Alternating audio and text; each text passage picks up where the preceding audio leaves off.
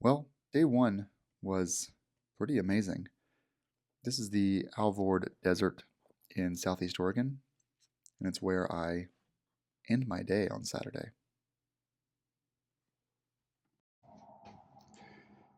We're starting our epic trip, and if anything goes wrong, it's the fault of this massive thing of toothpaste. It weighs like 2 pounds, and everything is this toothpaste tube's fault. Why? Well, I heard you can't have mint toothpaste in bear country, and so I got cinnamon toothpaste thinking it was safer, but this is the smallest one I could find on short notice, and it's really heavy. Like, as a person that's ultralight, this is a lot. This is like a year's worth of toothpaste, and it's very heavy, and it's all the toothpaste fault. Yeah, just go ahead and name it. Run them down. Cheers.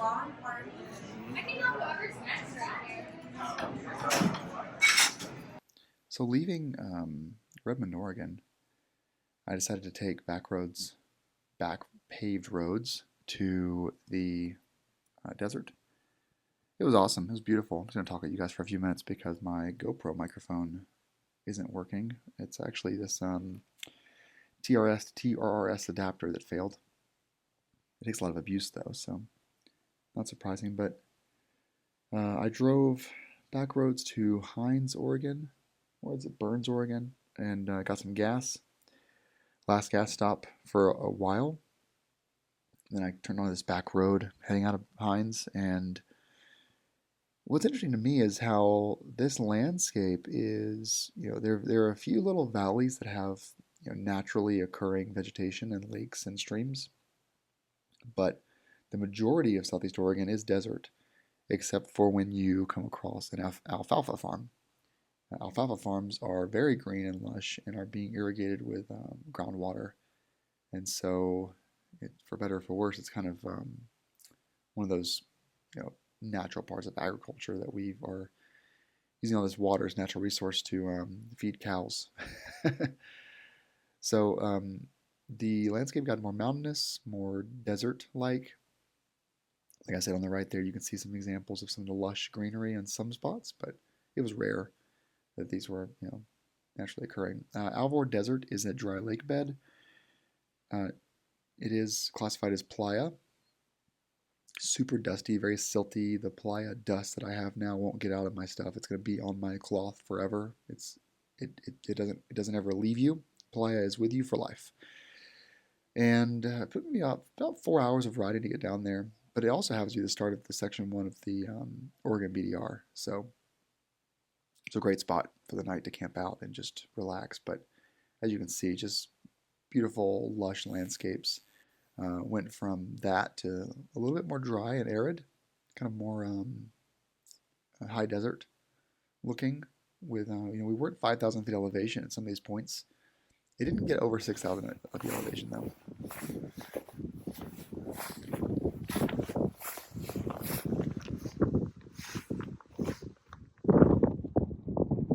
So I'm going over there, that dry lake bed, and this is the road I'm on to get to it. Snow. It's really pretty. The pavement turned to gravel for about 5 miles, and we were greeted by this beautiful playa.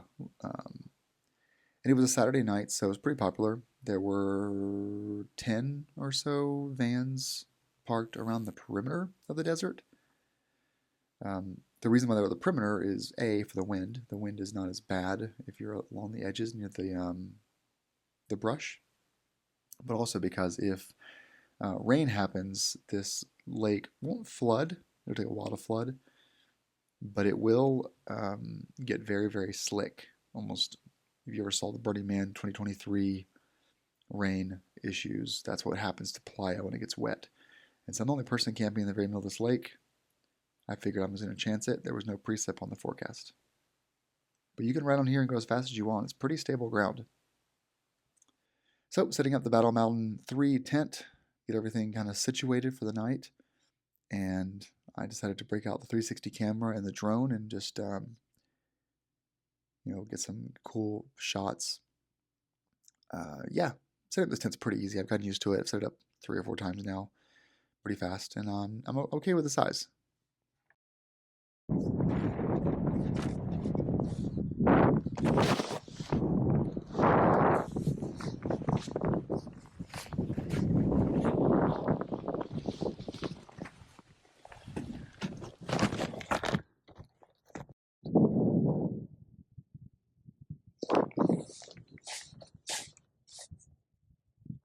Huh.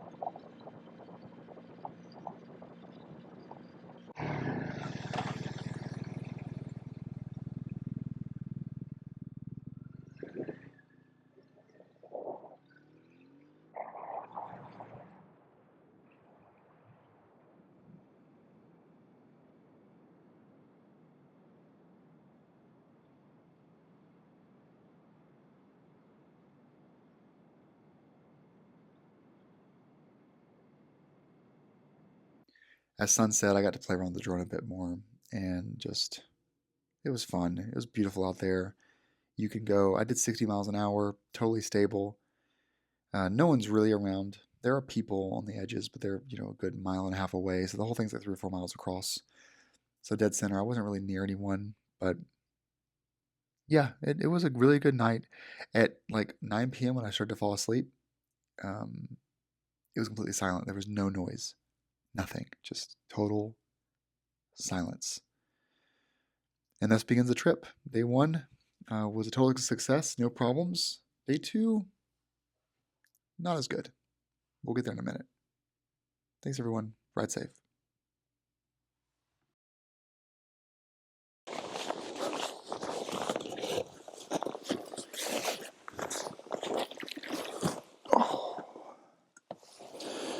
Morning, everyone. This is the Alvord Desert. And where is it? And what is it? So some people ask me online, is this the Burning Man playa? No, but it is playa. BLM describes this playa. It is, you go to Hines or Burns, Oregon, and then you head, and sorry, the sun is so bright, there's nothing really to do about it without getting like an ND filter or something. You go to Hines or Burns, Oregon. They're nearby each other, sister towns. Get gas, get some food, and then head southeast by about 45 miles. And the road turns from pavement to gravel. It's gravel for about 10 miles. And at the end of that gravel road, behind me up on that ridge, you'll come over this ridge, and it looks like a lake, but a yellow lake, not a blue lake. And you're in the Alvord Desert. And it is playa. It is a dry lake bed, which means this soil was wet, moist for thousands of years. And so when it does rain, it gets very slippery. If it doesn't rain and it gets windy, it gets very sandy. It is very fine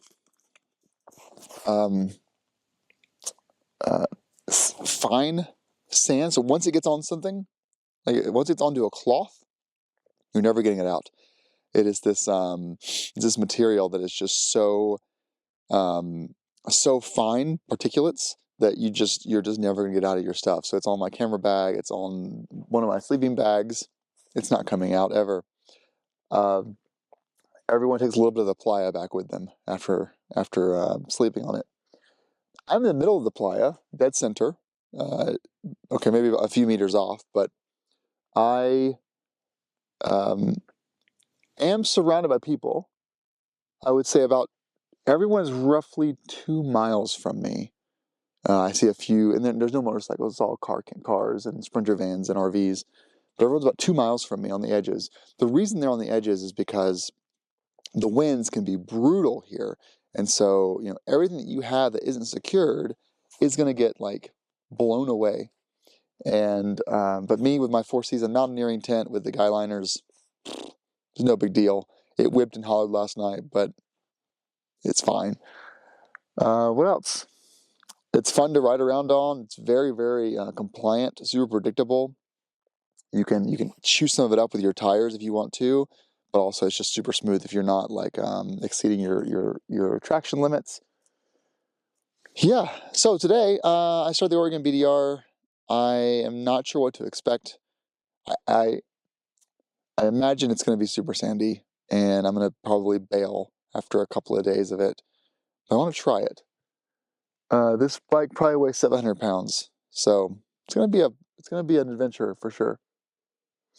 All right, everyone. Good morning. Happy Sunday. Happy Father's Day. You're gonna see this like a month from now, but happy Father's Day, and let's get back to it. I'm gonna finish my protein shake though. This is beautiful. This is just beautiful here. Good morning, everyone. Here's our sleeping abode. It's the 3-man tent, 3-person tent, so pretty comfortable. Got all our stuff here. Plenty of space on both sides. Got some playa dust. And let's start our day. I had a little buddy last night. A little field mouse. There it is. Huh. Little field mouse. Man, that dude is traveling a long way for some water.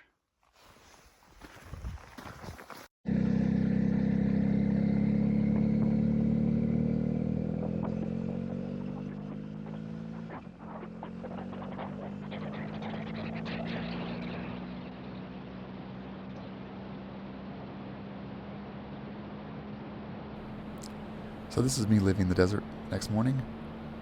Just beautiful. Hit doing like 65 miles an hour out of there. Totally stable. It was a lot of fun. So today was rough. This is Sunday, June 16th. I should put like a text overlay here somewhere. I'm still playing with a 360 camera to get used to it, but good stuff. So I went to Field's gas station with 179 miles of range, but they didn't open up for an hour. So I decided to hop on the Northeast BDR, the Oregon BDR, and just start riding. Because the whole route was 166 miles, and so I thought, oh well, I've got a nice buffer, and I tend to get better range when I am riding off road. Well, didn't go as planned. I ended up rolling into the next gas station, which, by the way, wasn't on any map. It was Random Town, Plush, Oregon, which supposedly the Oregon BDR folks do call it out as the next gas station on the route.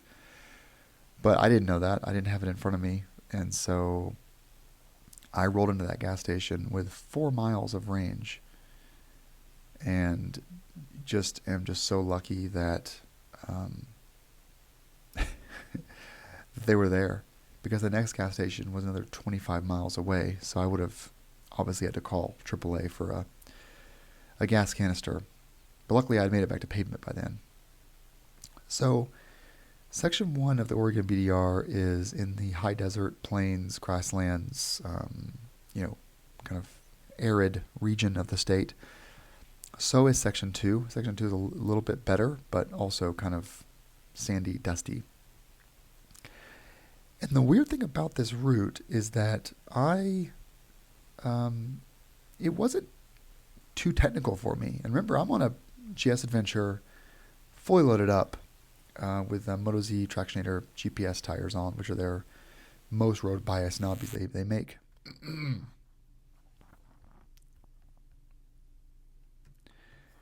And yet, so the bike probably weighs 700 pounds before I get on it. It's 580 stock, about 640 with modifications, 650 with modifications, and probably 725 is what it weighs. Big heavy bike, but yet I didn't feel it was too technical for me. I actually felt pretty good about this route.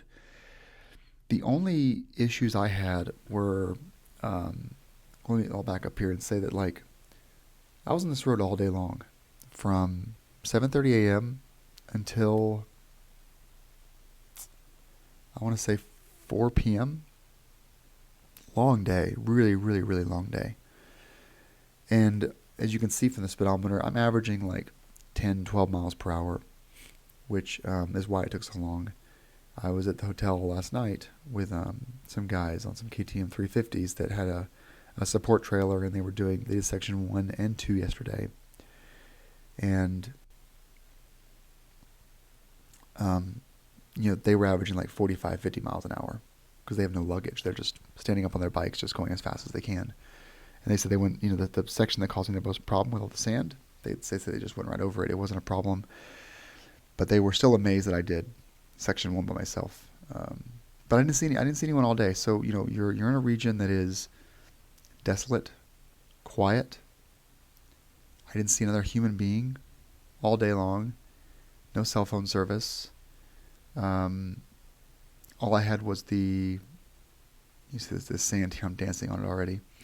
All I had was the water with me, and that's it. So if I broke a leg or something, I'd have to call my inReach to get help. But this is an area where everyone has quads and side by sides, so it's a region where it would take 3 or 4 hours for someone to get to you, but you would get saved. You're not going to die out here.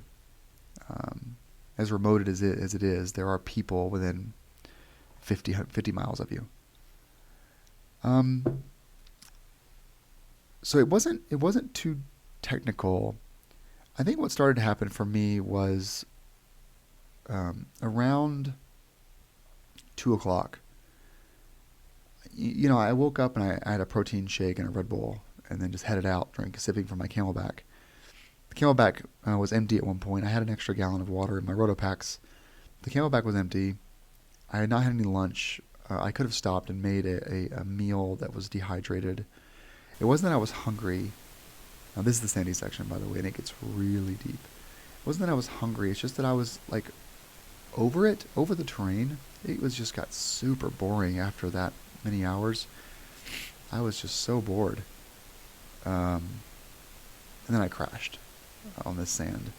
I had a really deep section. I went over it the first time. The second deep section, I didn't go fast enough, and I slid out and strained or sprained my ankle. I'm limping right now. The next morning, I'm still limping.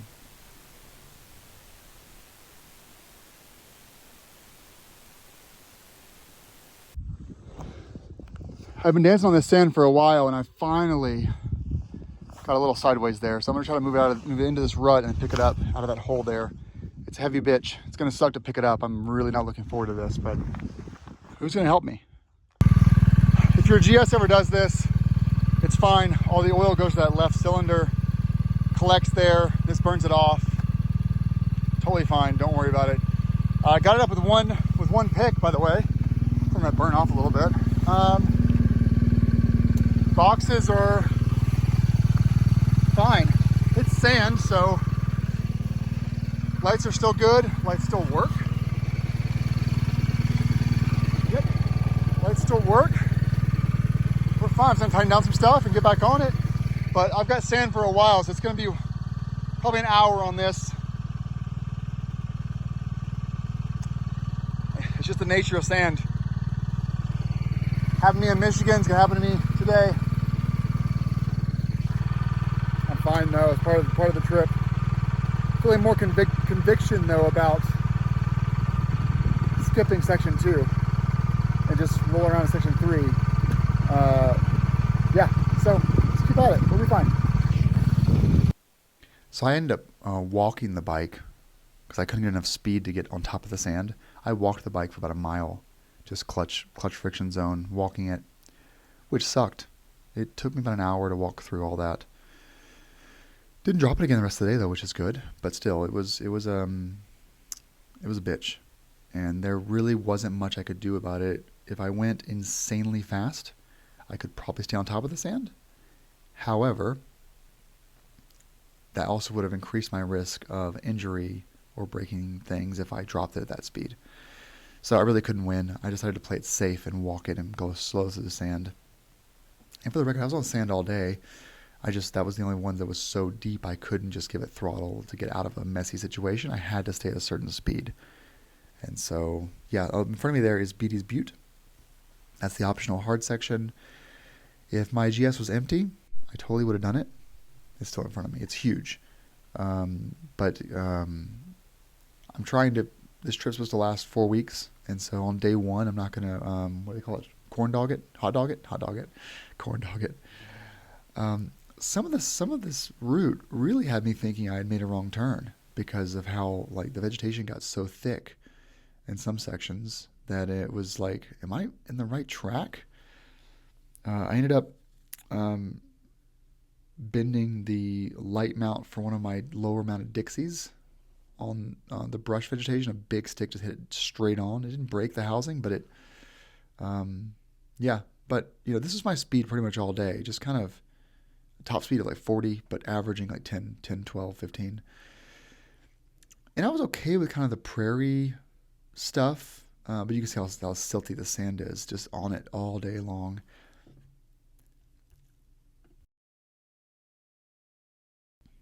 But you can see here how densely vegetated this track was. It got worse. And I was like, is this even a road? It eventually did connect somewhere, but when I was going fast through here, there were a lot of like dead tumbleweeds that had not disconnected yet that were banging onto my legs. Some were pretty intense bangs, some nasty ruts here. But one of them must hit the Dixies and just like completely push that back into the exhaust. I haven't fixed it yet, and I probably won't be able to on this trip because of where it's mounted. I need a longer tool. If I see a mechanic, a motorcycle shop, I might go in and see if they can lend me a tool or something or do it for me. But it's still working. It's just it's a little deformed. Yeah, we still have another 10 minutes of me talking at you. Oh, so yeah, the GoPro microphone's not working. I've ordered the replacement for it. I tested this morning with the MacBook Pro, and I realized it's the microphone, not the adapter. Sorry, it's the adapter, not the microphone. And the Best Buy in Bend had one, so I'm going to pick it up today. I started the day wanting to do all of Oregon's BDR, but there's like a cold snap going through Oregon right now. So the low last night was 28 degrees. The low tonight is 30. And that's not accounting for humidity or anything.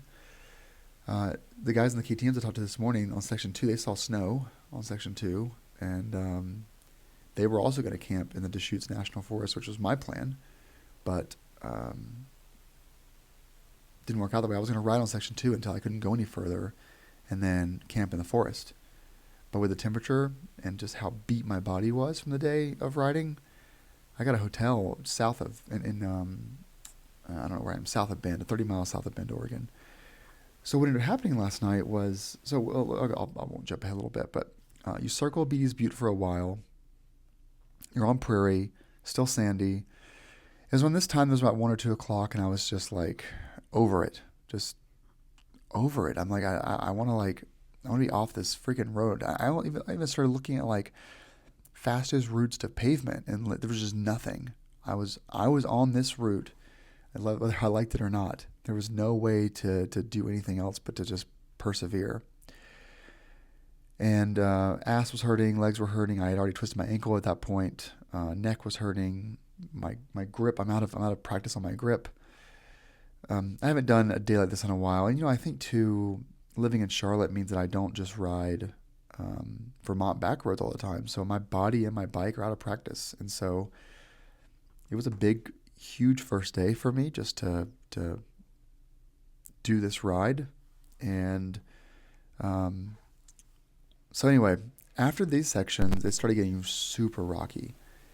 And I was on, oh yeah, I took a wrong turn, which turned into like a non-motorized path. So I had to back out.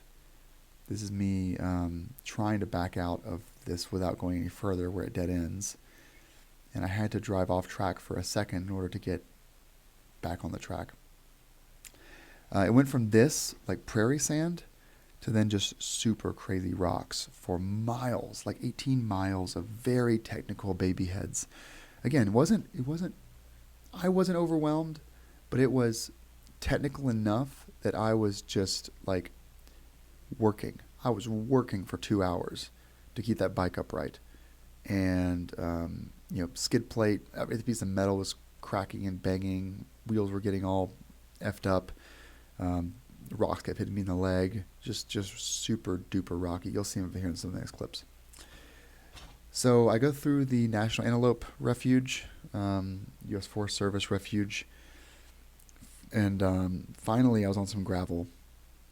At that point, I had like 22 miles of range left, and again, not knowing that plush gas station was there, I was so relieved when I saw a town of any kind and pavement, and went through.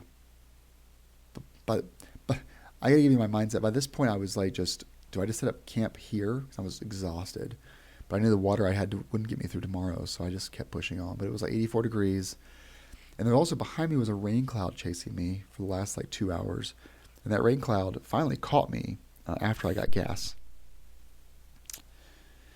This is the last section before I go through the Antelope Refuge.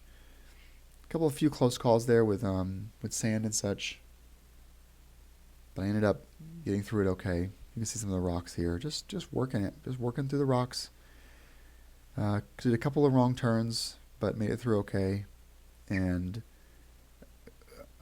I mean what I say when I didn't see a human. I went to sleep last night and had not seen a human all day after getting gas, and then I didn't see a human again until the next gas stop 300 miles later. What a weird 24 hours. Not that I'm like a social person, but it was just like, I think for me, being in a strange land, and this is coming down off the high desert from the Antelope Refuge. Being in a strange land with no gas and no food and, a broken ankle, it was just really tough. And then I also have developed, as you can hear, a head cold. So I have a sinus infection right now. So sinus infection, the low was like 42 degrees, and I was just miserable.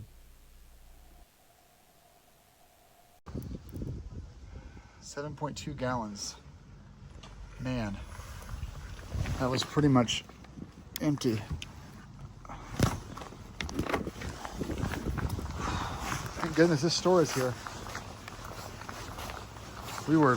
I had 4 miles of range left. 4. Fuck.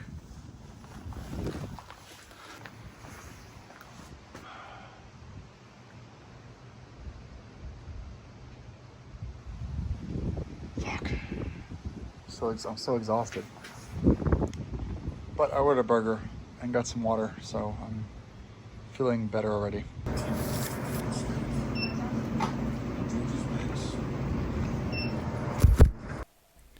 So at this point, I actually was riding alongside Section 2, thinking I would hop back on it and camp. And I saw some really beautiful sights, by the way, but you can see the storm is now over me, chasing me north. And I eventually realize the low is going to be 28 degrees tonight. And so I'm just going to find a hotel. I found 3 hotels along the route. I went to all 3 of them, and all 3 were closed for the season. Now it's June. All 3 were closed for the season. And one was at a town that had like a saloon and a little a little restaurant, and the hotel was right next to it. I was like, oh, this is so nice. But yeah. And so, It's 50 degrees now. It's like 4 or 5 o'clock.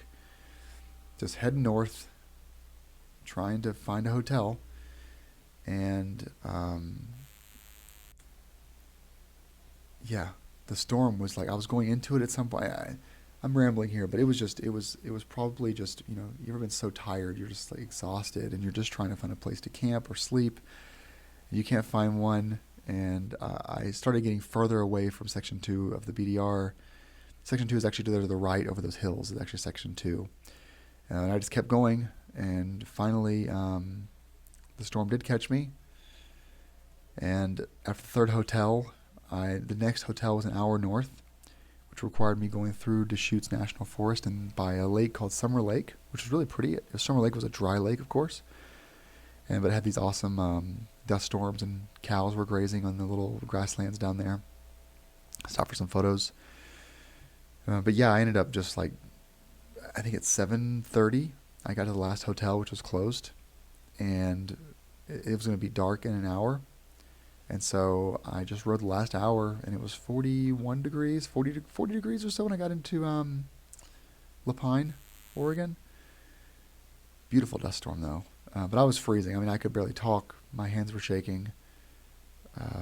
My ass was bruised. My leg, the ankle started swelling up really bad.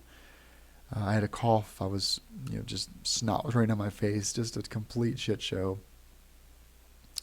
But the forest is beautiful. Only silver lining is my hotel had a hot tub. And that's day 2. It was a long day. I actually, I may have, I don't know, did I strain or sprain my left ankle? I don't know, but it hurts. So I'll talk more about that tomorrow, but for now, it's hot tub time.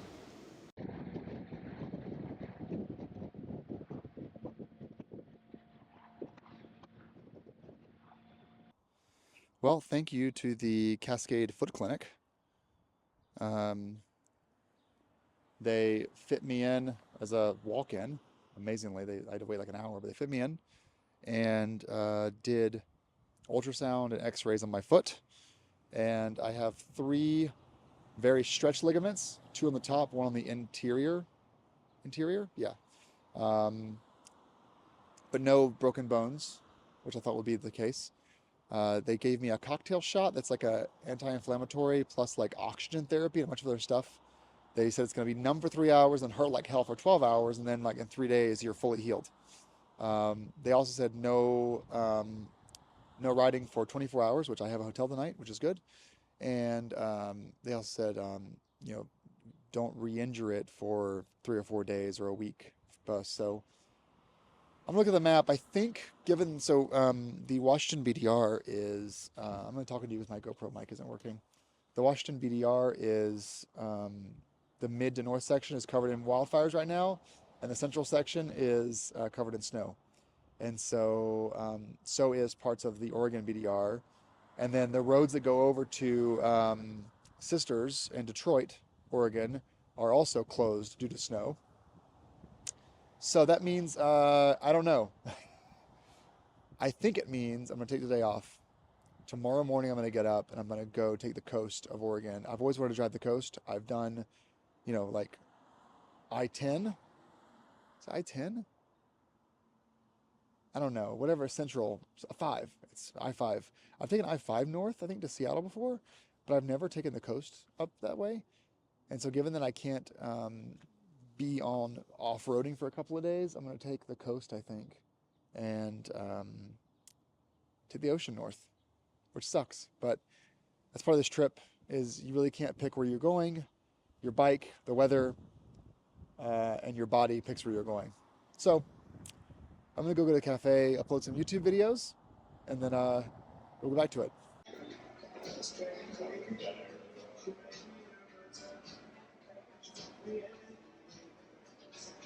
Well, we are going to our home for the evening. It's a $45 Airbnb shared room situation. Straight. I don't mind hostels. So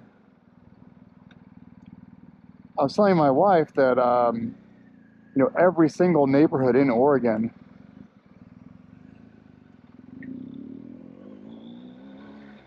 looks like this.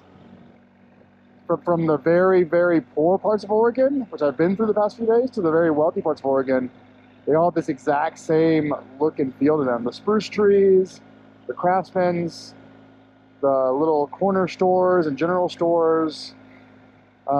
Oregon, and I'd say the communities of Oregon have done a really good job of like isolating the chain restaurants and the fast food places all to like one strip per city. So they keep downtown completely historic. And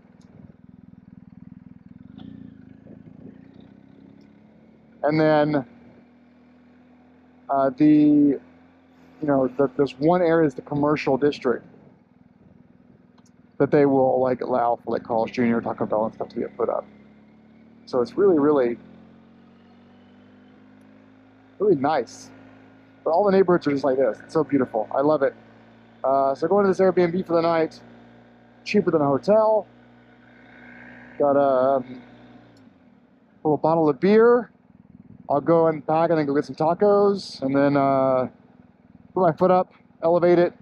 I just took some ibuprofen, so, and some Claritin, and so 16:49. Yeah, that's my evening plans. I edited some videos for you guys.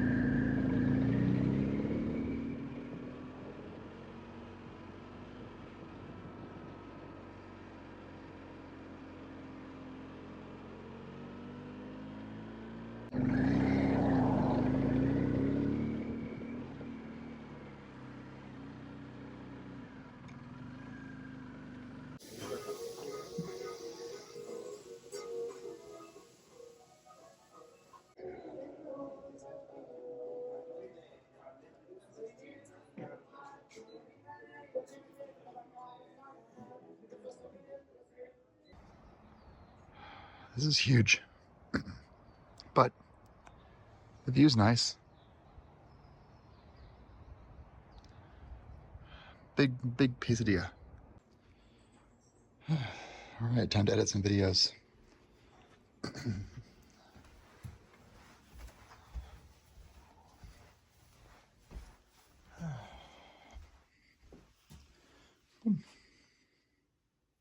Good night, everyone. From the bed.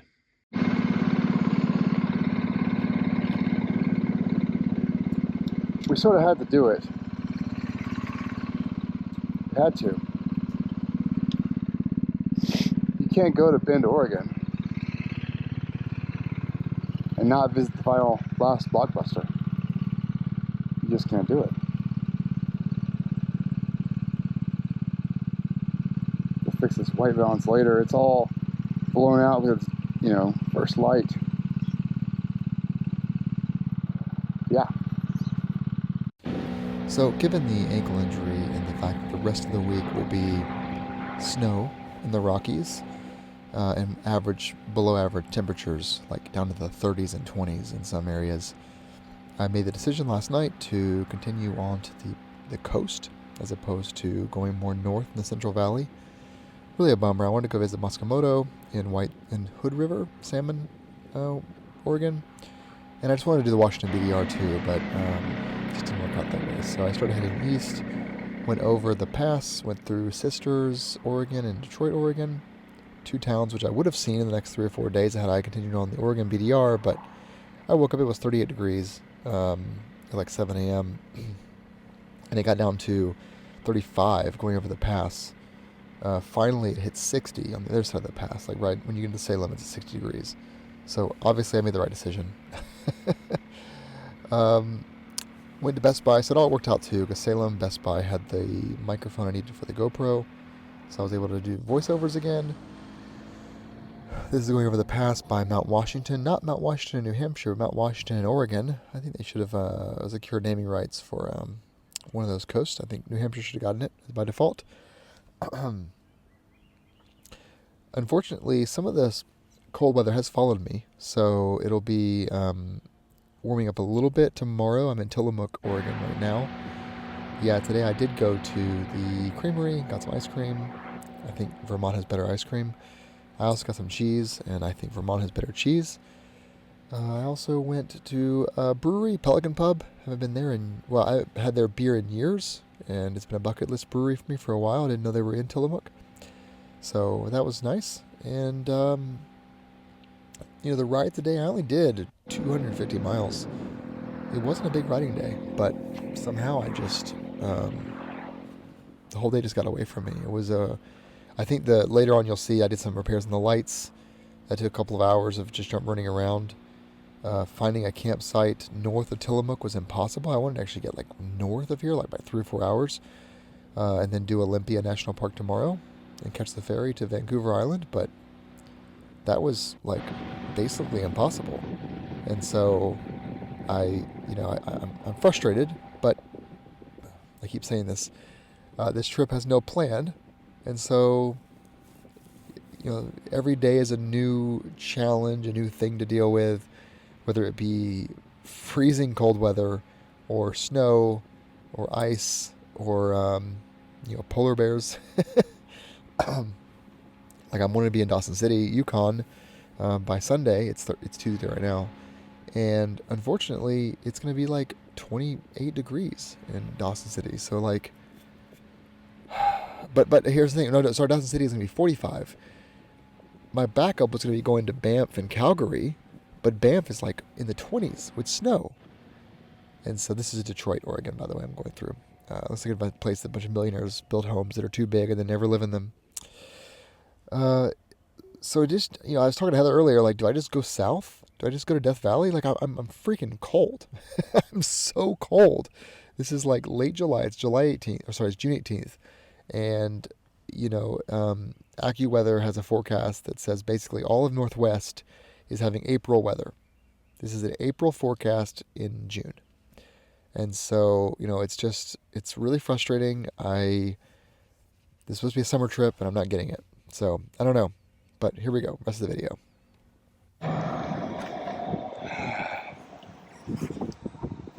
Big old spruce trees.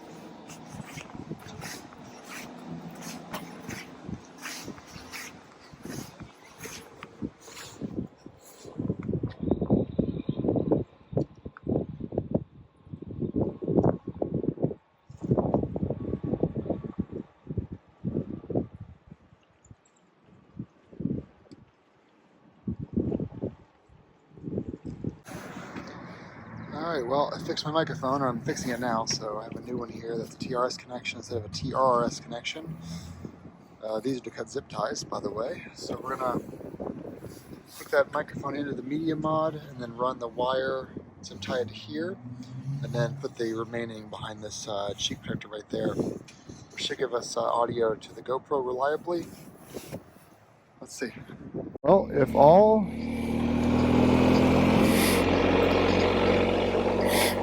is working correctly, you can hear me again. We're in Salem, the capital of Oregon, just past the Capitol building, and I haven't seen it in years. I think I last went by it in 2008. I was gonna stop and get some photos, but it's under construction. The whole thing is covered in scaffolding and stuff. So we're west of Salem now. And we're going out through the woods, not through the woods. I've been using Garmin's Adventure Track today a little bit, where what you do is you do your destination in, and then you say you want the most adventurous way to get there, and it adds, an hour, half an hour to your ride. But what you'll do is you'll come across some cool things. So right now we're in the Willamette Valley, which is home to both a lot of Oregon vineyards, but it's also home to the Willamette hop. That doesn't look good. case you couldn't see it. In case you couldn't see the big black smoke plumes. Good job, Garmin.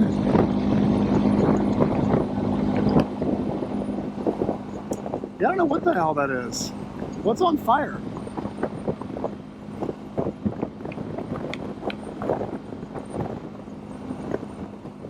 You can finally see a view of where it's coming from, but I can't see where it actually is.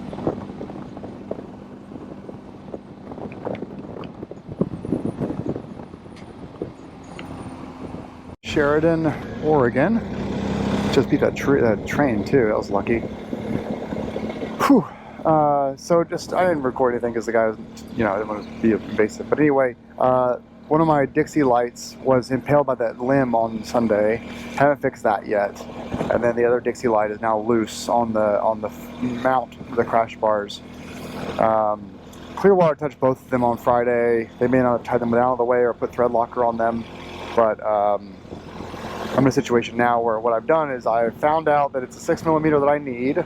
I verified that by going through this guy. I passed with this guy as a Triumph in his driveway, and as I passed by I saw a tool chest in his garage. So I knocked on his door and said, hey, I need to go through all your Allen keys and all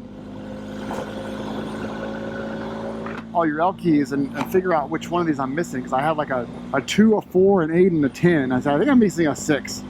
And so I put the 6 in the hole and it fits. So I'm like, okay, I need a 6mm.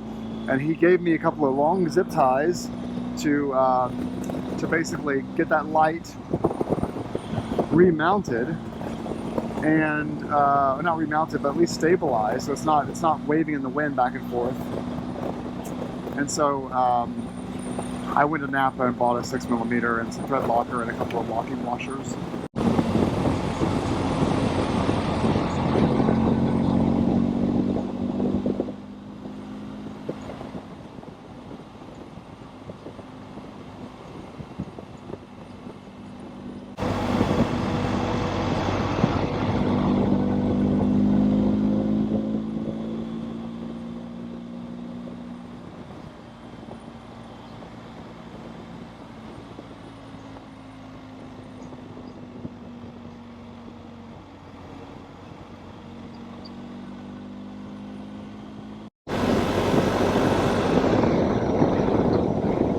Alright, we are turning on to 101.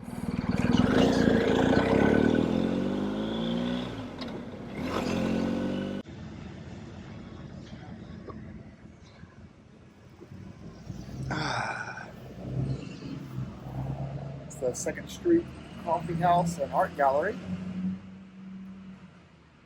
They're not a coffee house or art gallery anymore, but he made me some coffee anyway.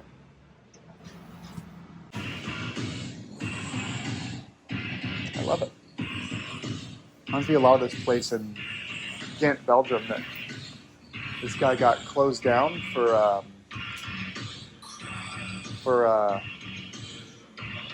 sanitation issues, but he stayed open, and you had to know a secret passport. He'd serve you beer out of a coffee cup. So he's no longer a coffee house, but still hanging out here. Alright, well, we are heading over to our campsite. I booked one nearby because I did not want to get caught with my pants down later and not get a spot. And then I'm going to come back into town later and give you guys some more video. Oh! Yeah, this thing is heavy.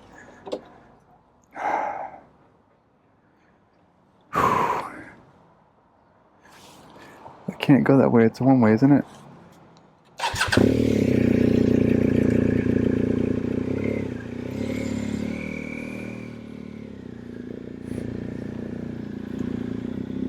Oh, there we go. Yeah, $50, which is a lot of money for a campsite, but it was close, it was available. The National Forest was 43 minutes south of here, and I actually wanted to be like 40 minutes north of here. This all works out. I've got to fix that light. I want to go get some cheese and ice cream. if I have time, I want to go to the Air Museum. So camping in this guy's yard, 6 minutes from downtown Tillamook. Wasn't what I had planned for myself for this evening, but it'll work. I do have a place to edit videos tonight, and I'm close to town, so I can actually go get like a real fancy meal after I eat a whole gallon of Tillamook ice cream. But he does mow it all the way up to here, which is a nice little view of the Tillamook River. And this is their dispersed camping site. Honestly, it's not that dispersed. It's mowed. It's mowed. So yeah, let's get the tent set up. So basically at the rally, Clearwater noticed this was foggy, so they replaced this light. They replaced both lights for the new revision that's more sealed up. And what they didn't do is they didn't tighten up the bolt that's behind there, like the back bolt.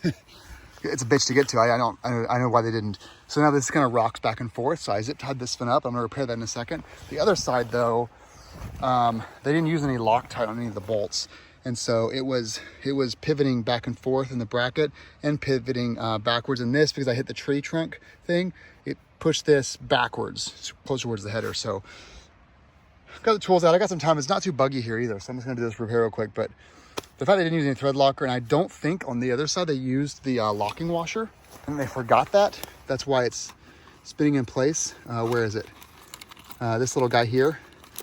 I'm not for sure, but I think they forgot to reinstall this guy, which is why it's not, that bulb, there's the 6 mil that's on the back of the bracket right here is completely tight, but it still spins, which means that I don't think it has enough tension on it.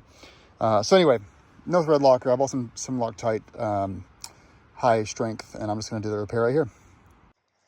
All right, we got him back on there. It's been like an hour. It's a bitch to get in there, but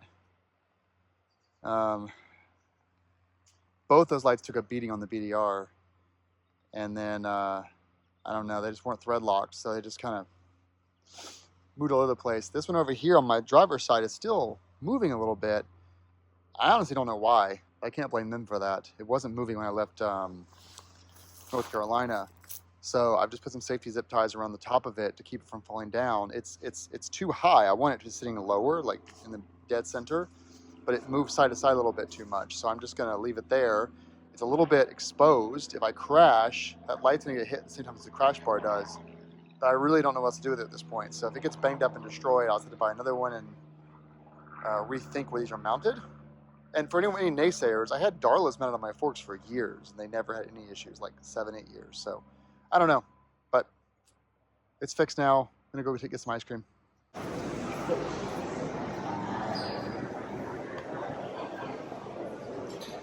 Cheese. More samples? Cheese samples? No. Lots of cheese though.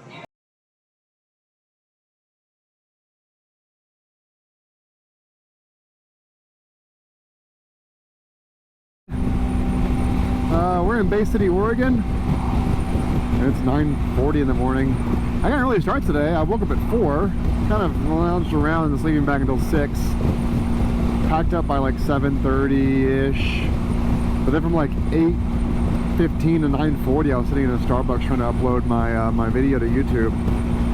It was atrocious. I only uploaded like 500 megs of 3 gigs in an hour and just gave up.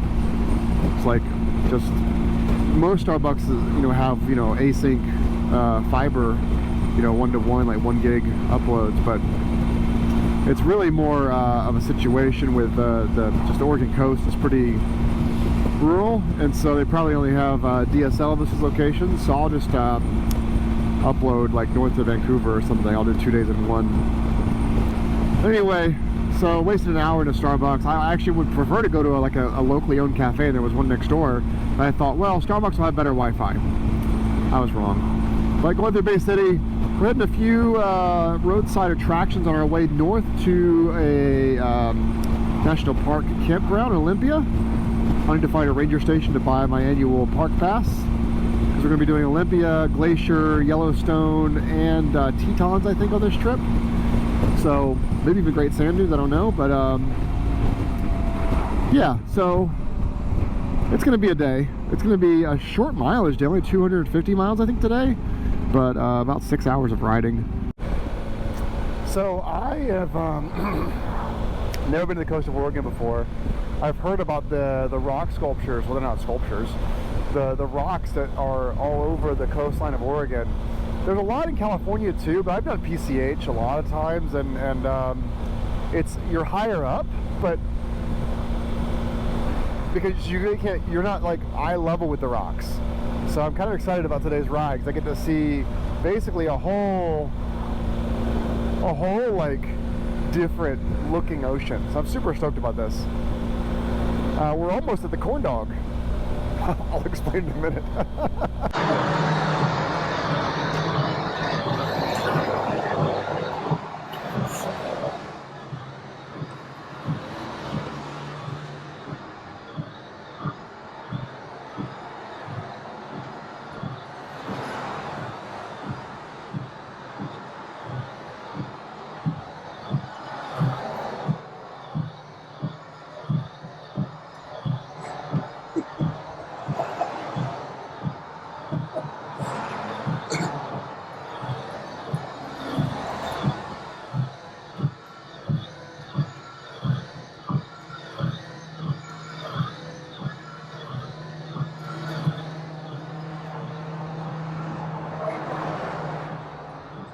It's a big old corn dog.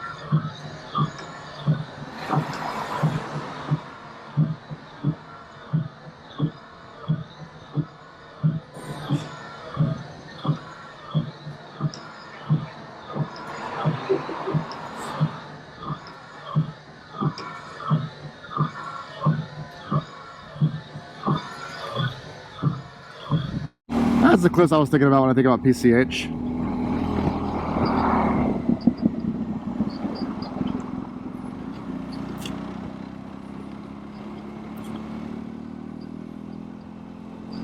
But the difference between Oregon and California PCH is these cliffs have spruce trees lining them, which is pretty cool.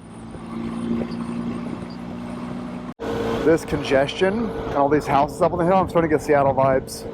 I gotta get the heck out of this part of the country as soon as possible. Not back to the desert, that was a little bit too remote, but man, there are too many freaking people here. Washington on the coast is so congested, and there's so much wealth. I don't, not a fan.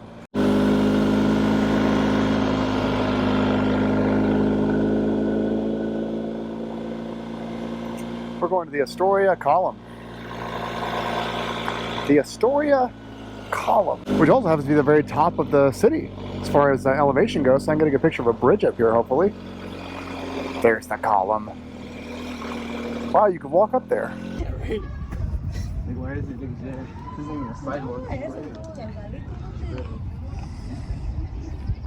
Y luego los escalones.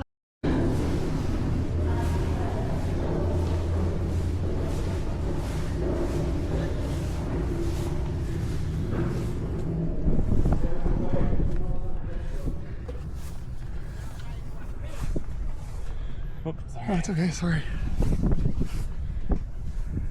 Hello.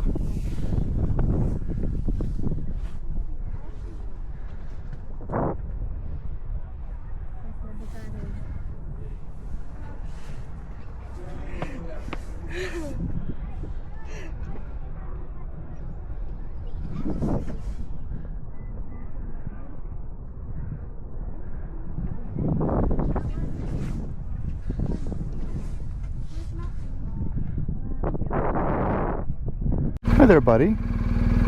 Just having some food? Go vibes now.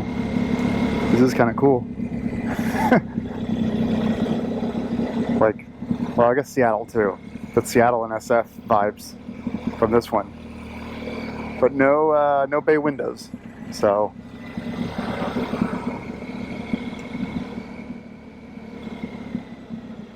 yeah, I'm glad that I came through here. As many people should know, or I mean, maybe it's generational. It's a little bit before my generation, but I've adopted it. Astoria is where the Goonies was filmed. A lot of the Goonies, pretty much all of it was filmed in northwestern Oregon.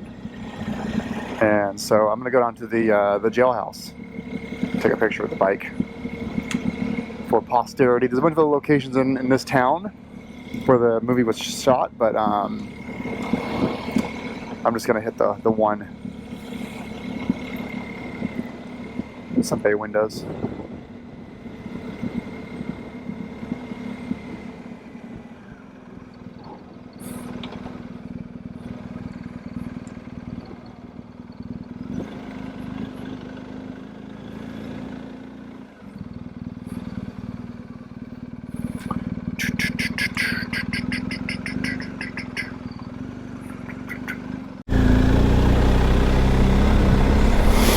All right, back on the road. It's a fun, like a 45-minute break in Astoria. Pretty little town. It must be just deathly depressing in the winter, though. I mean, I would say the same thing goes for San Francisco with the cold breeze and the fog and everything. I'm not saying it's depressing, but it kind of depends on what you make of it. Oh, this whole bridge is paved. I do not like a graded bridge. Woo! This is a butt pucker, though. Not as worse as the bridge in Michigan was, the UP. But yeah, the bridge in UP was a butt pucker because it was graded and you're just looking down at the ocean. Well, not the ocean, the Great Lakes. Woo! This is nice. That was a holler of fear. A holler of fear.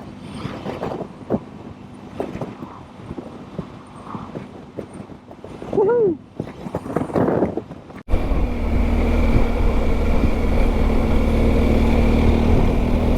We're in Aberdeen, Washington. What's up, Billy's? Pretty cool building there.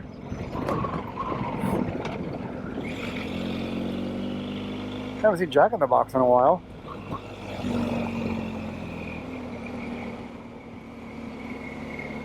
Oh, nice little scenic area here.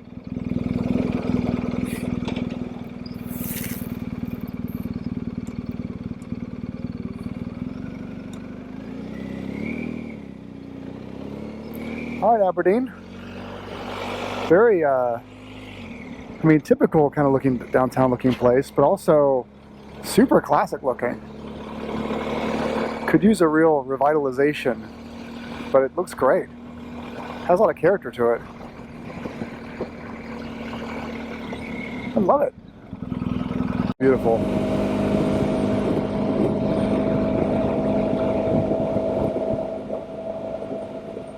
The trees are so like there's so much underbrush in the national park.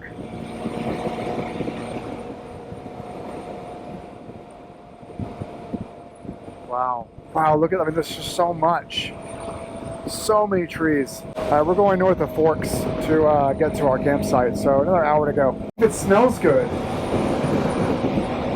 It has a smell to it. Wow.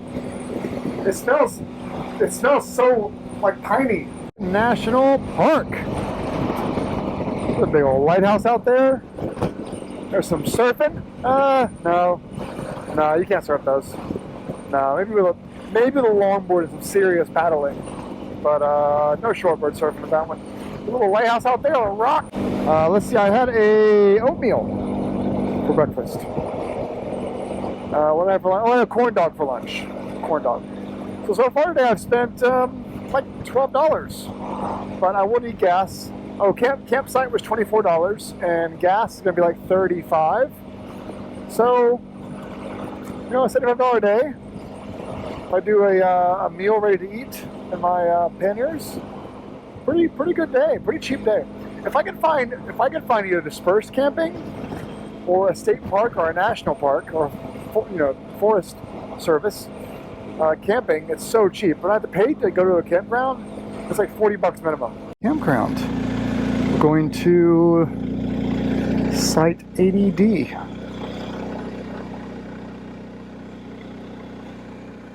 So cool how huge some of these trees are. just, and I said earlier, but like the undergrowth, the forest growth is just so cool.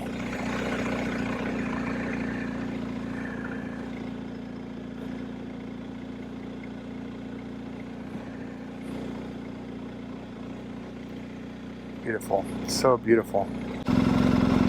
Man, this is a really nice campground. It's just so, and yeah, you can see your neighbors, but so it's like camping in the redwoods. I love it. We're in Olympia National Park. You don't need a park pass to camp, which is weird. Very odd. It's a small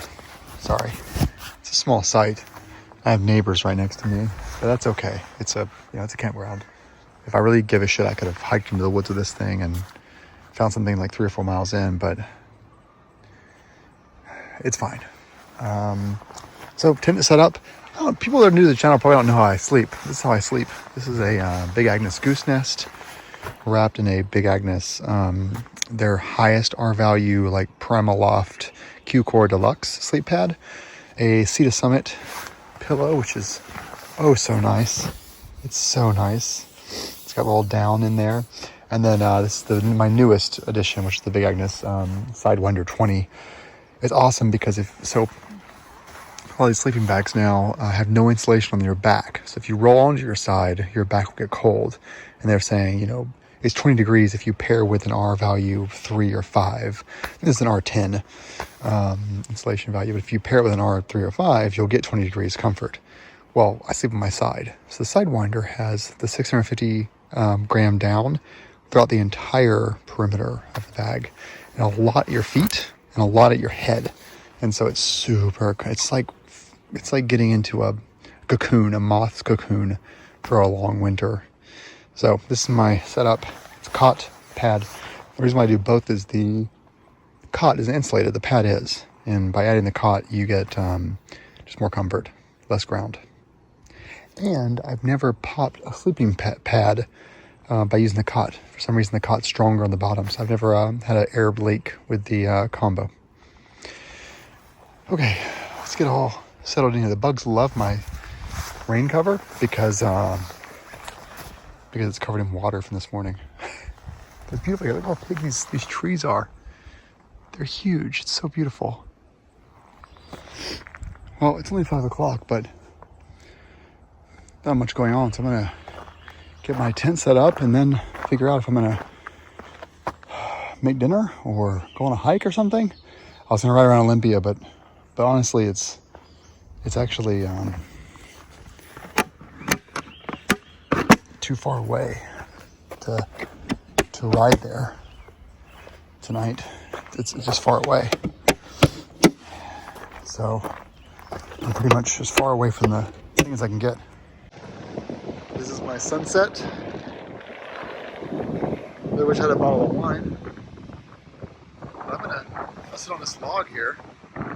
Sit on this log and watch the sunset. It's really quite amazing. This is really incredible. Wow. There's so much room in this 3-person tent, and it's really more like a 2-person tent. There's probably like a foot down the middle once you account for my sleeping bag, but this is also a very aggressive sleeping pad that I have here. It takes up like almost half of the tent width, and the entire length of the tent is taken up by the sleeping bag, the cot. But seriously, like, so much room in here. One thing I've learned though is the Big Agnes Big 6 high back chair does not fit this height. Correction. Hi. It does fit this height. It is literally to the ceiling. And I measured that and I thought, oh, that'll be fine then. Here's the problem. You have to put the camping chair at the very center of the tent in order for it to work. And it does work, but it's really close. Like, it's rubbing the top of the tent. And I really want this tent to last more than a year. And so, yeah. Oh well.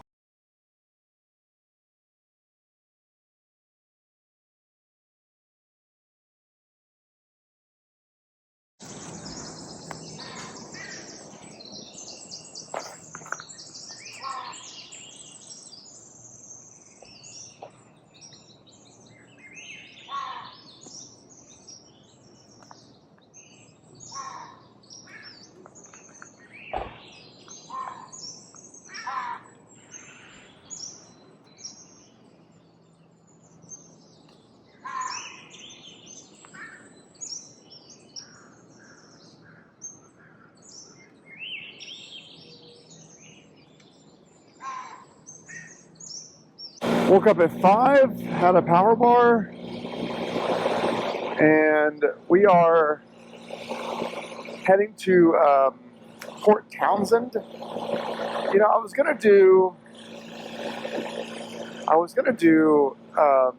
Port Angeles and Vancouver Island. I've been saying Vancouver Island for the last 2 days now. I realized something. I wasn't really gonna do Vancouver Island. I was just gonna ride through it. Some people watching this are like, no, what a travesty! You're right there. It's right there. But truthfully, I want to get north, despite the cold. I want to get out of the U.S. And so I've been like dicking around in Oregon and Washington for a week now, and I really need to get north. And so I have been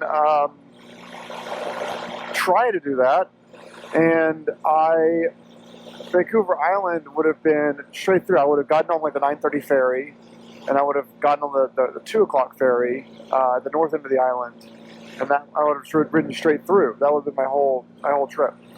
And it's not really fair to the island, and also, frankly, it's like $60 per ferry. Me and a motorcycle, it's $120 to traverse the island. And after you factor in the travel time, it's actually faster for me to just drive through Bellingham into Vancouver than it is to do Vancouver Island. And Heather and I talked about it last night. She's like, well, you could stay a night in the island. And I said, yeah, but I really just want to get up to Dawson. I need to know that I made it up there. And I'm stuck in Dawson for 2 or 3 days waiting for like rain to pass. At least I'm there. I can get a hotel room. I could be in Dawson. And or better yet, I can be in north of Vancouver and Whistler, and I can at least look at the weather in Dawson versus Jasper and figure out if I want to go east or north. But I just can't. I gotta get over this hump of like, am I going north or am I going east? And to spend 1 or 2 days in Vancouver Island is just not. I just can't. I can't relax. I'm still unknown of what I'm doing next. And so I went to bed last night at like 8:45, 9 o'clock. Woke up at 5. Had the bike in 40 minutes. Had a protein bar. And now I'm riding 2.5 hours east to Port Townsend, Washington, which will connect me to a $7 ferry over to somewhere north of Everett, south of Bellingham, where I'll ferry over and start heading north. I first stopped at Best Buy to get my screen protector replaced. I'm just in a I don't know. I have so much time on this trip. I'm only I'm a week into a 5-week trip, which seems like I have so much time left, but I just need to like know what I'm doing next. Beautiful. Holy moly, that's beautiful. Wow. I'm pushing these traction pretty hard.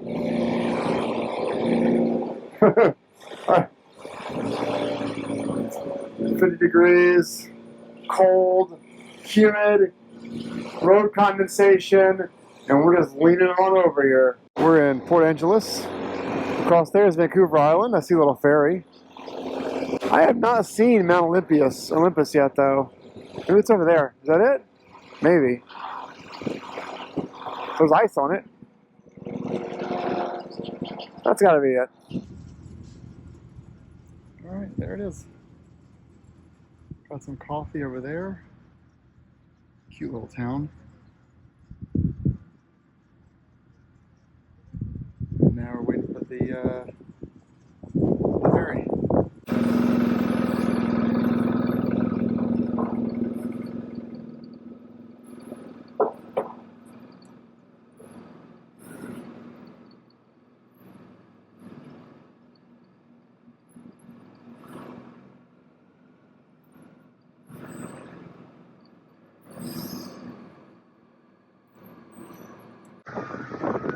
Came from there,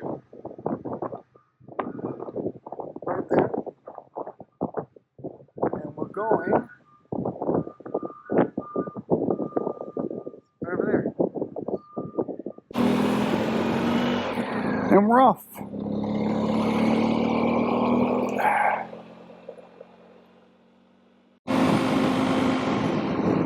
Beautiful.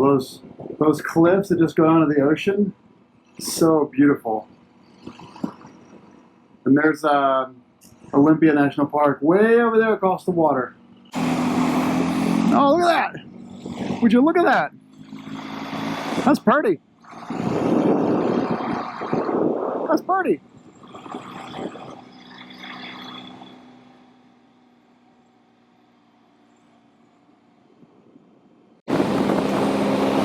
We're here. We are in, well, there's the border crossing, but we're going to Canada.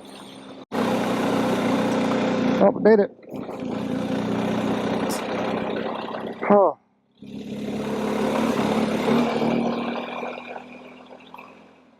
All right, we're going to exit 2.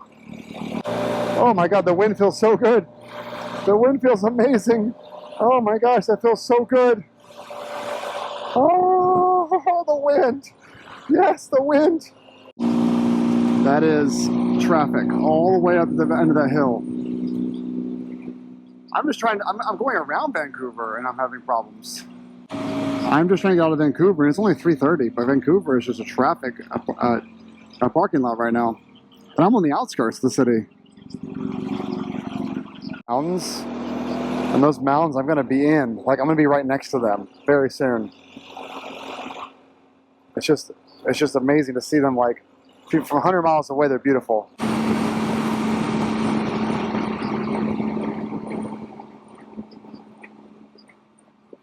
Very exciting. Oh, that's more to Vancouver. Vancouver's huge. There's like Vancouver over there.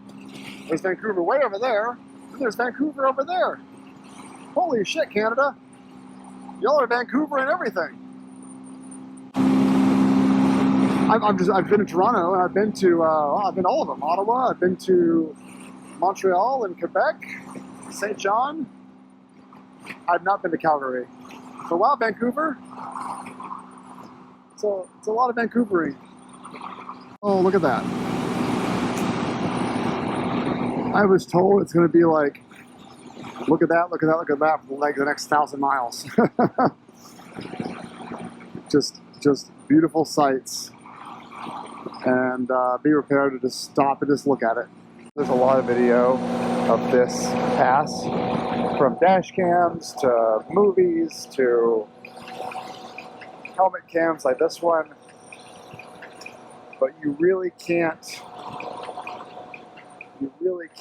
like measure it until you've seen it for your own eyes. So Heather found me an Airbnb in Cache Creek. Provincial parks, some of them require a 2-day reservation, an advanced reservation.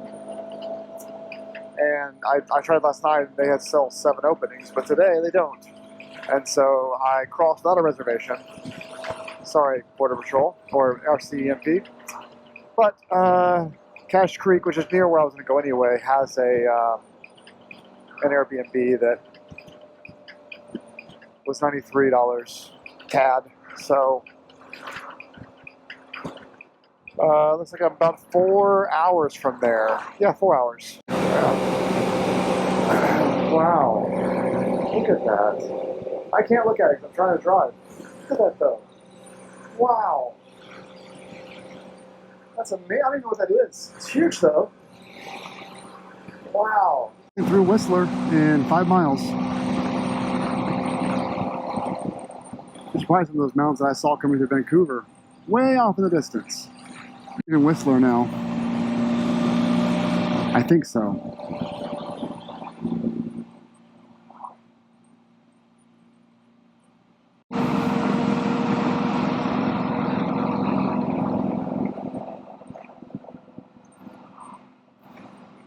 And just so you know, the reason I'm not recording the entire time is not that I'm only showing you the best beautiful parts. I'm just choosing to record as little as possible to save my memory cards. But trust me when I say, other than the traffic, this is quite special. The gas, I turned back, 1.5 mile back. I don't need gas, but I think the gas is going to get considerably more expensive the more I go. And so it's filling now. And I'm going to get a bite to eat as well because it's 6 o'clock and I've got 100 miles to go. And I don't know if there'll be food up there that is convenient or affordable.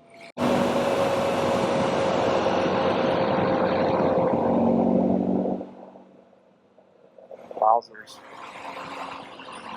Wowzers, wowzers, wowzers. Guys. Just magnificent.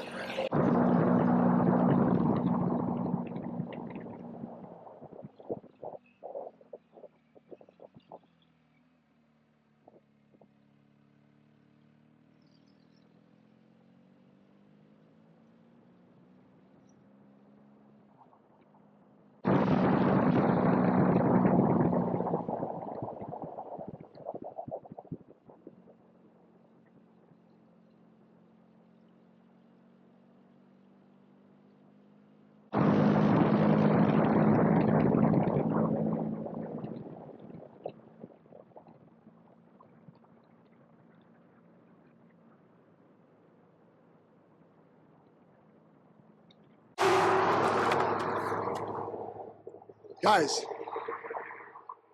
we're in Canada. We've been climbing for a while. Wow.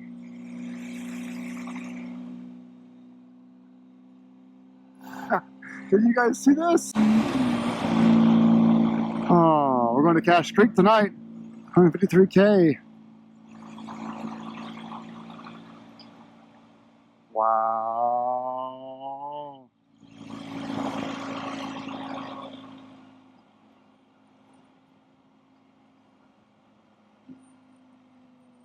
It was a baby. It was a baby. Wow. I just saw my first one. I literally just, fine, don't believe me. I just saw a sign that said, you're in grizzly bear country, it's illegal to shoot them. Noted, I couldn't bring a gun anyway, and nor do I even own a gun that could take down a grizzly bear. I've seen Revenant.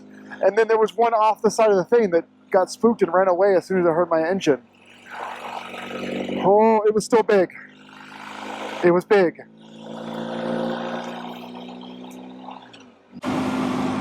Wow. Look at that.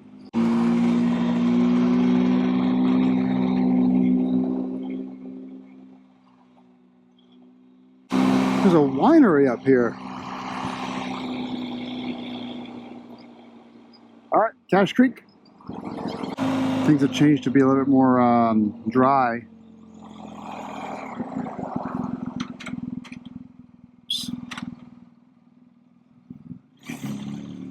Huh.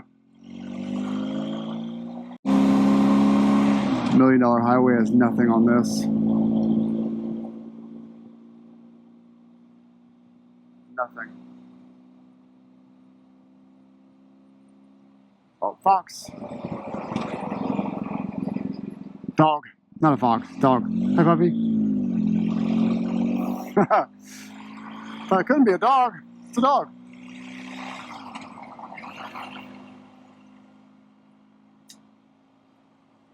Sorry, $1 Million Highway. This is the $1 Billion Highway. There's no road. You have to cross by boat to get to that house behind those trees. It's a pretty big house, but zombie apocalypse. I know where I'm going. They're probably well armed. At least 2 arms.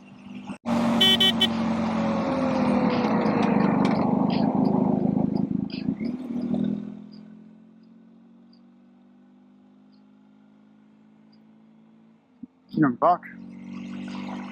Oh, I got on the bike at, let's see, I woke up at 5 a.m., was on the bike by 5:45 or 6. It's now 8:50 p.m. So I did, that can't be right. No, it's not right.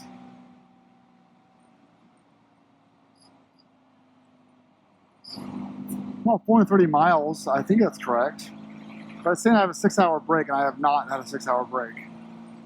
I said It's still at 5 hours, 2 hours ago, so I didn't even stop. So anyway, I would say I probably stopped 1, 2, 3 hours today. So long day on the bike. It's not an iron butt day because I was in Pacific Northwest dealing with ferries. And well, yeah, that's true. I waited 2 hours for the ferry. I waited an hour for the ferry. And I was on the ferry for half an hour. So maybe it was 4 hours. But dealing with ferries, traffic, Olympia National Park, campground, Seattle traffic, Bellingham traffic. I had to wait an hour and a half at the sitting on the bike at Border Patrol, and then a lot of traffic going through Whistler and Squamish. It's been a long day. I'll be there at 9:20, and I'll edit a video for sure. I'll have 4 videos that I haven't uploaded yet because I haven't found internet, but I think if I get to Dawson City, if I do get up there, I gotta look at the weather. I don't know what's happening tomorrow yet. But based on the weather, wherever I go next, I'm gonna stay there for 2 days. Because by Saturday, I'll be on the bike for a whole week. And after a week, I take a break for a couple of days. So I'm gonna figure out tonight where I'm going tomorrow. If it's Dawson City or if it's Jasper. I don't know yet. Or is it Anchorage? I don't know yet. So we'll see. But I made a lot of good progress today. I went through 2 states and got well into BC. So I'm feeling really, really good about my progress today. Moose! Moose!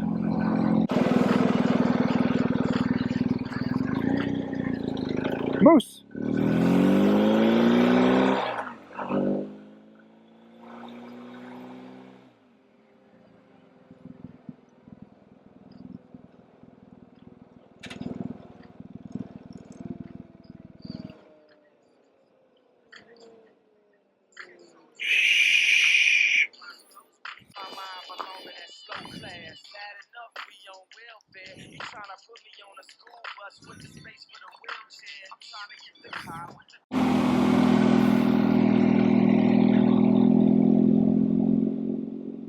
Almost to our hotel.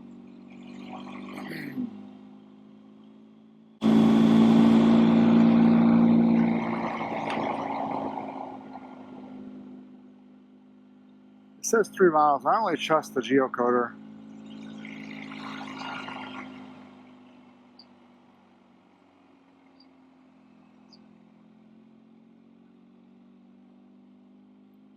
That beautiful rain cloud. It's bright pink. Gorgeous.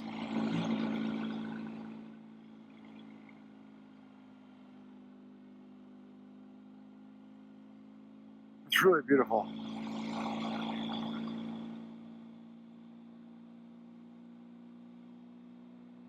Wow. We made it. This is our cabin for the night. Got some sheep to keep me company too. Where'd they go? They're hiding. We'll find them later. Hi, puppy. Got 2 puppies. Cows, sheep, lambs, horses. I heard some ducks too getting fed. Some ducks getting fed as well. Oh, gate's open, so I don't want to go in there, but I'll walk around later or in the morning.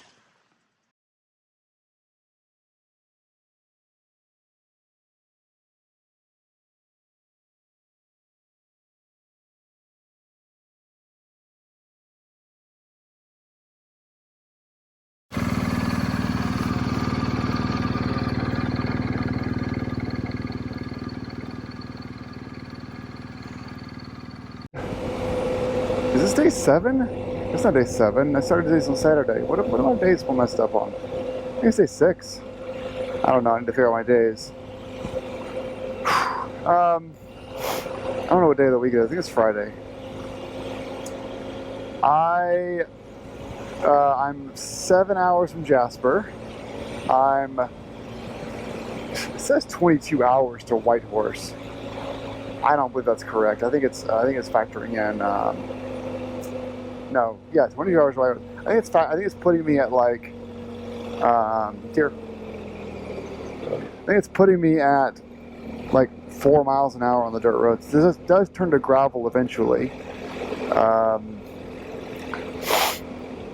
So obviously I'm not making the Whitehorse today. I asked Heather, is it raining on the way to Whitehorse? There's a great app called On the Way that I use. Heather can share it with me because the family sharing with iPhone. And if you do, my location to Whitehorse, she says no rain on the forecast, 0% chance of rain for that route. And so, hello dear, we made the decision to, that's a tiny, tiny one, made the decision to go ahead and continue. Okay, buddy. Whoa! Yeah, that was kind of amazing. We made a decision to go ahead and press on. So instead of going to Jasper and then down Banff to Glacier National Park, we're pushing on to our plan A, which was continuing on to Whitehorse and then again, gravel. If the weather holds out, Dawson City. Dawson City is not the goal, Tuck is, but we're doing this in phases. So if Tuck or Dawson City eludes me due to rain, that's okay. We're gonna keep going. So there are a lot of provincial parks, tons of provincial parks en route to the Yukon. They all appear to be free. You just show up. I want to find a park with other people. Given how much wildlife I've seen so far, I don't want to camp alone in a park where bears come at night to go look for food people left. The bear canisters there and they smell good, so bears might come and try to get food. And so I don't want to be alone in a park with a bear. And so hopefully I'm with a bunch of college kids who are making noise with a fire and stuff. But my plan is to keep going north. It's 1,200 miles to Whitehorse from here. And, I could do 1,000 miles in a day of pavement. Once it goes to gravel, I'll be looking for a place to camp for the night because I'll be exhausted. Miles of range now. Williams Lake is 77 miles away and has like 10 options for gas. Quesnel is a pretty big town on the way to Prince George, but 144 miles, I'm not going to chance that.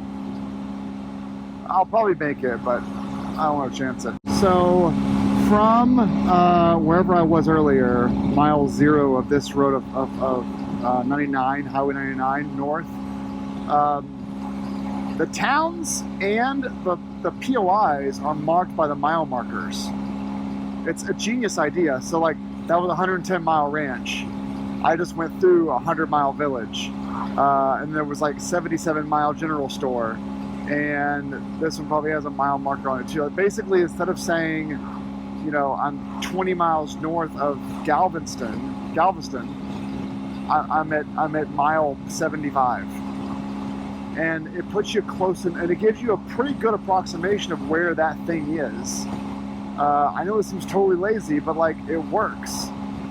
And like, so anyway, I just think it's cool. So like, instead of saying 10 miles ahead, it just says next gas station is at mile 120 gas station. Pretty cool stuff. Making good time. 35 miles to Williams Lake. And yeah, I'm feeling good today. My body is very sore, by the way. I think whether it's Whitehorse or Dawson, I'm going to stop for 2 days. I need 2 full days of not riding just to get my body well again, starting tomorrow. But for now, today I'm riding and I'm probably camping tonight. Oh, last night my hotel, my B&B, it was a cabin. There was no shower. The water was not drinkable. It was not drinking water. It was very yellow, and not heated or cooled, obviously, and no wireless internet. They had Starlink, but it wasn't being shared with me. And so the reason I wanted the cabin was to upload 4 days worth of videos, as well as refill my my hydration pack and take a shower. That did not happen. I was talking about, this is 150 mile center. 150 mile realty, 150 mile restaurant, 150 mile gas. They just use their actual, the actual name of their store is the mile marker of this town on the highway.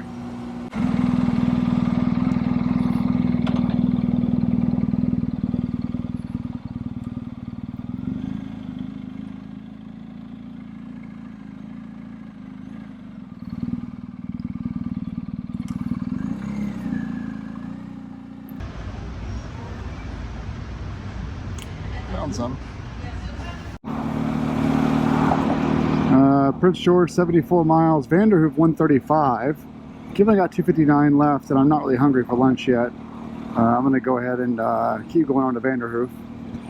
ETA to the provincial park had their pick me tonight is 7:42 p.m. It's 11:33.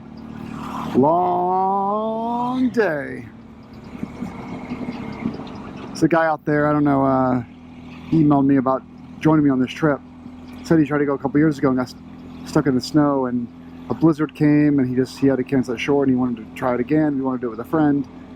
I said, yes, more than welcome. I do long days.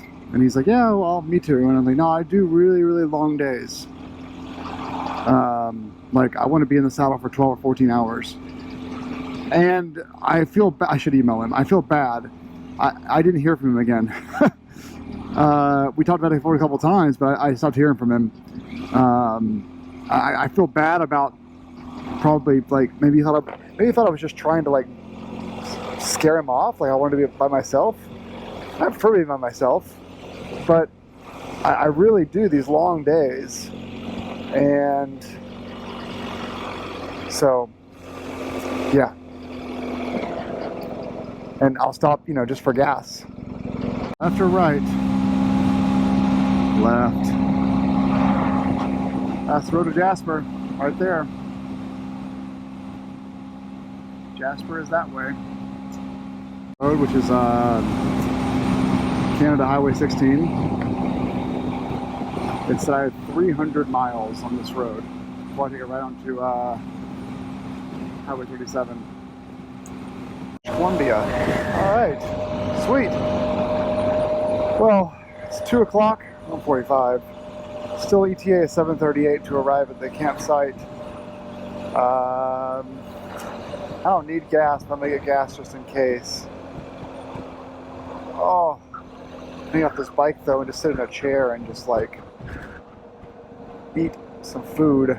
Restaurant meal in like 5 or 6 days. Just been fast food. Road construction. Well, technically cracked ceiling.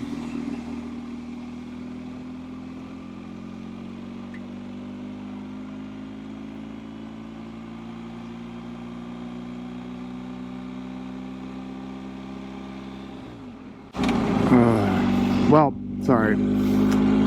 So 3 hours to go to a campground if I want to do that. But it's 5.5 hours to go to the provincial park, which is free. It also gets me a little further ahead. It's 3 o'clock, so it puts me there at 8:50. I lost an hour to lunch, but, well, an hour to lunch and gas. I really needed that actually. That was a worthwhile break. Averaging 42.7 mpgs is our last fill up. So far today, ridden a 7.5 hours, took a 1.5 hour break. Most of that was lunch. Pretty good day. We're about to enter a 6-mile long hill, it says. This is a brake check area. So, should get even more of my fuel economy back. I know you guys that are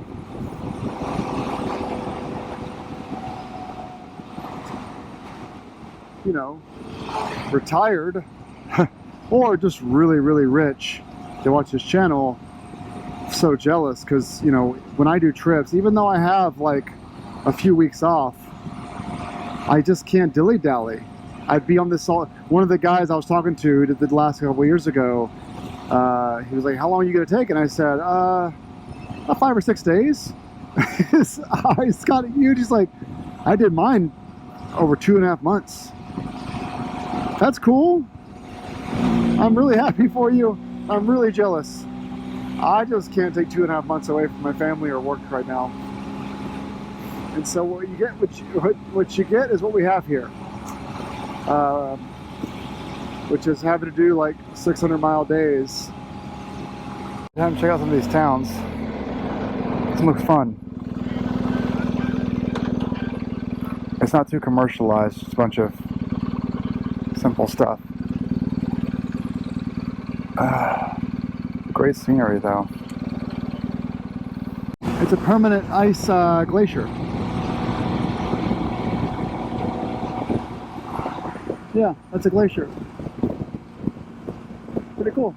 Alright, well, 25 miles to go to the gas station. Lots of beautiful mountains though. It's getting more rocky, which is good. Wind gusts have started, barometric pressure is dropping, so that storm's coming. It's showing for this area though like 0.01 inches, so not a lot of accumulation in this spot. So I'm not gonna stop and get gloves on until either it starts raining or I get to my gas station in 23 miles. But definitely gonna be riding in the rain. We're in rain mode.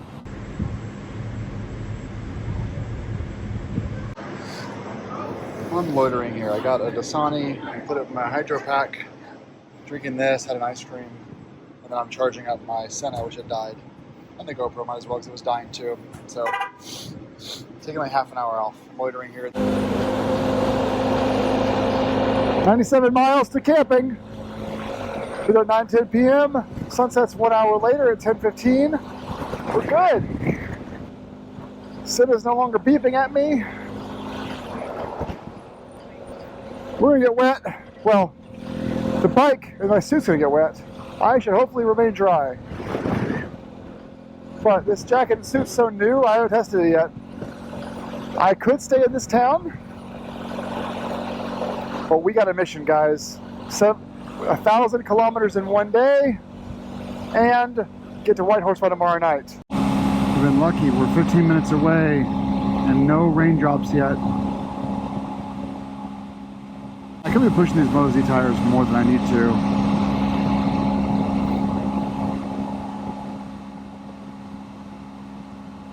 There's a couple of knob cracks on the rear wheel, a couple of them. They're not wide.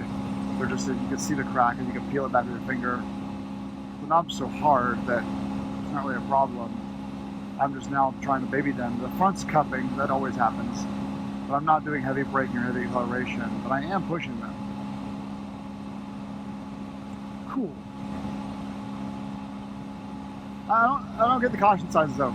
Like, I've seen so many bear and moose and deer. Like, don't warn me, just be like, the whole province is full of animals. Stay alert. Stay alert all day. Like a meerkat. Wow. Those mountains like go all the way to the sky.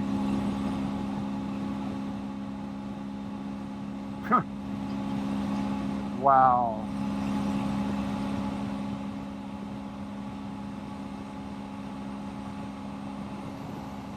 That's breathtaking. I can't even imagine.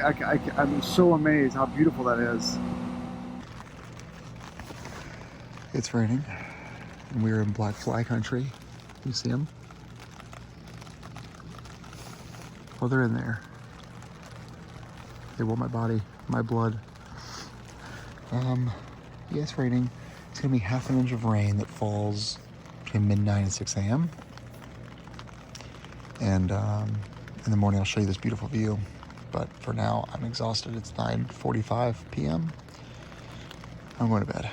Good night.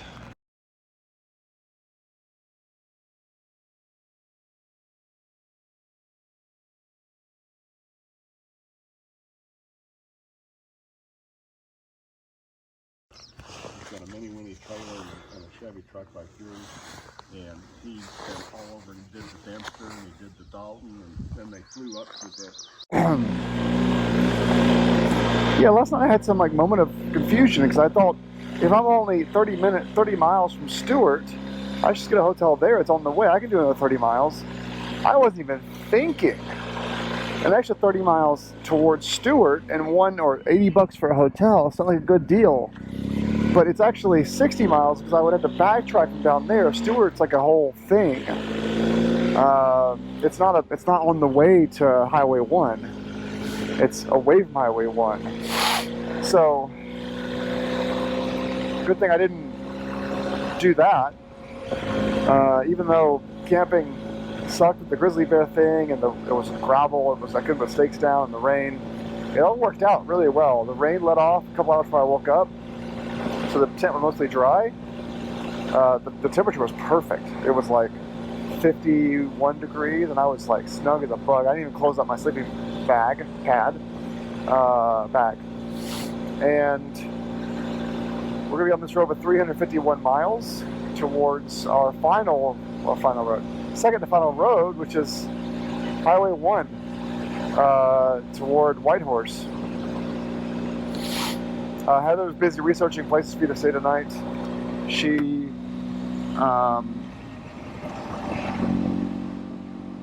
found some hotels. The hotel's going to be $375 for 2 nights.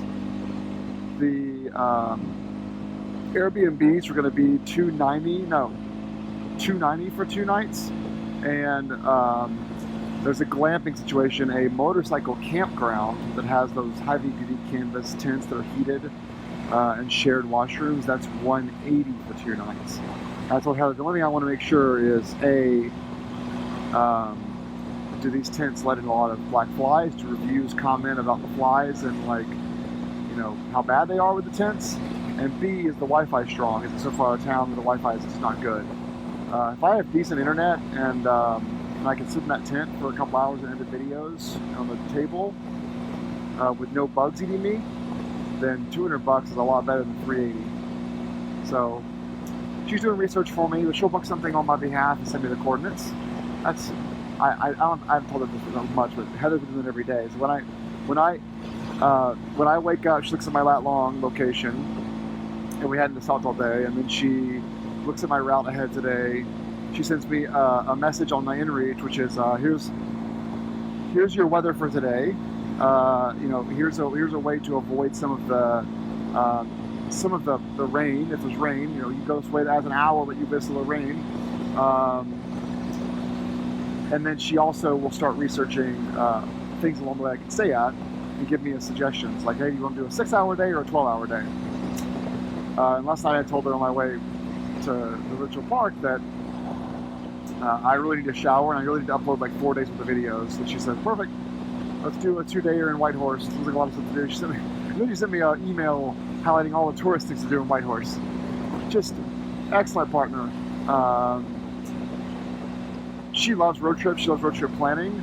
And if she didn't have the baby right now, she'd be with me for sure. So it's on her own bike. And so I know she's jealous. She wants to be here, but she knows the timing opportunity of the trip and how important it is that I do this. So anyway, I really appreciate her. All right, 350 miles of this, I assume. I'll let you guys know where the next gas stop is. There is one like 100 miles, I think, there's a gas stop.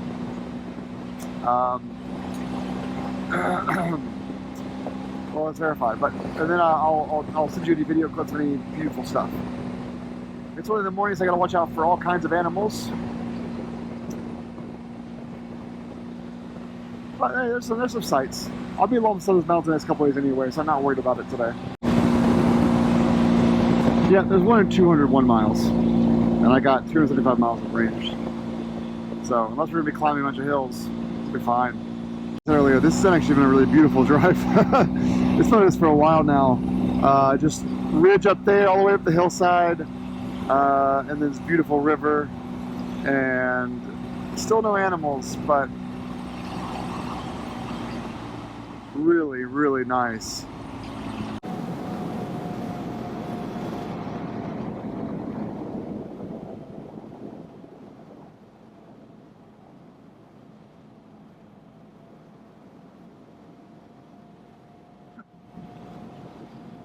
Jessica.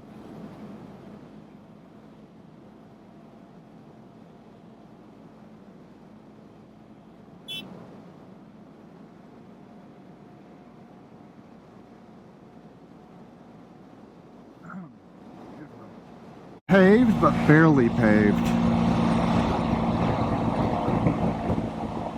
This is more the kind of what I expected from this trip, this kind of a road.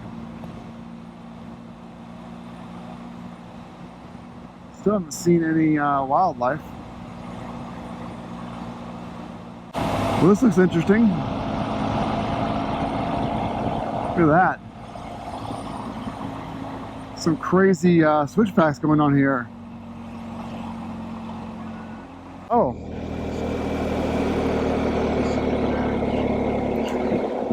That guy lied. The guy at the gas station last night told me that it was chew up.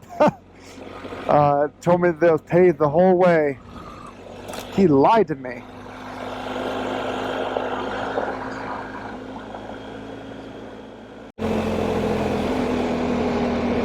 Whew.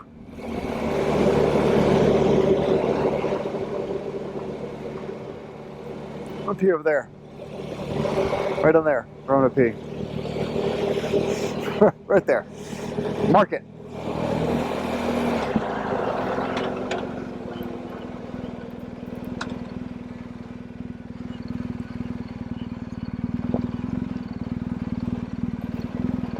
Woo! Man.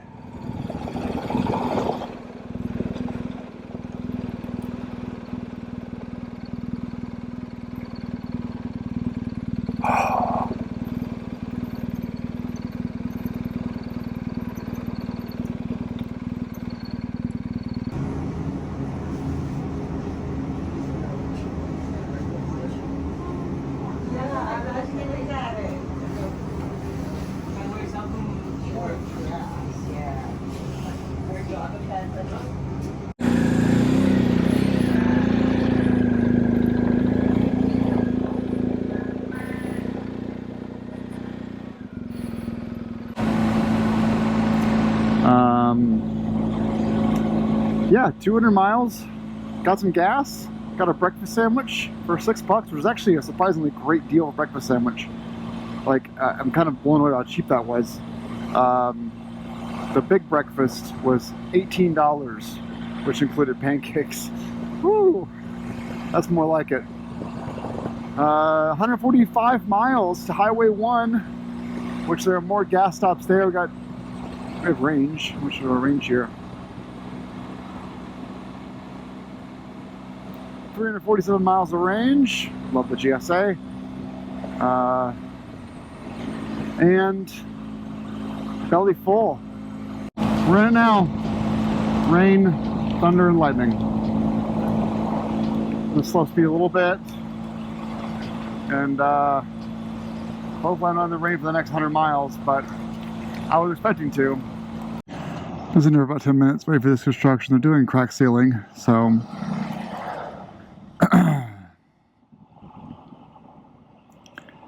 just hanging out here.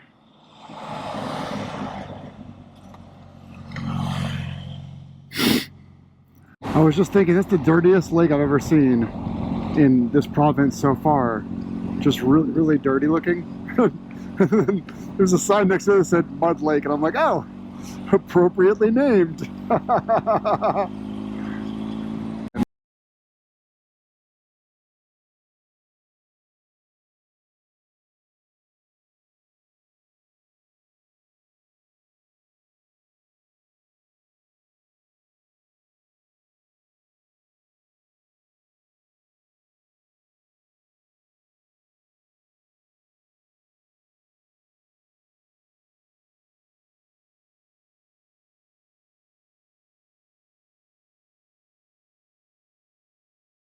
Now, and it goes all the way up there on those hills too. You can see the whole thing over the hills.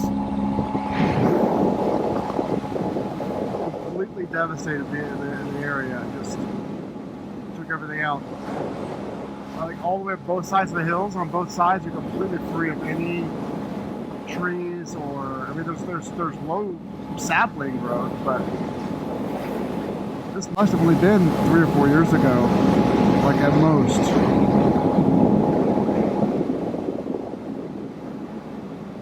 Wow.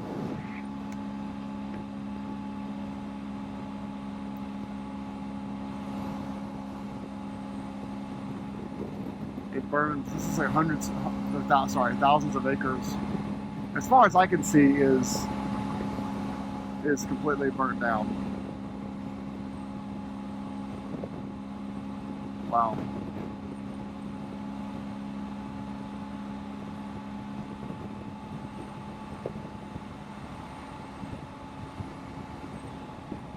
It's like a land developer's dream.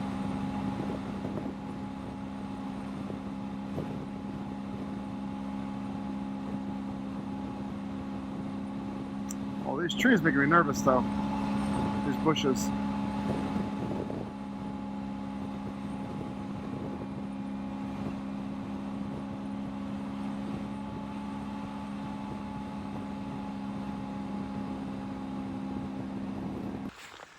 We're leaving BC.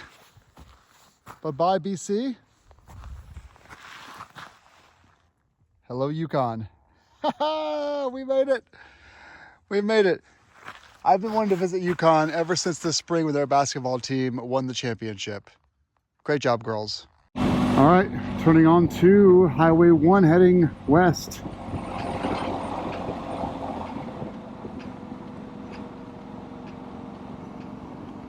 Whew. Thanks for the warm welcome, Yukon. Jeez, no one even showed up to hang out with me. I doubled back and got fueled. I don't know, on the Garmin it was showing, I have no service, so I was using the Garmin's POI, the POI finder, and it showed that gas was 175 miles away, and I had 200 miles of range. So I just made a decision to stop back there and get gas, and I have 316 miles, which is plenty, because Whitehorse is 257. I just didn't want to get stuck, you know, having to walk 10 miles. So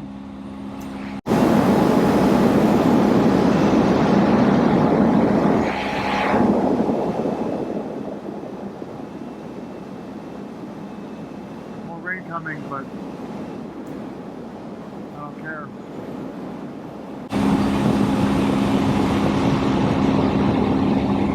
Fucking bike packers, man. It's amazing. It's amazing. I like, my heart bleeds for them. The bike packers. You guys have it so hard. Man. It's like when I do day hikes. When I'm doing like a 12 mile and I meet someone doing the AT and I'm like, oh my God, man. And they're like already in New Hampshire. I'm like, ah, good for you. I feel the same with the Alaskan bike packers. Man, I just got service after 3 days of not having service on my phone. Oh, is this all graded? It's fucking, oh my God, it's graded. Oh, love it. Love it. Beautiful though. We're dancing.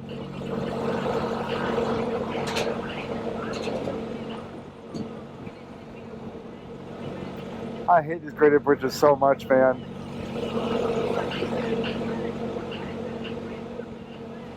It's such an it's uneasy feeling, like it's almost like riding on mud.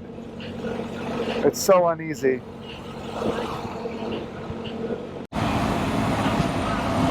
Wow.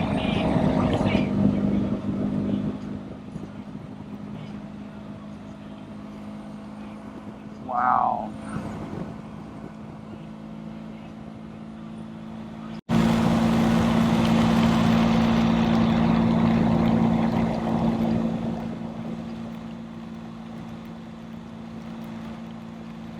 This sucks.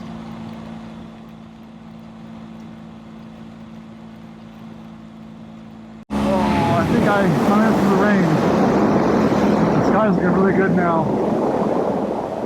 Those beautiful mountains, man. It's gorgeous. It's so beautiful.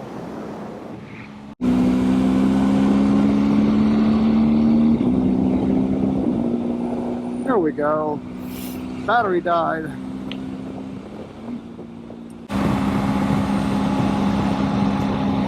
Okay.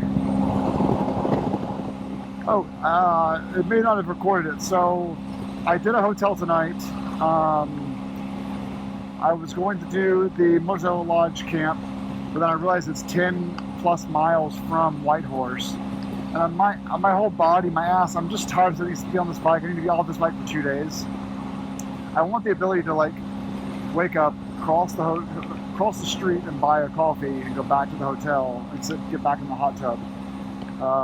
I'm just really needing semblance of like normalcy for a couple of days. And so when I noticed motorcycle camp was gonna be nice, it was $100 glamping, $100 per night glamping. I was worried about the slow Wi-Fi and bugs in the tent. And then I noticed it's like 15 minutes to drive to town just to get a sandwich.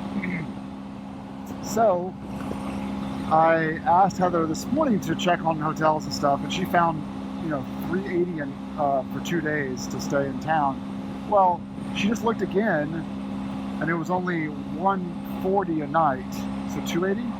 Yeah, $280 for the same hotel tonight for 2 nights. It dropped in price, and so $80 more than staying at the Motorcycle Lodge in the tent. I'll be in a hotel for 2 nights with a hot tub, a pool, and be able to walk to the bar. So, like a little bitch, I'm staying in town. I'm happy though. I'm so happy. It's what I wanted all along, is to have like a hotel room and my own bathroom for 2 nights. Park the bike, let it sit there, and just cool off. And this guy's out late. Riding late. So, going to Whitehorse. 37-mile range with 16 miles to go. We're good. Sunset here is going to be 11:37 p.m. tonight. I saw a sign that says scenic route to Whitehorse, so I took it. That's all. It says scenic route. I'm like, okay, I like scenic. Yeah, 11:37 p.m. sunset. Wow.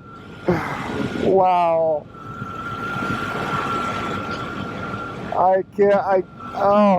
It's gonna get better when I get to Dawson. We're not at the top of the world yet, but I'm celebrating because it feels like it. Getting to Whitehorse was not even in my like imagination a couple of days ago, and here we are. And I'm so excited to get 2 days off.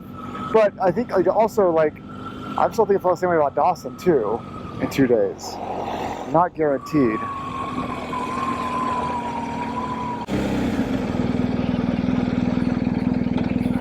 Oh, it's pretty. Look at that.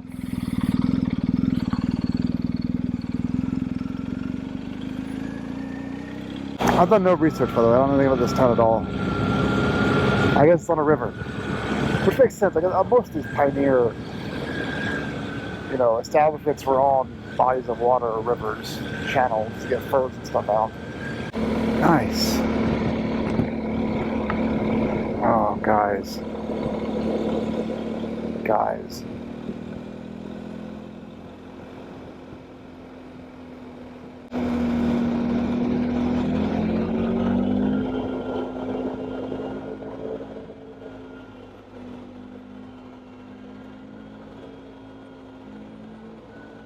Let's go.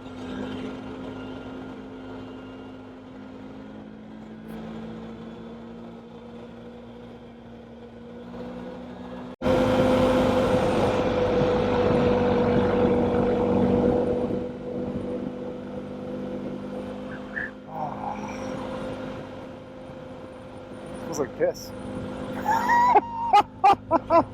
No, I swear to God it does. I don't know, it's some chemical in the air. How blue that water is.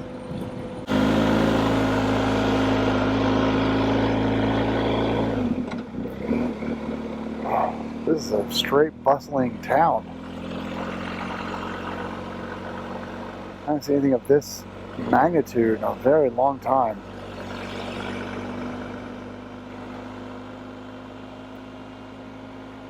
Oh, I gotta put on normal clothes. Like, I have normal clothes, and I've only worn them 1 day out of 7. I've probably had too many clothes.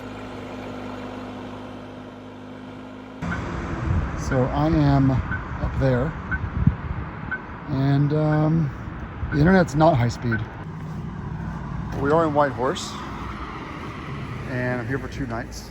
It's not a great hotel, but it was the cheapest in town, so what do you expect? I'm going out to dinner. Most places closes at 9, and it's 8:30, so I need to get some food before everything closes down, and then finally get that cold beer.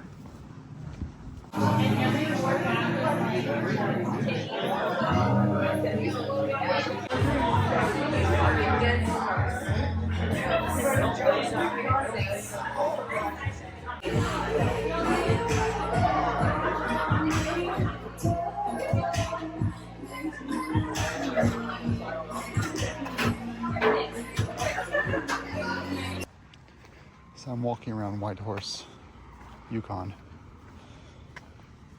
and by the way, it's midnight. It's midnight. I'm gonna do this like 4 more times in the next few nights, but like, you know, in a couple nights I'll be in Dawson, I'll be like, it's 2 a.m. And then in Tuck, I'll be like, it's 4 a.m. It's midnight. Holy fuck.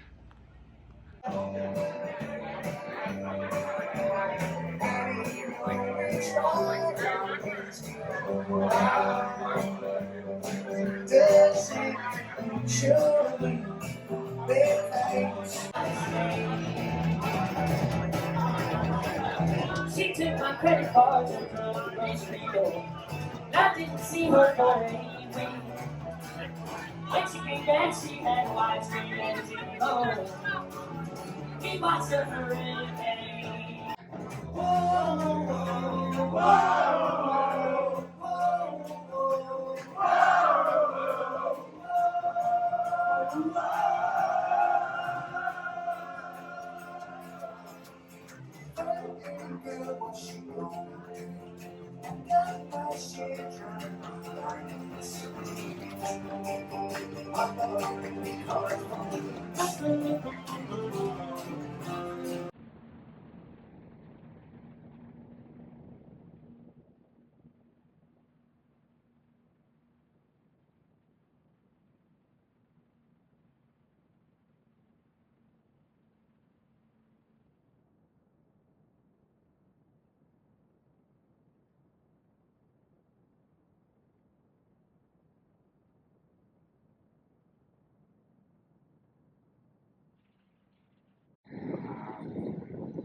This DC-3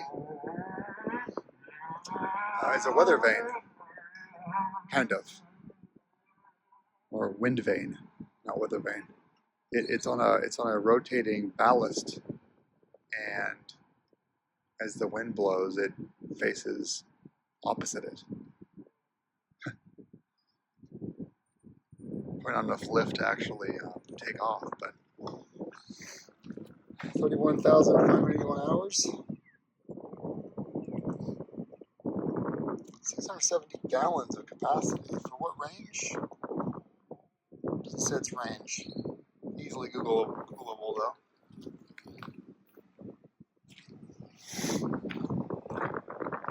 That's pretty cool. Those wheels are much larger than they look when you're on board, aren't they?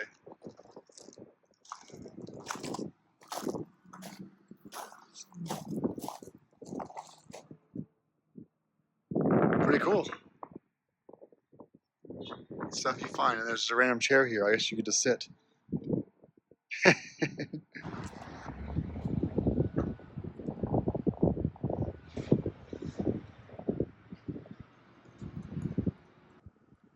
We also have here a family of woolly mammoth.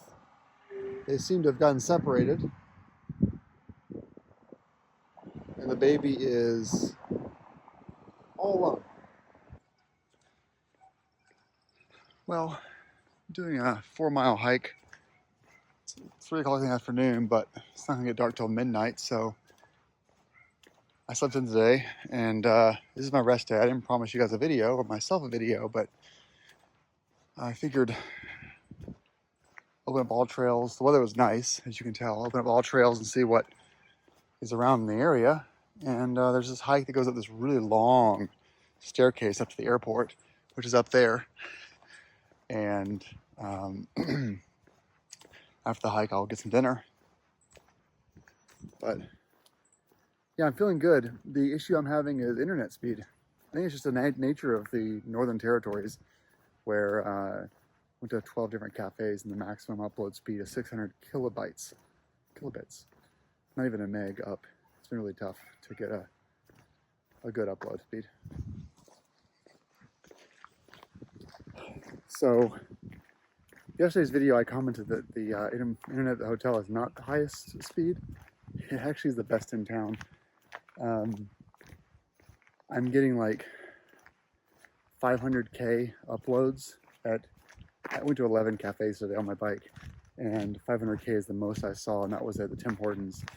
Went to the library, went to the college. So it's like 8 hours to upload one YouTube video, and I have 4 of them. It's terrible.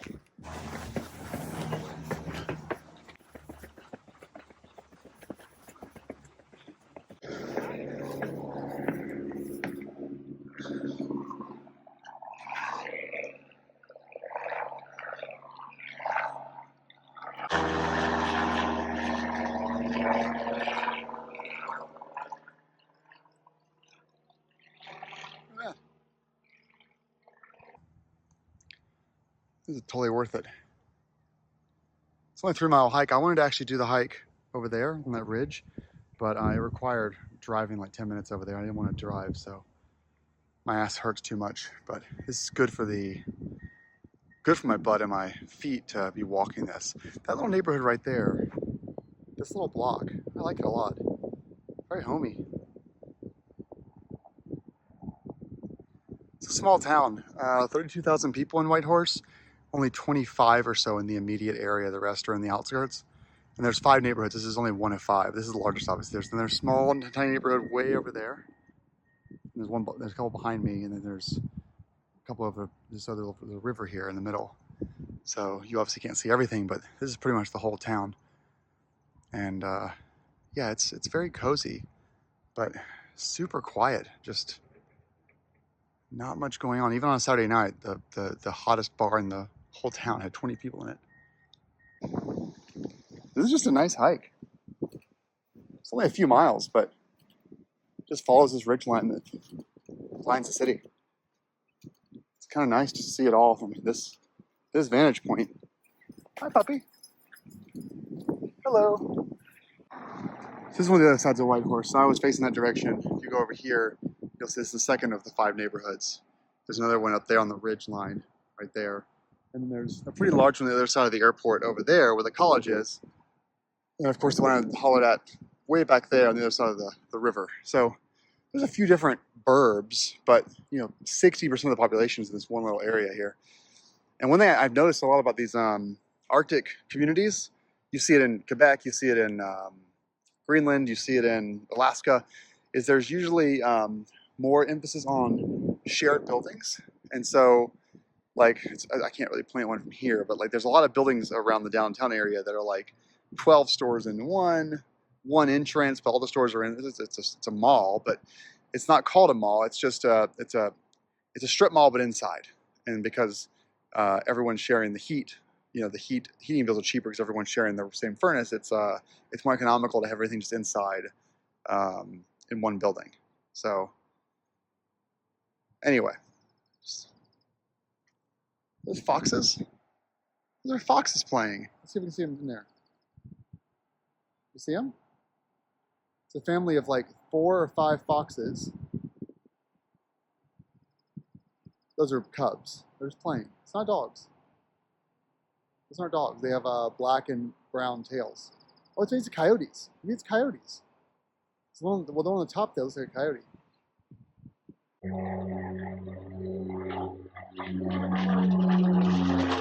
So I've been talking to Heather and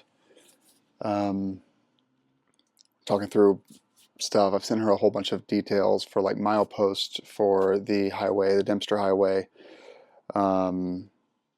She's tracking my location. when we talk through the inReach Messenger, I'll send her what my last kilometer marker was or mileage marker was on my GS, so she can kind of keep track of that for upcoming like parking spots and camping, other things, and just things to see. But we're looking at tomorrow as the date to go up. So I'm 6 hours south of Dawson City, and I'll wake up fully rested at like 4 or 5 a.m. Just need to carry 3 things down to the bike and load it up and then head out. So I'm gonna go to sleep early tonight, 8 or 9 o'clock. It's 6 now, and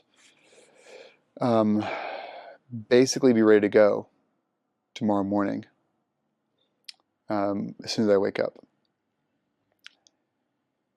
The road to Dawson is paved, and there's gas every 50 miles or so, so no problem there. And when I get to Dawson, I'm going to get gas at the start of the Klondike Highway and top off, and it's 229 miles to Eagle Plains. There's no rain. If I leave tomorrow at 5 a.m. or 6 a.m. from Whitehorse, there's a 10% chance of rain just north of Dawson, like 50 miles north. But no more rain the rest of the way up to Inuvik or Tuck. The forecast for the Northern Territories is really sparse, by the way. There's like one radar station for the entire province. So you supposed to there's a little bit of salt. Sea salt? I don't know. Grain of salt. Once I pass through Dawson and gas up, I'm going to keep going.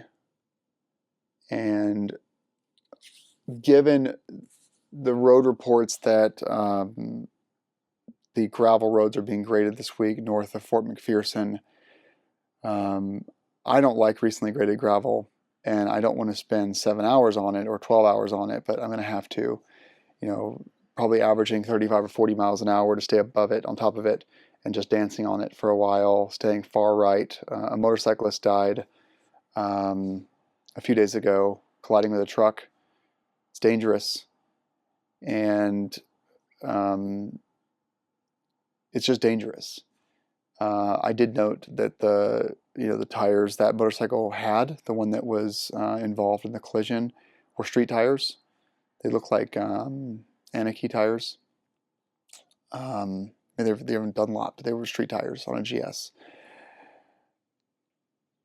It's a dangerous route. The moment that it starts drizzling or misting, I'm going to stop and set up camp. I have 2 gallons of water. I have 5 days of meals, five meals, which I'll do 1 per day because they're high-calorie meals. And I'm willing to stay in a tent, put for as long as it rains, if it does rain. But if I go to Dawson on day 1 and leave the next day, the chance of rain is 20 to 30% the entire route north. And so if I can get to Inuvik or the Arctic Circle line tomorrow by like 9 p.m., it'll still be completely daylight, and I'll have ridden for 12 hours, but I will be almost to the end, and then have just a 10% chance of rain the following morning for that last 80 or 90 miles to the very top. When I arrive in Tuck, though, I'll just spend at least 24 hours there for that forecast storm to pass. Then I can start heading back south. And it's Sunday. Thursday through Saturday, the highway and Inuvik have like thunderstorm forecasts. Also working for me is the Dust to Dawson just ended. So a bunch of bikers are actually riding up there today and tomorrow. And so some of those guys and girls will be catching me on the way. They'll be heading south, I'm heading north, and so plenty of opportunity to get help if I need it. I have an inReach, I have SOS, and there are a ton of dangers on this route, but 1,000 people a year do it on bicycles and motorcycles and are fine. And so no expectations, not going to ride on the wet, and I'm just going to go at my own pace.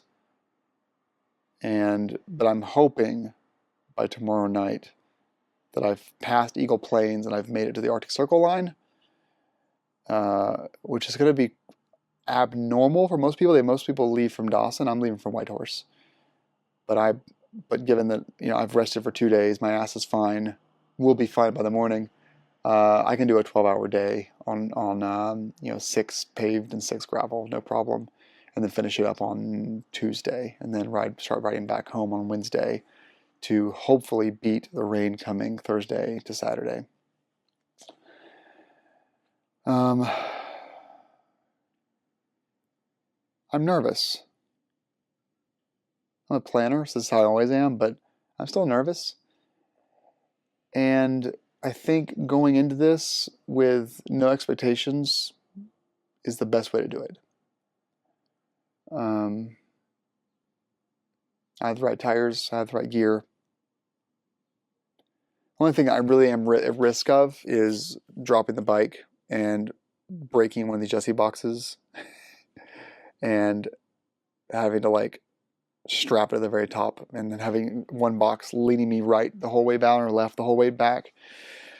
4-inch thick pea gravel just stabbed me in the heart. Just sounds terrible. That's gonna suck. That's gonna suck so bad. I've done that in Labrador, and I remember kissing the ground when I hit pavement in Labrador after 2 days of 4-inch thick gravel, including a crash where I crossed over that line where the machine was dropping the gravel to be spread out. It just sucks. I hate that stuff. All right, I'm gonna pack up. It's dinner time. I'll send you a dinner clip video to round out our day, but then I'm going to bed because it's go time tomorrow.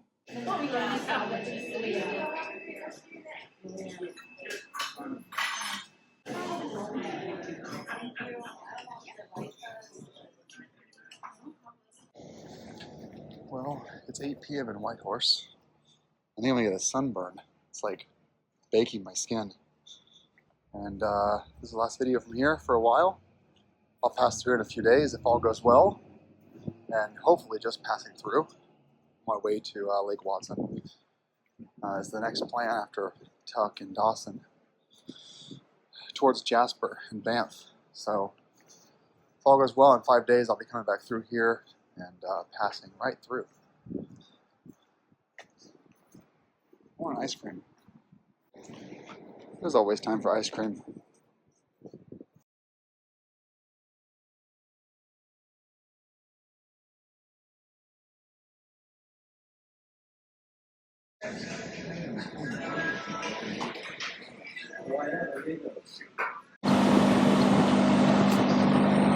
We are, good morning, 6:50 a.m. What's today? Monday, the 24th. I'm still going to take Route 2, Klondike Highway, north to Dawson City. Heather messaged me this morning, my travel guide or my travel concierge, messaged me this morning at 6 a.m. Eastern and said that last night the Klondike Highway closed between Perry and whatever that sign is said. And it's at like the halfway point. It's reopened this morning, but it may close at any time due to wildfire. There's only 700-acre wildfire. It's being contained, but it's growing. And so it adds a couple of hours to go the long way through Fairbanks and Talk to Dawson City. And because of that, fucking roads, sorry. Because of that, I'm going to still go for it. I'm still going to go for 2 north to Dawson City, with the assumption that I very well could end up just spending my whole day backtracking and taking like 10, 12 hours to get to Dawson City. It's just the road's open right this moment. Heather is on my inReach. Heather is watching the Yukon 511 feed, and so it may close between now and when I get to that when I get to that mile marker that it's closed or was closed last night. So we'll see. I'm gonna go for it. Lower risk would be going the long way, but my middle name is Danger. All right, guys. Very last thing. As I mentioned last night in my closing video, that most of you probably didn't watch because the boring rest day video. I'm going to go as far north as I can today. This right here is showing a 6:43 p.m. arrival and 526 miles of driving. That is Eagle Plains Hotel and Campground in the Yukon. So it's not quite Arctic Circle, but it's a couple hundred miles north of Dawson. It's the first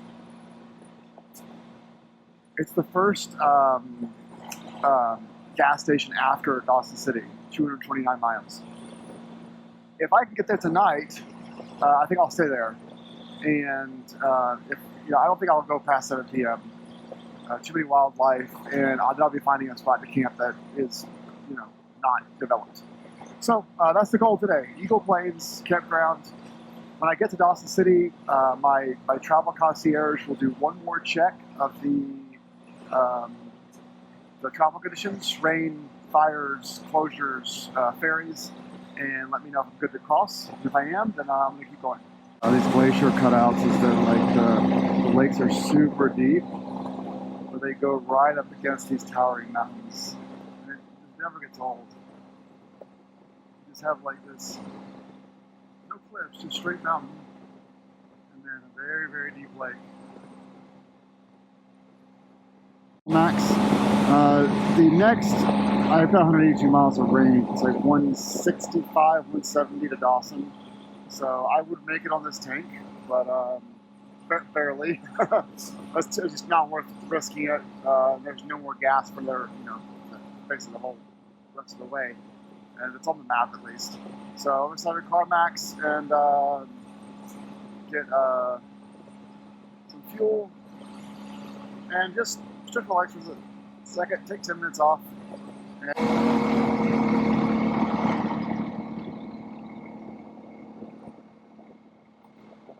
Alright, CarMax Hotel and gas station. What a piece of junk. I feel like Garmin just shit the bed. Alright, well, we got gas in CarMax. And so a guy on a KTM who's also heading north. He was on 1190. He's staying in Dawson tonight, as most people do, but I'm going to keep going north, feeling really good about it. So I'll get my next gas stop will be just outside of Dawson, and then I will keep heading north. That road is still open up there, which is great. It just said visibility is poor. I already smell the smoke, so I'll be in the smoke for a little bit. Which sucks. I'm not, I'm very sensitive to smoke, and I get nosebleeds pretty easily when I'm in smoky areas. So I'm not gonna happy about it, but the alternative was a pretty long drive around. So get some photos for you guys. It's about 1,000 acres, or it was this morning. It's definitely grown by now, but it's about 1,000 acres. I smell it pretty strong now, but it's not hazy over here, but it is hazy over there.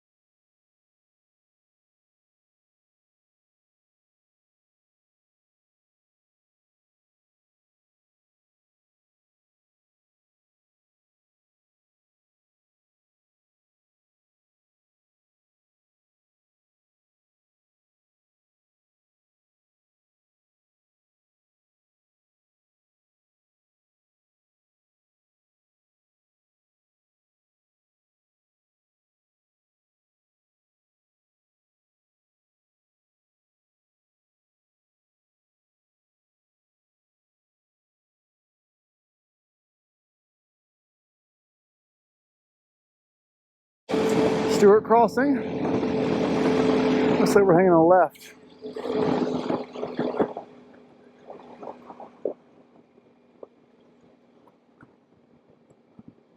We're going to Dawson City. There's a lot of stickers here.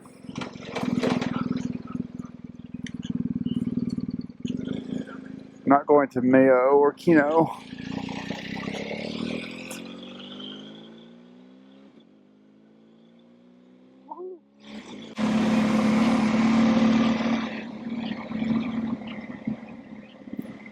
But yeah, I expect there'll be a bunch of these today. Just ferry, waiting for the ferry, waiting for the different graders that are happening. There's grading happening up there. Just all kinds of shit you gotta wait for.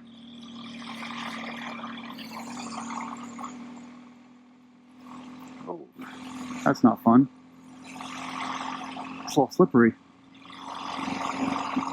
It's a taste of what's to come.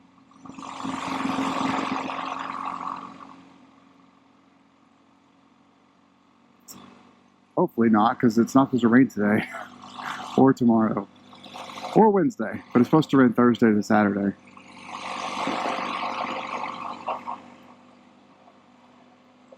That's a big machine.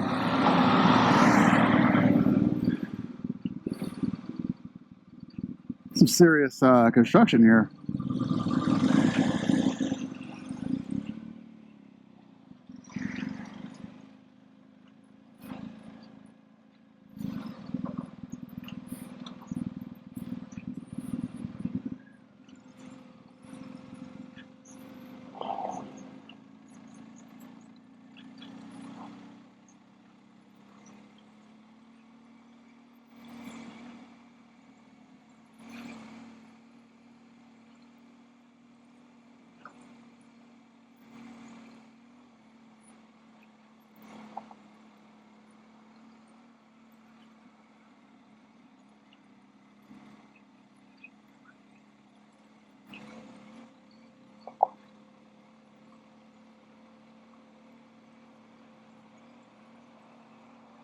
A little bit differently.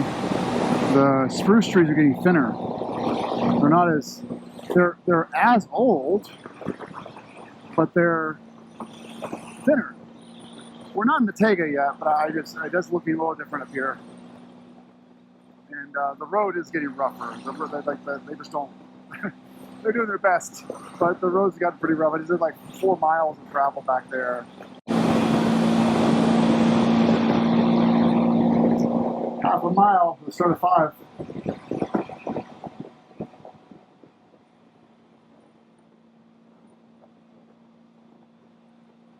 We need gas though first.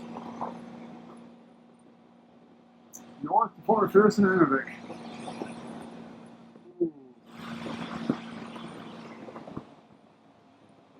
Let's hit some gas.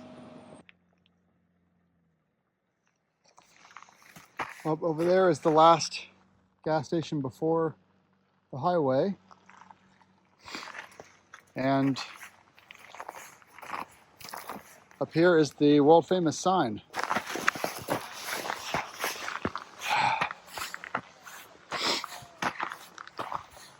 And a lot of stickers.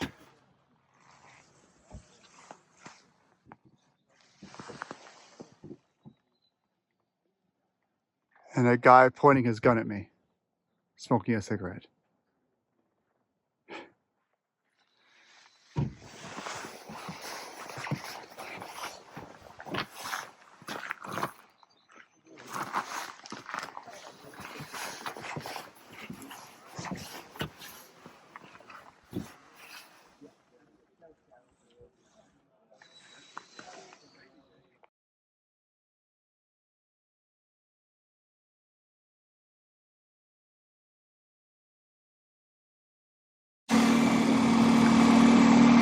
We begin.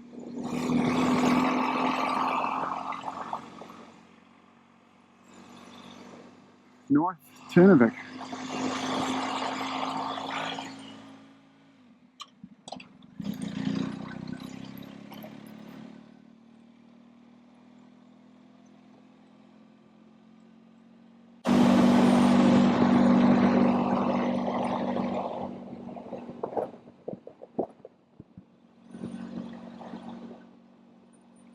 Wow, they have fiber internet running up here now.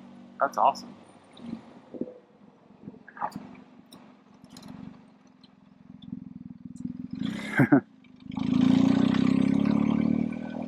I'll get a picture of that on the way out of here.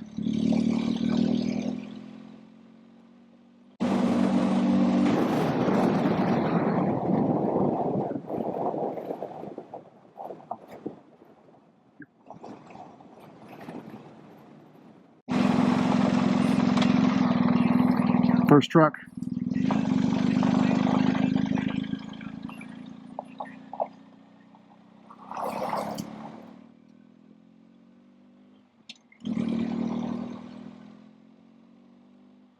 It was odd. I didn't expect him to slow down, but he did. I guess out of that collision last week, a lot of the truckers, it's probably the same, 20 people do this route every week. Out of the collision last week, a lot of the truckers are being a lot safer, but for now. Tombstone Park.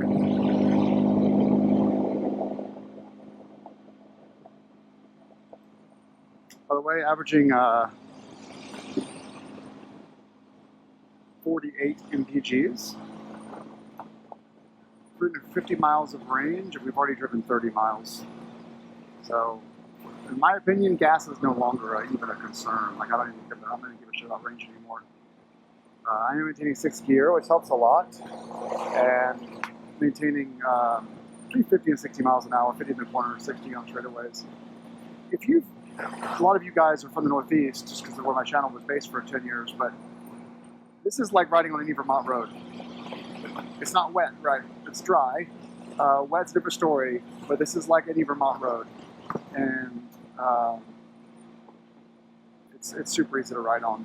60 is no problem. Haven't got any thick gravel yet. I'm staying on the kind of the right tire track to give trucks plenty of room. We're only 50 miles in, and I'm trying to get a little bit of a view of the forest changing. The trees are getting lower, and it looks more bog-like.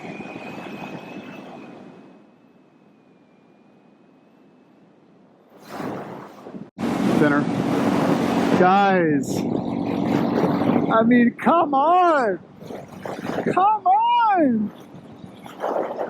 Holy shit! Look at the picture. This is the best spot ever for lunch. Wow.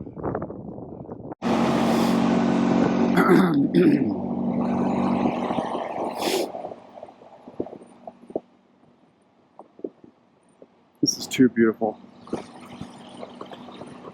It says there's no right to be this beautiful.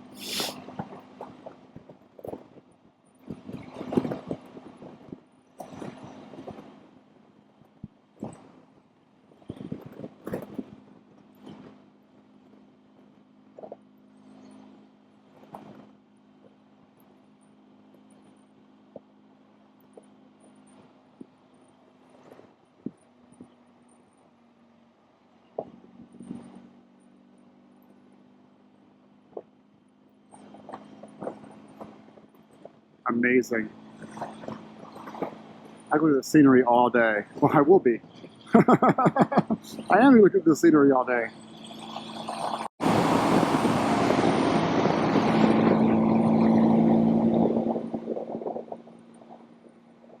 This is probably the most beautiful thing I've ever seen with my eyes before.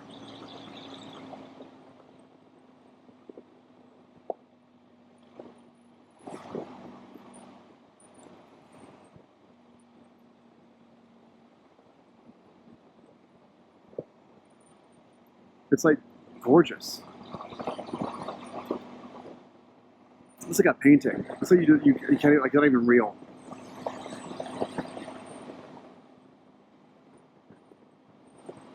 I've seen Germany, and now I've seen France. License plates.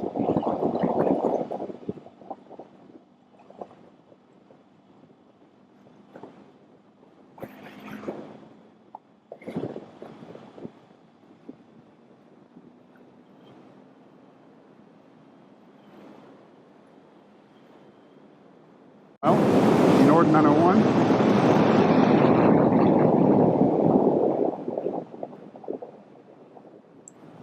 Alright, dude, single file.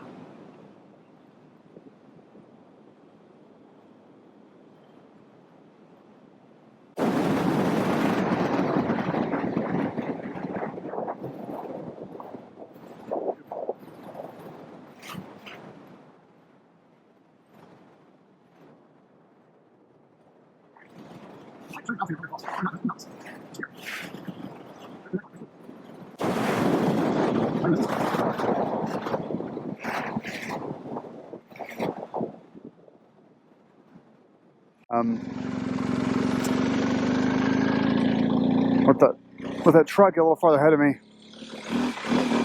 So if anyone's wondering what the campgrounds look like here.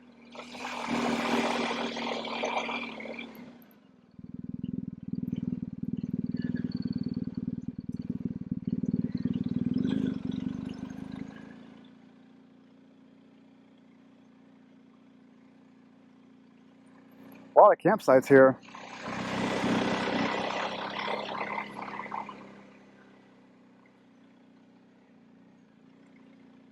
They're all pretty nice.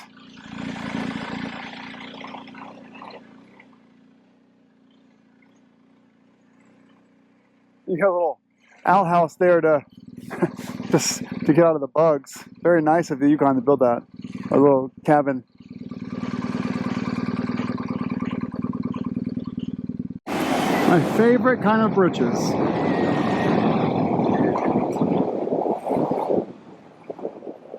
Beautiful.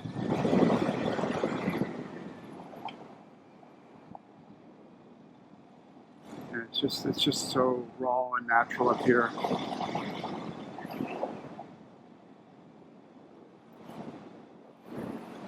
It's just untouched, man. It's so great to see it with your own eyes. It's something really remarkable to see it with your own eyes.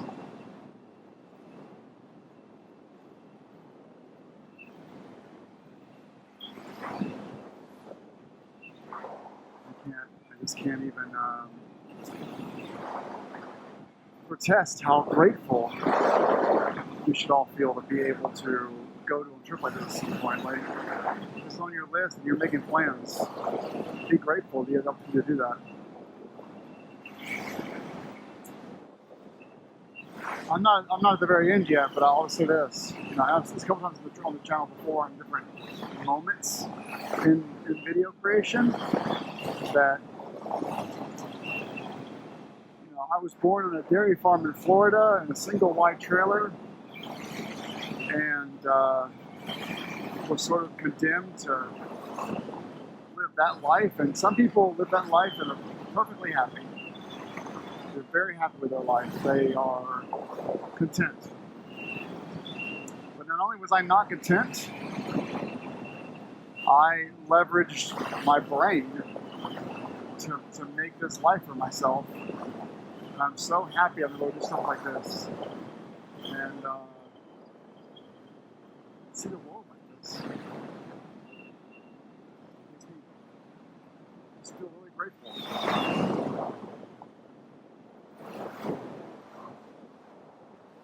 And thank you for watching. I don't need the viewers or the comments or any of that stuff. I don't need the money. I love making videos. I've always have. With photos, taking photos. Videos came later. YouTuber since 2005. But I do appreciate you all taking time out of your day away from your friends and family, away from riding to watch this channel. We see cool shit, don't we?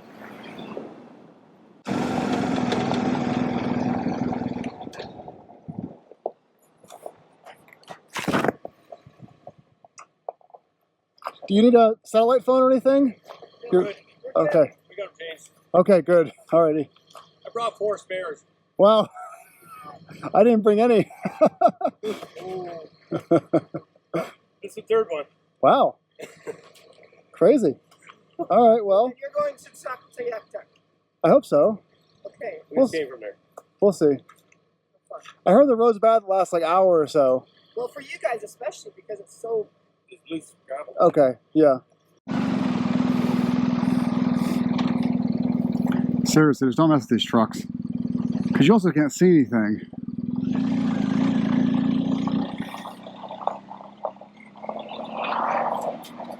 Can't see anything.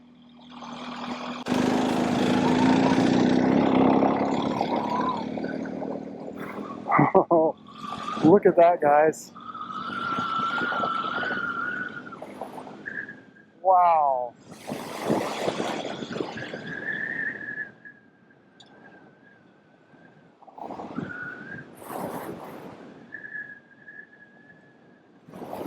I hope you're just getting the full effect of what this looks like.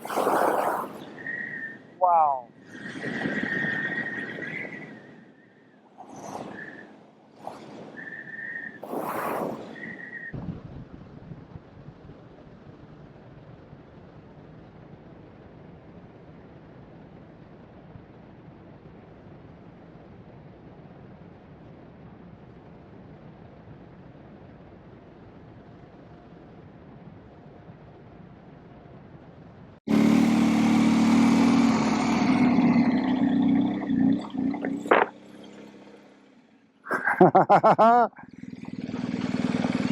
What a view.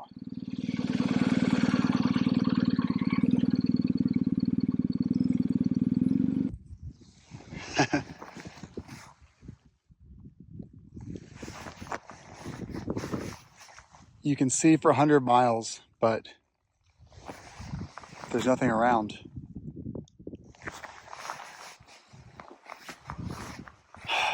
Wow. I'm making great time, by the way, because this has now saved me like 40 minutes.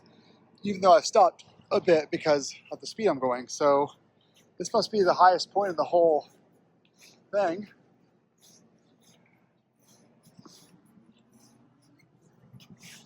But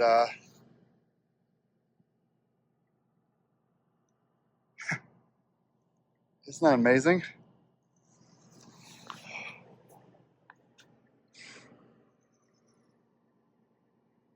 All glacier cuts. Wow. Completely vast.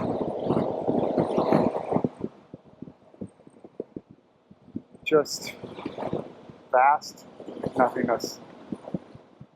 I just realized something. I can go another 168 miles past the RV spot, but if I do that, I'll be waiting for the ferry until tomorrow morning. There's no way I can cross tonight because the ferry isn't running after like 4 p.m.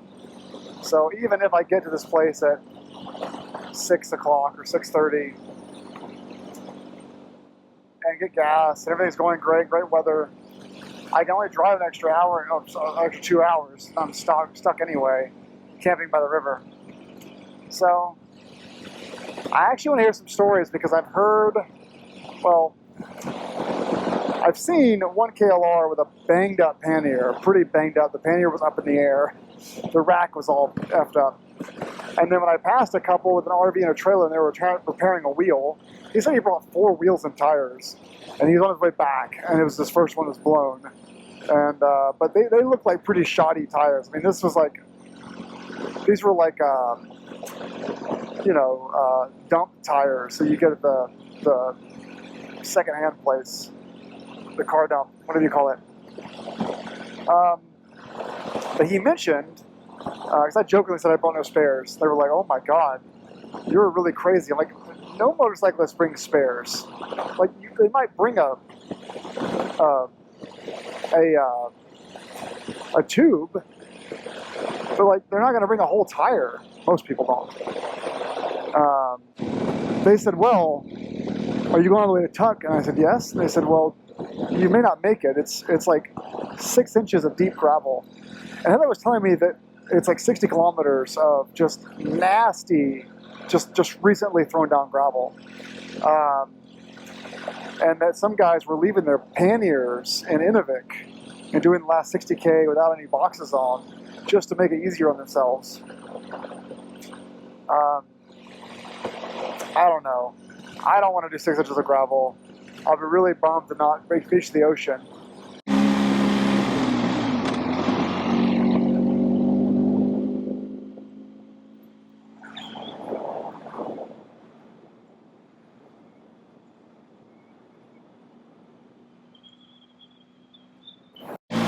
There's still a little bit of sand, but it's getting better. I kind of just stay aware, like ready to give it throttle and stand up and lean back.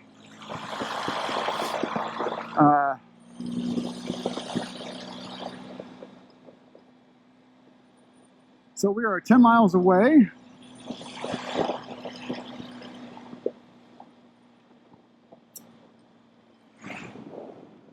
I probably wouldn't recommend this route to anyone that wants to do it. If you're in a car, it's fine. Just get really heavy-duty tires, like really heavy-duty tires, and get a full-size spare. And of course, like a plug kit or something, an air compressor. I've done it all. Like I've done like this, like sharp, shitty rock, gravel, just flat top shale, just like white shale, like surface rock. It was super bumpy and really sharp. I've done sand now. There was a truck there spraying water, so I've done mud.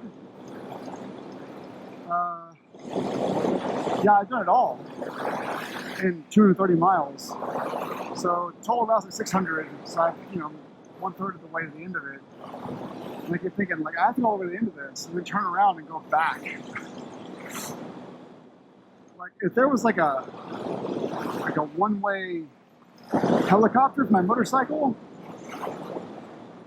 I would. I'm not sure what I'd pay, but I would definitely ask the guy the price. Like, if he was like 10 grand, I'd be like, that sounds about right. That actually seems like a completely fair price. I can't afford it, but I'm going to come back with 10 grand on my next trip. It's 1,200 miles of this. Pretty remarkable. This is here, we get to do it, and it's like for us, it's for the community, but like we get to ride on it.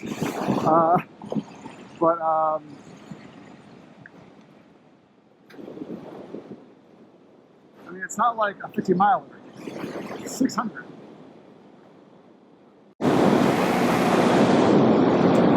All right. What a view.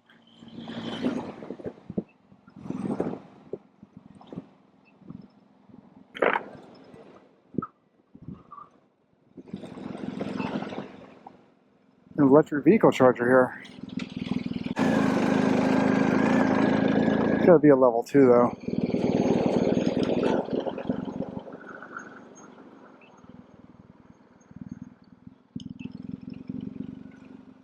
I don't see a flat tire.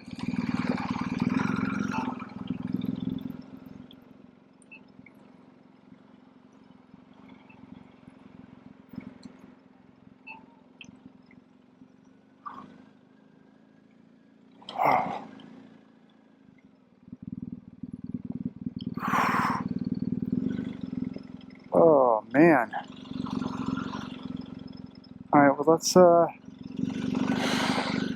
chat with people and figure out what we're doing next.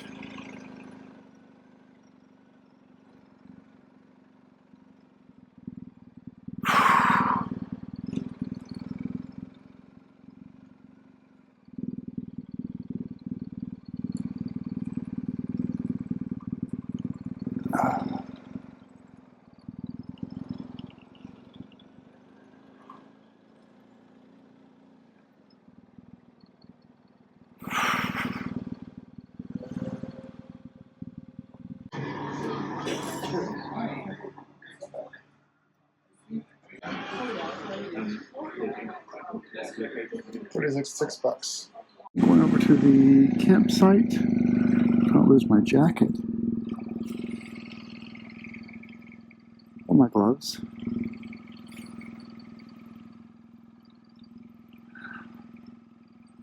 A lot of bikes here, but also a lot of adventure rigs are here.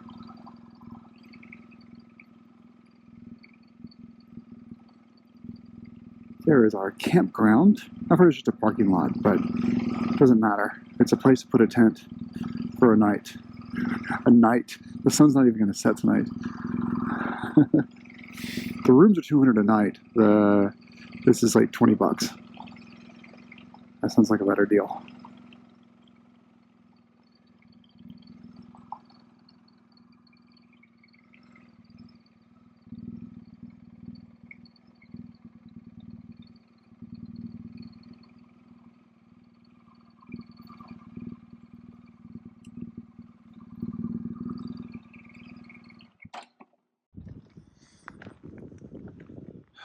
It is midnight in Eagle Plains, and I can't sleep, and so I figured it would be good to give you a tour. Obviously, I'm wearing a net because it's mosquitoes out. That's kind of normal here in the Yukon, mosquitoes and black flies. But to my left is north to Inuvik, and to my right is south to Dawson City. I'm recording this from the campground, so you can see my bike here, my tent. We've got some pull-in spots over there, no hookups, no dump station, nothing like that. It's all basically just help yourself and then leave in the morning kind of deal. I walk around because the mosquitoes are pretty bad here. So, as you can see, you have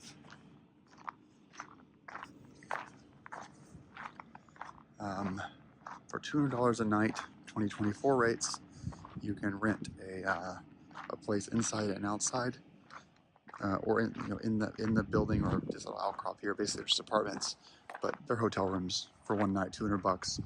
You'll have your own shower and stuff. If you just do the campground, then you can use the washrooms in here, and they have showers and sinks and stuff. So I'll show you the men's, give you a tour of that if no one's in there.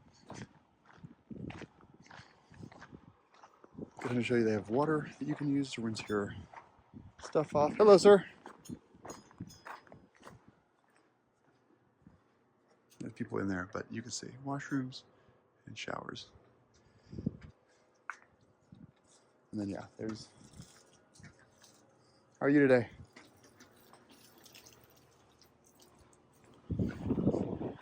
There's water here. It's drinking water that you can get. And there's also over here water that you can rinse your stuff off with. Keep walking here. More of those inside units are over here. Now, as we walk on in the morning, I'll show you the lounge and the restaurant, which are inside. But over here where these trucks are parked is the gas station. I say gas station, gas pumps. They're 24 hours a day. They take credit cards, so you can just roll up, put your card into the little box, press your pump number, and then authorize, $200 and then fill up regular and diesel fuel. And again, it's like 12:30 in the morning, but that's kind of how it goes here. It'll get dark for a few minutes, in like an hour. That's it. Here's the main entrance. So you have inside hotel lobby, check-in, restaurant, and bar, and then the entrance to the various rooms. Oh, there yonder, I'll show this tomorrow too, is the service station where you can get repairs done. There's that green building over there, and we'll do that one tomorrow. But that's the amenities here. Digital credit cards, like I said, there's Wi-Fi is Starlink, and I got about 15 megabits down and about 10 up, but that's shared with everyone else. I was able to upload a few photos to Flickr, but a YouTube video was like a 4 gig file, was taking 2 hours, and that's at midnight, so I gave up. You kind of have to stop here though, because it's 229 miles from the entrance to the Dawson, the Dalton Highway, and so at 229, your next stop is like at 360 or 370 miles, and so unless you can get over 400 miles to a tank, you kind of have to stop here for gas. Food, dinner was like $40 for a piece of salmon with some rice. Hamburgers are $25, $30, that's Canadian, so subtract 30% with today's exchange rate. And yeah, I'd say people are pretty chill here. A lot of the folks work all week and then take a week off and then come back and work all week, and so they live on site. It takes 6 hours to get here from Dawson City, so it makes sense they would just live here for the week and shift off. Let me show you a view of this. I'll do silently because there's people over here, but I'll show you a view of this sunset we have over here.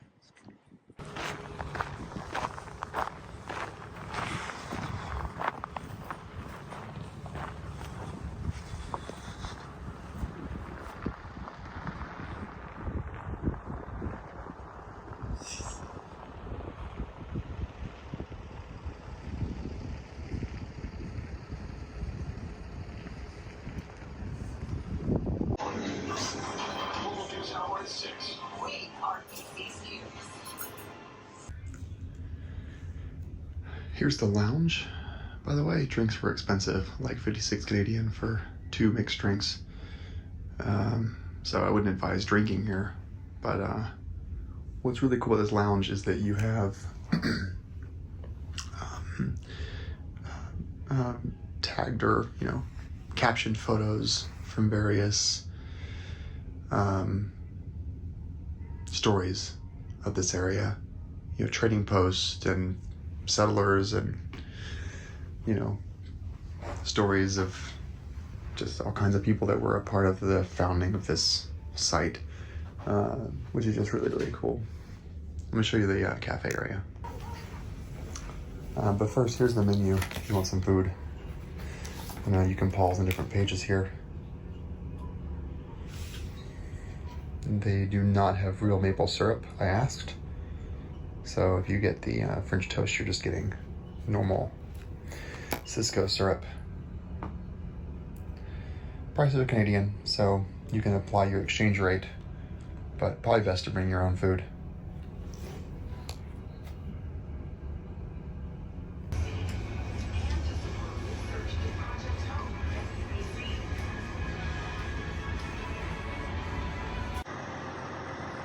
So they're on road service here, road crews, funded by the Yukon. It's an EMS, salt, sand, plowing services. Here's your gasoline stop. So you run your card in that little box right there they're using on the side, and you can pump your gas from there.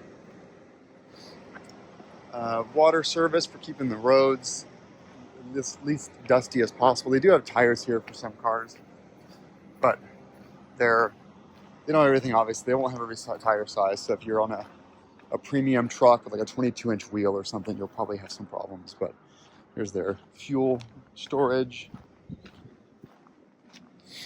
And then obviously going through a lot of gas here. I'm talking to a guy inside who's stuck here in his Model X from Oregon. He brought the wrong adapter. It's only level 2 charge, he confirmed. He was okay with waiting 8 or 9 hours to get a full charge. But he's gonna be stuck here for a few days because he has nearly an empty cell, and their adapter, he didn't have the right adapter for it. So he is stuck here, which is really unfortunate. I mean, he has, like he was saying, he has really good tires, off-road tires, but stuck here. So that just really sucks, and I'm very sorry to hear that for him. It blows. Yeah, so this has been the tour of Eagle Plains, and yeah, it's a really interesting kind of place here in the middle of nowhere, but it works. Oh, and they have Starlink here, so I'm getting 20 megabits up, 20 megabits down pretty consistently, and even during peak time. So it's doing a good job of kind of giving everyone. I've been uploading some videos, and I've uploaded about 20 gigs of data, and it took a few hours, but it went through eventually. More fuel coming in pretty much every day because everyone has to stop here. It looks like, when I was talking to a guy a few minutes ago, that Yukon actually funds part of this, or pays the lease and part of this to store their stuff here for highway maintenance. So it's pretty typical. Oh, and last thing too, depending on the time of year, mosquitoes are really bad here. So, bring a bug net and some thick shirt and stuff so they can't permeate it. But if you stop and talk to someone for a few minutes, you'll take a step back and you'll notice there's about 40 or 50 mosquitoes flying all around you guys, with 10 at a time landing on you. It's pretty ridiculous.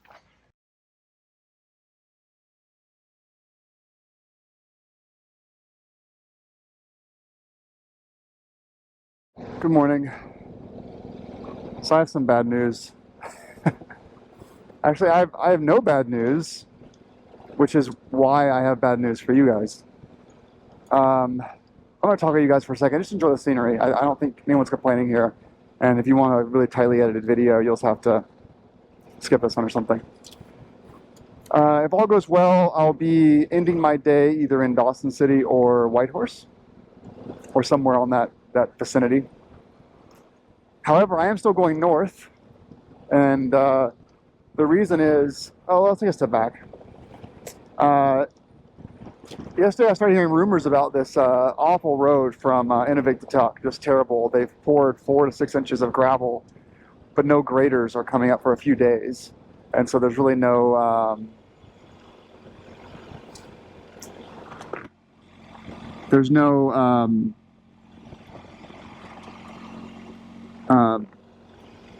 service support coming to make that road better for a while.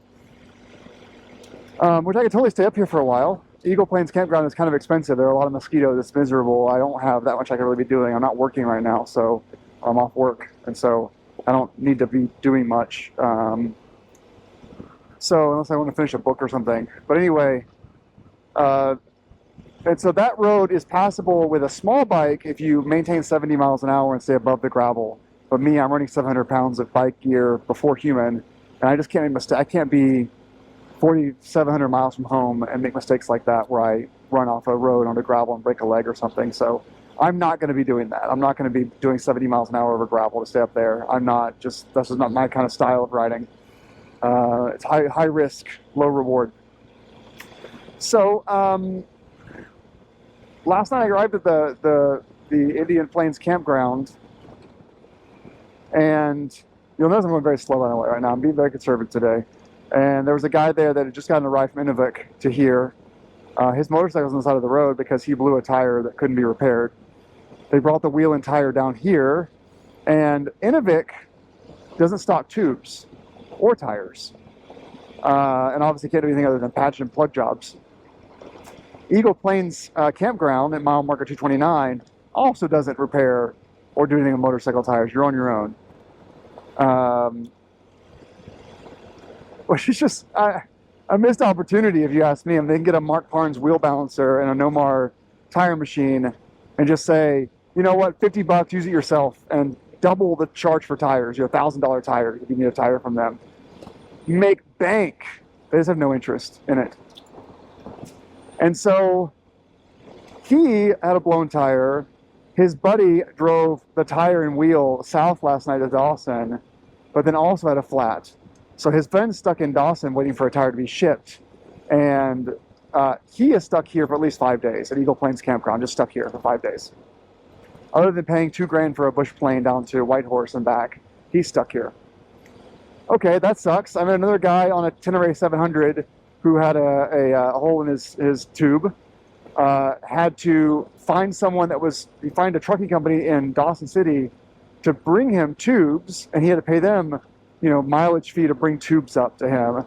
And then they brought 3 out of the first 2 actually blew. They didn't make problems. So he taped up his wheel and got it saved. Now he's going south again. So he didn't make it to Tuck either. I met another guy in a Tesla who was stuck there for 5 days waiting for a charger because his level 2 converter doesn't work with their charger here.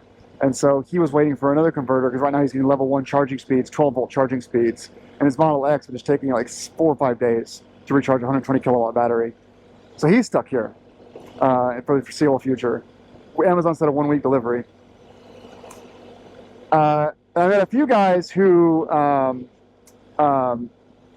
have tires that were in great shape that are basically all cut to shreds. And I can tell you, my knobs, almost every single center knob of my GPS is pulling away from the tire itself, just completely pulling away. They're cracked. They have multiple little hairline cracks. And I wasn't even riding very aggressively up here. I was riding 60, but I wasn't like pushing it around corners or anything. I'm just a heavy bike. But this road is really, really hard. It does destroy tires.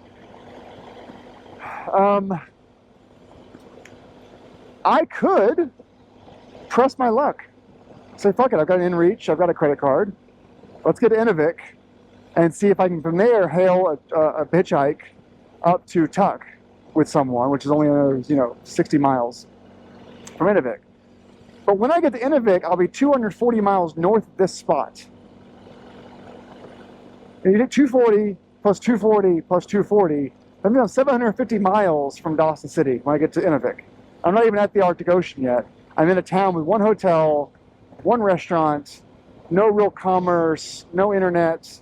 There is internet, but not public internet. You know, really on my own, completely on my own.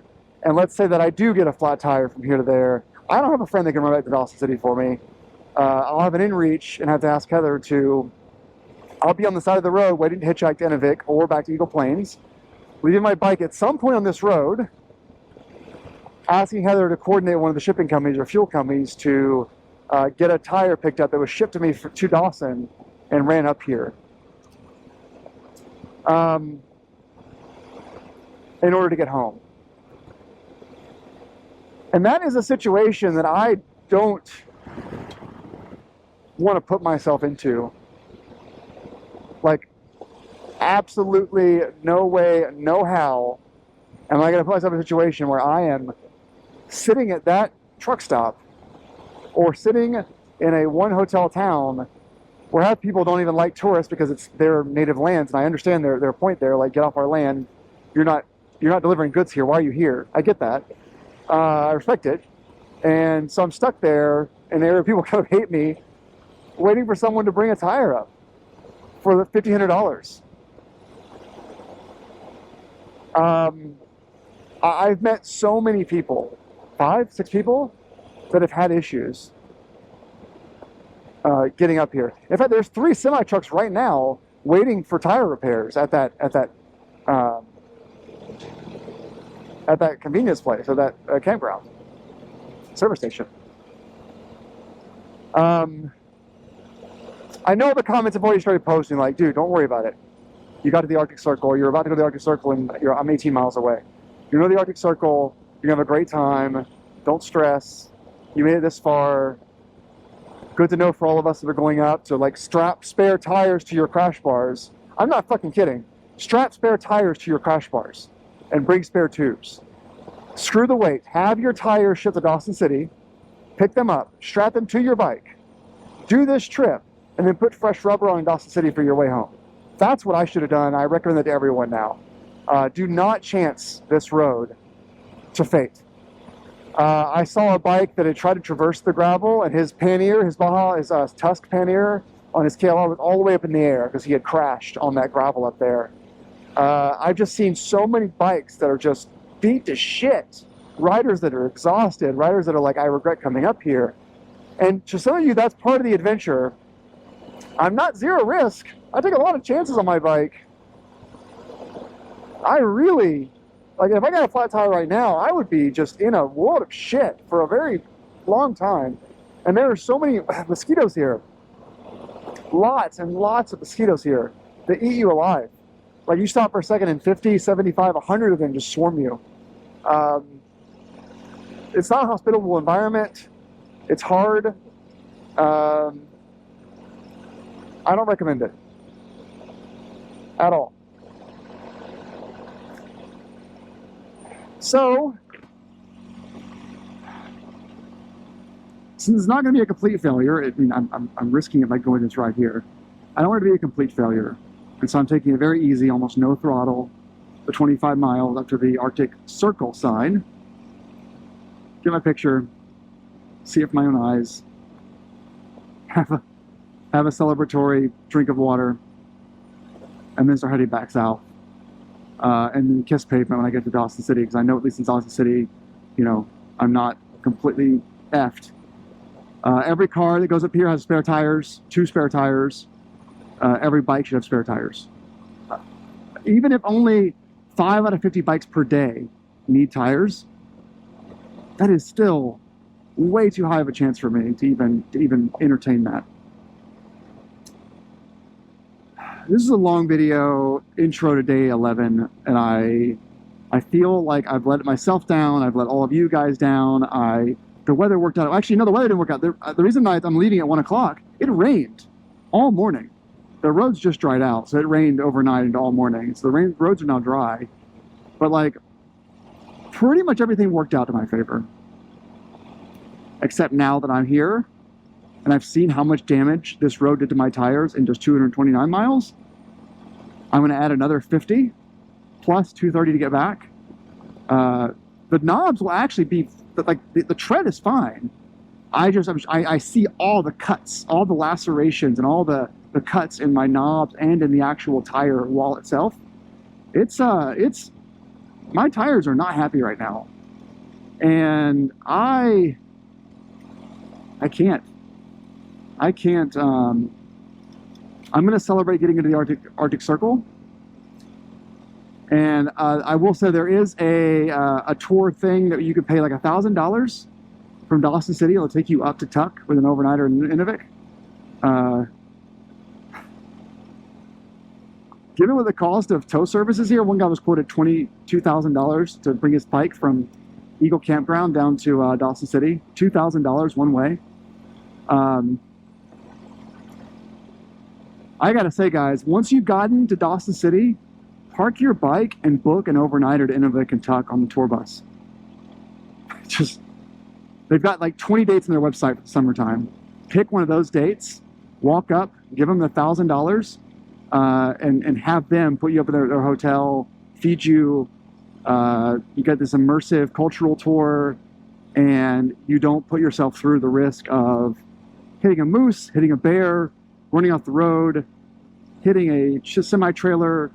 I also met a few guys who did Prudhoe Bay first, and they were very forthcoming. That these were guys that went to Inuvik and turned around because the gravel was too bad and came back. Very forthcoming about their experience and said, Prudhoe Bay, despite the fact that it's more miles to get over there through Talk and everything and Fairbanks, is a way easier ride. If you want to get to the Arctic Ocean,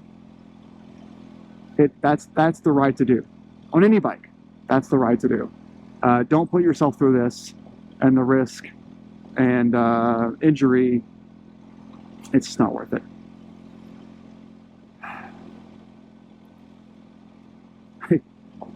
I'm not an emotional wreck. I'm not an anxious wreck. I'm not gonna break down. I just feel like I let everyone down. I let myself down. I take all this time off work, away from Heather and the baby, to this trip to the Arctic Circle. And okay, I got to the Arctic Circle. Well, maybe if this tire doesn't blow. But I didn't get to the ocean. And if I had not stopped at the Eagle Plains campground and met all those people, I still would have ridden straight through to Inuvik last night and looked at my tires and went, fuck, I need to go home. I can't stay on this road and just start heading south. There's no way I would say that's a Tuck, even with just like 100 miles left roughly to go. I just couldn't have done it. Okay, no recording. I am so bit up by mosquitoes. I got out of my tent and started packing everything away with my full gear on and a net over my helmet. I went full gear. I was sweating my ass off. And I looked inside of my tent and there were over 150 mosquitoes in my tent. I tried to get them out. Wasn't happening, so I just closed them up in there. So they're just closed up in there suffocating. So I got to deal with that bloodbath later tonight. It's not a hospitable place. And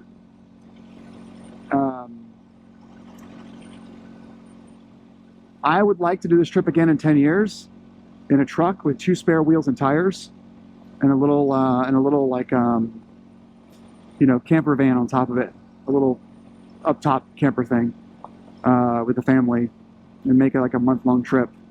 Have the truck shipped to like Seattle and then make it a month-long trip or something. But I don't recommend this trip. And if you did this trip and you're like, oh, I didn't have a problem, I rode my KTM 350 or my GSA or my K1600 up here, that's cool. You've got more money and more time than me. I can't be stuck here for 5 days. I'm going to be in a world of shit if I'm stuck here for 5 days and out $2,000.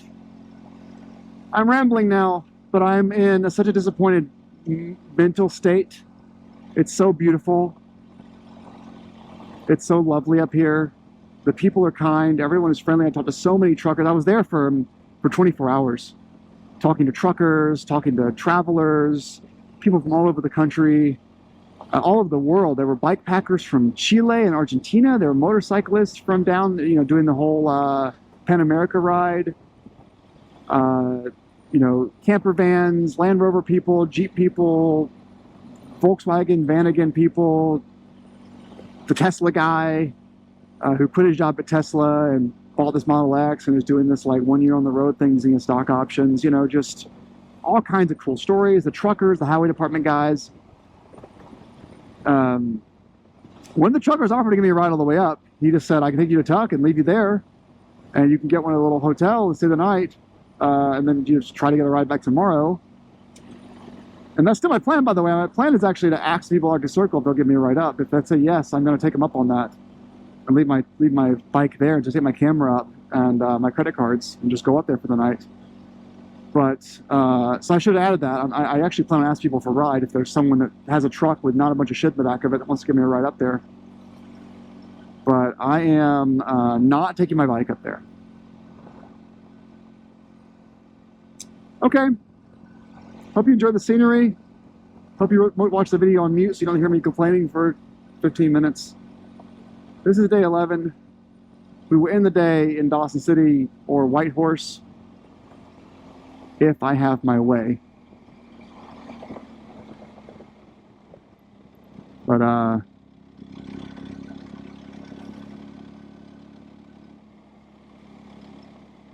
if I don't, then that'll be its own video, and you'll be like a whole piece of tire.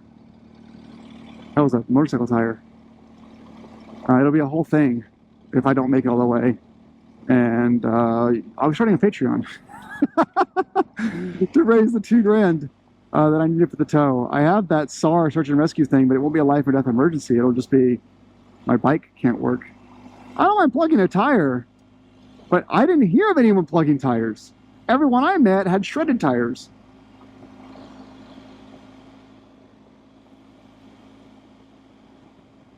Okay. Yeah, I'm good. I'm just in a bad mood about it. Thanks for watching. I'll talk to you guys later. Another car. There's a truck that just now drove past, pulling another car south by a rope. That's part of a $3,000 towing job to the Eagle Plains Repair Center, where they actually have car tires. It's just, you need a support vehicle. Like I guess what I'm trying to think about, like further trip options, is like, come up here with your dirt bike and a truck and do the ride. And if you need it, your truck is, you know, 200 miles away with everything you need: oil, tires, wheels, etc. This is not technical. It's just all the rocks are really sharp. They're really, really, really sharp rocks. And it's there and back like 1,300 miles of it. And it just destroys your tires.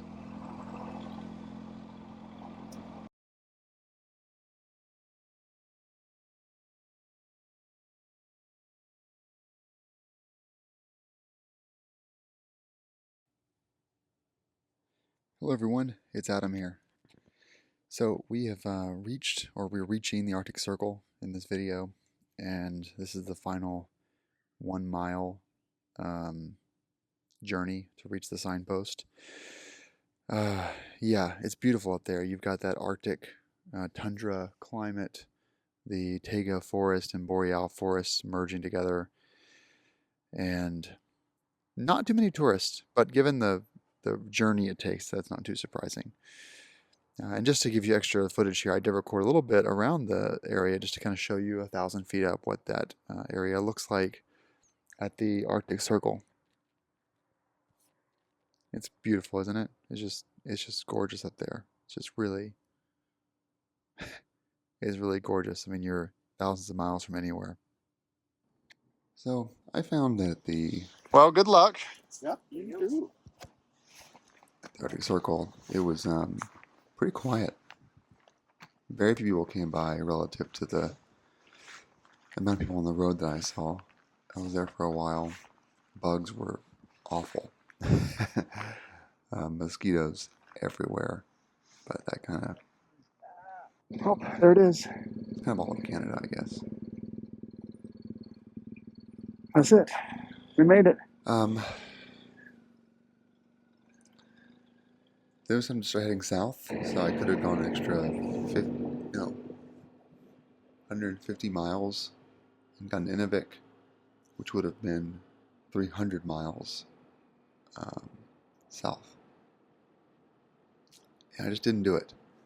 But I still like showing you guys the scenery because it's like another world out there. It's like a different planet. It's pretty cool. But let's continue the rest of the trip. It'll still be a good trip. I let myself down by not going any further. All right, we're out of here.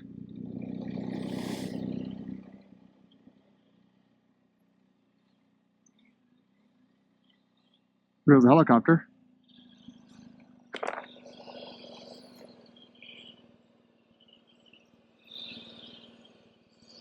Wow.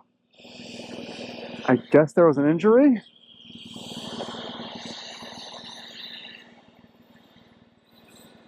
Crazy.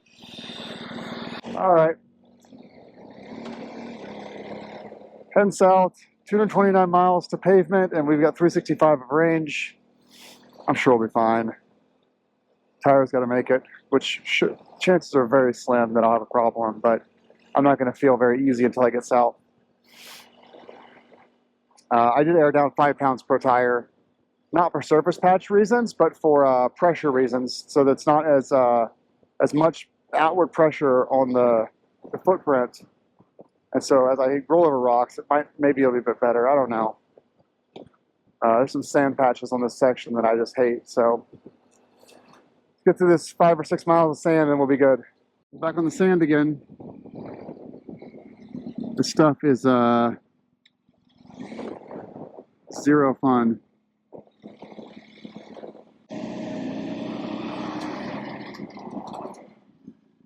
Very silty.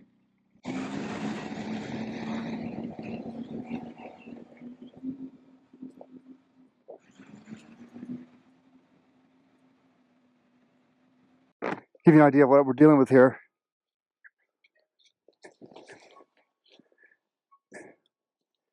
It's like it's super silty.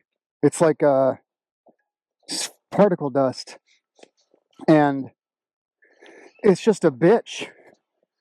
It's just a total bitch to deal with. And you really have to, if you want to be successful, you get to do what I'm doing right now. Go like 4 miles an hour and inch over it and take 2 hours to go through the sand, or go like 60 miles an hour plus down top of it. But man, you may not because you're an expert. I am like pulling my hair out going fast over it because the bike is just doing all kinds of weirdness under me. Then I'm leaning way back and I'm giving it plenty of throttle. It's just a lot of, it's stressful.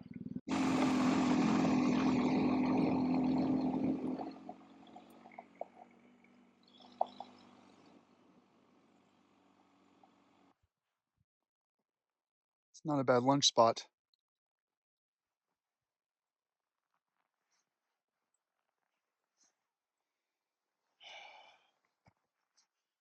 On this hill. It's off the road to this microwave tower. I think it's a microwave tower. I think it was doing its beaming stuff to the city that's that way. So it's a relay from this direction to the other direction. So Dawson to Inuvik or something. Those kind of towers are all line of sight. So you put them high and they have, 100-mile range or so. But you can see the road over there. See the cars coming down it over the ridge. And then it comes over here and then it goes down in front of me and continues along that ridge right over there.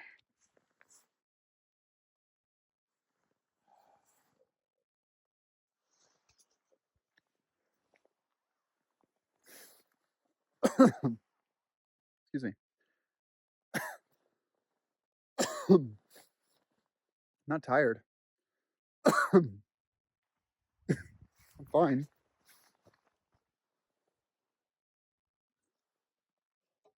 I'm just really disappointed in myself for not making it all the way up. These tires they really are cut to shit. And so I need to get back on an area where I can actually get a repair done if I need it. We're through the hard part now. The rest of this is actually quite easy. I'm through all the sand, and now it's just rock and light gravel. So I'm actually in a really good place.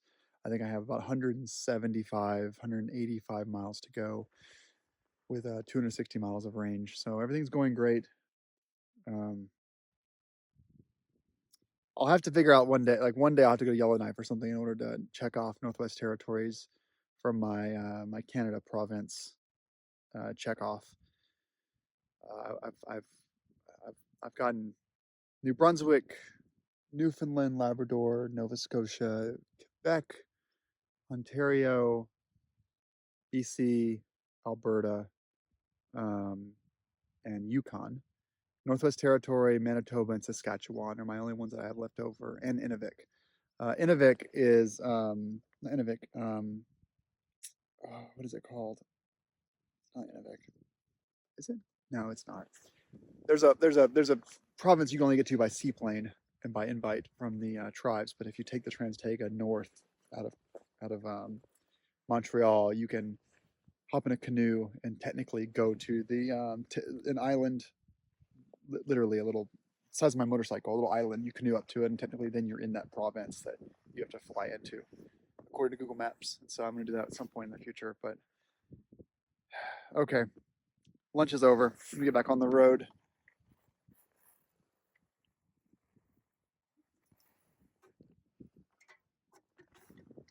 Oh, by the way, these truckers litter like crazy. They're just bad litterers. I've seen so much shit fly out of these trucks. And someone's just careless, like whole hot dogs. I gotta love hot dogs. Why are you wasting a whole hot dog? Did you buy more hot dog than you need? How many hot dogs did you buy? Did you buy like 7 hot dogs, eat 5 of them, and you're like, fuck the last 2 and just throw them out the window? Orange peels, that's Five's Organics, but like the amount of trash on this road that I've seen truckers throw is crazy. Yeah, we expect the tourists to do it, but the truckers just don't give a shit. These are sacred lands. 2-track, 25, 30 miles an hour. Hopping over the rocks, hopping over the ruts. I love this kind of riding. I do not like that whole riding on sand and really hard like a rock shelf at 60 miles an hour. So this is fun. Fires to the south. It's a beautiful day out. It's crystal clear. It's just a lot of smoke in the air. Yesterday was a gorgeous view. And you can get the feeling of it. I mean, I know you can kind of imagine it from just the mountain lines, the ridge lines, but it is so beautiful. Beautiful. Even though it's hazy, it's beautiful. Is there a tower up there? Either it's a tower or it's a shrine. You can't tell. That looks super tiny to you guys. I finally, after like 2 weeks on the road, started experimenting with the 360 camera more, trying different angles.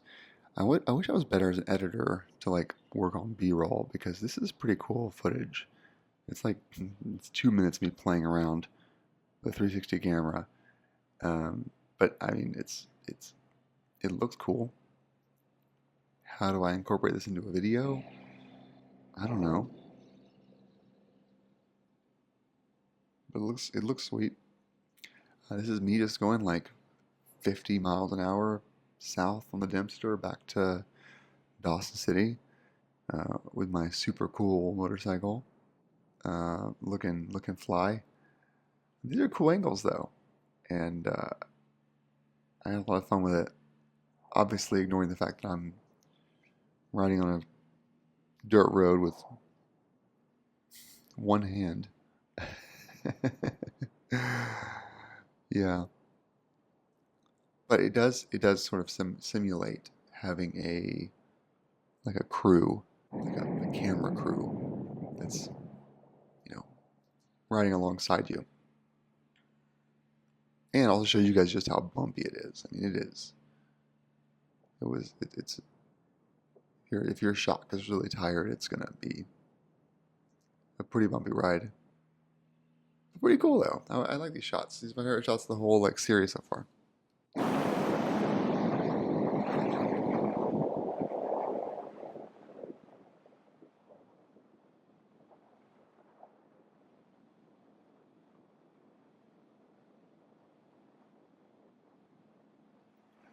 I didn't have any talking clips on the way home. I was so exhausted and beat, and just my mind was focused on getting back to pavement. But yeah, look at this. I mean, this is like, I think, despite my complaining in the previous video about not getting the Arctic Circle, it was a gorgeous ride south. The scenery. I didn't see any animals, but it was such a beautiful ride south to see all the mountains, the snow, the various monuments, the With a ponytail and a pig nose. Looks like a face. That looks like a face. So we're about 100 miles away from the end of this. So we're over the halfway point. Being at Dawson at 9:30, it looks like 3.5 hours to go. I think I'll be able to shave some time off here. I'll arrive around like 9:15 or 9. The hard part's over. This is the easy part of the road. there are also some craters up here too. These aren't the craters, but they could be. But if you go to the top of these and you look down, there's like huge circles in the middle of them where asteroids and meteorites have hit. I'd love to see an animal. I haven't seen one yet. I've seen some rabbits and birds. But a moose or a bear, it's so remote and there's just no animals.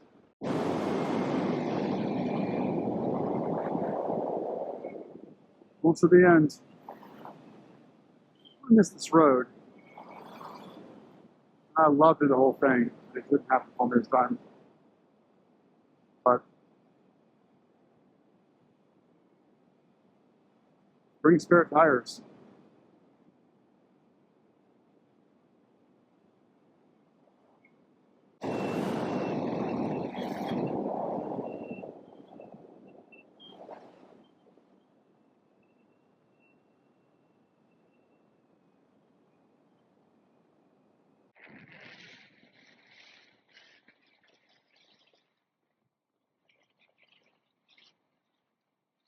Beam shining down the ice. Beautiful.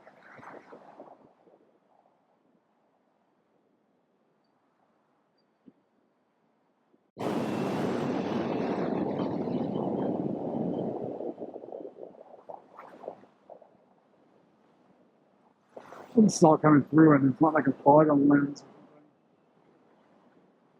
It's just so majestic.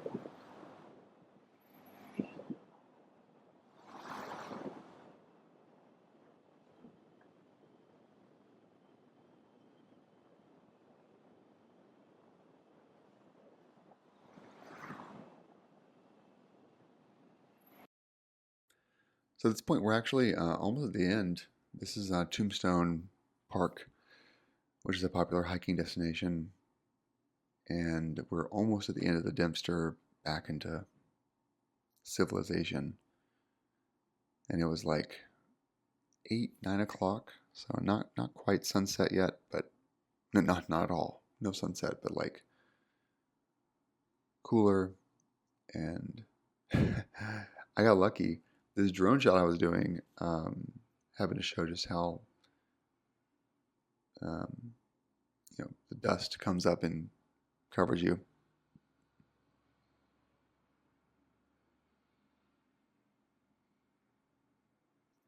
This wasn't even that bad, but it's a pretty cool shot. I need a professional editor. But this is Tombstone. There are wild horse herds in the area, as well as wild elk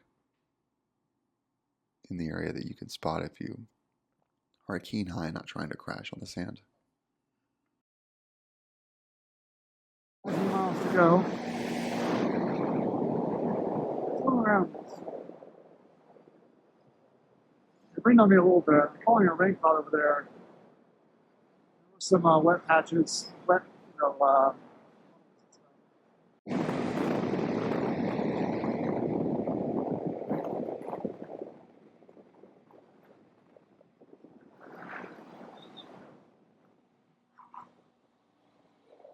oh.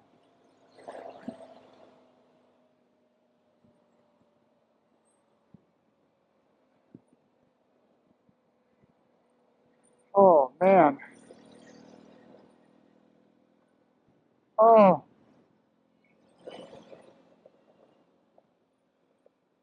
We're off that fucking road.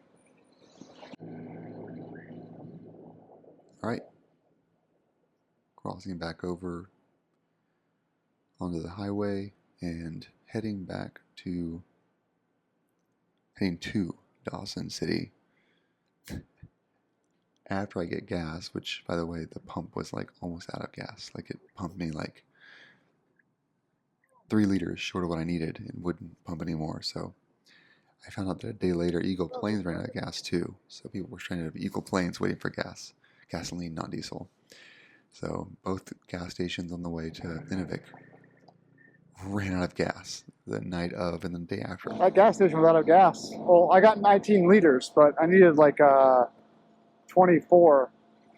And they had no gas. They ran out. Ran the cart again. I didn't pump anything. So they're out of gas there now. Sorry to the next riders that are out of luck there.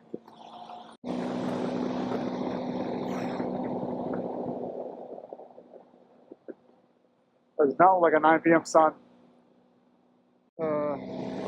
Town of Dawson City, Yukon.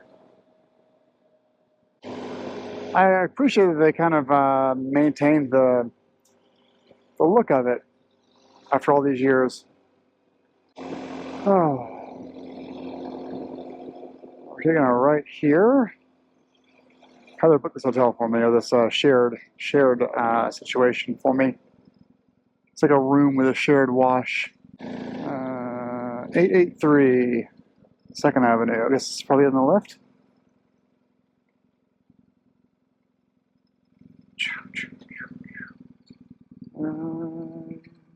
Yes, I think so. It was fun. We went to a casino. I met some new people. Just was up to like 2 o'clock in the morning. It was a good time. It was a nice social evening, which I really needed after a couple of days of being cooped up in the Eagle Plains campground. Thanks, man. 12:37 a.m. Sunset. Wow. Back to my hotel, 12:40 a.m. It's totally daylight. Totally daylight. Amazing.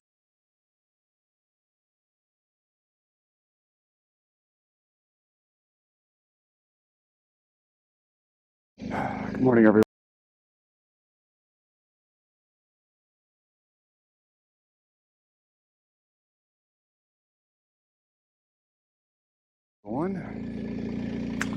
We're in Dawson City, and we're going up there. Someone said there's guys that like paraglide off of it, and I'm like, how do they get there? He said, oh, there's an access road. I said, okay. So it takes 12 minutes, but probably not. I did not get the tow last night. Stop sign? Stop sign. Oops. I'll pay attention now. I did not get the tow last night. The saloon was open from 5 to 11, and I went in at 10 o'clock, and the tow guy had already left for the day. I'm like, well, you just cost yourself $20, guys. Here I am wanting to eat toes. So I ended up meeting up with, it was a crazy night. So I got here at like 9. I went and got food to the last place serving food in the area. And this way? Yeah.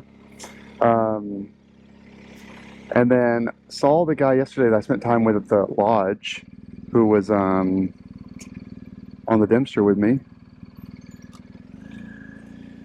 And so it was great to see him, chatted with him for a little bit. He told me a story about these girls that did the tow, and he signed their shirt for some odd reason.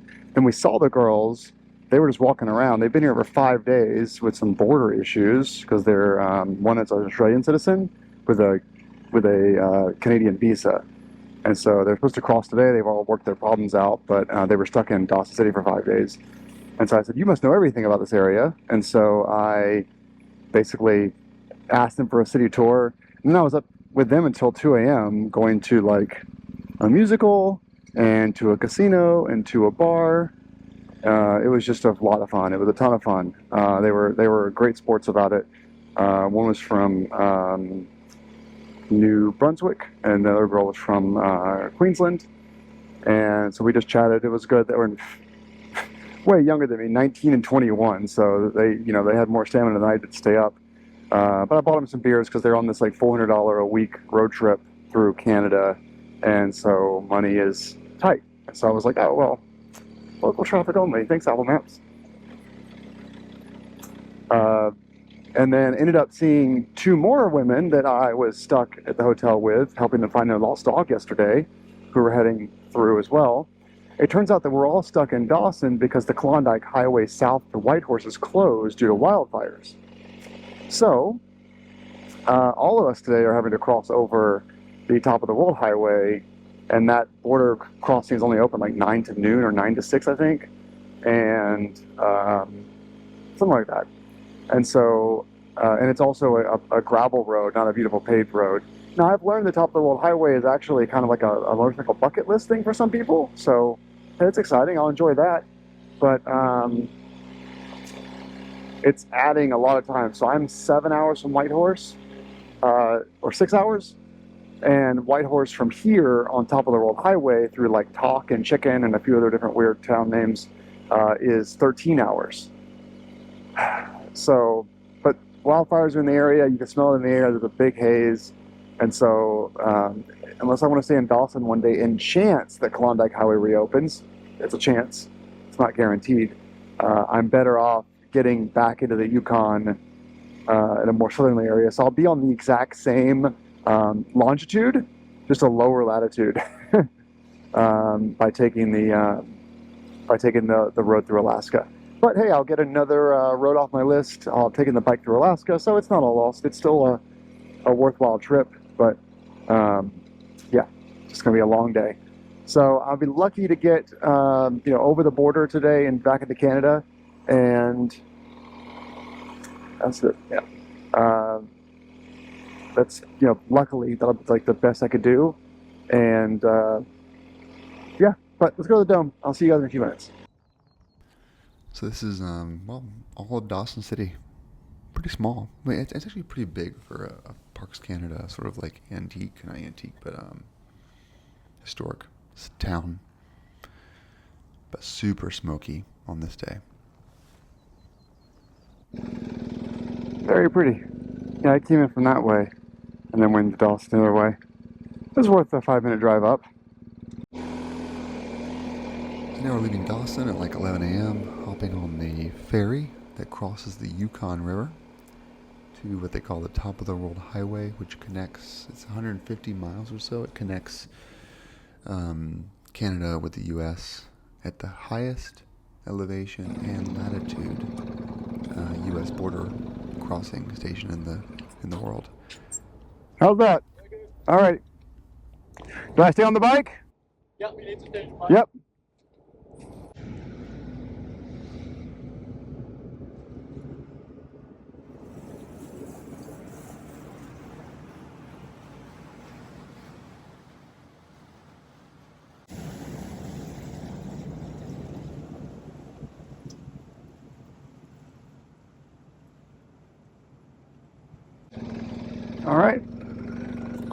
Still in the Yukon, but on the other side of the Yukon River.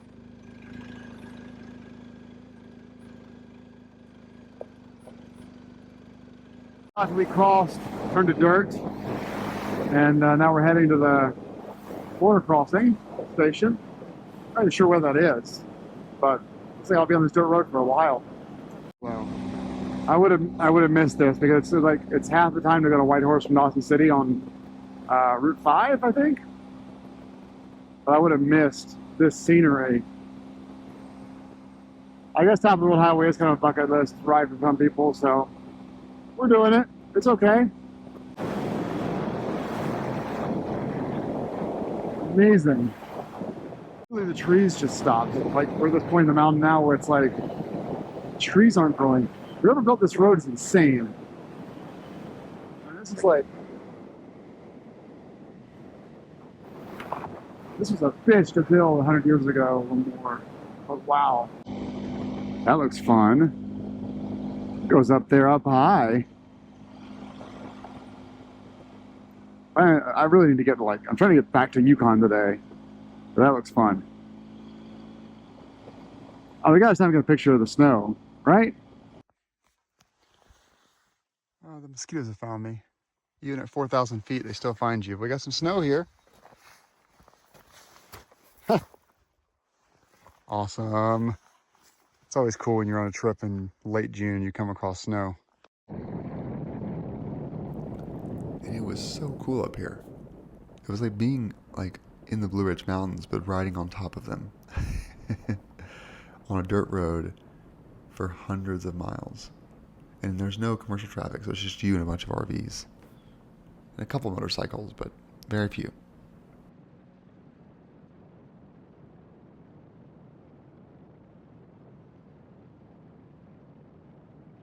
The road's getting rough. It says it's no longer maintained by anyone. Like it exists, but like it's not being maintained. It only opens after it's fully dried out and snow free and hard packed again. But like this is like an old ass road that just like exists. That no one's doing any maintenance on or plowing or anything like that.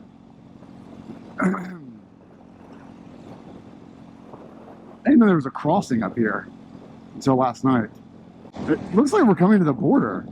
But I haven't seen like a Homeland Security office yet.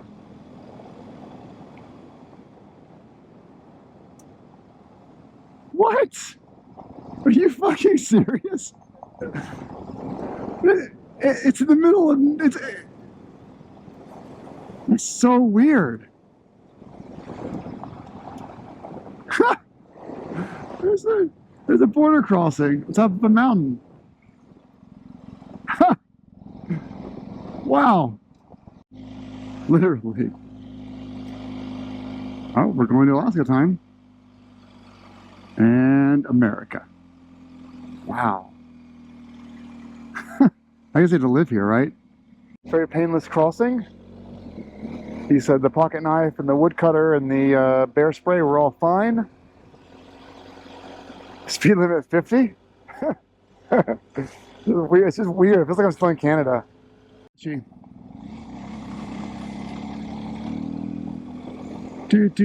I passed like 4 RVs so far.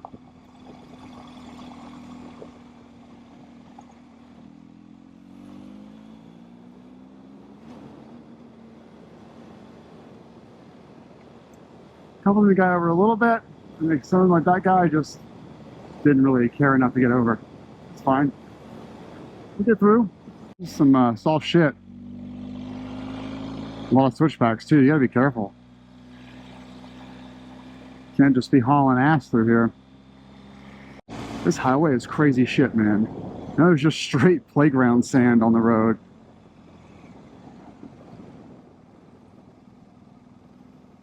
Like just scattered. But like in an unpredictable way. It's just scattered.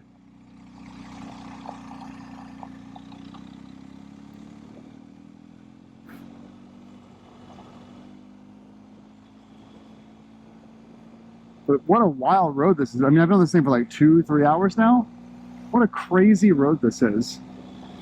Like, it doesn't need to really exist. I guess the guys 300 years ago were doing gold panning back here or something, and they connected Talk with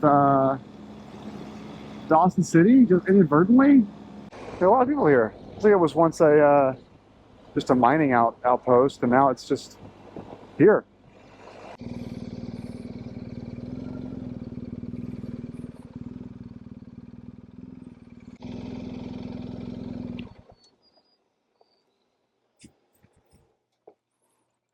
Chicken to Talk is paved, mostly, but there's some fun little whoopties that are in the road. A lot of potholes and a lot of whoopties, like little depressions from like just sagging earth or depressing earth. I need a co-pilot. Wow, it's fun. Woo! Woo! Woo! Woo!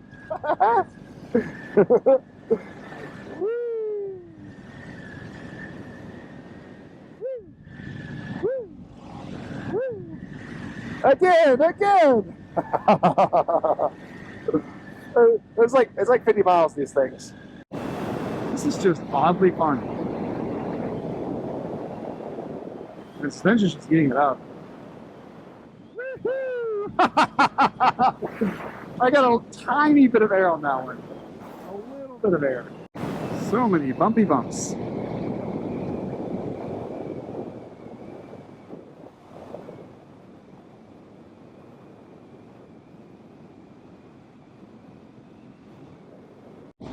See? Wow. Wow.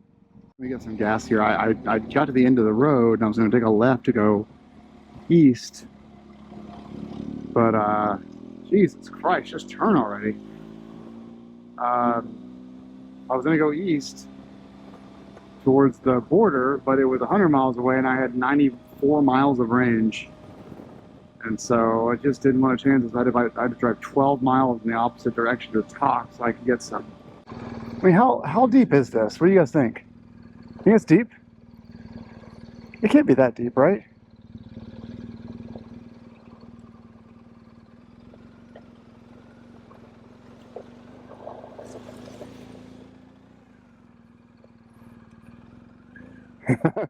He's going for it.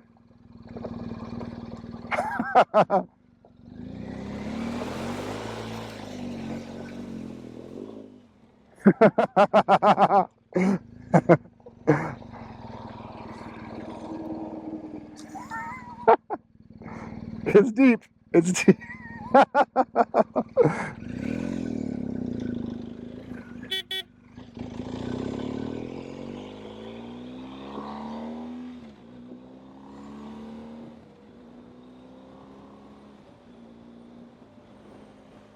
That's the guy I've been basically following around the past 4 days. We chatted a bit in Eagle Plains a couple days ago, 3 days ago. He had a flat tire up Inuvik. He got stranded up there and had to get like 3 tubes brought up by a friend. It was a whole thing. And then I got to Dawson City last night and went to do a bar. And there he is having a beer at the bar. So I had a beer. And then he had met up with the girls. And then I stayed out late with the girls doing stuff at the casino. So it was just a whole. And then he leaves at like 7 a.m. from Dawson City, takes the same route that I do. You know, I still catch up with him at the gas station. So I don't know. I don't know if I'm a faster rider, but I keep catching up with him. But finally, he's heading west to Fairbanks, and I'm going back east to Whitehorse. So we miss each other. But all right, 8:43 p.m. arrival to this campground Heather found for me. That's with the time change, obviously. And if I feel good, so I want to make as many miles as possible towards Jasper Banff, so I don't keep losing days. If I feel good, I'll keep riding on to a hostel that's the same price as the campground. That's another like hour or two away. So we'll see how I feel in a couple hours, but it's got a protein bar in me, and we're heading east. Miles from the Canadian border. And we're on this road till we get to the campground in 204 miles. Beautiful. Beautiful, gorgeous. The road to Canada, the only road to Canada from Alaska, well, the main road, I should say, like the road that goes from Whitehorse to Anchorage. No, to Fairbanks. There's another road, but it's not the same. Anyway, this is the main road going to Alaska, and it's rough. There's like dirt and bumps and potholes, and it's a rough road. Like I'm just being bumped all over the place. The speed limit is 65, but you got to be on your game, man. There's a lot of bumps, a lot of whoopties. Like this is like a main road. It's so weird.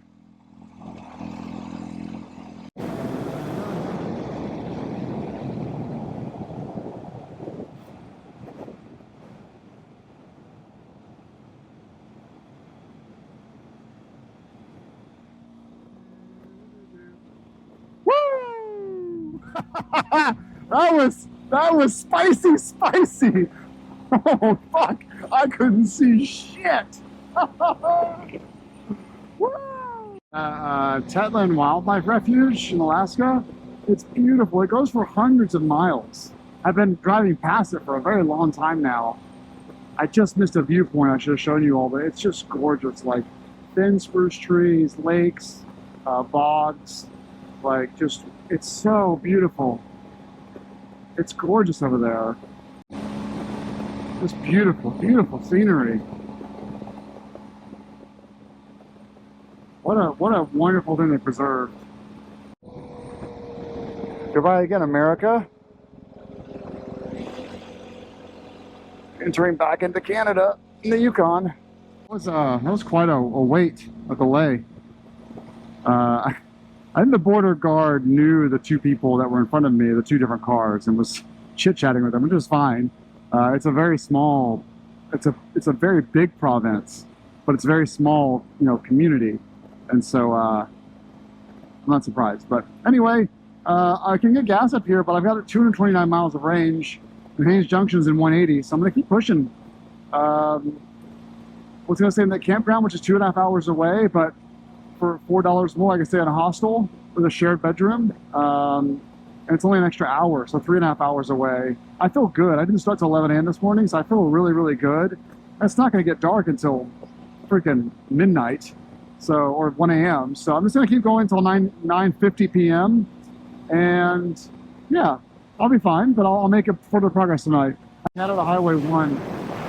It says gravel patches the next 18 kilometers. And they're not wrong. Like every 500 yards is, I don't call this a gravel patch, I call this gravel road. But the asphalt goes away, and it just goes to gravel for 300-400 yards, and then it goes back to pavement, and then it's back to gravel again. This is like the Alvord Highway. It's weird. A little slippery.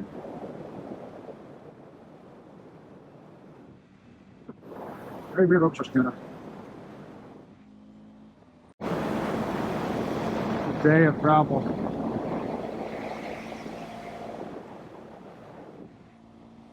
There's more. Crazy view.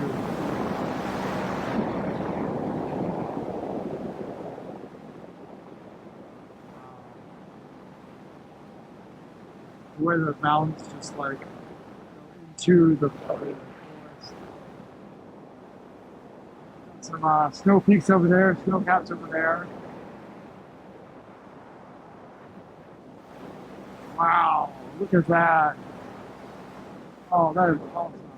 110 miles of range. We got a grizzly here.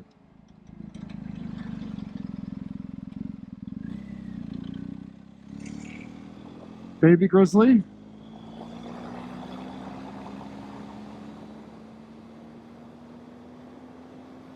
Woo! Woohoo! Eating some flowers. Get it, bitches. Ha ha! Oh my God, and her hind legs for that one. Two cubs were crossing, and mom was over there. She got over her hind legs and like did this thing in the air at me. Ooh. Thank you, ABS. fuck. She was ready to pounce. She wouldn't have caught me, but she was not happy with my situation. These knobbies don't have the stopping distance that like road tires do, so that was an extra stressful part of the situation there. Wow, that was cool. So two families of grizzlies in like a 10-minute span. It's these wildflowers. They smell amazing. I would eat them if I was a grizzly. That's gotta be rain I'm going into. Got 64 miles to go. I found out later this is actually a national park on my right, which is why there's so many bears and why it's so freaking gorgeous. We have 58 miles to go.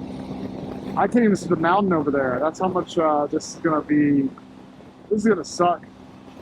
This is gonna suck big time. But it's beating having to camp in it. The campground's like a mile or two away. It beats having to camp in it with all those grizzlies around. And even, I hope you're capturing. Like, I hope you can see what I'm seeing. The level of beauty this is. Wow.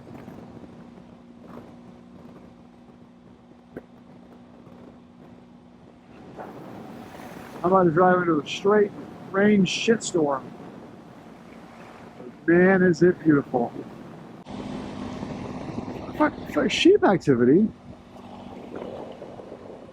I love sheep. Show them to me. Show me those sheep.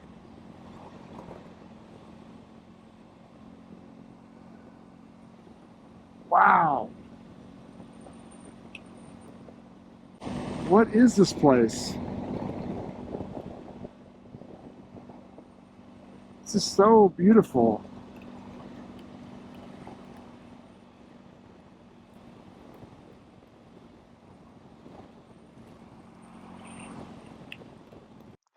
This video will be a little unstable, but I am checked into my hostel. I'm sharing a room with 6 people, 2 girls, and, well, me included, 3 men, bunk beds. But it was like $35 US. It has a kitchen, has a nice common area, 2 bathrooms, 2 showers. It's very nice. It would have been like $28 to camp in the grizzly territory with electric fence. And so I'm pretty happy. But look at this view. 2 of the girls there are backpackers. They don't have cars. There's a biker on a Harley or a cruiser of some sort. I'm gonna see if this place is still serving dinner. This Luan Park Inn restaurant and lounge. I struck out. Both restaurants are closed. So I'm gonna make some like chicken Alfredo and pasta or something I can make up. Or like beef stroganoff maybe.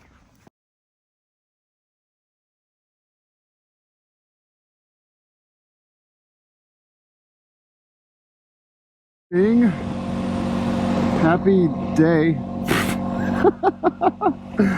I think it's Wednesday. Maybe it's Thursday. Leaving Haines, Alaska. 159 kilometers to Whitehorse while stopping at some breakfast. It is 9 a.m., but I saw stopping at some lunch. There was a bagel place that was not open on weekends when I was there last week, and I really wanted to try it. So we're going there for lunch. Okay, so very quick update. I noticed these intro morning videos are super long, so I'm trying to be a little better about them. Because I'm the one editing them, and you're the one having to sit through them. So apologies for those being so long the past few days. I've been rambling a little bit more than I should. We're heading 496 miles east on the Alaskan Highway to the Liard Hot Springs. This is a PSI. This is a super popular touristy place, people to go. It's all booked up for camping, but there are some unreserved first come spots available. And I'll be there if I don't stop by 5:20 p.m. So not great odds for getting a spot. There is another place with way more availability called the Mucho Provincial Park. That is like 30 minutes past the hot springs. I would love to set up camp at the hot springs and soak and just relax for a little bit, but that probably won't happen. We'll see. So, yeah, we're not really. This is gonna be one of those days. We're just making up miles. Yesterday was like that too, but more fun. The first 156K of this trip will be new road for me because I had never, gone west of Whitehorse. I went north a week ago. But now I'm going, back east. Once I pass through Whitehorse, it's basically the Alvord Highway all the way to BC 37, and I'll go past that. So from Whitehorse to BC 37 is all the same road I did a week ago. So I'm not going to film much. There's something really epic, just because you guys have already seen it. But once I get past BC 37, it'll all be new road until I finish the trip. So this is like a backtracking day. It's kind of part of the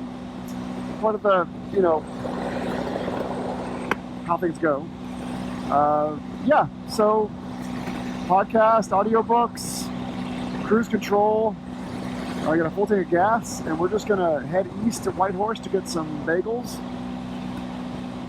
and then we'll pass Watson Lake, and so at 3 to 7 p.m.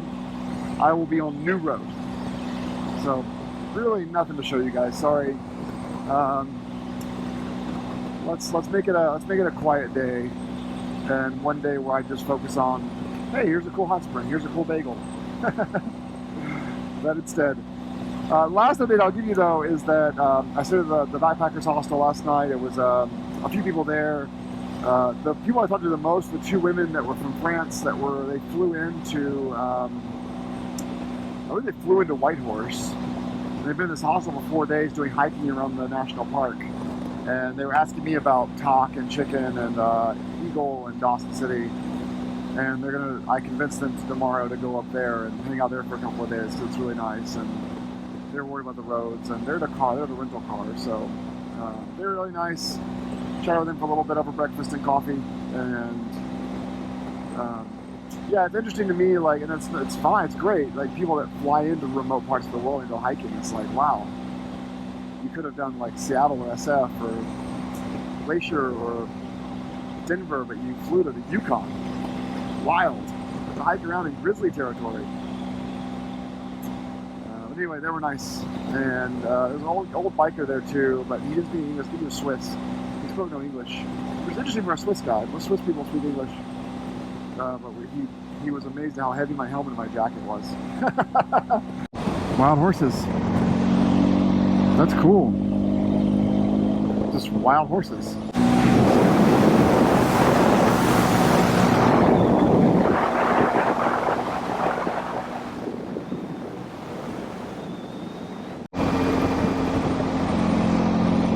Man,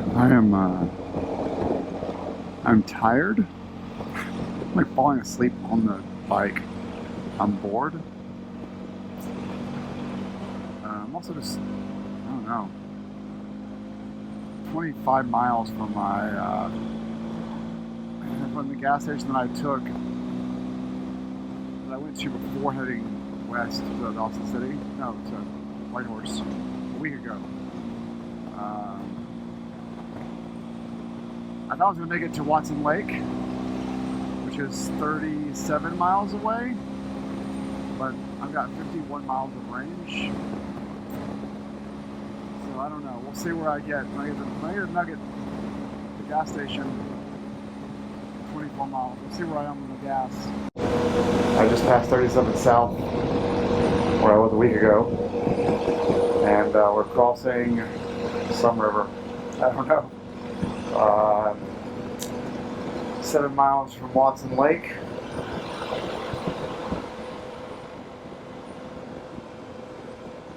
Where we'll get gas, maybe some food, and definitely some caffeine. Yes, got a sandwich. I hurt my ETA by like half an hour, and I really needed that break. But we are back in BC. Bro, you absolutely could have waited.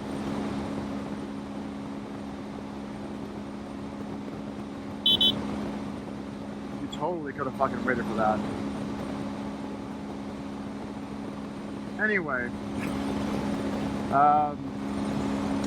felt stuff half an hour, but I got some blood flow back in my legs and stretched a little bit. Ate a sandwich. It was a good break.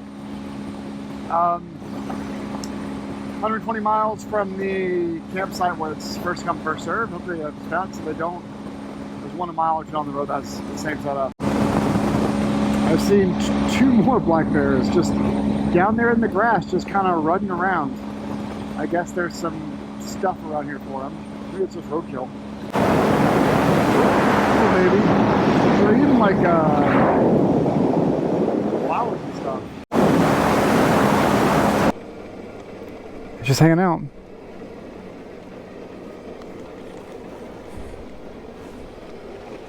Don't attack me or charge me. That's pretty awesome, dude. Do they attack?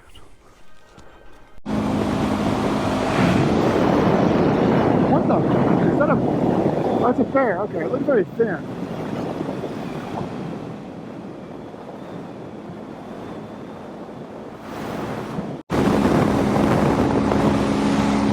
A lot more wildfire smoke in the air as we get closer to the Canadian Rockies. Are they good? No, they have space, but we gotta go and flow across. Camping by the shitter, but it was $11 because I told them I'm with these guys. Australia and Italy. No, Ireland, I'm sorry. So an offense to all Irish and Italians. Australia and Ireland, and then obviously USA.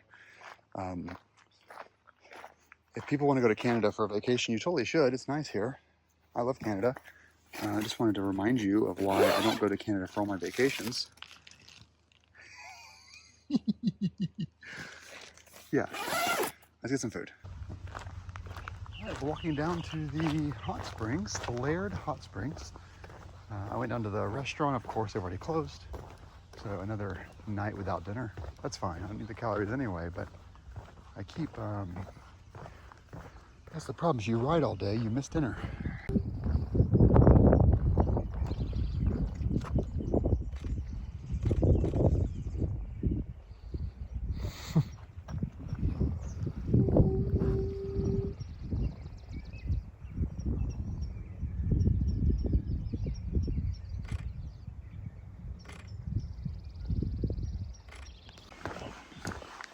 All right, so I don't really know what this is about, but I guess I swim in it.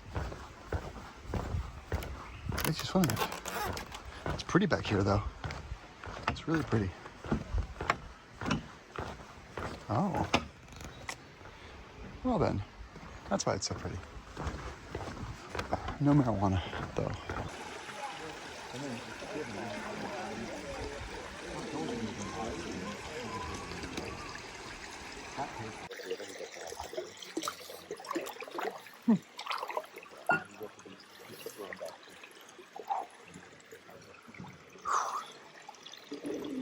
It's harder up that side. It's hot? It's cool. Seems more hot that way. Okay. We go over that way. Oh, interesting. Yeah, it is The hot. only thing is, Yeah.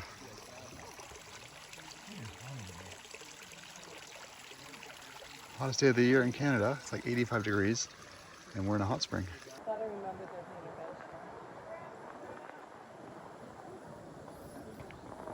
yeah, generally most people north of 60 are pretty hospitable because Yeah. you never know when you need someone else's help.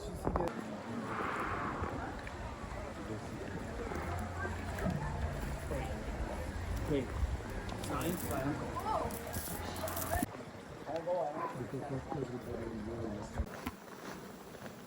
You would think that I was like a dead body in here or something. Nope, I'm not dead. It's very much alive. Like weight bogs.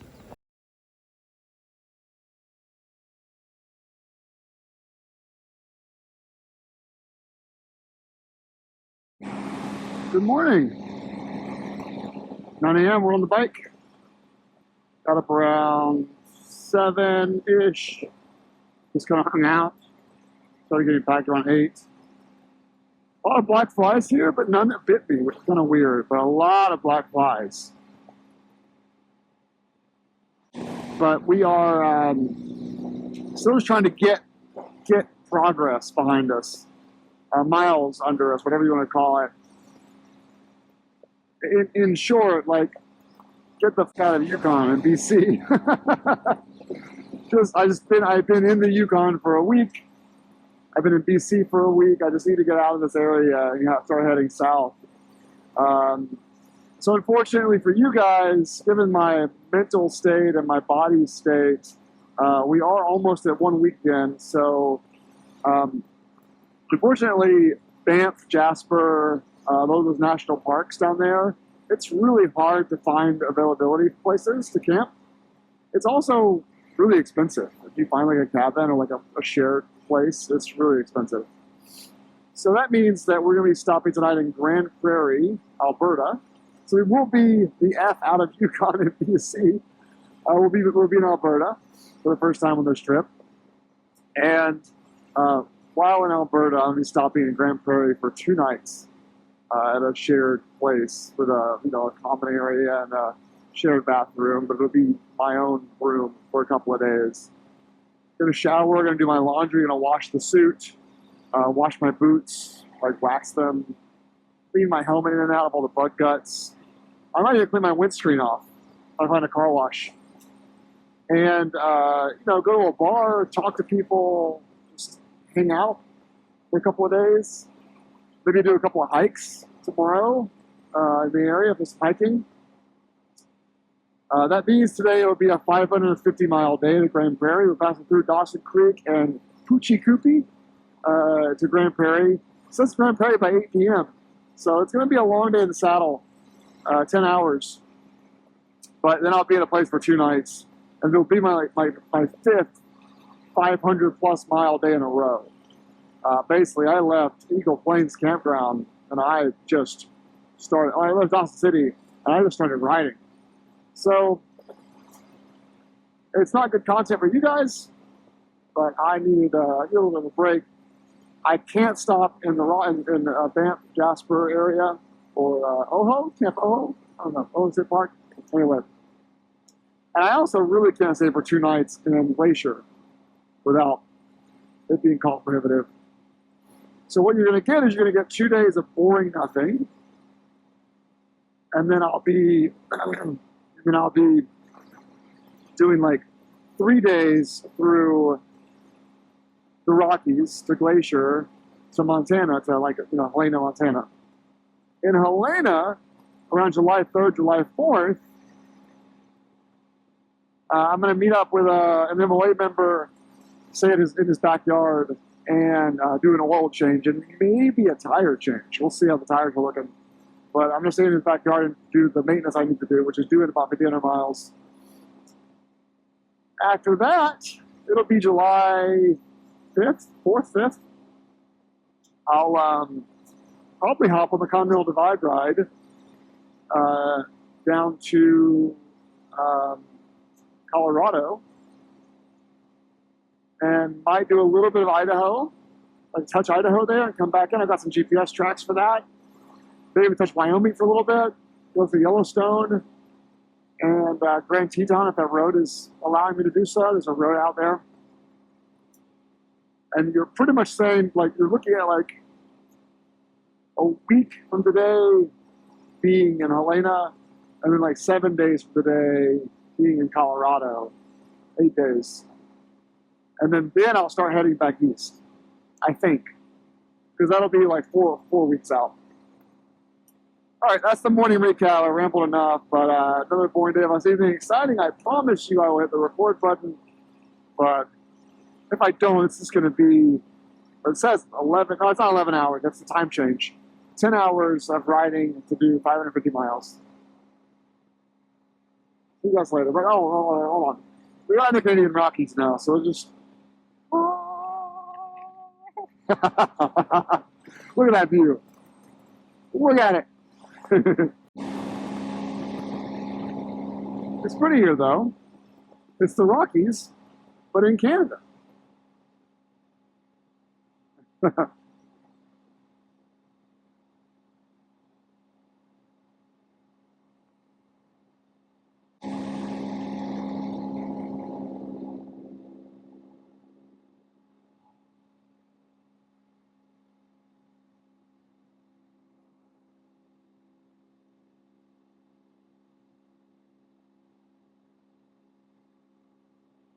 Okay, is it an elk or a caribou? What is that? Elk? Caribou? I don't know. It's pretty though. Just don't know what it is. Oh, it smells like Christmas trees right here. Oh, it smells like Christmas trees. That's so nice.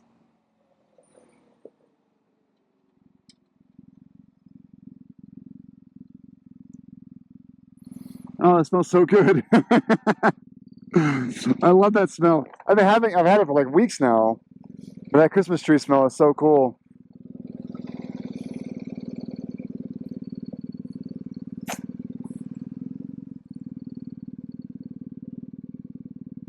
Pretty.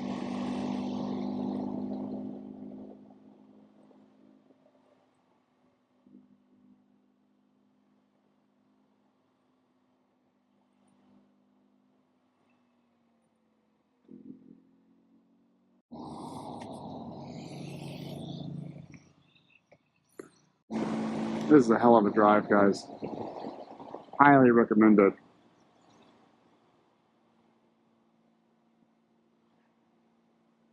Coming through here from the Canadian Rockies, it's a hell of a drive. This is the kind of, I mean, honestly, if this is in the States, this would be packed with people. But it's just me and my bike. Riding in a valley of rock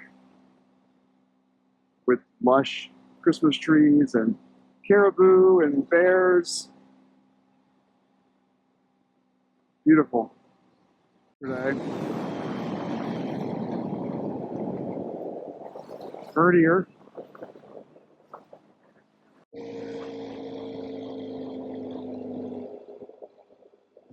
Goddamn beautiful. We're in Stone Mountain Provincial Park, and there are sheep and mountain goats in the area. And these epic views.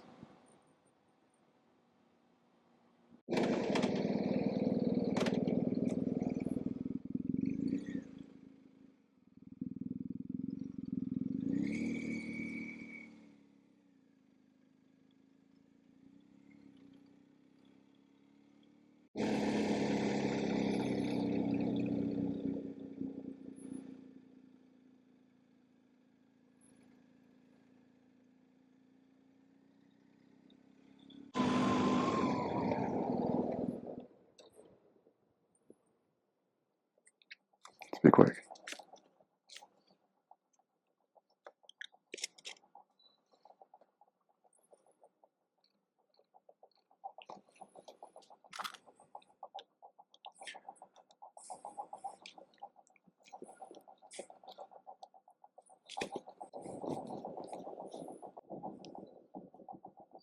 Climbing for a while, finally going down.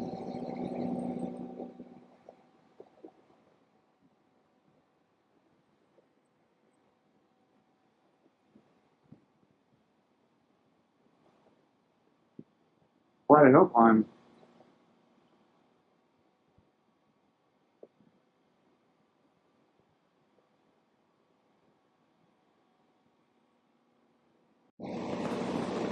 Which was going to be one of my goal spots. I was going to go through Watson Lake and through Liard Hot Springs and then get to Fort Nelson in one day, but I wouldn't have made it. It wouldn't have happened yesterday. I would have liked to have done this, but wouldn't have happened. So we're going through now. Not staying over though, of course. Just passing through. And we still have another 360 miles to Grand Prairie.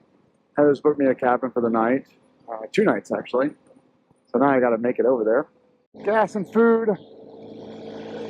We're at 290 miles from Poochie Coopie.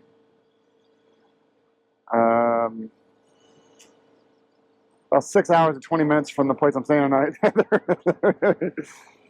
Heather found this great place. It's 10 minutes outside of town. I'm there for 2 nights. I've got a really important meeting next week. I got to do a thing for. I got to do some prep for. It's for work. And so I need about 3 or 4 hours on the internet to work on some presentation files.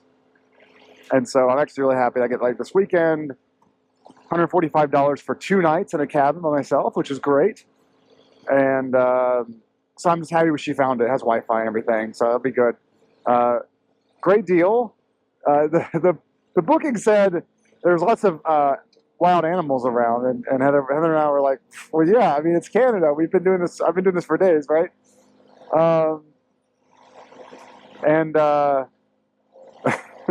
When she booked it, she finally got the address. It's a literal commercial petting zoo. So I'm staying at a cabin on a petting zoo, and one of the perks is that I get unlimited access to pet the animals. So don't worry, guys. We'll be petting some goats later, and we're gonna take pictures of goats. All right. Well, we're all full fueled up now. Miss Timmy's. Oops. So I've been seeing a lot of so we're in central BC, 180 miles north of Hoochie Coochie. And I've been seeing a lot of ConocoPhillips signs. I've seen a lot of natural gas haulers, or liquid gas haulers. And now I'm seeing oil waste deposit zones. There's like shit around here. The Albright oil field waste processing and disposal. And now I see a little oil field over there. I'm guessing, I'll do research later, but I'm guessing central BC has a lot of oil and natural gas deposits. And so it's just, everyone here is here for that industry alone. It's pretty busy here, actually. A lot of trucks. Loads of trucks. There's also a lot of these cool pop-up hotels, basically trucks come in and drop them, and then a few people can work out, 20 people can work out of them, and they're portable, but they say hotel for rent. They're pretty open about them being available for renting. Yeah, it smells like oil in the air. Well, I smell the chemical that they add in aqueducts to make it it's dangerous. Has a distinct smell to it. Spectra Energy, this place is called, or this company is called.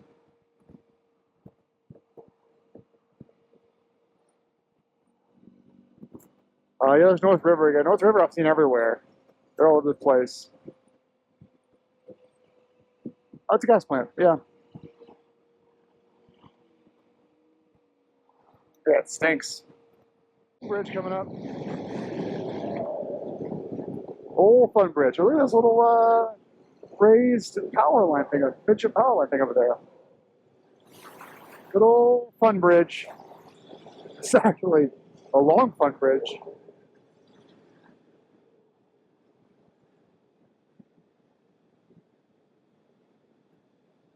Dancing, dancing, dancing.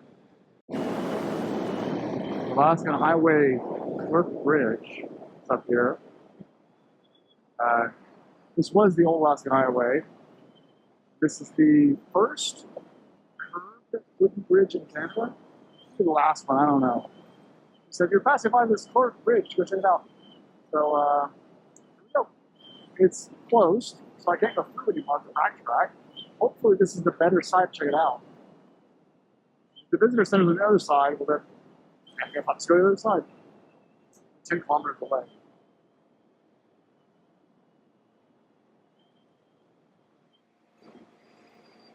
A little twisty up here.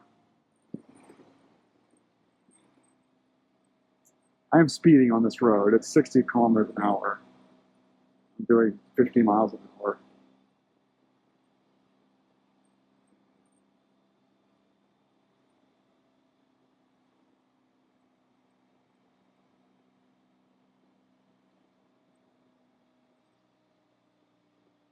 Now it's 30. Yeah, no one. Gravel.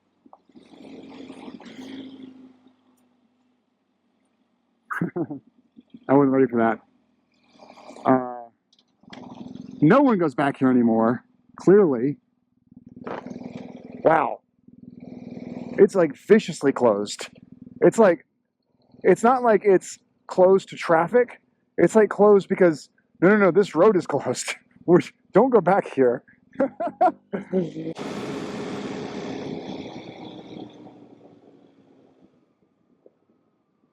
We can totally go around that barricade. Like, how closed is it?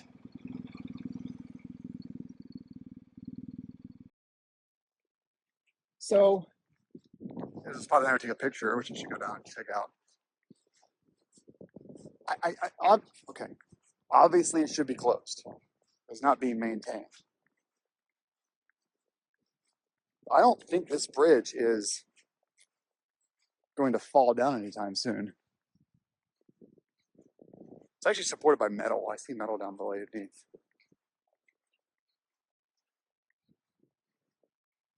Pretty cool. I mean, there's probably some, those old school postcards, those roadside postcards, the different like things like, the national parks and stuff, and redwoods and like cars going inside of redwood trees and stuff. There's got to be some postcard out there with this bridge on it of like a classic road trip across Canada postcard.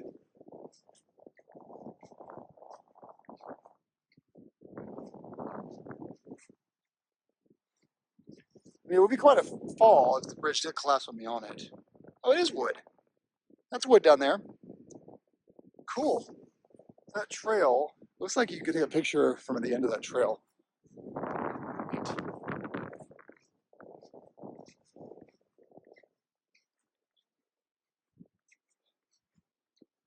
What? Maybe. No, I don't think so. I guess you take one up there. Yeah, it's a wooden bridge. Yeah, I definitely wouldn't go over it with this thing here.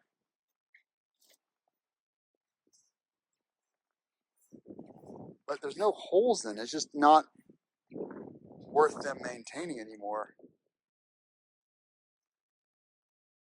Neat. It's a bridge made of wood, which isn't that uncommon, but it's a curved bridge made out of wood, which is pretty sweet. I'm not a rule breaker, but man, I've gone over way harder terrains than this.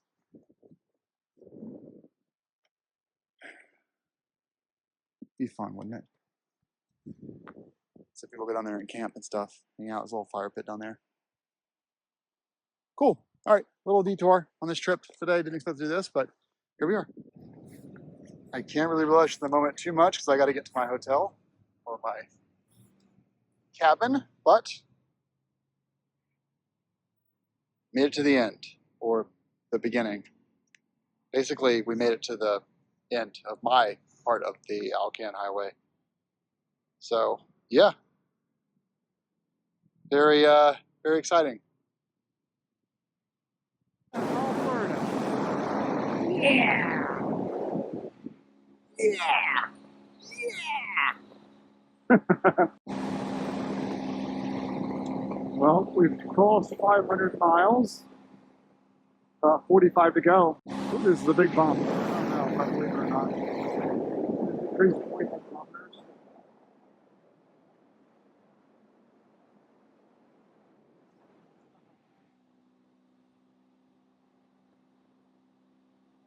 Yeah, that was a pretty big bump. We good? Everyone good? That was a big bump. It definitely looks like the kind of road that a petting zoo would be down. Right up here. A little sandy, but it's not as bad as the Dempster was.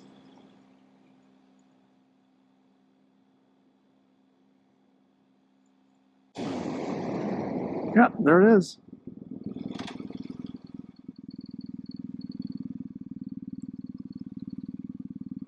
Cattle grates, everything.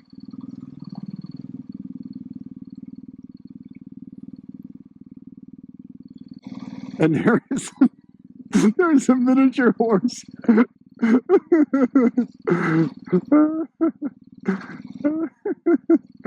Okay, let's see if we can find our accommodations here.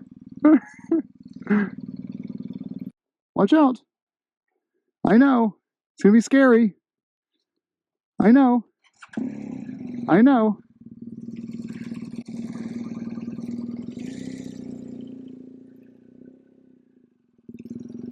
So, Shane, the host, is a total hippie, which is awesome. They've got an open bonfire, and they asked me how many bratwurst I want. and they're solo cups. So I'm not going to go out. I'm going to stay here because they're just getting drunk, and like 10 feet from my cabin, which is in the petting zoo, by the way. And so yeah, definitely going to leave an Airbnb review. And we got some Pyrenees, which is beautiful. Hi puppies. It's okay.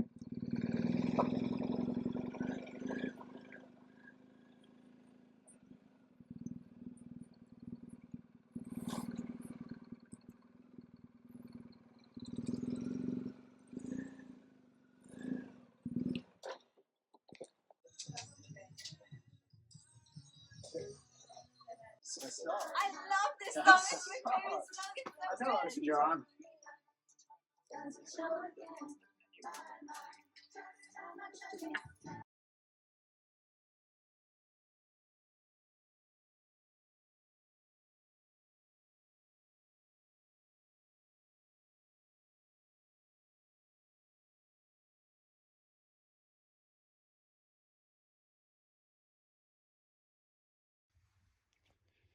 Good morning.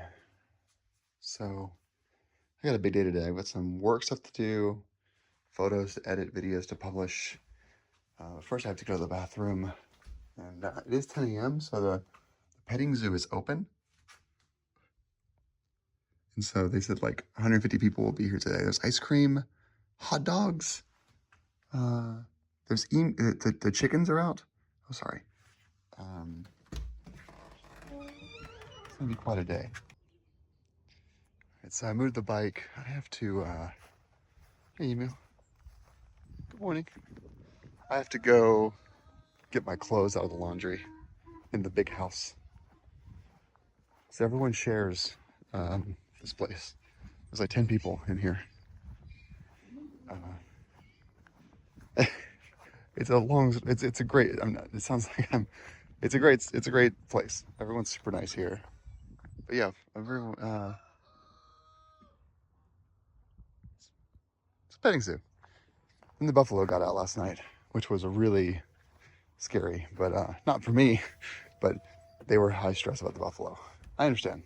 The buffalo is big and big. I'm in a tile store. So I wanted coffee.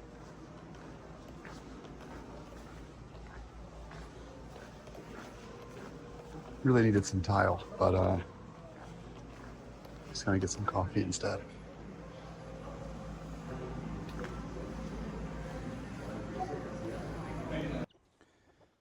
It's very windy right now because there's a thunderstorm coming in. As you can see right there. So we're testing out this pop filter we have on the DJI mic. But I wanted to show you the farm that I've been staying at for a couple of days. Give you a little tour.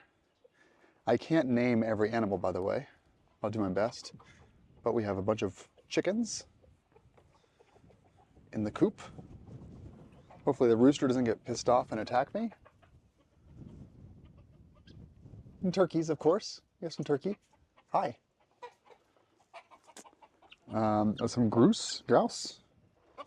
A Pyrenees puppy.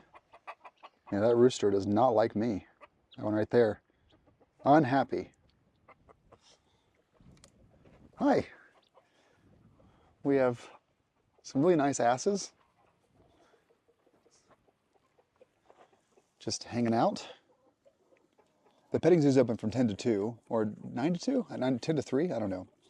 It's by donation only, and they run this little, well, they have a little hut cabin that's an Airbnb that was like $70 a night, all in. So, but the beauty of that is I get to come here when they're closed.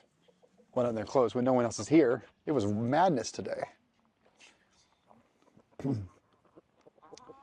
So there's the entrance over there, my little house to the right. You got some bunnies, you got a shitter, that's an emu, of course. Entrance, and then area to hang out. Hey, so how do you mother for me? All right, some cows over there in the distance. You can't, there you go. Let's see if I can get in there. There we go. Yeah, over there. Oh, hi. Sorry. Here's looking at you, kid. Can't eat that though. Don't eat the camera.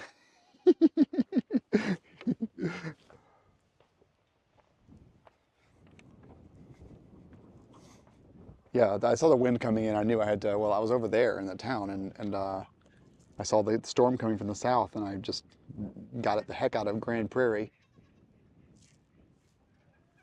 because I didn't want to get stuck in the rain. All right, let's go meet some more fun animals.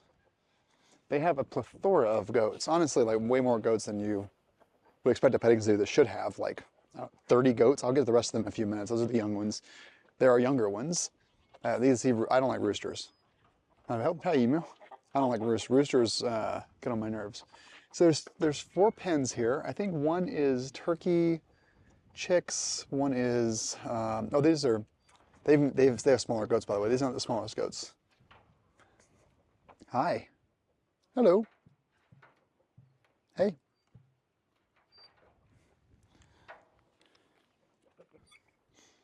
This goat so badly wants to break out. All right, what do we have over here? Got some shit? Isn't there a bison around here somewhere? Where's the bison? Oh, it's over there. All right, we'll have to go check that out later. No, because it went out through there. That's why I started recording, is the bison was out. I'll record in the pens later when they do their evening routine. I don't want to open things and get in trouble. The bison got out last night around midnight, and so it was tough. Hi, emu. Hello. They're very curious birds. They will, if you're not watching them, they will like sneak past you very quietly, and then peck you on the shoulder or peck your hat.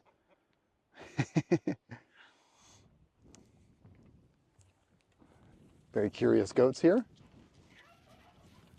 As goats are, of course, just very curious.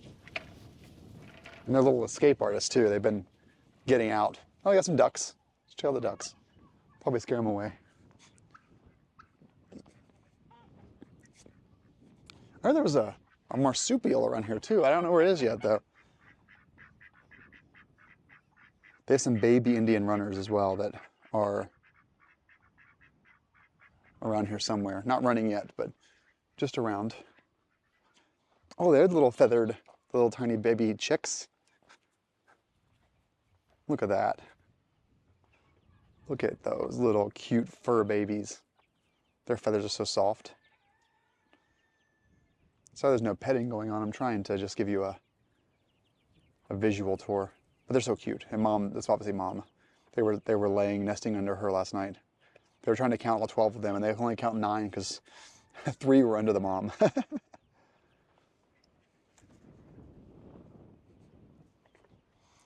Oh, where are all the goats? I swear to God, there are like 50 goats.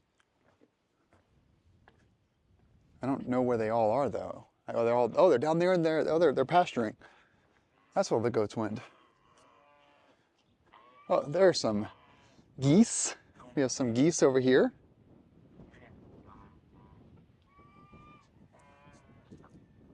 And some, not ducklings, but you know, they're geeslings. They're small. They just introduced those two, or 12 weeks old, they just introduced those two to the mom after being in the incubator for a while. And that was yesterday. So I got to see them all interacting with each other and meeting the little hens or geese. I'm being followed by an emu. Very sneaky. Very sneaky. All right, so we have, we have some sheep.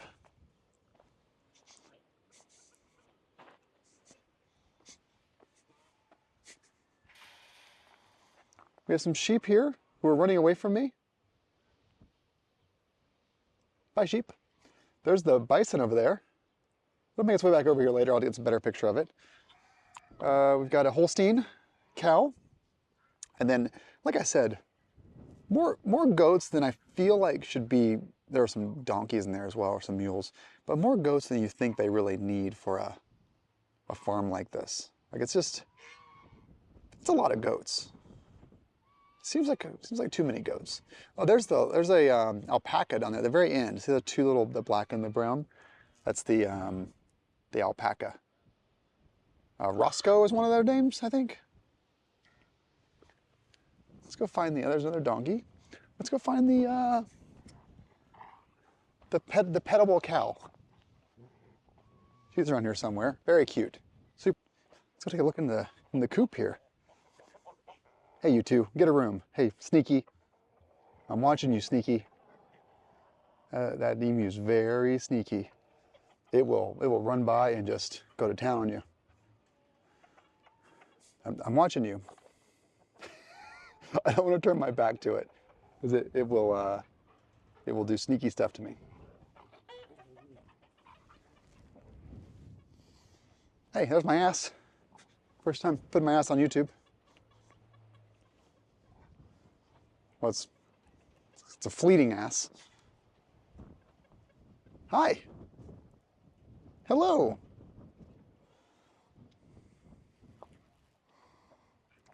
What's up? What's up? Hi. Hello. All right, chicken coop with some really gorgeous, I wish I knew all the chicken breeds. I don't know them anymore. I used to know many of them, but there's some beautiful roosters in here. I mean, really, really gorgeous colors. Oh, there's the marsupial. I used to peruse the backyard chickens forum a lot, and when I had chickens, and I learned a lot, but now I've forgotten all the common breeds. But they're beautiful though. These are great colors. Watch that emu. Watch that emu. Just gorgeous colors. Yeah. What is that? What kind of marsupial is that? I don't know. Donkey's going to town on that log. All right, let's go see the cow and the horses. But it's a cool spot. I don't have food. They're probably hungry. I don't have food, guys. I know. I don't have food. Look, that's a Clydesdale over there. Let's go check out the Clydesdale. Yeah, that emu, man, watch him. Watch him. He will go to town on your neck. Not in a mean way, just, oh, there's our cow. There's Bessie. She will walk away from me, so I'm not going to get too close to her. But what a cutie, right? Hi. Hi. I don't have food for you. Hi. You know, curious about the camera? You can't eat it. You can't eat it. I know.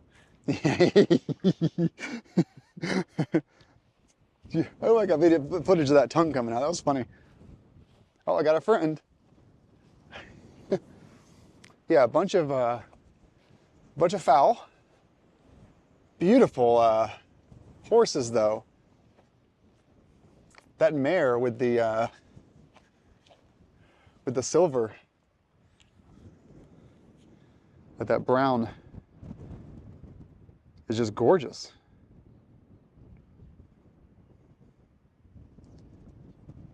There's always a random ass in there. We got more over here too. Really, really beautiful. There's the house where they live. I'm in the guest house, obviously. And you can see it at night, but Grand Prairie is 15 miles that way. You can't see it because it's covered in rain right now, but the city does light up at night, which is kind of nice. They're up on the hill, which is a great view of everything. Yeah, I could just stare at these horses all day. Oh, we got some very large turkey over here, and a couple different other kinds of geese. Is that a gerbil? Hi. Hello there. Cute.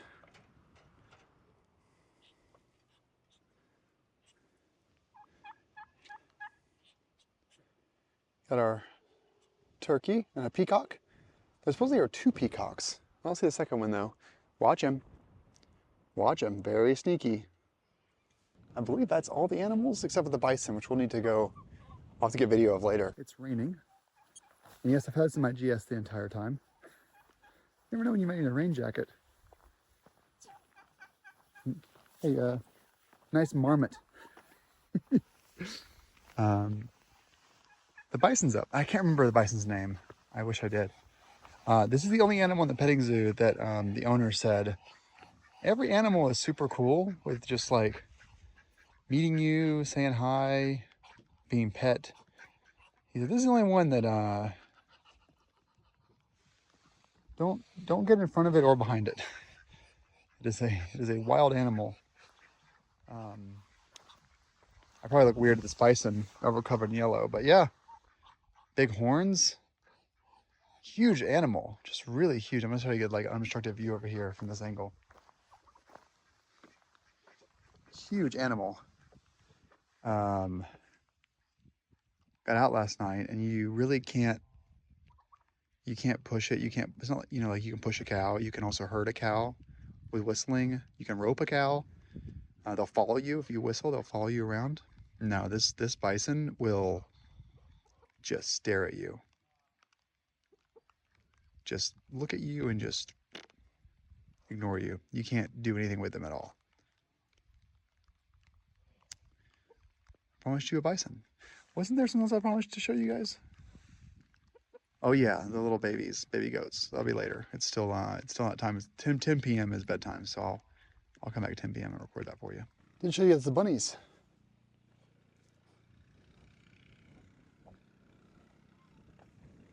Oh, the bunnies.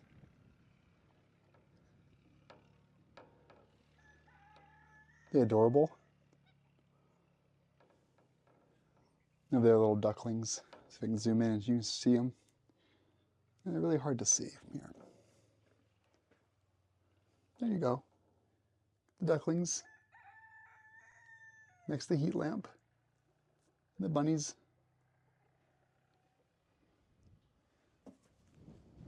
Oh, you gonna bounce over? Oh, sorry. Didn't mean to scare you.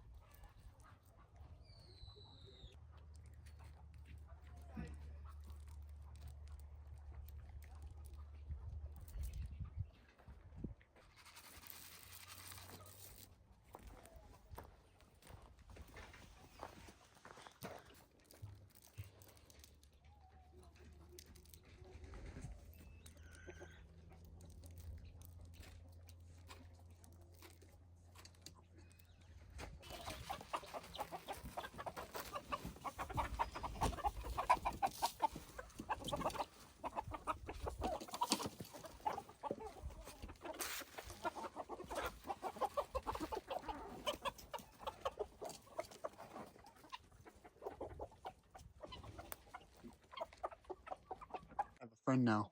She's following she's following the pail around. She really wants some more. Here you go.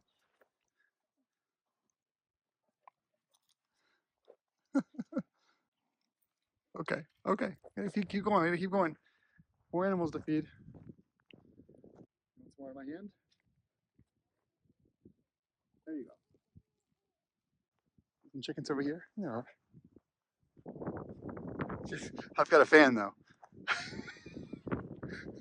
I've got a fan. She really wants some of this food.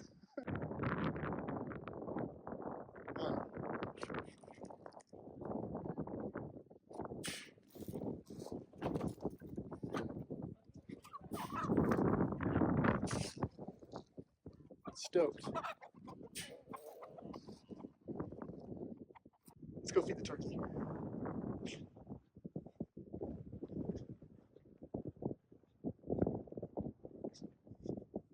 What are you doing? I don't know. Scythe grass, cut grass. Oh, scything. Scything. Yeah. They're shearing, but I think that's not right. You shear an animal, don't you? Animal, yeah. Shearing grass. That's like really hard on your arms. Yeah, but well worth the results, I guess. Yeah. Muscles. But yeah, I'm gonna try it again. Put to work.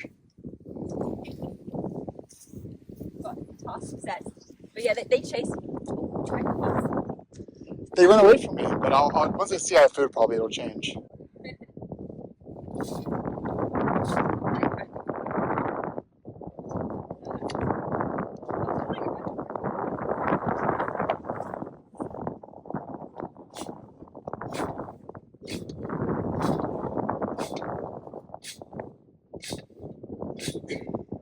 Oh my god, I forgot to put it.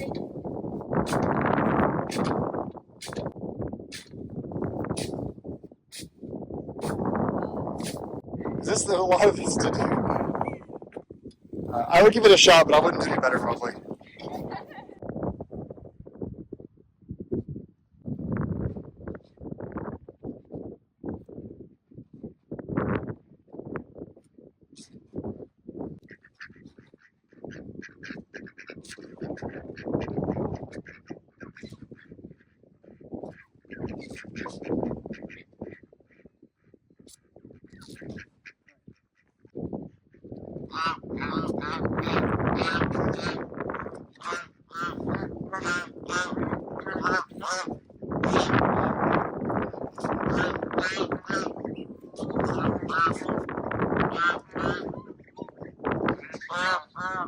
That wind is really coming fast.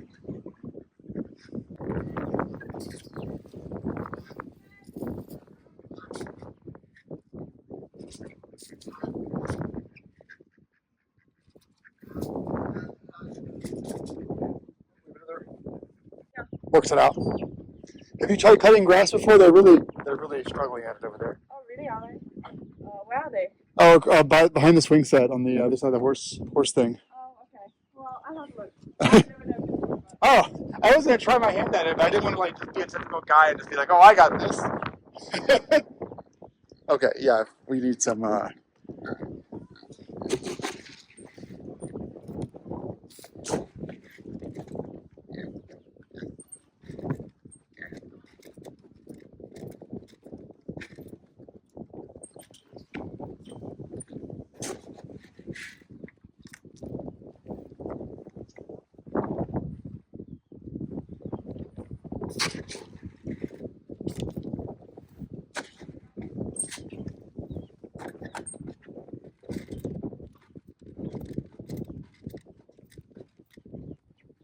Oh, and mom.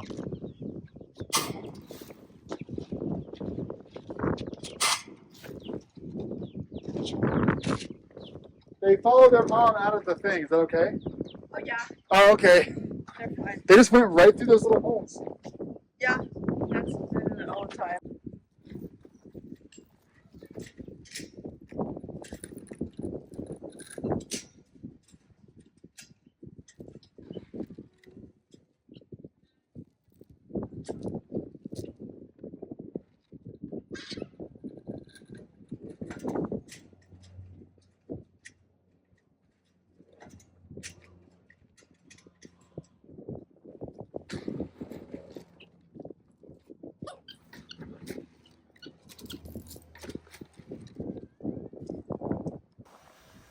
All right, we're gonna try our hand at grass cutting. Plus, that rain is really coming in fast. Super fast. Okay, I want to try it. Yes, please. But don't break it. No, I haven't used one in years, so I don't know. But well, I've never used one, so. Okay. Here you go. Thank you. Don't hurt yourself. I think I saw some I think he's more. We think we're more likely to hurt ourselves. I don't know. If he cuts himself, I can say, I didn't even think about that. Oh my god.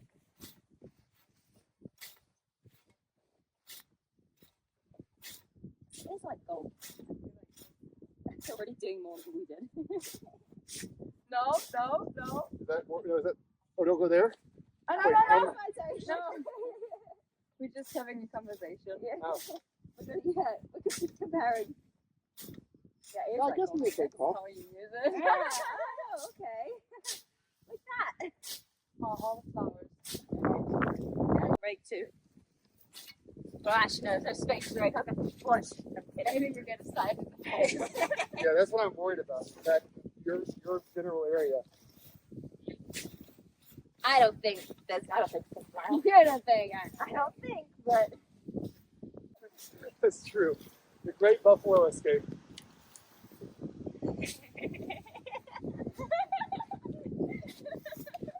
you wanted to do this.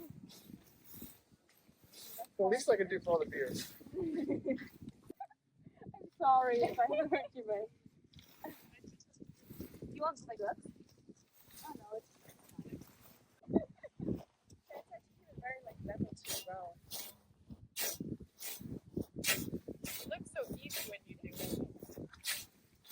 if that's a height thing? Like, what if it's like adjusted for like if you came down, you're shorter. Yeah, I feel like that's. I'm just doing a full extension. I mean, you can keep doing it. I'm happy to. I'm fine with that. We're calluses. I want to mess up my beautiful hands.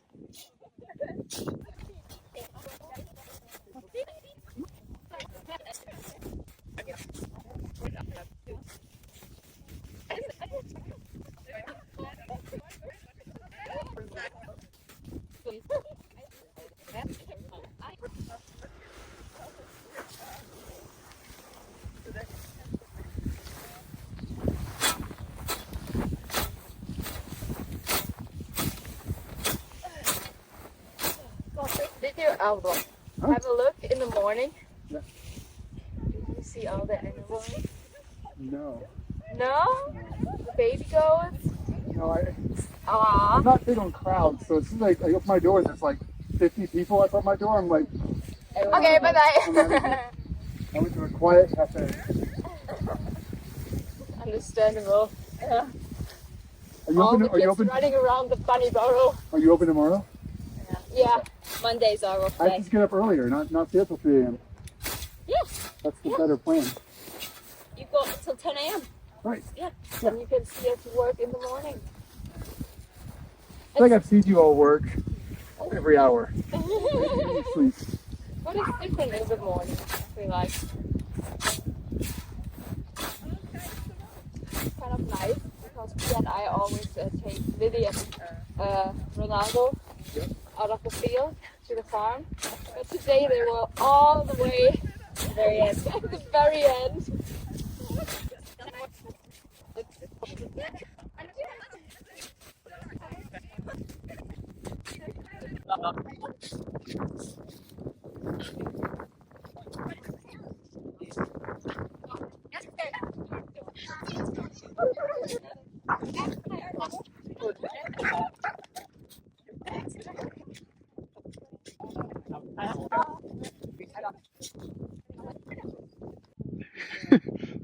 like speed it up a bit. No, I put Bella's hair. Yeah, no, it's a fire. Yeah, but it's only one tanker though. They really gonna need But like, some, you know, they're far away. Though. some reinforcements. They're just far away. No, there's a fire over there. The neighbors. cold. It's pretty fun. What's it? That's Yeah, they stop it, Kevin. yeah. Yeah, You see the fire engine? The fire engine's coming. God, it's so comfortable. So nice. You're also pretty. Die Kasper bleibt hier. Frosty auch. Es sind dann nur noch Flicker und Also bleiben die jetzt für immer hier. für immer. Forever. Forever. Just these two. Just take over.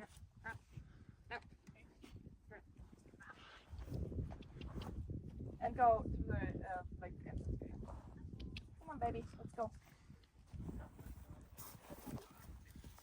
Should I wait for you or? Yeah, you can wait for us. This little guy loves to be scratched back here. See the lips? Mm-hmm. He came in with the towel. But then, but now she won't leave you alone. She's so tame now. Aren't you, baby? Aren't you, baby? Look at the wee lips. You have to tell the dead deer story. The dead deer. Oh, the dead deer. Yeah. So just the other day, Yeah. It's a good dog. Honestly, like a puppy. Follow you here. All right, baby.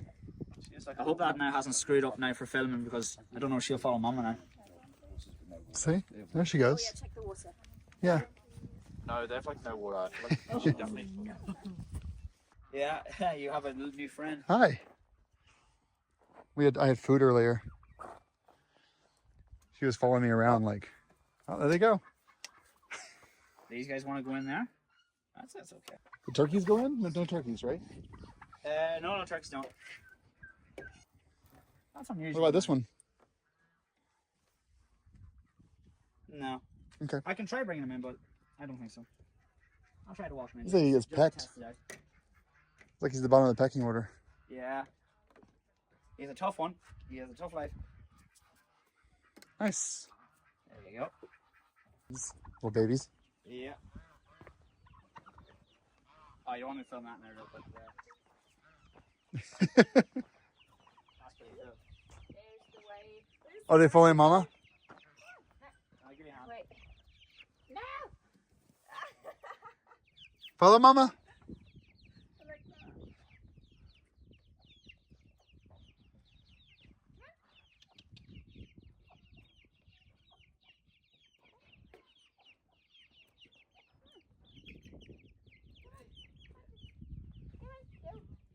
Aw, not again. Oh, you okay? It's the second time today. Yeah, but still. I'll give you a hand.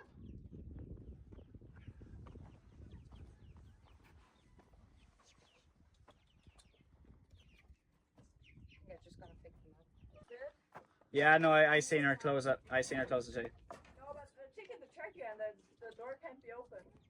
So you can put a rocket phone over there. These baby goats are so cute. Oh, they're unreal.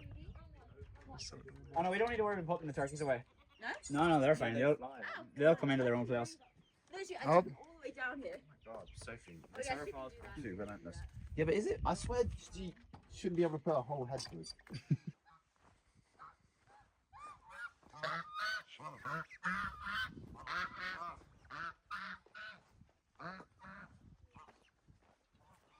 I made a friend today. Yes? I fed her so much that she started following me around. Yeah, I love her. She's very gentle and just so sweet. Yeah. Big fun. Like, look at this beautiful duck pond. Yeah, this is gorgeous. Dirty. There's the water, man. There. There's the water, man. Very fancy. And you have to pet a baby bunny now. No, I don't have to. It's okay. Thank you. Is this locked as well? Yeah. It's childproof.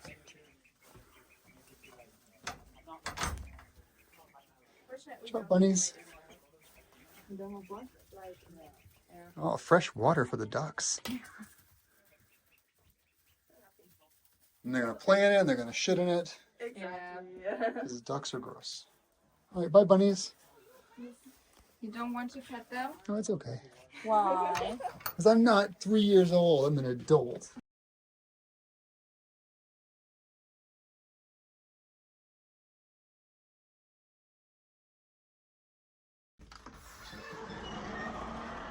Saying goodbye to the farm.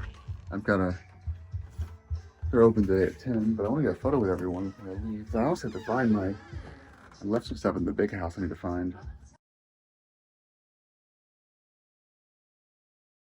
But I got a morning guest. What's up, Marvin? What's up, Blue? Oh, good morning. Hi. Hello. Yeah, good morning, everyone. Last day on the farm. We're leaving in like an hour. I gotta go to get a shower in the big house. Hi, kitty. My new friend. Oh, my new friend. Gotta say good morning. Oh, tomorrow's Canada Day, by the way. Hi. Good morning. Good morning. Hi. Yeah. Oh, yeah. Your ear scratched. Your ear scratched. Tomorrow's Canada Day, so I expect the national park. I'll be going to Banff today, so I expect the national park to be completely packed with people. There are obviously no campsites, and so I found on Airbnb a $15 campsite, which is just someone's backyard, just a few minutes east of Banff border. And I've just booked it because that's probably the best deal I'm going to get for a reserved site tonight. And then I'll just keep heading south. I've got to be in Helena, Montana by the 2nd or 3rd. So plenty of time to make my way south. Today will be only 145 miles of riding, which is awesome. Like, what a dream. All right, let's get my bag. I'm gonna miss this place.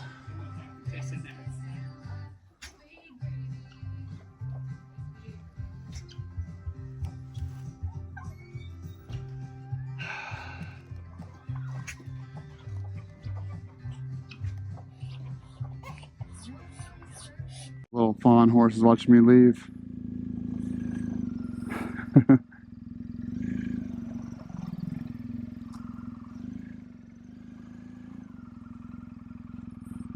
It's just watching me leave. Okay. 150-mile day. Feeling rejuvenated. Really rejuvenated. My gear is clean. I got laundry done. I showered. I charged all my devices up. I cleaned my helmet, like the whole helmet. I did not clean my windscreen. That is beyond cleaning at this point without the pressure washer, which they have, but I didn't want to use it this morning and get blood guts all over my seat. It's a Bon Iver kind of day. Leaving the farm, gonna miss it. It was a fun 2 days. Exactly what I needed to recharge my body and my mind. Just being around animals, being around people. It was good. It was a good time. I really am gonna. I'm glad I got a lot of video clips for YouTube. By now, I've already seen. Just having fun with people. It was nice. And we're being woken up here by gravel. If you need your coffee, no, you don't need coffee. You just need gravel. So yeah, we're heading down to Jasper today, Alberta, and it's only like 4 hours, but I chose the Garmin Adventure routing. I have a track I made, but it wasn't working, so I just gave up, and I told Garmin, here's where I'm camping tonight. I said, give me the most adventurous, least paved route you can give me. And I'm actually thinking, just given the population and stuff, it's going to be mostly highway, but there might be some fun roads. What I usually do with these GPS devices, though, is if it takes me off, and I can see it taking me off for a second and then back on the highway, I'm just going to stay on the highway, because that whole, like, stop, wait for traffic, turn left, do a mile of, like, a residential street that's still paved, and then get back on waiting for traffic to yield the traffic and go back left again, it's a waste of time. So I'm not going to be doing any of that BS, but if it takes me down some fun forest road for a while, yeah, that would be nice. I mean, I guess get a little change of scenery for you guys and give you some more interesting content. Okay, 8:45 p.m., 2:03 p.m. arrival, full tank of gas. Oh no, we need gas. We need gas. I got some photos this morning of all my friends and some memories with some group photos. And it was just good. One thing I want to close with is that zoo is donation only. There's no admission to enter. And so they have like 200 people a day go by there and play with the animals. And he's giving away food for the kids to feed things. He's taking care of the animals. You know, everything is completely donation based. And I told him, but please, before this video goes up, please give people a way to tip you through your website, so I could send people to your way to money, because they're making like $100 a day with these animals, and the kids were all like students, so they're not being paid. So it's a very, very bare bones program they're doing for the community. And so if you look up Down to Earth Farms in Alberta, they have a Facebook page.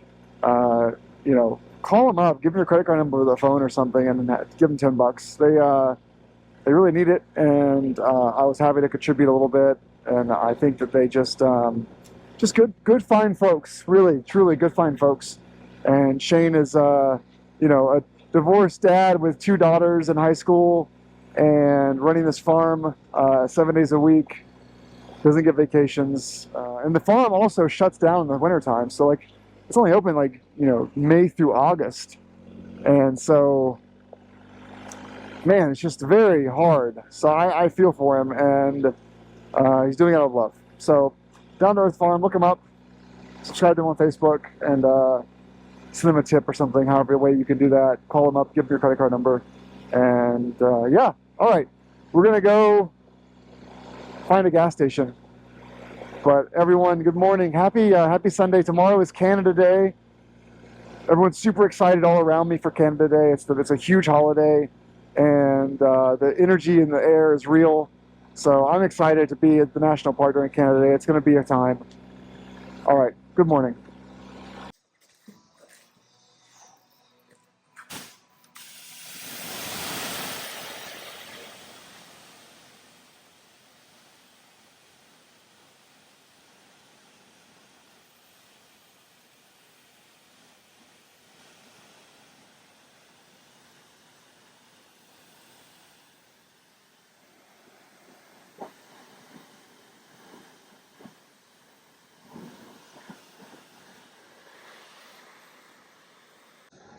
Here we go. Now I can see the lights again. Not all of them, but I can see my face again. That's nice.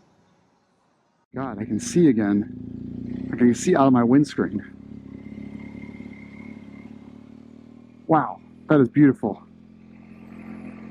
I didn't really clean. I mean, I rinsed it off a little bit, but I didn't really clean it. It doesn't need to be clean, it's going to get dirty again. But man, that was unfortunately 10 Canadian for 4 minutes of a sprayer. So I'm not going to say it was well spent,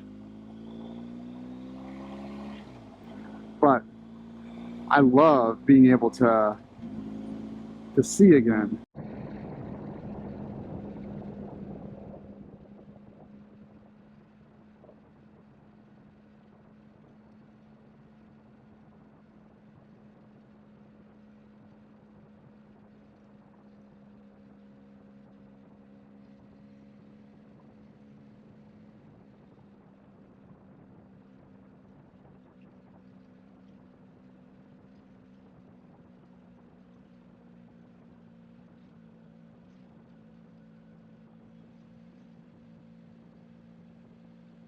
Oh no, 25 miles. I've been eating the guy's dust for a long time. A big oil hauler. Finally passed it in a straightaway. But I kept stopping. He'd get a little further away, stop, but I never really got with the dust. So that was very vindicating. I should have reported it, but it would have made good TV. But I did not. I was too focused on not having a head-on collision with another oil tanker. It's all oil fields back there, and so it's all this is hauling, you know, crude, whatever they pump out of the ground. I'm not gonna tell this all day though. This goes for 100 miles. I'll get off in 15 miles to get back on some pavement. It's been fun though, just to like dance around some marbles for a couple of miles. I got another one up here. They're coming my way. I have to go their way. Ah, crap. I really don't want to eat more dust for 15 miles. Maybe I just find a pull off, eat a sandwich or something.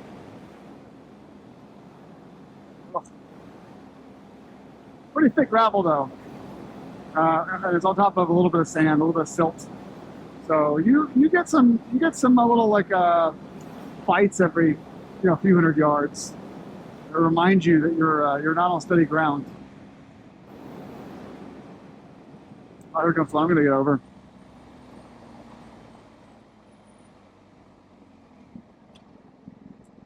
So I actually see. I can't see shit when these guys are coming past you.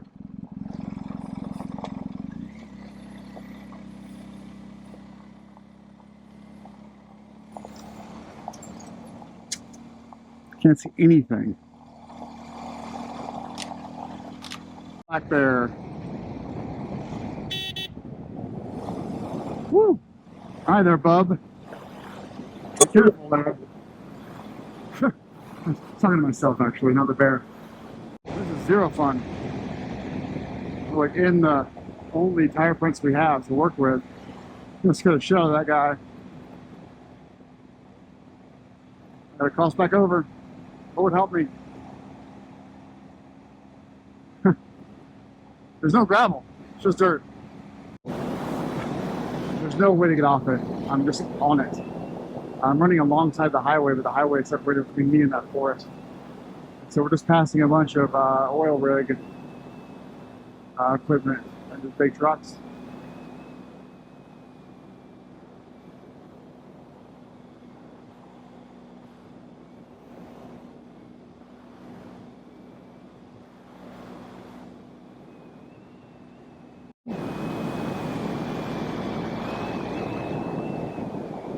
This is pretty heavy gravel, but the Dempster is still harder.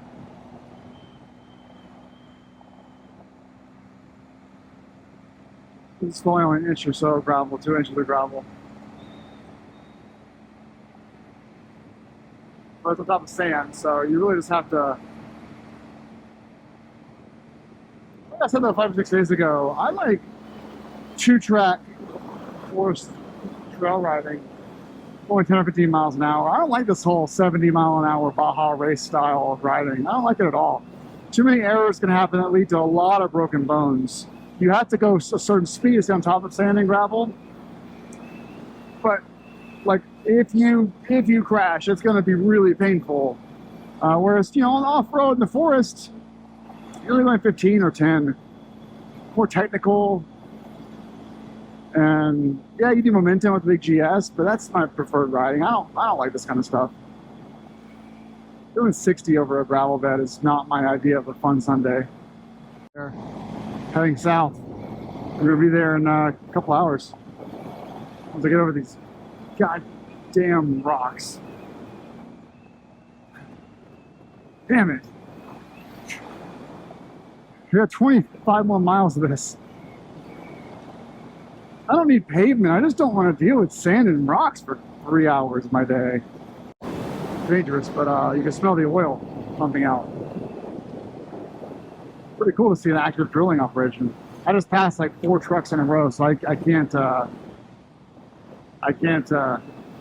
stop and then had to pass them again. That was tough. Around the snow peaks, sand. But lovely view over there.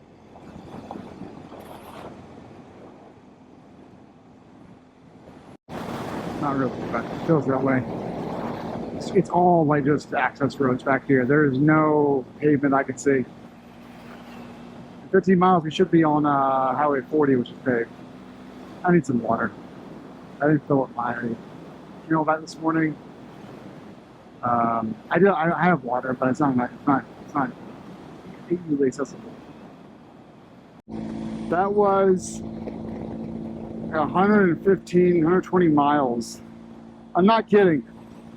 Over 100, maybe 120 of loose gravel, rock, sand. That was not any fun. The first 15 miles were awesome. They didn't get me the F off this friggin' road already. Wow.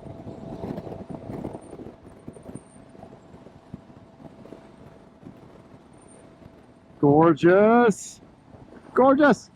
Next, like 5 days, we'll be riding the Rockies. So from Jasper to Banff to Glacier. It's going to be a really cool 5 days.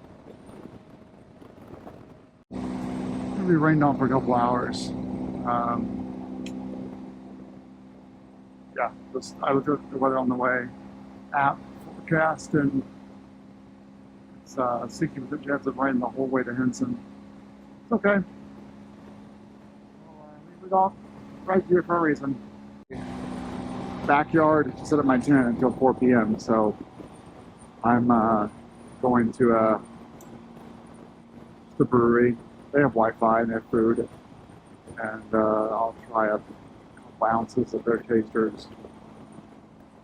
I went to a brewery yesterday and it was just bad. It was awful. It was no good. If anyone here home brews, basically you boil grain and everything. You get a wort, and then that wort gets yeast and ferments, and it ferments all the sugar out, and that's where your gravity drops to not quite water, but like near 1.0, and you have less sugar than you start at. Usually it's very little sugar, residual sugar, and obviously the byproduct of that yeast eating the sugar is alcohol. Makes sense. Well, this place specializes in low alcohol beers, and all their beer tastes like wort. It tastes like sugar water. No good. It was awful. So anyway, hopefully this place is better, but I honestly just did it for the Wi-Fi to upload a couple of photos while I get lunch and kill an hour and a half so I can go set up my tent. But now I figure out what to do after that. Probably just, if there's no bugs, probably just sit in my friggin' chair and relax for a bit.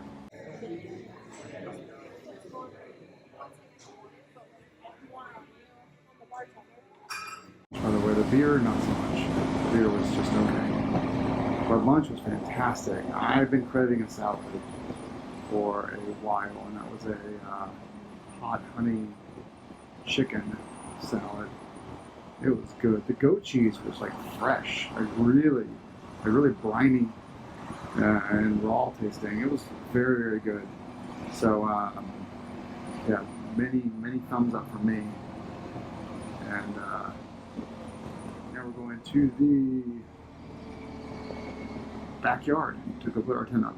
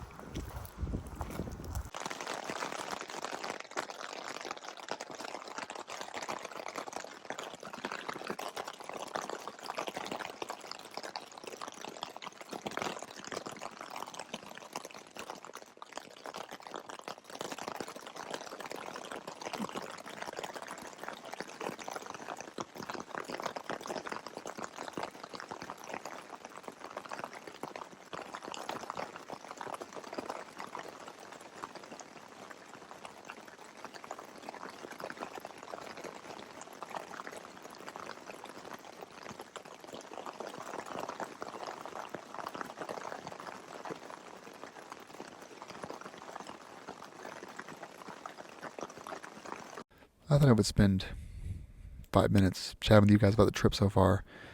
This is a hyperlapse recorded on the Insta360 X4.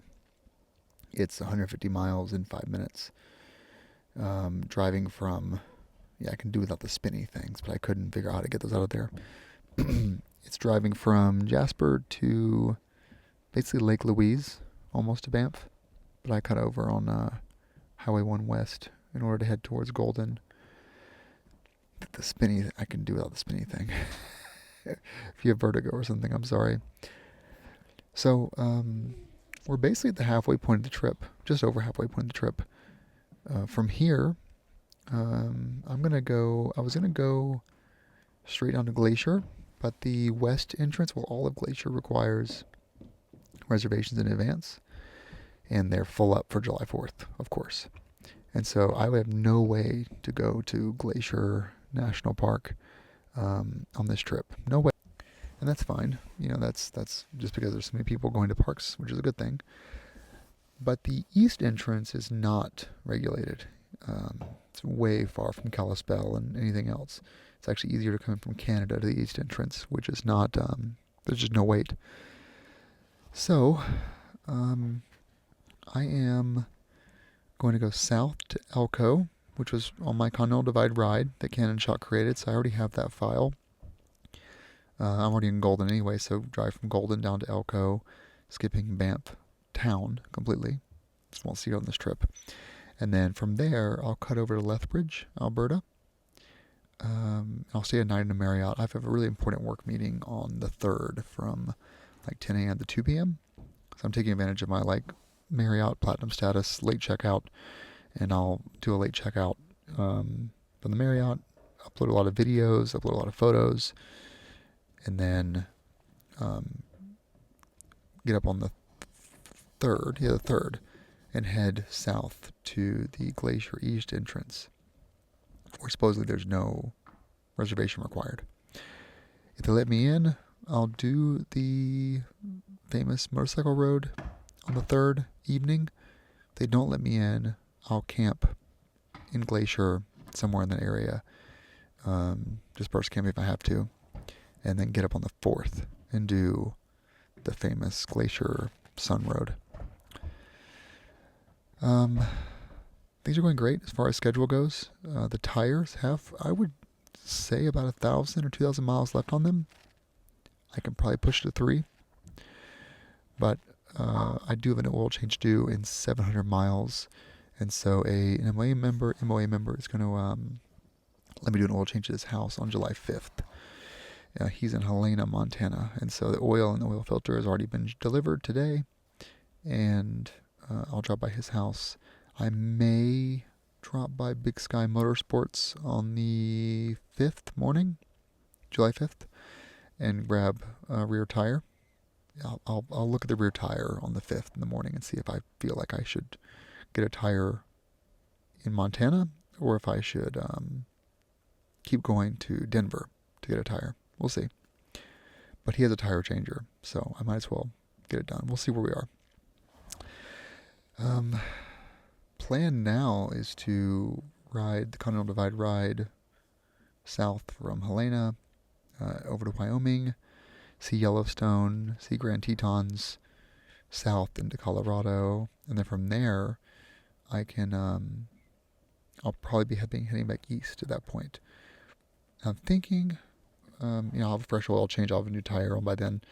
I'm thinking about camping in Lake City, Colorado, or near Grand Junction, or near Telluride, and then doing Engineer Pass or a couple of the passes if I fill up for it, and then from there heading east, just straight Arkansas and interstates.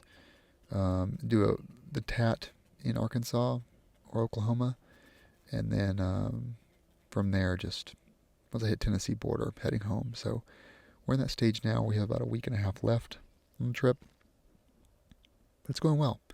This is pretty cool. This was auto-generated from the Insta360. I just set it to hyperlapse and it recorded this for 150 miles. Happy with the quality. I think the loop-de-loops are a bit much, but it's pretty. It was a pretty ride. And I kind of just wanted to focus on me. And you can't do that with the hyperlapse. It does its own thing. The only way to get around it would be to record a time lapse and then edit it manually. I didn't know that, but here we are. All right, everyone, ride safe. Thanks for watching.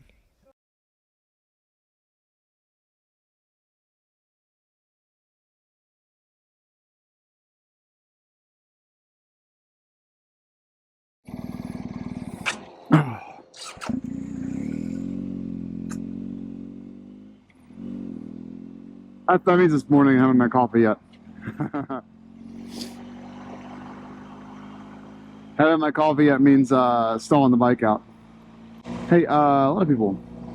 Is there some kind of a parade? Oh, it's Canada Day.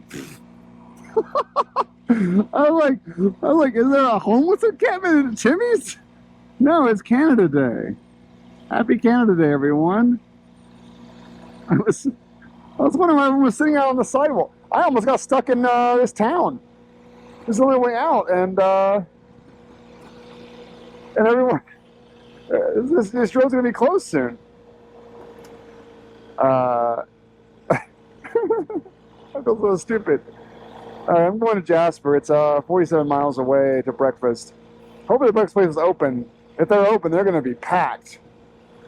I probably came to Jasper, Banff, on the worst day of the year. The worst day of the year. Canada Day, start of summer. It's going to be madness. I found a campsite for tonight in Golden, BC. No, Golden, Alberta, right?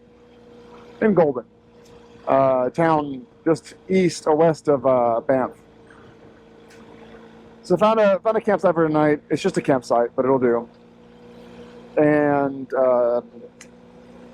it's 4.5 hours away, and it's only 9:30 a.m. So I'm gonna get some breakfast and walk around Jasper for a few minutes, take some pictures, and then ride down south, exploring some things I see, whatever I see, and then get to my campsite by 5, 6.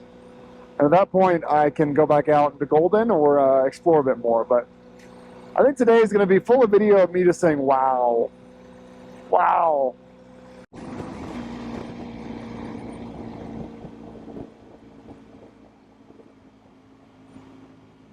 We're just going to get breakfast. It's only been 20 miles. And I'm just in Jasper. But I am... not impressed. Everyone was like, oh my God, you're going up to Banff. You're going to have the best time. It's so beautiful. It is. It really is beautiful. But I spent 2 weeks going from Whistler to Yukon, up to Fairbanks, over the top of the World Highway, seeing the Arctic Circle, seeing all those mountain ranges up north, the Yukon national parks that had like more glacier-like features and rose, I felt, much higher and more wildlife. And way less people. It was literally just me by myself. No one around, no traffic, no looky-loos, no photography, just me in the helmet. And this is while I should reserve judgment. But what usually happens is Calgary and Edmonton are really big cities. And so the amount of people that get to see here and propagate the vision that this is like the best park in the world is much less than the people that live in the Yukon without cell phone service. Talk about how beautiful the Yukon is. And so I'm just feeling like, yeah, more mountains, okay. All right, more mountains. And but also I can't get off the bike today and go on a long hike. I can't explore some of like the mirror lakes and stuff on top of these mountains. So I'm just judging it on the road. So you should go. I'm just not sure if it's beautiful, but I've seen beautiful for 2 weeks. And this is more of that. That's all. It's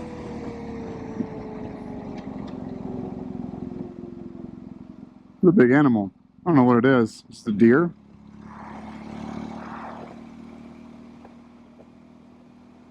I don't know what it is. It's a big deer. Maybe it's a moose. Antelope? Caribou? Elk? I don't know. I should Google this stuff. You don't even see the other ones over there, though. There's more over there. They're one of those big mammals.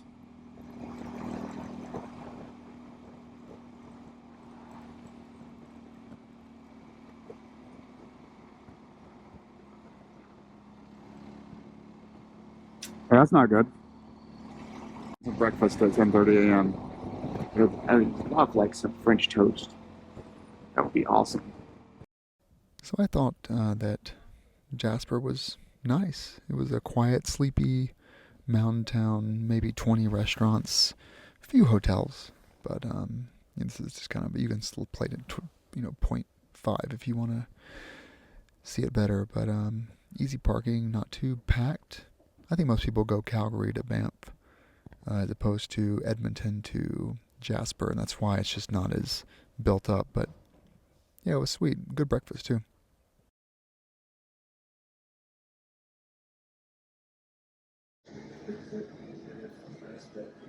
Breakfast. But yeah, Canada Day. And so I need to actually get out of the city because there's a lot of like, every city's having like noon parades. And so I just have to get out of this area because of the amount of activities that are starting out that are basically like, make it difficult to get anywhere.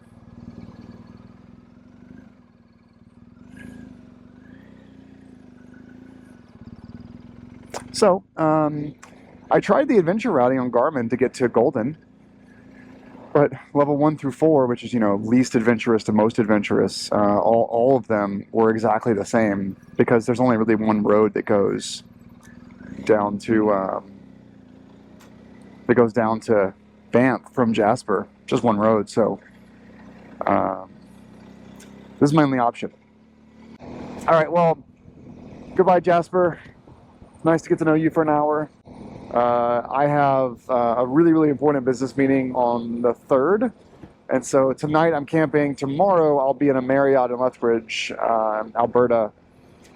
I use like 18,000 of my Marriott points to book this place. It's like $300 a night in order to take advantage of my late checkout abilities with my status. And basically on July 3rd, I'll be checking out at 3 p.m. so I can turn this meeting into 2:30. And then from there, it'll work out perfectly because the Glacier's entrances on the west side require car reservations, and they're fully booked. I can't go into Glacier on the 3rd. But from the east entrance, I can. And so by going through Lethbridge, I'm actually going to be going south to Glacier's east entrance, and I'll be able to ride south to Kalispell or Missoula through the east entrance of Glacier. So it actually worked out okay. The Kalispell Marriott's for 41,000 points for the night. Lethbridge was 18,000. So I looked out okay. I think it all worked out. But tonight we're camping in Golden. Oh, I start the day, I start the ride. This is to show why you shouldn't plan too much on motorcycle trips. I was gonna pre-buy like a, you know, a 30-day Parks Canada pass, and I was also gonna pre-buy an annual pass for national parks.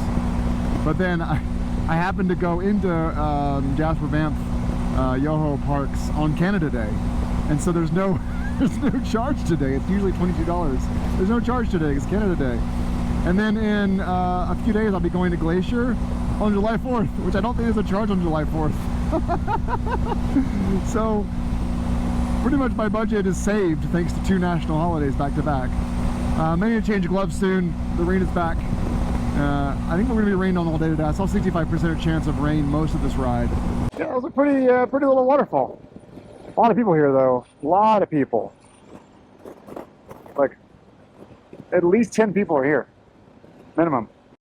The mountains are a little bit taller than they were in the same Rockies, but in BC.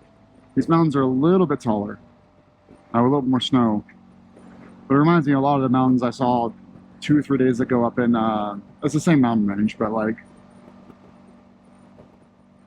obviously more traffic. But yeah, it's pretty majestic when you see it up close like this. Up close. I don't know, no sense of scale. Is that a day hike on top of that, or is that like a 5-day hike?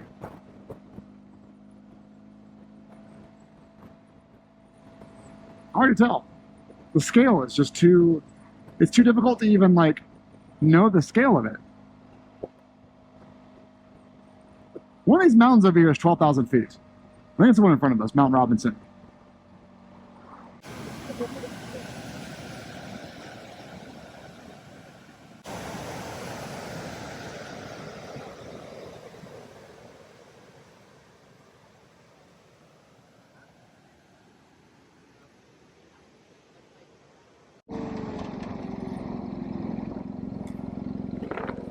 Look at that.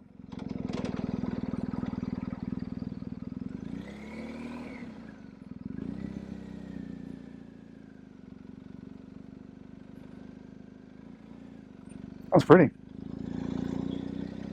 Wow. A lot of cell phone pictures. Here goats. Where are the goats? Oh, that was closed. Both little ranger outposts on there.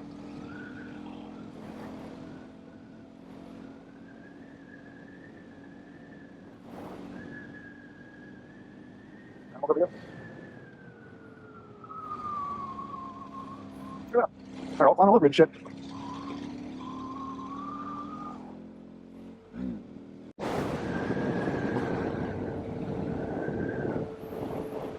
Huh. Is there ice down there or something? Pretty cool view though. I'd say. I guess there's a little bit of ice down there.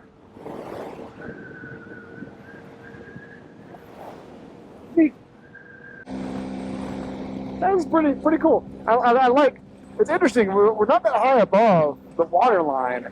This has got to be just completely full of water. Like this here, has to be completely full of water in the spring. Like this is not that deep to have that much water coming off the mountains. Well, this is just a slow, gradual melt. We're talking about many feet, many millions of acres of cubic feet of ice and snow melting. It's got to fill this valley completely.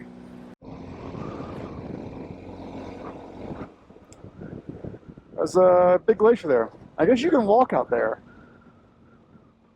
It's got to be at least 100 yards to walk out there. Oh, but they have a truck that takes you out there. That's cool.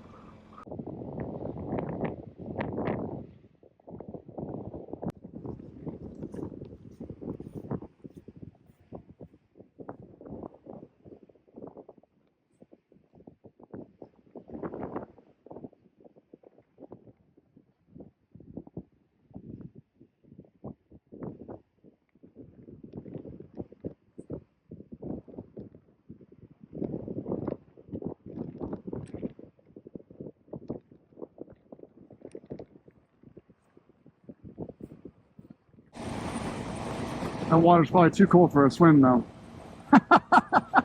It's probably a little chilly.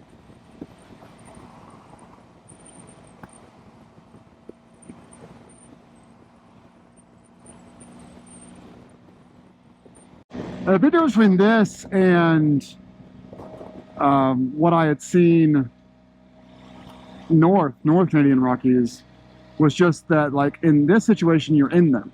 You're in this valley, and you're surrounded by, well, we're surrounded both sides. These are much larger. These are significantly larger than the ones from, these are at least 1 football field high. At least. Maybe 2.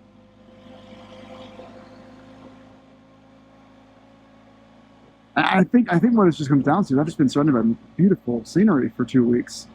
I think if I flew into this area, it would be like, ooh. It's cool to see a glacier, though. That was neat. A very quickly receding glacier, by the way. That thing is going to be gone when my kid comes back here. It's just going to be a Saskatchewan crossing is a ripoff, just so you guys know. $2.50 a liter for gas. $15 for 4 ounces of jerky. I got a can of coffee, an Aquafina, and some jerky, and it was 28 Canadian. Hot dogs, a single red hot dog, 13 Canadian. A pretzel from a machine, 15 Canadian. So, you know, I would get your gas and your hot dogs and your bottles of water in Jasper. Saskatchewan crossing is a ripoff. Like, it was ridiculous. I was in places where it takes a day for a truck of supplies to get to them, you know, through mountainous overpasses and stuff. And those places were cheaper than Saskatchewan crossing. So, you've been warned. If you need gas, get it in Jasper or Banff. Do not stop at that place. I mean, I still paid for the water. Even though I have water. And I got some jerky. Yeah, it's good jerky, actually. But I almost went hog wild. I'm like, yeah, I want 2 hot dogs. I want a pretzel. Oh, yeah, put some chili sauce on there. No, I'll do it. GD Mountains? You all over it yet?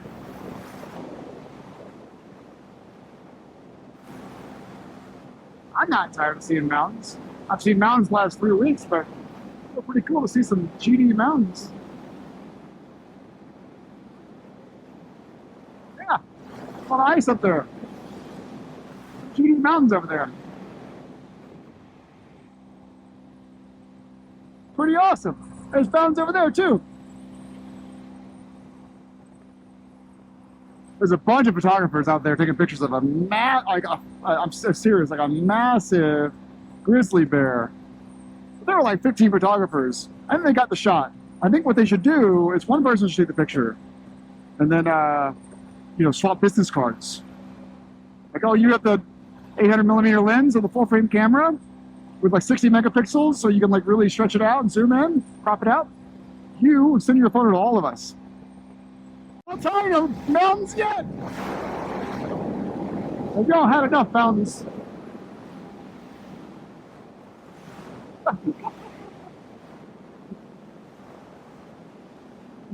There's a lot of mountains here.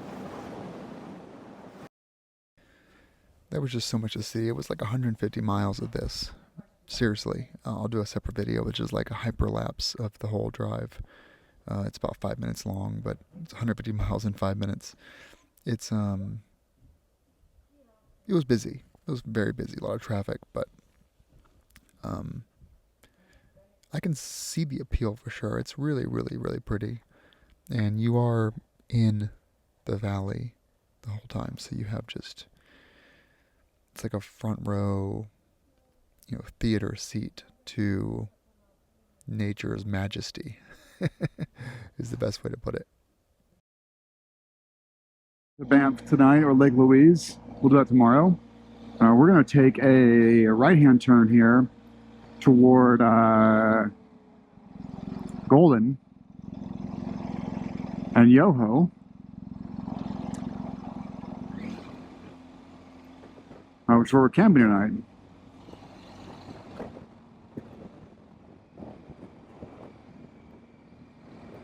Be on this road for 33 miles. Wow. In there. But we are heading 73 kilometers to Golden. We're about halfway there.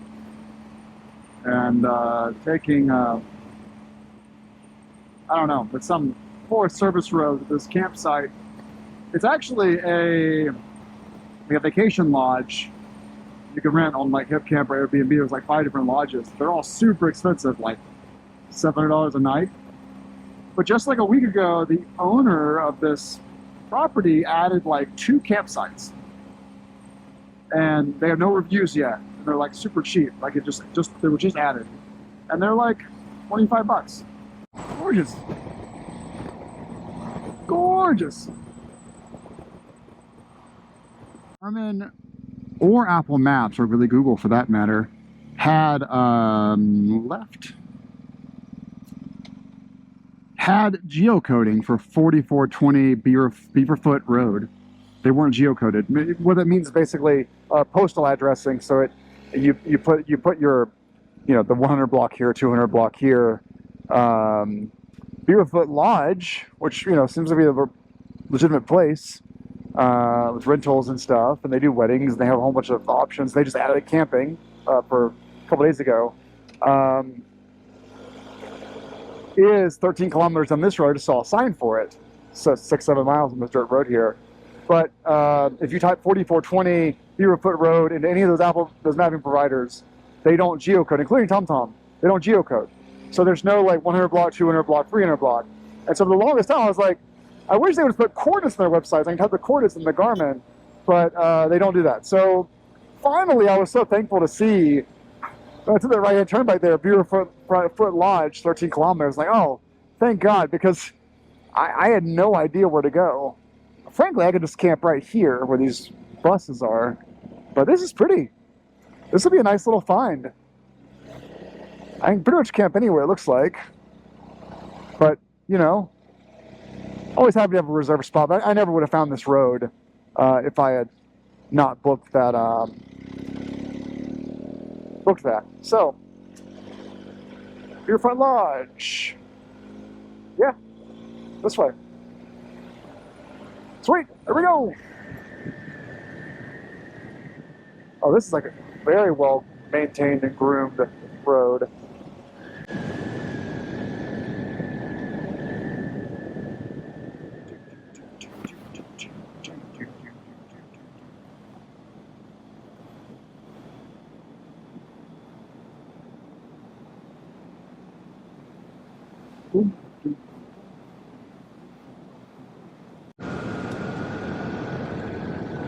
That's a nice little ride. There's been a couple of sections that were like very muddy, some washouts, not full washouts, but like muddy, low-lying areas that I've had to go slower through. Got stuck in a rut. This is a fun road. It's a fun 700-pound GS road.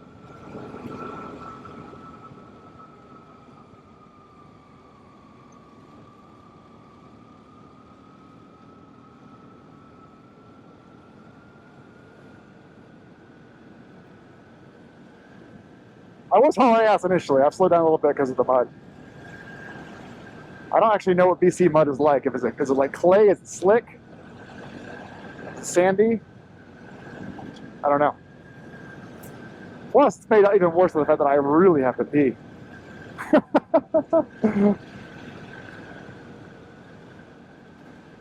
Dodging potholes while you're holding your bladder is tough. Well, this is the spot. It's pretty. May win for actually best camping spot of the trip, just from this view here. I think it was like $25, but he informed me the reason why it's empty. No one's coming because their generator is out, and so they can't make any power, and therefore there's no internet, and therefore there's no hot water. And I said, as long as you're not going to shoot me, I don't really care where you put me, because I'll sleep anywhere. Put me right there. I'll go right there. Yeah, it's a nice view. They've got a little spot there for fires. Yeah, this is great. This is totally fine. The sauna up there. I mean, I feel like just exploring the place, just getting photos. It's just very,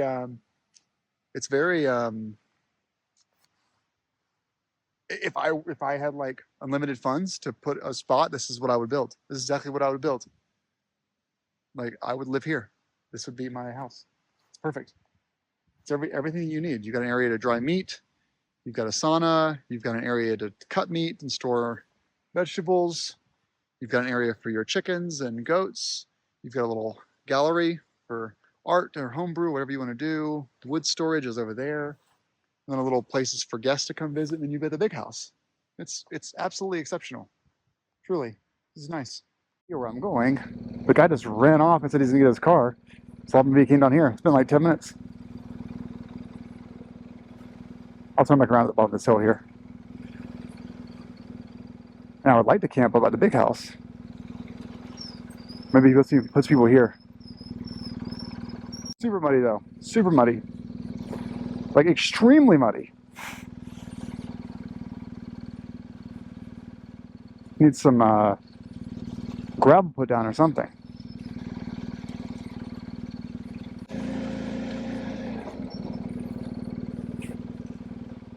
Yeah, we're just sliding down this hill. It's gonna be fun to get back up tomorrow. It did rain a lot today though, so maybe tomorrow will be fine. It'll be dried out. I mean, it's an ignorant statement. I have no idea.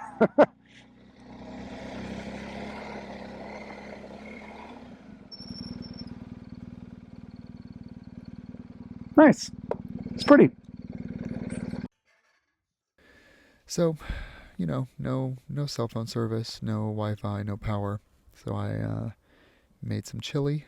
It's my third meal, rehydrated meal of the trip. Great looking yard and space too. Like if you wanted to do like a spiritual retreat out here or a wedding or something, it's ample space. It needs to be mowed, of course, but great view of the Yoho Mountains, and it was just quiet, just me and me and the bears. But yeah, lovely spot. I'm sitting here right now recording the voiceover, and it's totally quiet. It's just totally silent. Yeah, so that's tonight's video. Thanks everyone. Day 17 in the bag. Thanks for watching, and have a good day.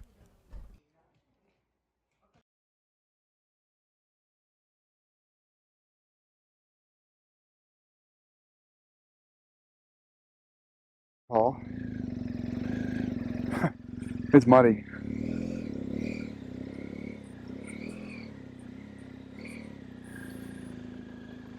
It's very muddy. It's if you're not awake yet, you'll be at the top of this hill.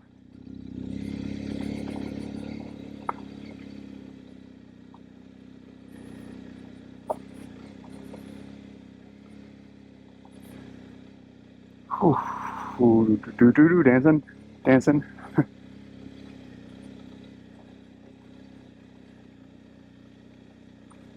It's drier than it was last night when I was sliding down it.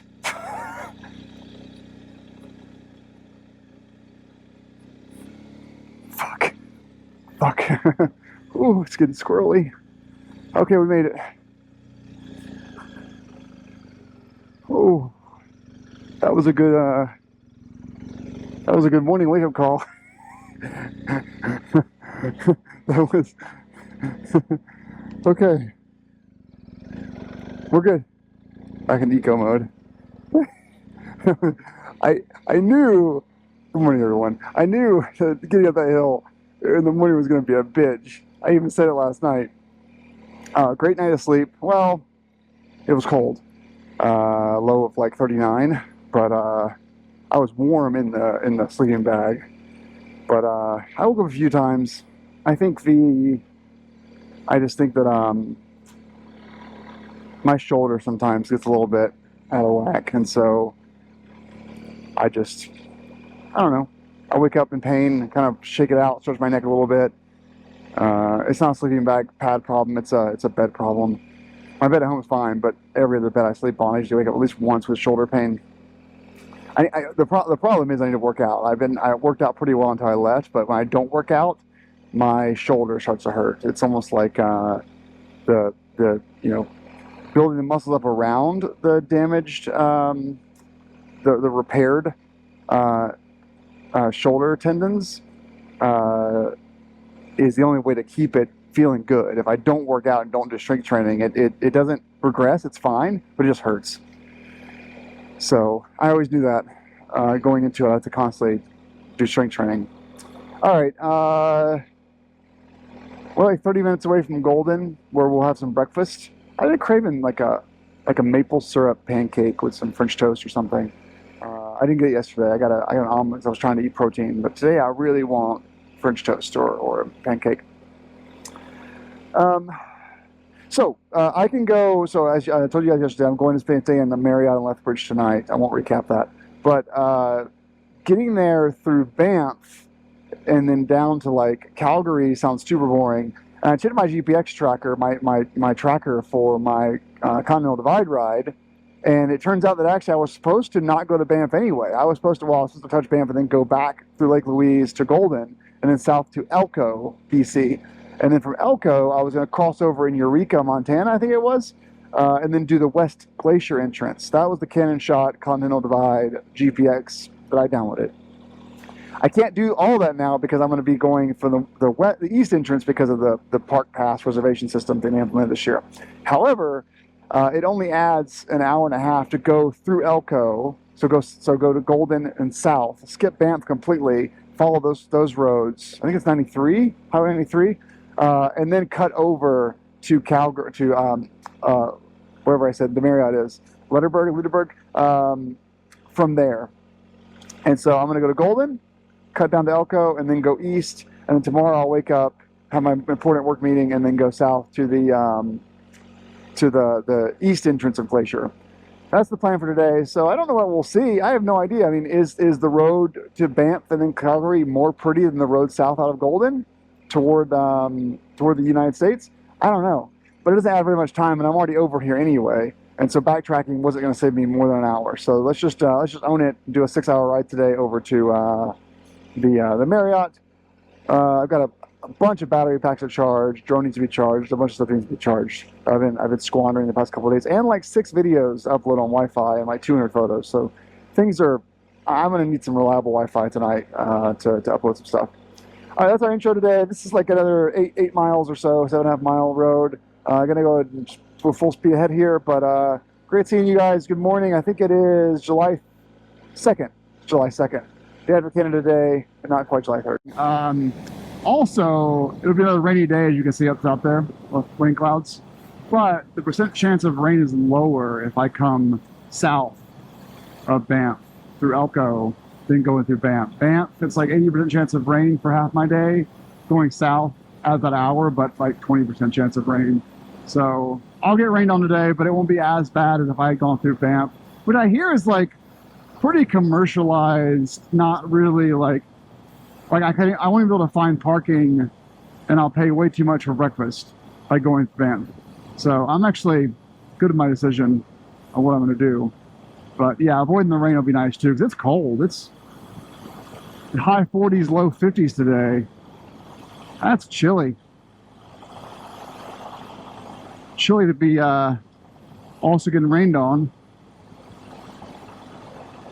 One thing that, is all hindsight, but like this road has a lot of camping spots on it. Every single spot this morning has been occupied by someone that's dispersed and just like camping out of their car.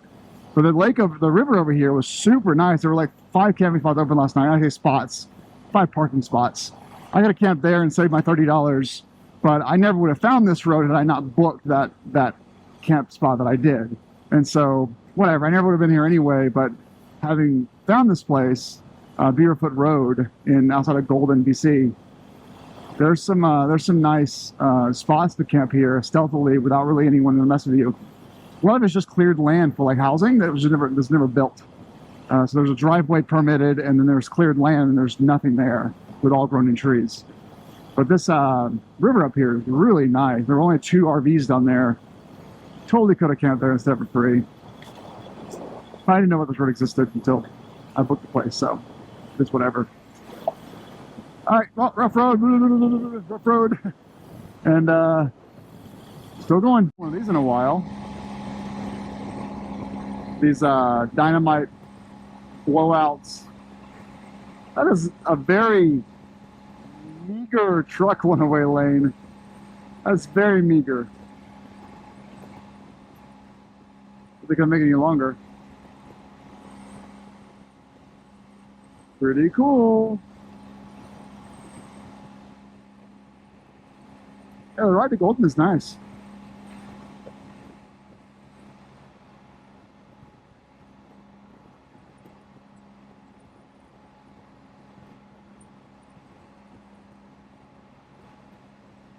Party. Party, party, party, party. We're entering Golden. This is Golden, Colorado. I stopped by Miller Coors plant for a tour. But no, it's Golden, BC. So we have a little skiway over there. I don't see any, it's weird. Must be just for logging because I don't see any gondola. Maybe it's logging.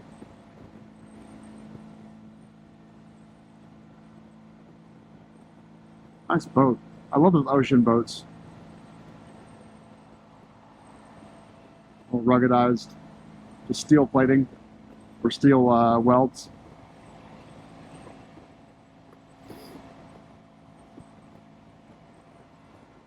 Low fuel, we're done. Other thing, our front tire is a small leak. It's been leaking like 2 psi a day for the last 7 days. I'm not worried about it. I just keep adding 2 psi, but it's not getting any worse. Just a small leak. I'm playing those some of those oil service roads I was jerking around on 3 or 4 days ago.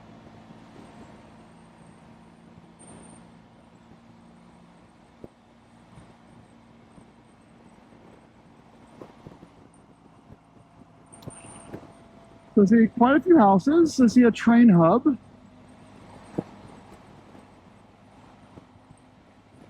This place has 3 breakfast spots and 3 cafes, 2 of which are Tim Hortons. So it's not like a touristy place, which is exactly what I needed. You know, I need a break from the expensive tourist spots for a few days. Cute town, or cute little downtown. Bike took 25 liters. I've learned that like there's a big reserve. So it said I had 50 miles of range left. Am I going the wrong way? I say wrong way. No. 50 miles of range, which would be 2 liters at most. I'm being generous. But yet it put 25 liters in a 30 liter tank. So I actually had 5 liters left. So instead of 50 miles of range, I actually had more like 100 miles of range. Is it here? Oh, it is here. Okay. Let's do this then. Oh, is that motorcycle parking? Nice. Nice. This place doesn't have real maple syrup. The amount of places that don't have real maple syrup has been alarmingly high. And I'm not just eating at cheap places either.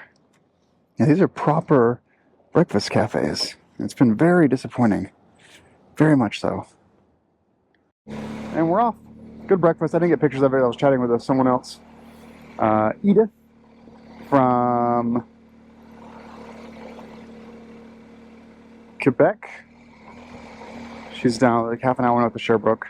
I saw she was dining alone reading a Lonely Planet book, and I said, hey, I'm dining alone. Can I join you? We chatted for half an hour. She's on a 6-month sabbatical from work. That was like a company perk. She's been there for 22 years, so she's doing a sabbatical with her dogs across Canada in a camper van. Great story. Just having a nice time mountain biking and hiking and doing stuff in the national parks with her dog. She was very friendly.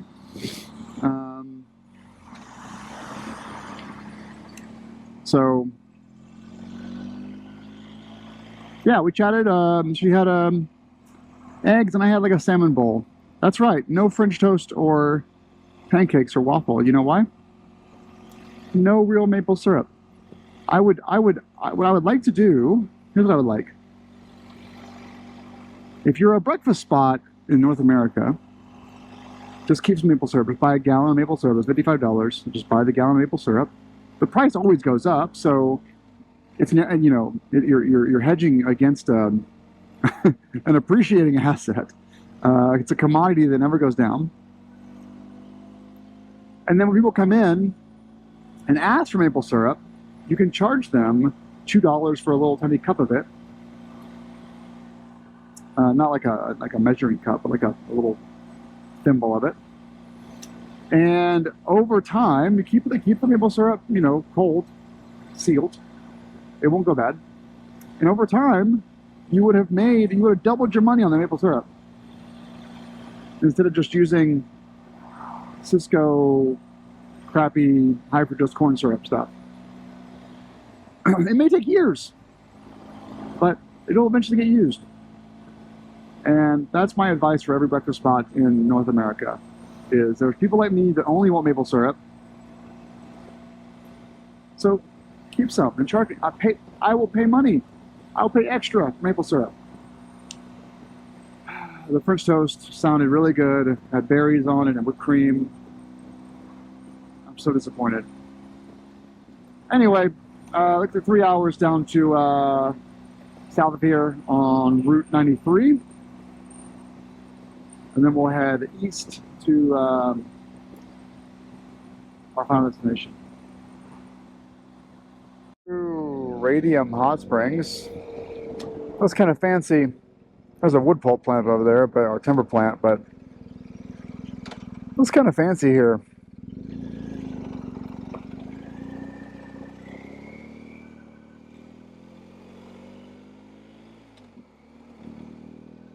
Yeah, kind of fancy, but I don't know why. It's not easy to get to. Passed through Fairmont Hot Springs. Pretty boring day overall, guys. Sorry that it's not too exciting over here, but just cruising. We got about 4 hours left. We'll get to the hotel.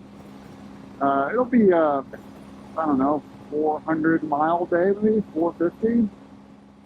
But it's just one of those days where I'm not seeing much interesting. You know, the highlight of my day was breakfast with Edith. Had a good chat. It was fun. Nice talking to another human. But after I said goodbye to her and got back on the bike, just kind of chilling. But the views are nice, you know, so basically I'm following the other side of the mountains where, you know, Banff was over there. I'm on the opposite side of the mountains. So seeing a different vantage point, going through a bunch of small little resort towns that are pretty busy this summer.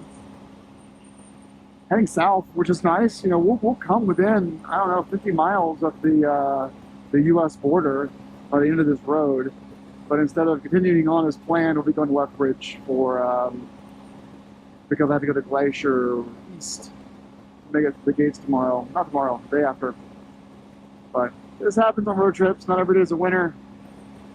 And it very well could be this just becomes a two-day or in one video. All right, well, back to audiobooks and stuff. I didn't feel hungry for lunch. That was a big salmon bowl for breakfast. All right, back at it. The town of Skookumchuck in BC is a failed town. There's nothing there except for every single business that was a grocery, a gas station, a restaurant, a campground, an RV park has a for sale sign on it. I'm getting some serious Schitt's Creek vibes back there. Like, can I buy that town for 10 grand? Skookumchuck. Someone research that for me. If I could buy that town, I mean, it's a very good fallback plan. If things don't go well for me, I can fall back to the town that I own. On this road for 182 miles. We're finally heading east on 93, I think it is, towards Lethbridge. And yeah, it is. We're on this road the entire time we to Lethbridge. So I'll need gas eventually, but we're just on this road. There's a lot of farms, but that's about it. Farms, cattle, horses, no wildlife yet. Pretty boring day. This southern BC eastward bound over Lethbridge is nice. Been doing some mountains for a while now, getting tighter in the valley. I'm digging it. Nice view of the river. Reminds me a little bit about first day crossing over into Whistler. Got our first tunnel of the trip. It's our first tunnel. Not the last, of course, but our first one. First one. With many more. The day after Canada Day is actually worse traffic than Canada Day because everyone's going back to their houses. So coming down from the mountains into the cities is pretty bad, like for traffic. But hey, making progress. We're like an hour and a half away from arrival. 64 miles from Lethbridge now. And things have turned into like plains and wind turbines. There's still mountains to the north of me and mountains to the south of me, but they're pretty distant. I guess a little bit of gap in the Rockies for some plains here. Nice. A lot of high wind warnings, which makes sense. There's well, it's good they have wind turbines set up to collect that wind. Yeah, I'm guessing, I don't know, is that mountain range south of me America? United States? I don't know. I honestly have no idea. Right through the plains, anywhere in the country, the continent, is how you can see the storms coming from miles away. It's so neat, like, it sucks, and I'm like, yeah, in 8 minutes it's gonna suck. Like 8 minutes from now, things are really gonna suck. But it's cool, you can see it coming from like 8 minutes away. It is a scattered storm, but I'm gonna go right through it on this highway for probably 10 miles. Not too bad, just keep her upright. It's over there now. Gotta stop for gas, 27 miles of range, 27 miles Lethbridge. Can't push it. We'll get some gas here. Goal is 151 a liter. I saw a couple listings on the Garmin. That's for regular, I'll pay more for premium, but okay, we're just gonna keep going then. No, we're not. Is that Lethbridge? Okay. Oh, there's not a gas station. I'll turn around and go to that last one back there. That was embarrassing. It says there's 4 in town, but I only saw 1. There's a Shell.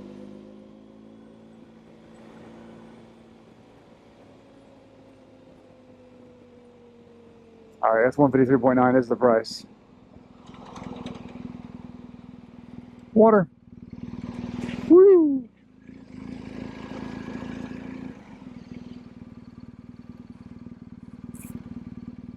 Oh.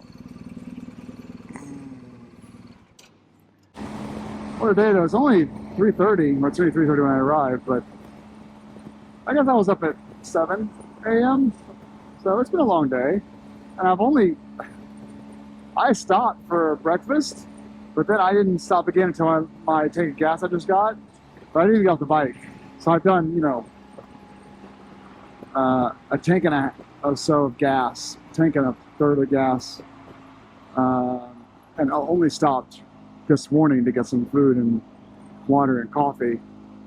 So I really have not taken a break today at all. No lunch or anything, no breaks, no walking around. So, you know, 10 to 3, I guess, is probably the driving time. So I'm ready to check into this hotel and change clothes and maybe some calls. I gotta figure out if Big Sky Motorsports has the tires I need in stock and other stuff like that. Get my beard trimmed. Just city stuff. I'm super stoked to be going to a city for a night, though. We've got a lot of let's just upload it on Wi-Fi.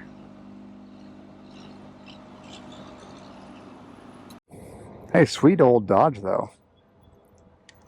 Yeah, this place appears to be like, so, you know, oh, fuck's sake. You know, this place appears to be completely in existence for like beef and corn and crops and all kinds of other shit. And this is really annoying. And anyway, so it kind of sprung up out of like a need for just sort of commerce and transit of goods moving throughout the province. Anyway, when I saw those lights changing, I actually got off this road and tried to go around it. And I looked over here, and there is a way around it. But I got halfway there, and Garmin kept saying I couldn't go that way. It looks like I could have. But now I'm in it. I'm not jumping the median. I'm stuck in it now. Just sucks when you're like 3 minutes from your hotel and you're waiting on this situation to finish. Okay, we're in our hotel room. In case you need to learn the ABCs, they've got you covered there. So things were dire. I had 5 videos that were pending, and so those are uploading now. I'm getting like an amazing 4 to 5 megabits per second up, which is just second fastest on the trip so far. But you know, dead drone, dead GoPro. 2 of my battery packs were dead. Dead Cardo, Canon batteries, the Insta360. One of my 2 flashlights was dead. The gimbal, the watch. What else? Everything was basically dead, including my phone. And I had issues like all of my photos were not uploading. I had 150 photos to sync here, and then 60 videos on my phone here that needed to sync to iCloud. So anyway, it's just a lot of shit. So I think I've generated about 4 terabytes of content on this trip so far, and distilled that down to 79 gigs of data that actually it's going to upload to YouTube, and then roughly 8 gigs of data going to Flickr for photo sharing. So it's just a lot of stuff. So good to be in a hotel tonight. Tomorrow, I got a haircut too. Tomorrow night I am in Glacier National Park. Heather found a campsite in Glacier on July 4th or July 3rd. Amazing. So 2-hour drive south from here at 3 p.m. Hit the Glacier Sun Road, get my camp spot, wake up, do some hiking around Glacier, then go to Missoula. KOA wanted $80 a night for a motorcycle camping spot with a tent, $80. Airbnb had a $49 shared room. Perfect, done. So that's, not camping, but it means I can get up on the 5th super early to go to Big Sky Motorsports in Missoula and pick up a tire and some parts for an oil change, and then go down to Helena to an MOA member's house for the oil change and tire install. So the rest of the week is basically in a good place. We'll close out this week leaving Montana and heading south the Continental Divide towards Colorado. So things are going great. I ordered some takeout, should be here any minute now. Now I'm just waiting, but I'm gonna edit some videos and then eat some pizza and drink some wine. It's a perfect evening here at the Marriott. Okay, now it's a hotel night. You should look at these guys, by the way. They're called, look at their menu online. 2 guys on a pizza place. Look at their menu, and you can do half and half. You can do half, well, their menu's crazy. Let's go through their whole menu. They're only in Lethbridge, Alberta, and it's wild, the kind of stuff they come up with. And I couldn't pick anything, and their on the menu was like, you can pick 2. I'm like, oh, I can pick 2, fantastic. So, the dill and the Nashville hot. I know, it sounds crazy, but I'm super excited.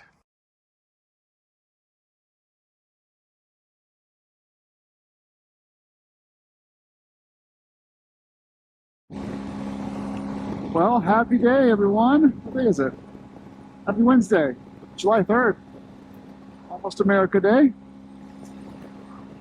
Well, it's 2:45. We're finally heading south.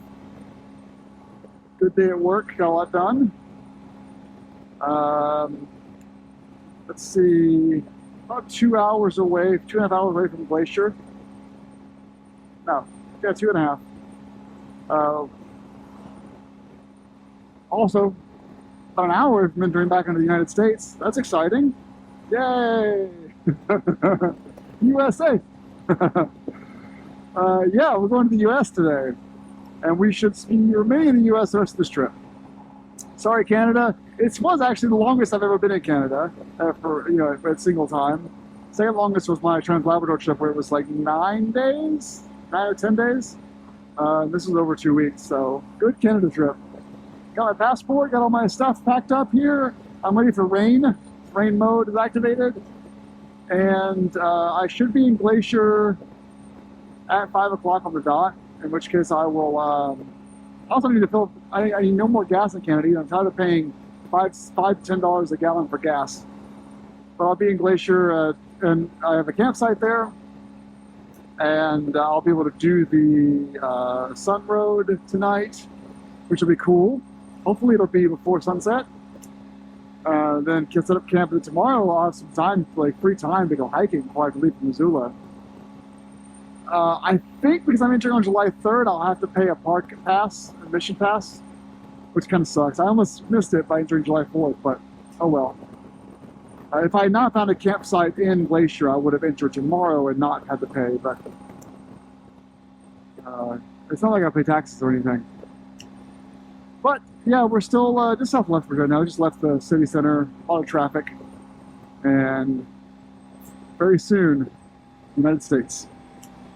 37 years? That's not possible. There's a cop pulled someone over, but my Garmin is 37. TomTom on the BMW Nav's is 62. I don't know. I'm gonna own 62. Anyway, see you guys later. I won't turn the camera on until probably get to the border, and then I'll update you on the border crossing time. Turns out this border crossing actually closes at 6 p.m. So, which means it shouldn't be very crowded. Alpha Road. So what happened with? I don't understand. So Garmin had me going like the long way. It wasn't the fastest route. It was adding 45 minutes. So then I recalculated it, put it back on the route. So we'll backtrack 5 miles back to McGrath, get back on Highway 5. And then I'm like, you know what? Let's see what TomTom thinks. So I put TomTom on, and TomTom said, "Hey, take a left on this access road. Take this road instead." Which is very deep gravel, by the way. Oh fuck. Sorry for cursing. And take a left on 5 and 5 miles. So they're both actually right at this point. Whereas Garmin is saying go back to town on the pavement and take a left on 5. And TomTom is saying, no, don't do that. Just take a left on this forest road for 5 miles. And then turn onto 5. They're both right. It's just one is gravel, one is pavement. So this should save some money actually. Or time. It was like crash on gravel. They're both right. Well, Garmin keeps saying to me to tell me to take a right and go to left for the graph, but they're both taking me to 5. Just in different, unique styles. Who would have thought that TomTom would be the more adventurous suggestion? Whereas Garmin's like, no, buddy, you want pavement. And the good news is we get another 5 miles of gravel here, and right alongside some turbines. And dance around a little bit more. Get those tight tendons all worked out. I'm guessing this is alfalfa I'm running next to. Looks like grass.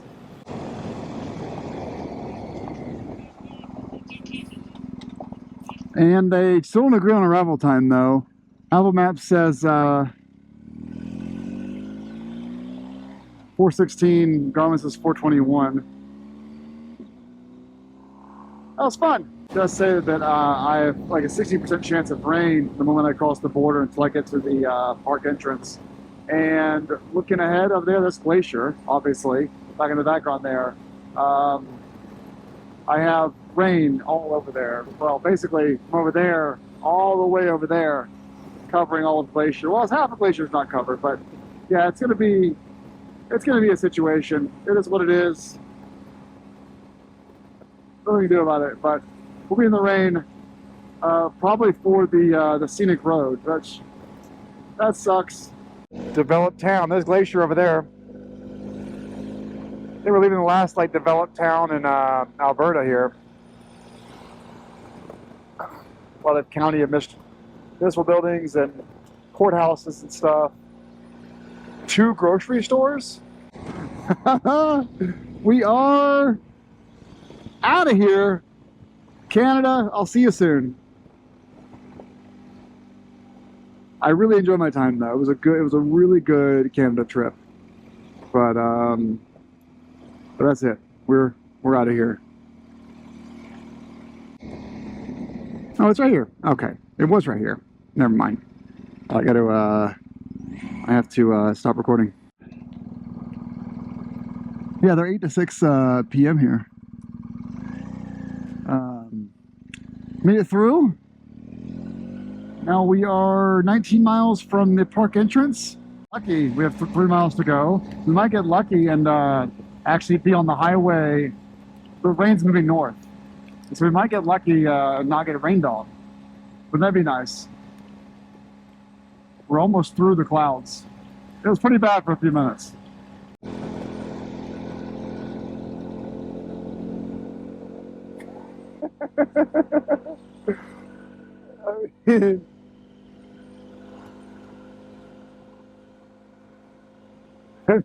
I asked you this like 3 days ago. Have y'all on the mountains yet? Are y'all tired of seeing some mountains?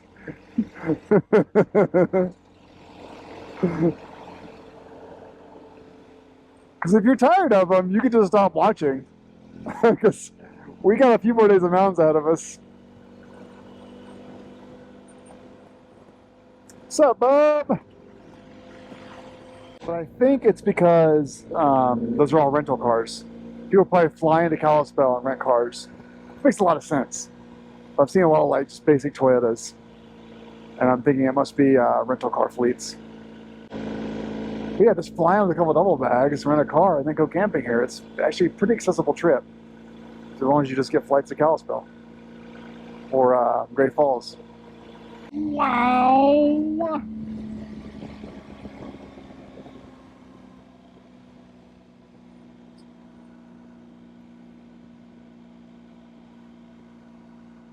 It's so majestic. Actually, I think like given the sun and rain mixture here, it's actually perfect. It's like the sun is being blocked by half of the rain, so it's actually kind of perfect.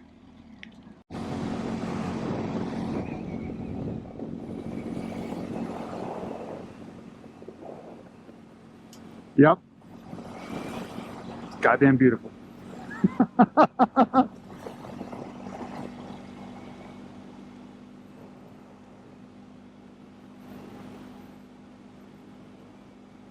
There has to be so much damn snow that falls here. Cause I mean it's 50, and yet there's still snow on the ground. Like feet upon feet upon feet of snow.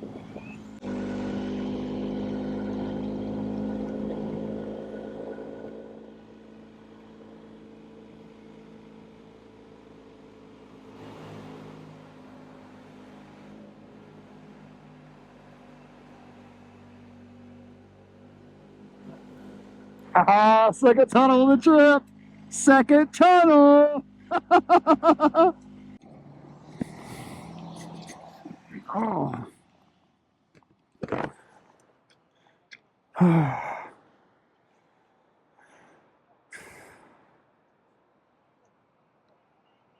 Wow. It's always significantly bigger than it looks in video. Like it's always more significant.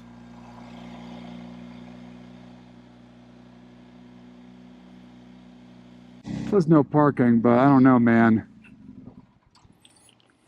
I didn't see that till just now. I mean, look at that, guys.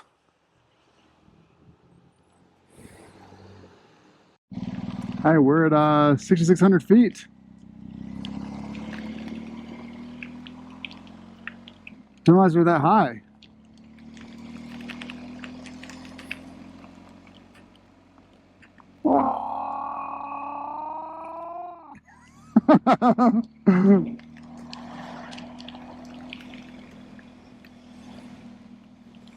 What? We're going down there? Oh, I've done no research. I don't told me to take this road down. I didn't know. I heard it was popular, but I guess I can see why. What? Does everyone know about this place? There's like twisties and snow. They must salt this, right? It's 46 degrees. 46 and raining, and I'm riding alongside snow. This is like an April in Vermont ride. Wowzers. You guys, everyone should hear about this place. Tell all your friends. It's the Sun Road or Sun Highway something.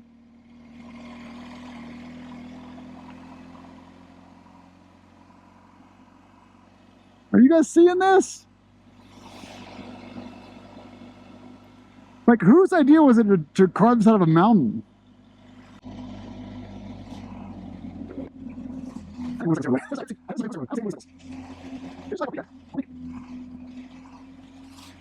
Wow.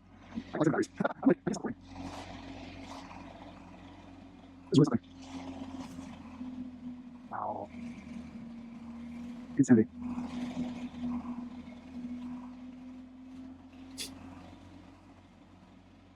Yeah! Waterfalls!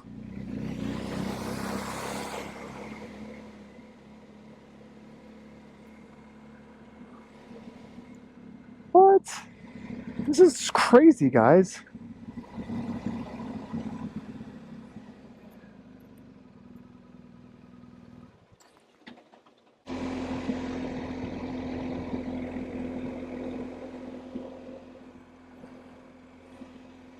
They're supposed to be down there? I guess they are.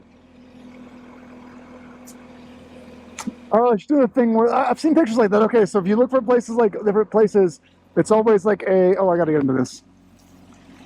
There's always a young lady that's looking up at a mountain, but it's like from behind, and her butt's in it and stuff. And like then they have vlogs about like my weekend at Glacier, but every photo is them looking away from the camera with their butt. And I think that's what she was doing. I've never seen someone actually post those photos before, but like she was standing on the rock and then looking at these mountains with the butt hanging back. And then her boyfriend or husband or man friend was taking photos of said butt. And then I see those pictures in the blogs that I read. I'm looking for places like this. And so that was it. I just saw one in real life. It's a butt mountain picture. That was awesome. Good for her. I'm guess she probably has a blog. I did not get as far as I thought I would get there. That's a bummer. I should do some butt pictures. Oh yeah. That's the spot right there. It's so beautiful. It's so beautiful. Look at that shit. That beautiful valley. Yeah, it's cool being able to see everything in the rain and the sun. That's cool. It's like a great weather for this today. I know most motorcyclists are avoiding this place, but like being able to see how things look wet and dry, it's pretty nice.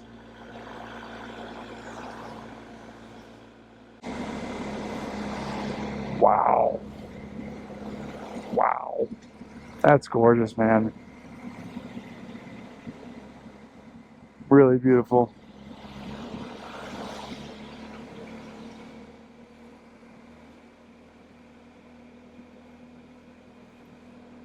Whatever mountain is ahead of us, there's like clouds spilling over it.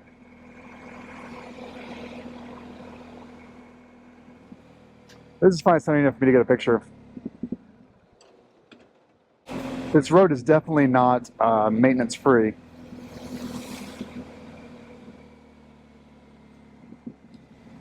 Gorgeous. The sun's out. Nice.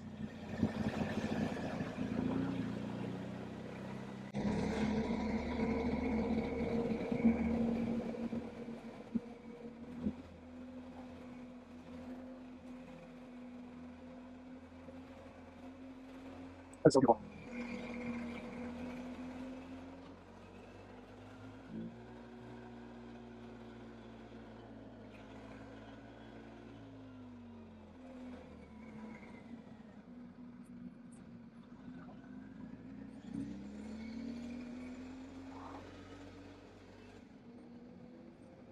No tunnel.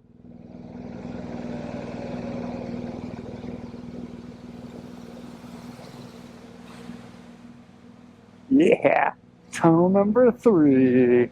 And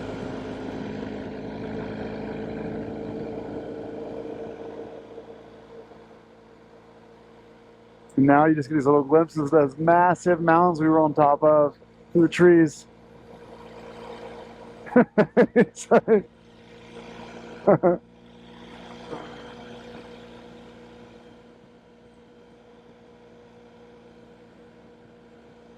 I said it on the Dempster, but when I was a poor kid growing up in Alabama and Central Florida,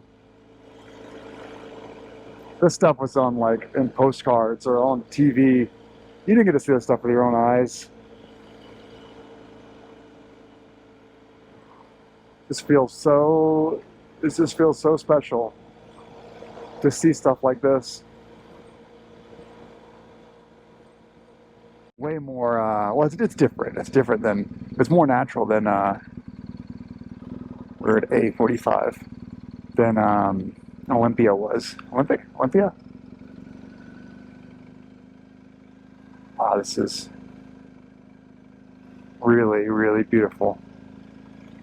This is a cool campground. I could totally stay here for a few days as a base camp and go hiking. I just can't. This trip is so motorcycle centric that I just can't. I wonder why campers aren't coming because it's raining. Anyway.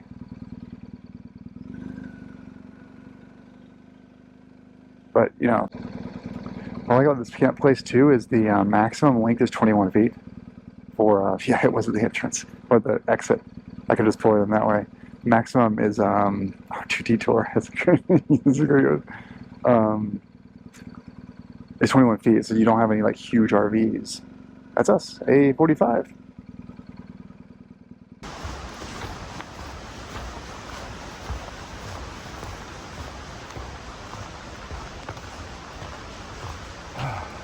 Wow, this is awesome.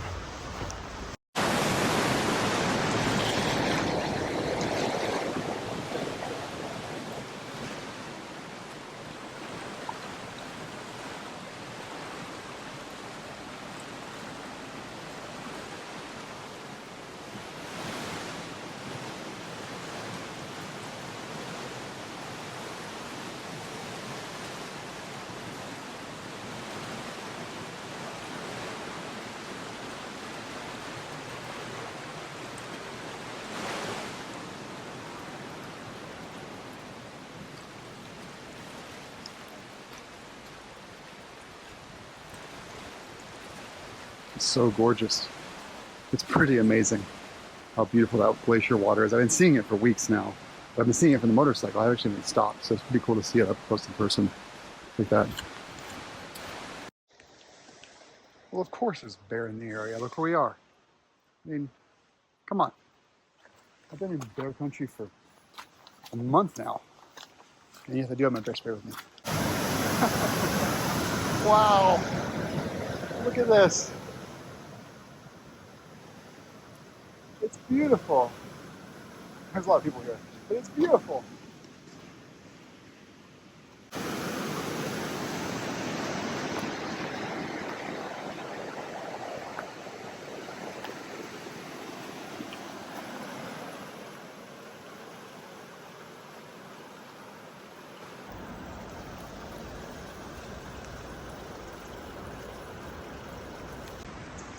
I mean, hold on. I mean, my God. It's beautiful, right? Wow. Someone earlier told me this place is packed because it's the easiest trail in the area to hike. It's only 2 miles. But I got here at 7 p.m., so I had a lot of time, but I think I actually lucked out because I'm last. There's no one here. It's just me. which means I probably will see a bear. I need to not stay here too long, as it is getting dark in an hour. Oh, wow. Look at that shit. I think I gotta pee. This fog just started rolling in. Isn't that beautiful?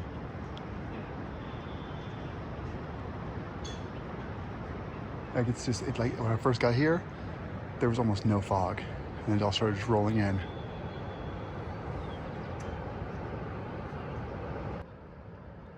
And now we have the full fog. All right, 2 miles back down. The fog is totally rolled in now.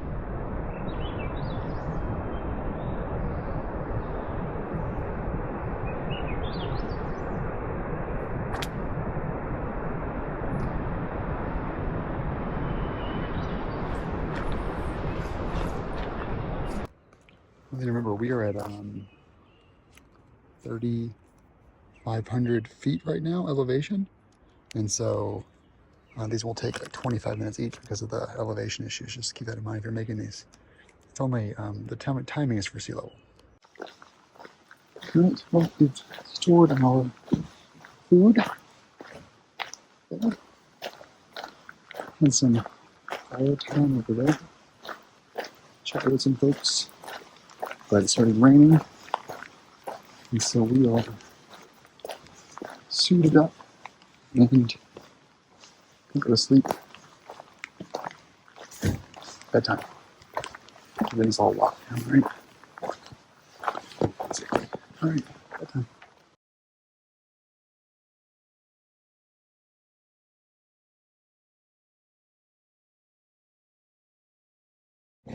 Not in my gear yet because it's only 8 a.m. I'm gonna go up to Glacier, do a little hike, if I can find parking. Lots of people in the park, so I'm gonna go up this little switchback here and try to find parking. If I can, this little trail that goes up to a glacier. It's like 9,500 feet elevation. Can I get up there? I have no idea. I didn't do any research, but when I park and start walking, we'll see how I feel in an hour. And I gotta be out here by noon. I gotta be in Missoula by tonight. So, and it's only a 2.5 hour drive. And so I don't really have a big rush today to, you know, get somewhere by a certain time. It's just get to Missoula by bedtime. And so the only caveat really is going to be, well, the fact I didn't do any research, but also the fact that it's foggy up here. And I'll probably be hiking in the fog. I won't be able to see much. So maybe I don't need to bring my camera. I'm not sure yet. But hey, fourth tunnel of the trip. Fourth tunnel.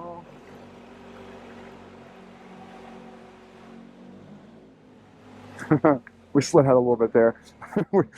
I got these freaking tires, man. They don't even they don't grip at all in wet. I guess the back end just slides out. Yeah, but hey, good morning from Glacier.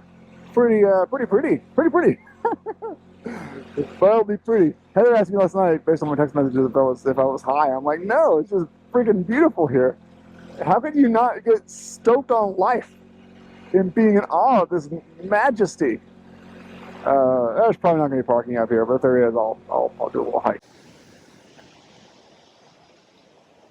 So it's only 4.1 miles up and 4.1 miles back, which isn't a big deal. I've done 12 milers. Well, the difference is this is the elevation gain of 2,100 feet. So I didn't bring any food, just a liter of water. And I can't see shit. So maybe I'll do a mile or two and then turn around. I'm not convinced I'm going to do the whole thing today because at the top, the fog won't burn off until noon anyway, based on the forecast, or microcast. So I'm not worried about the challenge of it. Just worried about the lack of reward. Super foggy this morning. Not cold. I'm pretty layered up, but just can't see anything. But it is beautiful. Bye, bunny. Huge bunny. Wish I brought my SLR with me. Some great imagery. The photograph. But I honestly thought I wouldn't see much, so I didn't bring the big camera with me. Should have. It's on the bike, just too heavy to hold for 8 miles. But it's just beautiful, great photography.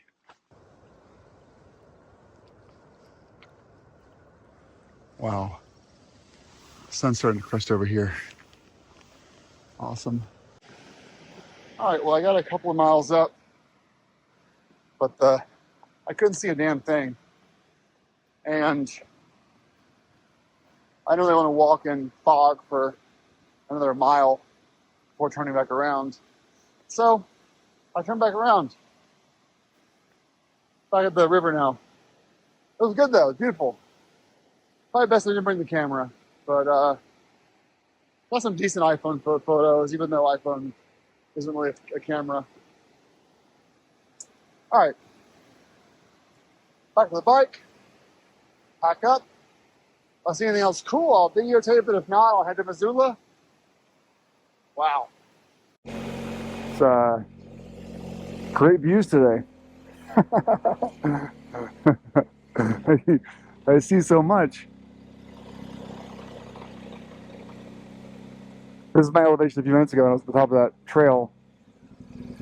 All right, we're heading back down to the campground. It's 10 a.m. Checkout's not till noon, but I'll probably need an hour to get wrapped up, and then I'll drive to Missoula. Got a day in Missoula. Got a clean and clear day in Missoula, and so I don't know what's going on in Missoula. It's like a small little mountain town, but I'll check it out. See if there's anything to see. Museums, maybe a brewery. I'm gonna be hungry for lunch when I get there, though. I can tell you that for sure because I haven't had breakfast. It was good to get out this morning, though. Excuse me. It was good to get out this morning, though. And going down, by the way, this morning has been really fast. This Montana truck in front of me has been just booking it, about 10 over the speed limit. So we've been hanging out for a while. People keep getting out of our way, so it's been perfect.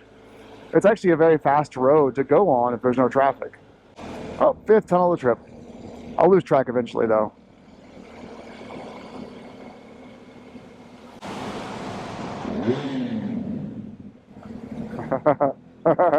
There was no one there. I verified. And we are now heading towards the West Glacier entrance. Still on the same road as yesterday. We're just continuing on it. 146 miles to Missoula today. So not really a long journey. Looks like it'll take me about just under 3 hours to get there. And I have a room in an Airbnb already booked for like $49. Has laundry, which is great. I have to do some laundry. It's been about a week since I've done laundry. What else? Well, that's about it. Enjoyed the hike this morning. It's cold here. It's definitely one of those parks that's super busy like for 2 months out of the year because it's just so much snow falls here. Oh, it's beautiful. There's a lodge back there too. You know, I'm just curious. Now that I've been here, I imagine how accessible it is. So, you know, book a room at the lodge. Probably expensive. Get the reservation for the road, and then fly into Kalispell and rent a car. It's probably $1,000 weekend, but I bet it's totally attainable to do that from a financial standpoint with Heather, as opposed to driving her across country to Montana. I think it's far more accessible for us to fly into Kalispell or Glacier Airport and do it that way. But something to think about. Maybe in a future trip we'll do that. We've got Europe coming up next. I'm home for 2 weeks, then we go to Europe for a week. Speaking of budget. Hey, I forgot to mention this earlier. Sorry, I feel like an asshole. Happy Independence Day to my fellow United States of America citizens. And you know, it's we're very far removed now from the independence of this nation from England. It's been a long time, And, you know, a lot of time has passed, so people say Happy July 4th is supposed to Happy Independence Day, but celebration of our independence and you know, as Americans, how it's just what a journey, what a journey this country has been on. And, you know, you always hear about all these, you know, pundits and commentariats or whatever, and political analysts saying that like the democracy is over and America's over, and you know, things are going to hell in a handbasket. You know, democracy is an experiment. It's always changing. It's always you know, we make democracy work. We do, us, the American citizens, we make this work. And you know, if we want to go and change things up a bit, that's fine. We the collective do that. We vote, we riot, we demonstrate, we petition, we have ballot measures, we run for office, we donate. You know, we're it's our country, and it's only possible because a few thousand farmers with muskets beat the greatest military in the world at the time. And no shade to my English friends, but man, what an accomplishment that was. And you know, I was born in '86. I wasn't here when we won the Revolutionary War. But shit, man, what an awesome what an awesome thing to celebrate. And what a great thing to do it. Thanks to, I think it's Teddy Roosevelt that signed the National Parks Act into law. And so thank you, Teddy Roosevelt, for making these national parks happen. And, you know, the frontiersmen and women that walked and rode horses across country to find all these beautiful places. I mean, just you know, the ability for us to ride a German machine, whoops, on these great American roads on July 4th is thanks to a lot of sacrifices that people have made, and a lot of just hard work and effort and just bullheadedness. And I appreciate every one of them that came before me. So that's all. Happy Independence Day to my American friends. And I'm just proud to be an American on today in Glacier National Park, riding on these beautiful roads on a German motorcycle. All right, everyone, back to the video. So I guess this is what they're talking about. So you have to reserve a ticket to come into the park from the west entrance. You have to reserve a second ticket to ride the Sun Road. And both were completely booked. But if you come from east entrance, there's no issue. Wow. So I guess this is what they were talking about. There are so many people. Huh. East entrance was completely dead compared to this. Amazing. This is I guess July 4th, so that's a big deal, but wow. That is quite a wait. Oh my god, it's still going. Yep, definitely, guys. I recommend east entrance for sure.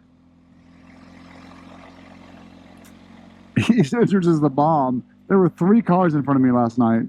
Okay. Now it's Independence Day in the U.S., which means there are parades. Second time that I've gone through that has had a detour for a parade. I'm barely clearing this one, but there will be a 4th of July parade. And I'm sure more to come. I'm also super jealous because there's a rodeo back there tonight. Like, man, I love a good rodeo. I grew up going to rodeos. All of my uncles were bull riders, and I love rodeos so much. It's so awesome watching rodeos. Just sit around, chewing tobacco, and wrangling horses. Cattle, calf ties, calf roping, wild horse riding, fucking broncos. It's just so much fun, man. I love it.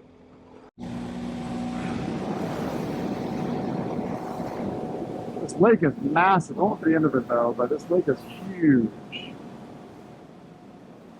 It's hard. I won't go on too long, but like Everyone on their boats, everyone buying their fireworks. I've smelled so many hamburgers and hot dogs on the grill. I've smelled so many, like I get dozens of houses I pass with this like getting a whiff of it. And I think I've realized I didn't really grow up. My family didn't really big on holidays. We didn't really celebrate holidays. I think I've found that Heather and I, for us, July 4th is our biggest holiday of the year. We have a lake house. All of our neighbors have boats. Where there's always a big grill party. You know, swimming. It's like the first official weekend of summer for New Hampshire. And I think like July 4th is our holiday. And right on the lake on July 4th, it's hard. I definitely am wishing I was there. Also, it's Heather's birthday in 3 days, July 7th. So come on, like it's just like that's our whole weekend. It's her birthday weekend, but also like our big family thing. I'm missing it, and I feel bad.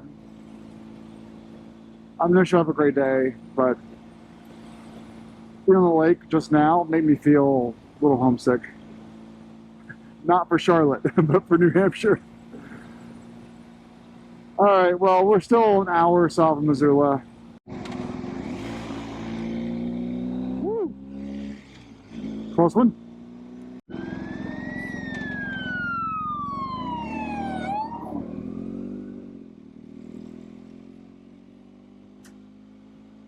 This guy's got some moves. Oh man, I mean, do you want jerky? I'll try these freaking cherries. I don't know what's going on with these cherries, but I've heard good things.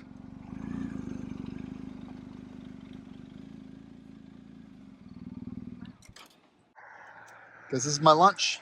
1 pound of cherries and some huckleberry jam. It was grown right here, so I've never really eaten whole cherries before, actually. I guess it's I thought it was a Michigan thing. I guess it's a Montana thing, too. They're pretty good. I ate a whole pound of cherries. Those are pretty good. I grew up eating maraschino cherries, and I've had like cherry beer, and I've had like cherry juice, so I don't dislike it. But I didn't think I'd eat a whole pound of cherries. They were sweet cherries. They were nice. $10 for a pound. That seems like maybe expensive. I don't know. There's 8 miles to go. It is very pretty here in Montana. Gorgeous. Yeah, I'm still thinking about my next few steps. Do I go straight east through like Wyoming, South Dakota? I don't know. I look at the weather, look at the maps, figure it out. I've been pretty much following Continental Divide since Alberta, but I could do better. But depending on what I do next will decide my entire choice. So I need to kind of think through that. And all right, we're getting off here. One exit before my Airbnb, but I'm going to be the Airbnb for 2 hours. I can't check in for 2 hours. So I'm going to exit here and, oh, a horse. Nice ass. Biggest I've been in it for a while. I don't think left Creek is this big. They actually have like office buildings and stuff. I found a brewery in the open. I've got a second choice too that I'll go to, but it is July 4th, so I expect things to be closed mostly. Tunnel? I think it does. It totally counts for the tunnel. I'm counting it. That's 6. I missed 5. 5 wasn't recorded. So good.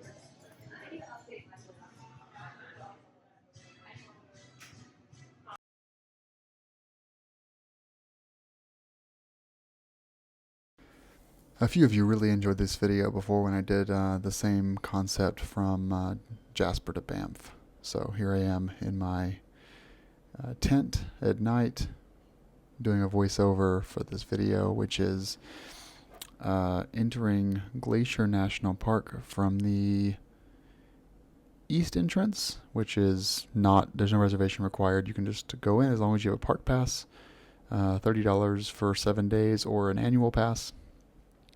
And this is driving the Sun Road to Avalanche Campground. Now, I didn't this is all auto edited by the Insta360 X4, but basically it started raining as soon as I began to climb an elevation. I did notice when I left through the west entrance, which is the more popular entrance, that it was, man, really backed up. So they NPS limits the amount of cars that can go forward onto the Sun Road, by the hour basically, and you have to book time in advance to get on it.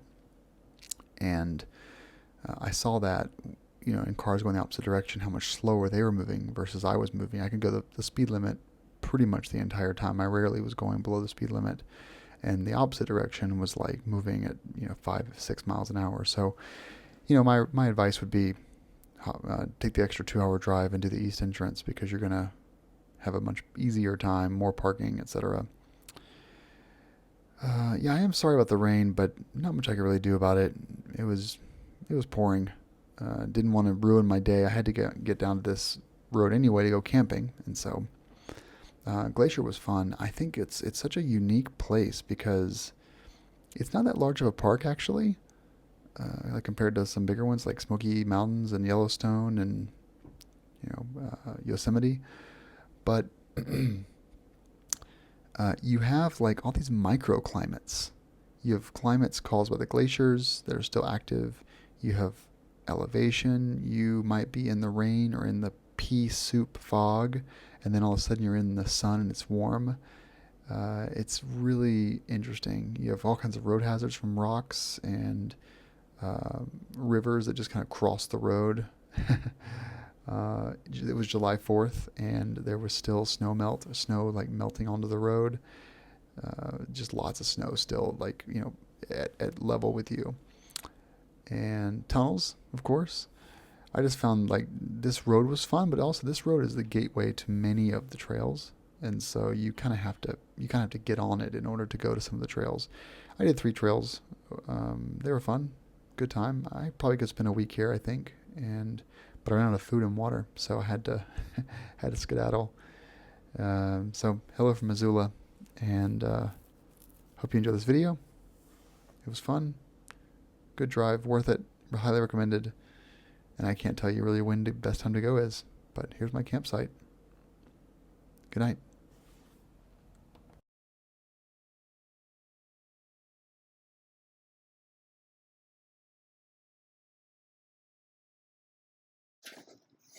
A lot of my trip doesn't take me through cities, so when I'm in a city, it's just nice to feel like fancy schmancy with pour over coffee and they make everything here from scratch except for the egg, obviously. But like the sausage is made in-house. They have a tomato chutney.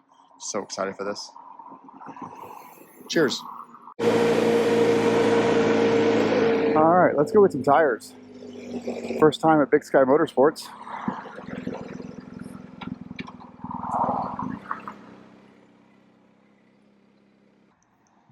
A couple 1300s, husband and wife, riding from Colorado, and they're gonna fit me in. Luckily, so they're gonna get the tires here, which is great. It was sort of a you help us, we'll help you sort of deal. So they could get me in super quick if I can just take luggage off, so it'll sit board balanced, and they'll just put it on the center stand and do the wheels for me there. So yanked everything off. That stuff's heavy, but now we're ready to go pulled in and get tire swapped. Pretty nice dealership, but they have a lot of bikes there. But I was amazed to see my motorcycle, same spec. Yeah, the price was about $5,500 more than I paid. You gotta make your money. I know my friend Matt's gonna scold me here because I swapped these too soon, but here's the Moto Z after 7,000 miles, the GPS. So I would guess, based on what I'm seeing here, you can see these indicators here, got a millimeter or so. I probably have 8,000 miles in these, probably another 1,000 miles in these tires before they really start to be nothing. But it's going to be 1,200 miles till my next BMW dealership, and I'm about to, it's going to be hot. It's going to be like 100 degrees, so I just don't want to deal with this wearing out too soon and then getting caught in the rain or something. Front was fine. I like placing tires in pairs, but front was actually okay. Someone will get these as a donation, but you can see those cracks in the knobs there. But as far as wear indicator though, you've only got another millimeter of this here before you have your sips are gone. And so if I call it called in the rain, this is gonna get super slippery. Fresh rubber. It's my favorite tire too. My absolute favorite tire. Good morning, everyone. Happy Friday. Happy July 5th. I bet most folks took today off from work. Enjoyed a long weekend. Very similar to what I saw in Canada today, where everyone took like Tuesday off and just made it a 4-day weekend. Well, we are in Missoula, but not for long. We'll be on the interstate here in about a mile or two. Enjoyed myself. I only, excuse me. The ride from Glacier to Helena to AK Beamer's house to get an oil change actually wasn't, it was only like 6 hours. I only stopped at Missoula, so I didn't go to Big Sky Motorsports. And then this morning, I was looking at my tires, and you guys saw the videos already. I don't know. I won't go on about it anymore, but here's the thing. I feel good that I did it. I feel satisfied and happy and glad that I took care of the tires. That's all that matters. The doubt that I had is totally gone around changing them or not. I can already tell you I feel safer, more planted, more secure. I've gone through 5 sets of these tires, the Anarchy Adventures. I love these tires. They're great in all weather. And so I'm content. I have no regrets. That's that. After 5 minutes of you guys going through video of me talking about my tires, I have no regrets.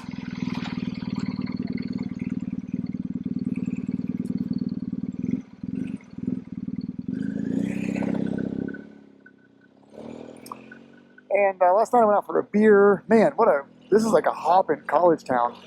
There were like $3 beers, like the good beers, like Saisons from Boulevard Brewing, $3. And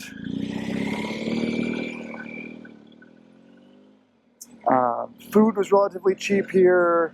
I just really enjoyed Missoula. It's a beautiful town. That's what I'm filming now. I want to show you guys. It's a beautiful town, very quaint. Half the population is probably undergrad and college. The other half is, I don't know, a little hipster. It's like a baby Portland, Oregon, I would say, but like Portland 15 years ago.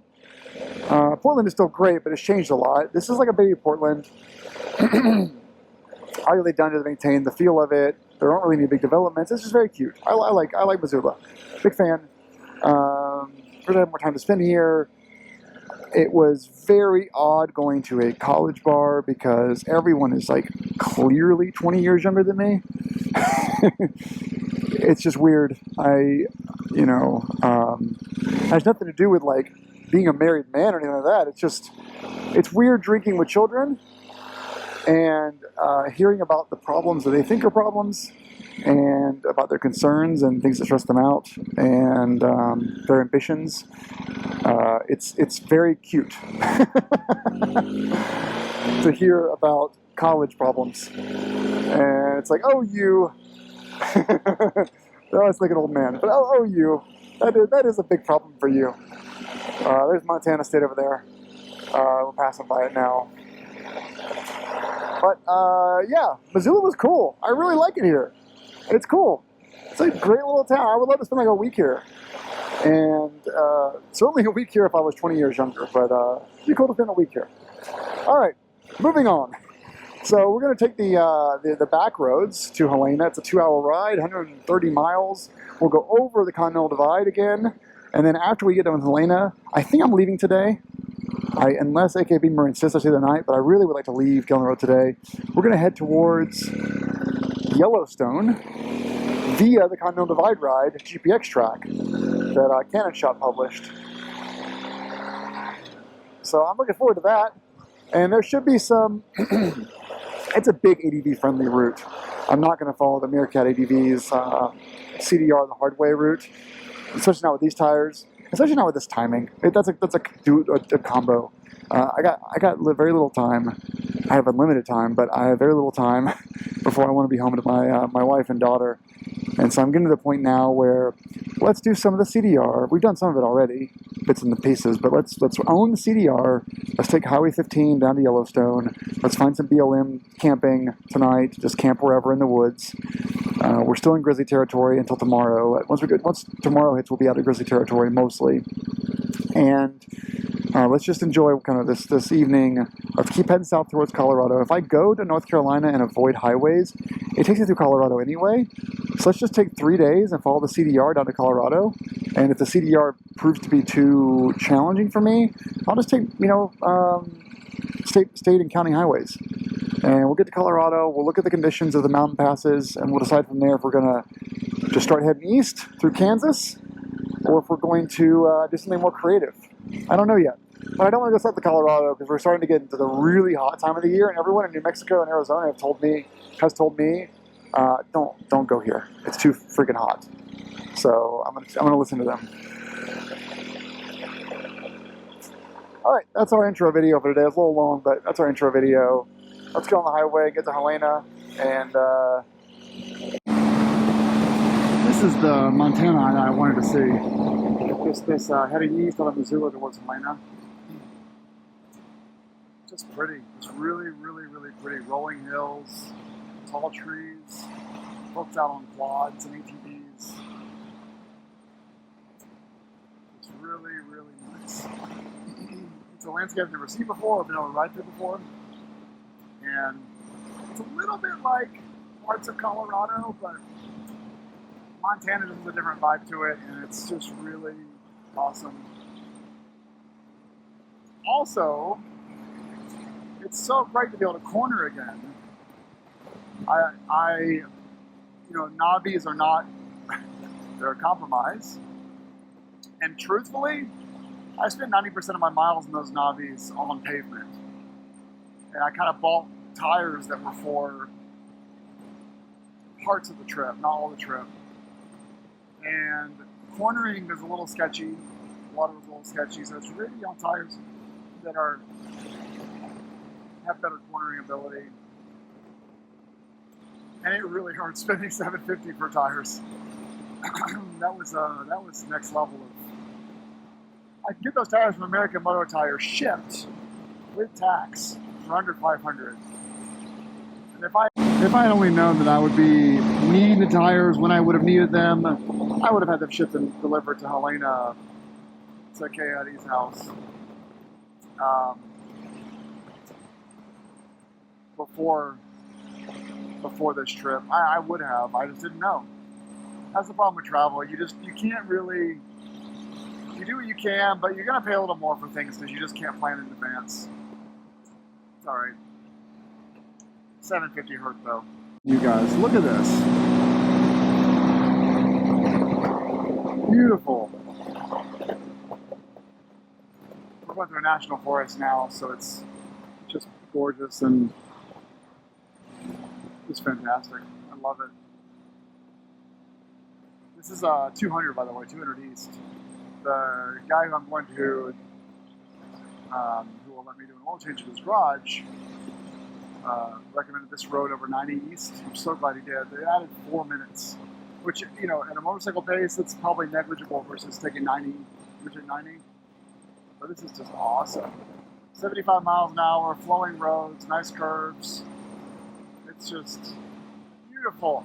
Lincoln, Montana. I'm so bummed, guys. I just passed another rodeo. It starts in an hour.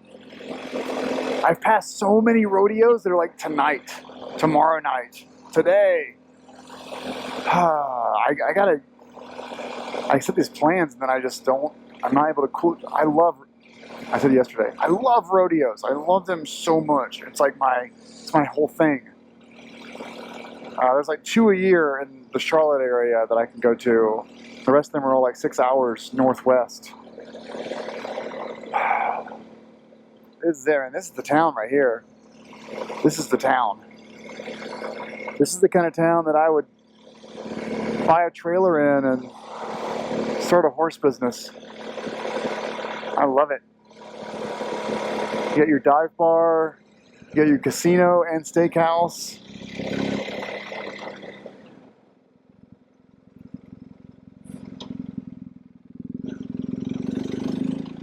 the bootlegger inn. Got your quads, American flags. Oh, is there a farmer's market here going on right now? Oh, we got fucking kettle corn. I'm sorry to curse. We got kettle corn. Oh my god.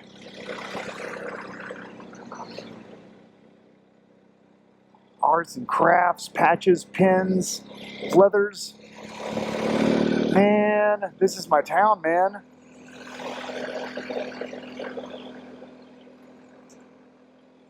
I'm gonna marry a divorcee named Sheila. I think you can get married in Montana without getting divorced somewhere else. You got 2 marriages, right? Heather will understand. Yeah, this is the spot I want to like just put my feet up, my boots up. Y'all think I'm poking fun right now. I'm not poking fun. I'm cow poking fun because I'm a cowpoke. Man, I could live the rest of my life in Lincoln. That was a pretty cool little town. Rodeo. Oh, I'd have so many horses.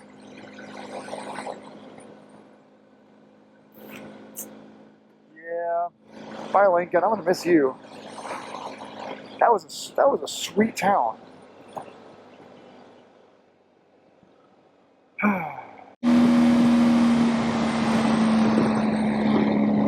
Little gravel there. The turning on these Anarchy Adventures after 3 weeks and 7,000 miles on the Tractionators is hard to get used to. They just dive. They don't dive as much as like the sport bike tires that came on this bike, but they lean easily. A little gravel on this road. I'm trying not to push things too much. You guys know me. I ride like a new rider on corners.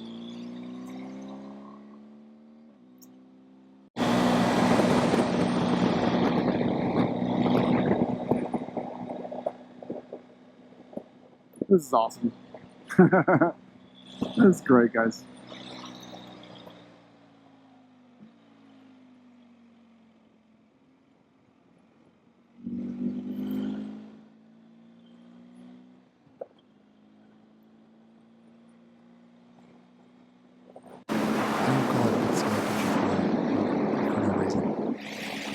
This was just beautiful riding, so relaxing. Then I got to my friend's house and put the bike on the lift. Did an oil filter change pretty quick. He has a lot of sidecars. I think he has 4 sidecars. Pretty cool setup. I love his garage. It's a 2,300 square foot garage. Yeah. Oil change complete. It took about 2.5 hours or so to there. You know, we probably finished the oil change after an hour of just hanging out, chit chatting, and then talking about bikes and adventures and stuff. It was a good time. I'll try to put some pictures over here of his dogs and just hanging out. Yeah, it was a great time. It was nice having the oil shipped there. Probably saved $150, $200, and it's just always great to hang out with an MOA member and catch up and just chit chat. Yeah, nothing else was really done to the bike other than I couldn't do the GS911, so he plugged my GS911 into his computer. We did a reset that way. Oil came out actually looked pretty good. It did not look like super black or scorched or anything. It was in pretty good shape.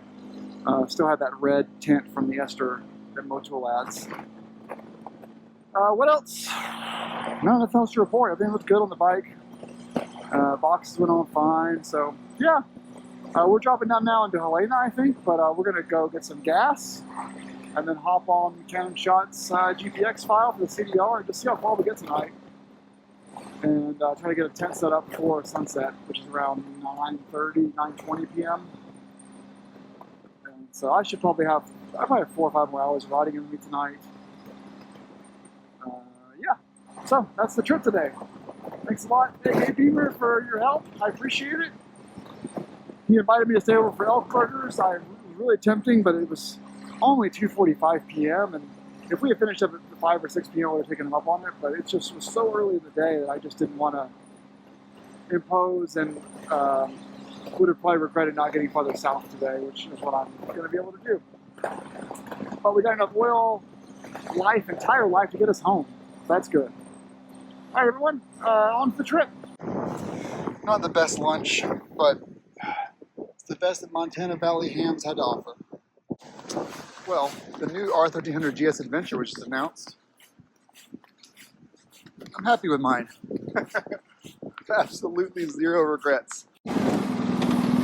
Well, we're officially on the CDR, which starts by taking us to the Montana state capitol.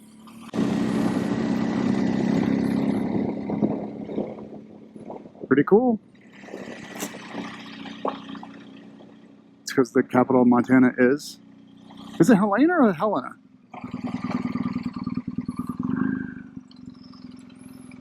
You know, more than I did Missoula. Not the vibe, that's a cultural thing, but like the style of the buildings and the layout of the city and the hills and stuff. It's really nice.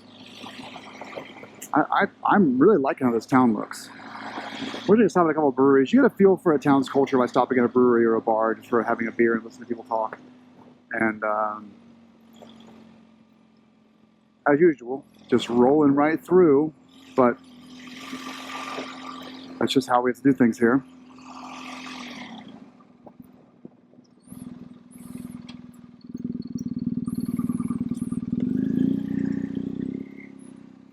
But cute, yeah, cute old downtown.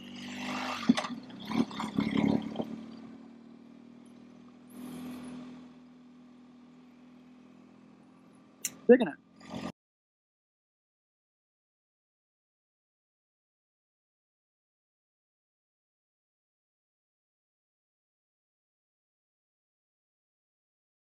There's some cool old building footprints, like old stone. Oh, we're on gravel. Old stone fireplaces and stuff, old foundations and stuff right there. There's a couple more up here too. Like it was an old encampment, or, you know, people's houses. I have no idea how adventurous this route's going to be, by the way. It does be on the interstate at some portion, so we're just going to see. But with these tires and my load, I'm good with this kind of a road. Fun. We're climbing. I went into Enduro Pro mode. There's so much washboard here on the hills that ASC wasn't letting me climb them. It was just cutting power like too aggressively. I mean, I like having the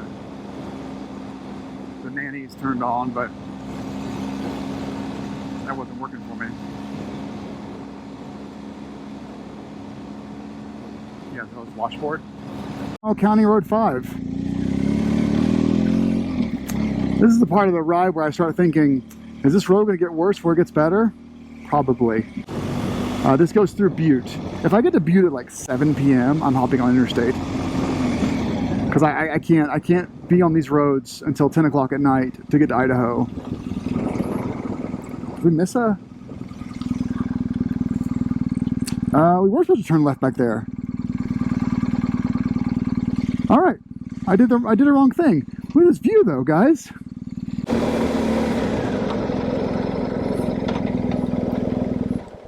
I got music playing. 1 second, let me turn it down. Sorry. Oh, not at all. Thank you. How you doing? Thank you. This is the road down to Lake Park Lake. Let's see. It is. Yes, it is. Okay. Yep. All right. Thank you. I missed a turn, so I'm going that way. Earlier, these roads usually get worse before they get better, and it's getting mighty tight. I had a pothole back there I couldn't miss. It was the whole length of the road. It was basically the depth of the wheel hub. It was like falling into a crevice.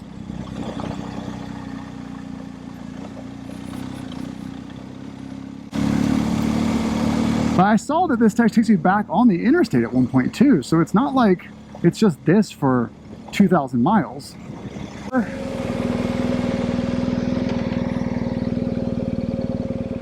Oh, we're on forest roads. It says on Garmin this one dead ends.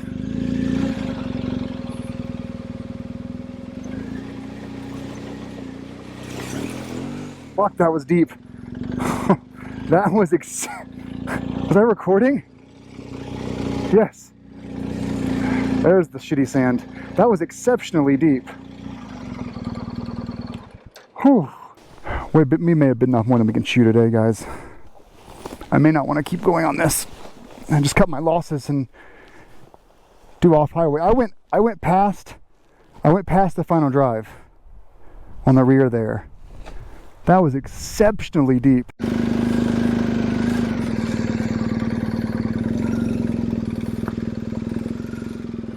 I'm gonna say the course here is we're over halfway, barely, like 60%.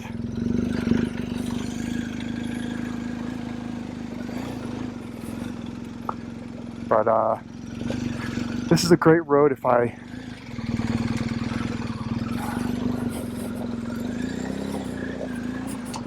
wasn't on a GS. It's saying to keep right.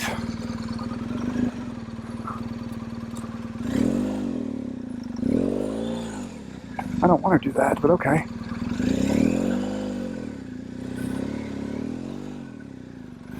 I mean, this is a rock garden, guys. I can't do a rock garden in this bike. By myself? No. Not by myself.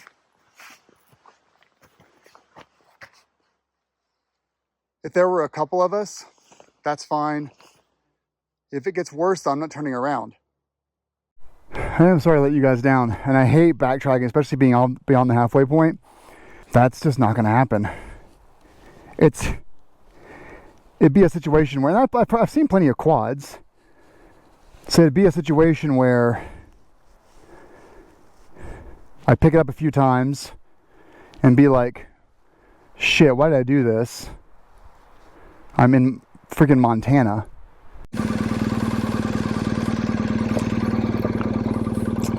Well, the Garmin froze again, of course,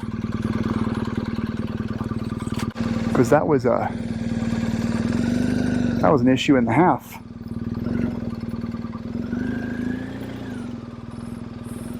That was zero fun over there, and it stank like shit too. I'm going through the road. It is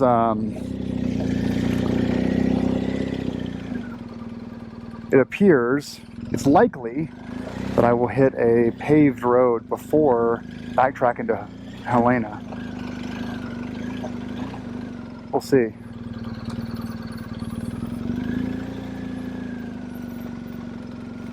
But if it gets like that again, I'll just turn around again. You know, from the 360 camera, the road doesn't look that bad. And it was downhill, which was nice. I mean, I would do this again if I had no shit on my bike and it was just a bike. Drag that rear tire.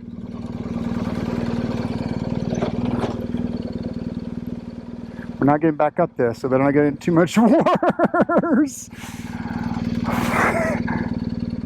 You guys seeing this? Who's crying for me right now?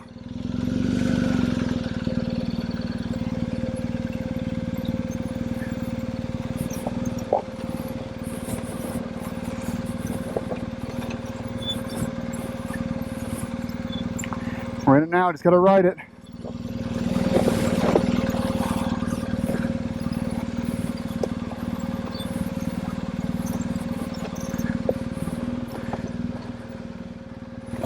I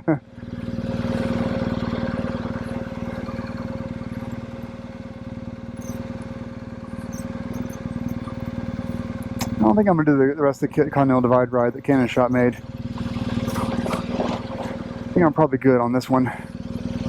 This was enough excitement for me. This better not end at a dead end. It's a connector to Quartz Creek Road. Road implies maintained. Let's keep left here. Stay out of that right side rut. Okay with that. No animals today, but it's also midday.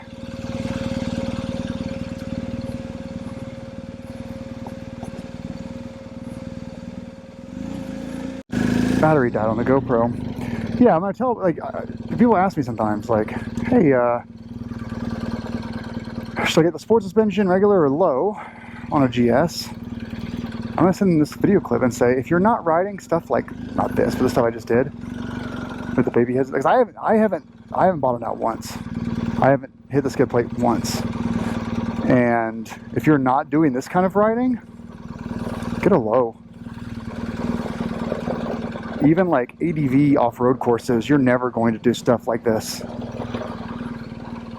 A performance center is never going to put you on a course like this.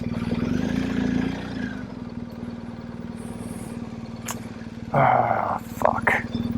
Okay, I was just saying that I like going downhill more than uphill. This might be the exception. This is a we're going to get fucked up here situation. We're in it now. We can't skip it over.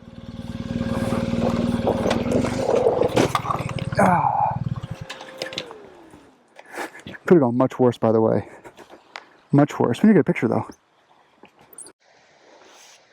Hey, it's facing straight down. That's great. It's facing the right direction. I'm okay with this. This is actually okay. Gotta get it upright and then finish this little bit of hill. Hit that box pretty badly, though.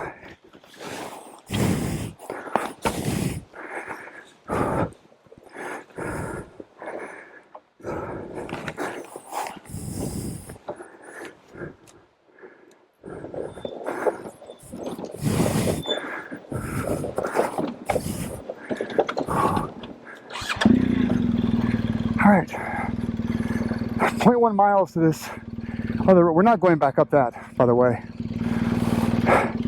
Like not just that, but the whole road we went down. We're not going back up it.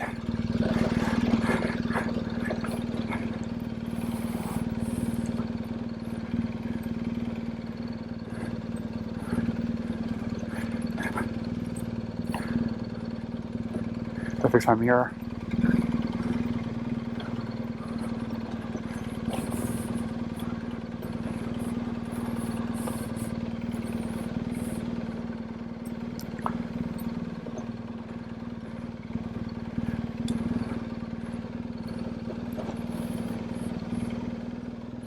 I'm looking to see my rear mirror, a sign that says, you know, road not maintained beyond this point, which would tell me that we're through the worst of it.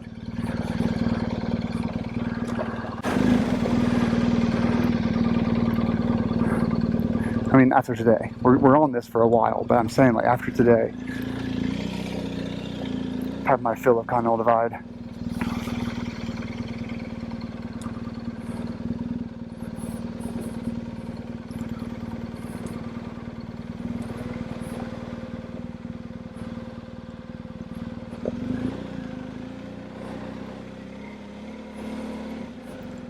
It does appear to be improving, though.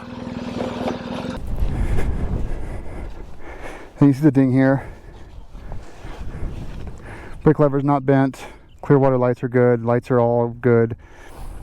Crash bar won't move, of course, but yeah, that's where the brunt of the hit to it. So much for that 2.5 miles to pavement. That was me wishful thinking. That was not a failure of Garmin.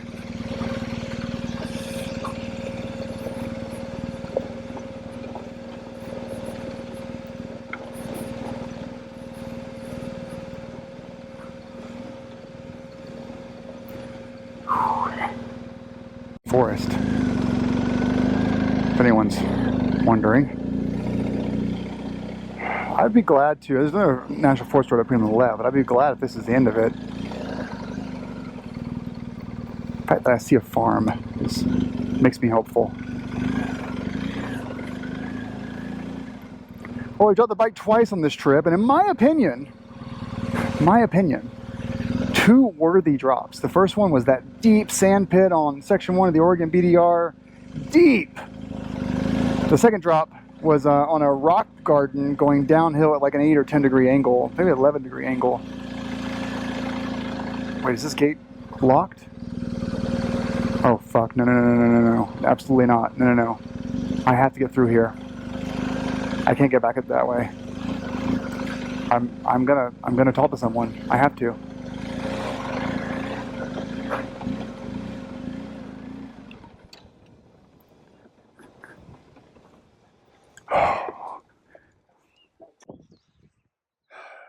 those moments where do you go through the gate? I mean, we're talking about me not being able to go back. But this is a pretty clear sign. But I've got to go down that hill right over there to get to the next road to turn left. What if I do the gentlemanly thing and walk my bike down this hill to show that I'm not trying to scare the horses? I don't know what to do. There's no possible way to turn around. That is that's not going to happen. Hi, dog. I know. I thought someone would come out and talk to me by now. I know. I'm sorry. I know. I'm sorry.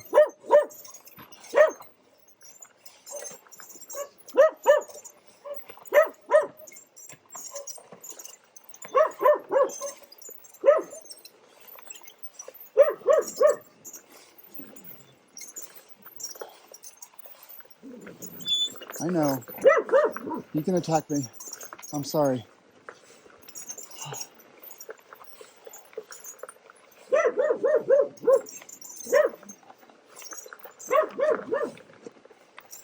You guys can tell me if I did the right thing or not. I'll leave it up to you in the comments. Hopefully some rich discussion occurs, but luckily I showed most of the trail's worst parts, most of them. I didn't show like stuff that nothing was happening, but the rocky stuff I showed you guys, and the fact that it was downhill. The backtracking would have been back to Helena, which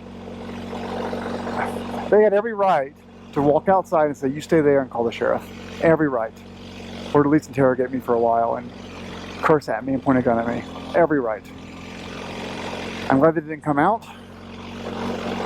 Kind of wish they did so I could explain myself that I'm not just some asshole who's taking advantage of this road. But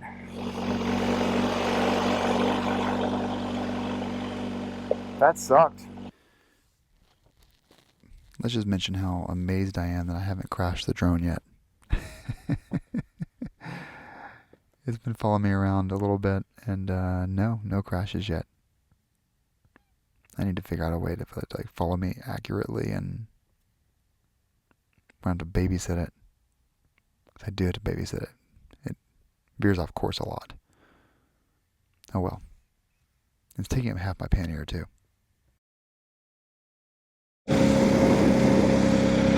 Mom, Dad, I'm ready to go home. I'm ready to go home. Wow, that is so cool. Looks like it's just for hand carts. Well, you could actually put a train over that. Well, wow. We're still going down towards the National Forest. But keep in mind, guys, it's 6:30 p.m. Like, the sun's getting low. It's been one of those kind of days where we just find whatever we can. Montana. It's 7 p.m. Heather and I talked for 25 minutes on the phone about where I could camp tonight. I'm committed to doing dispersed BLM camping. I am hungry for it. She's like, yeah, well, you should have found something an hour ago.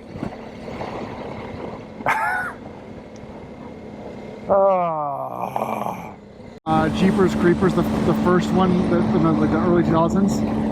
Those are the same church, very similar road. Well, no, not the background, but the road itself.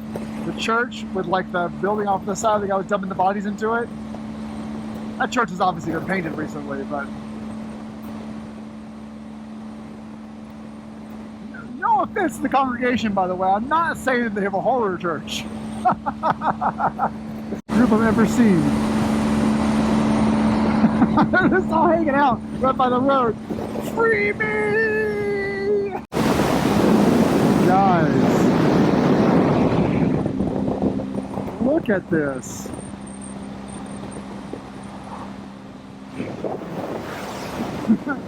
Oh, Montana, I love you.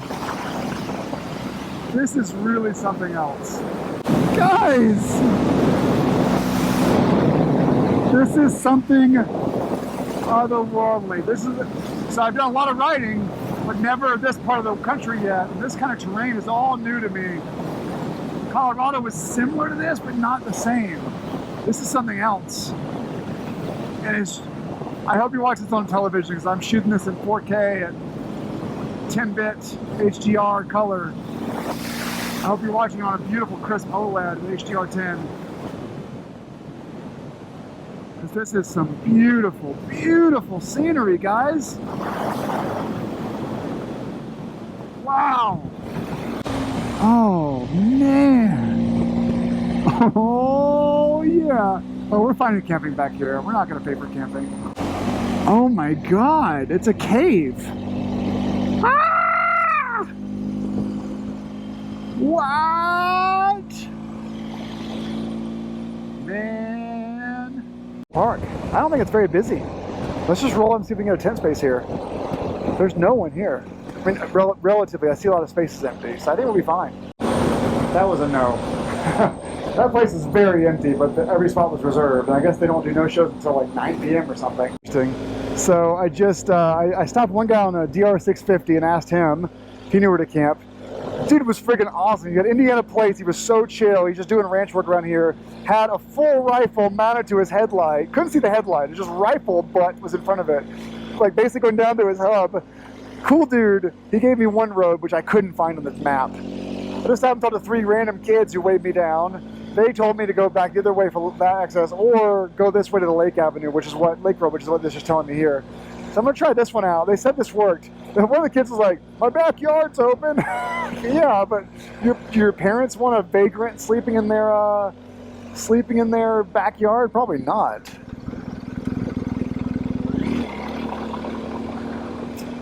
So we're going to Lake Road. And we're gonna see what we find back here. It's now 8:12. And we got an hour before the sun really gets low. Y'all know how much I love a good canopy. I love a good canopy. Yeah, that's a partial canopy. Campground finder and the FAS finder worked. There's a lake. So every night I get tent set up, get my mattress set up, and then this begins importing from the camera first in the Lightroom, Mavic Air. The GoPro gets imported. I edit all the footage from 360 on the iPhone. Get all that in here into Final Cut Pro and Lightroom. I also have my cables in here and my battery packs are in there. So everything gets imported and then I edit for 2 hours. It's 8:45, so it'll be almost 11. Get it mastered. If there's no Wi-Fi, I save it for the next day. This is my daily routine. It's a lot of work, but I love you guys.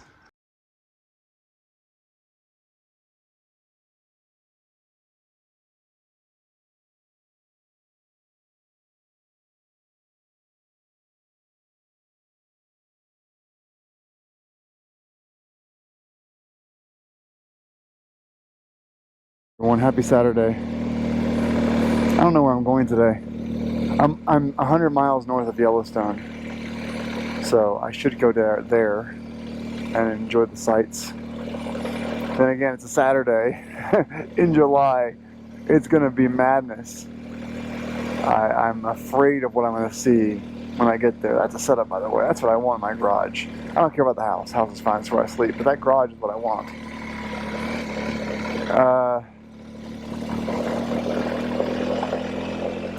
Yeah, I don't know.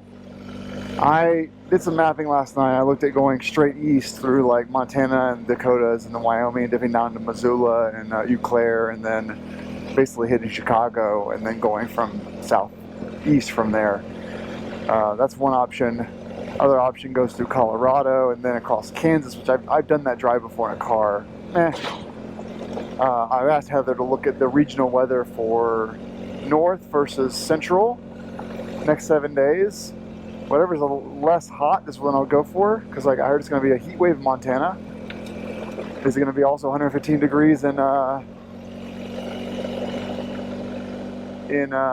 Colorado? So we have questions. I have questions. I'll get back in town, get some service, and then do some research. figure out what I'm doing next. Yes, Montana. 24 hours later. This was my goal yesterday. I didn't make it. There was some forced access over there for those hills. And there's also a lake over there with camping. So I would have been fine getting to Enos and finding something. I want some breakfast. There's there's a waffle place. It's called Devon's Waffles and Espresso. I'm gonna walk in that damn door and be like, y'all got maple syrup? If not, I'm walking my ass out of the door and going to the cafe, which has scrambled eggs. Like Woody Harrelson in Zombieland about Twinkies. You know, I want something that tastes like home. Give me something that tastes like home so I can feel connected to this planet again. And don't give me shitty Cisco syrup. Little touristy town we have here. There's Enos Cafe. They have pie. Trading post. This is cute.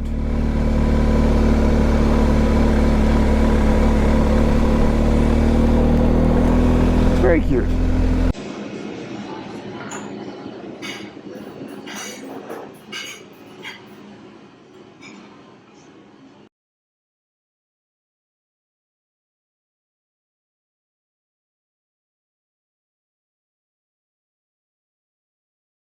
Idaho soon.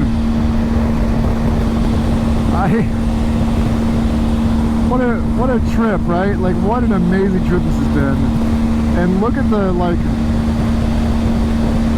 oh, Earthquake Lake. We should go to Earthquake Lake. Is it ahead? I want to go check that out. It's a lake that formed over 6 days after an earthquake hit. How far a drive is it though? 3 miles? It's only 9 a.m. Let's go. I am so...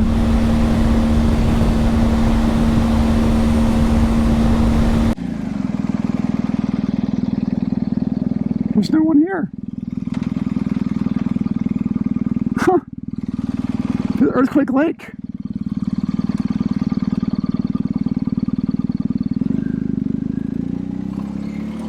That's it. That's Earthquake Lake. Magnitude earthquake killed 28 people. And this lake formed. There used to be a road over there, and like houses and stuff. And this lake just swallowed all of it whole. Let me get into the mountains.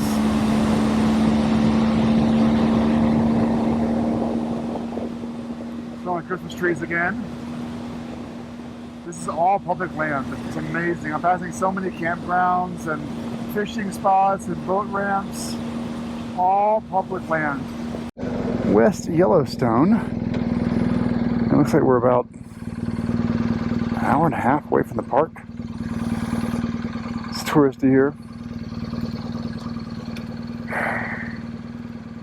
Yellowstone. What a great trip this is. It's so great.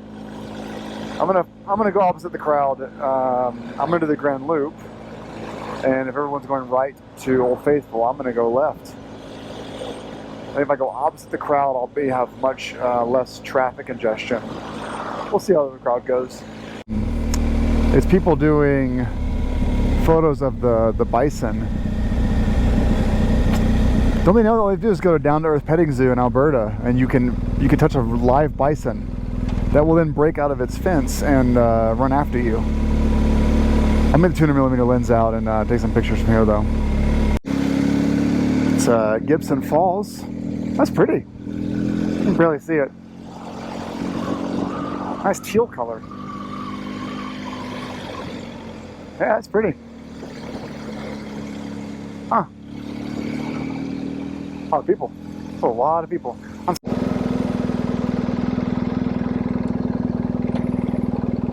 don't know what this is. Oh.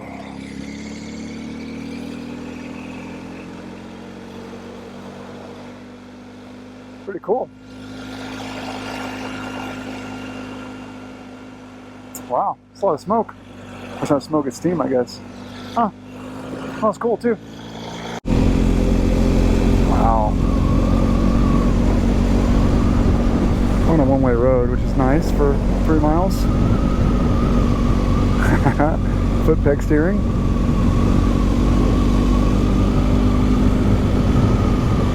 beautiful, man. Look at that. Oh, man. Gorgeous. Really gorgeous.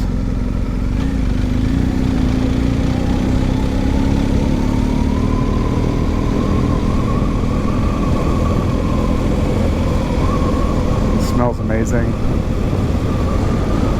What a great day to be in Yellowstone. Is that water? Yeah, wow. Wow, that's so cool. Oh man, that is awesome.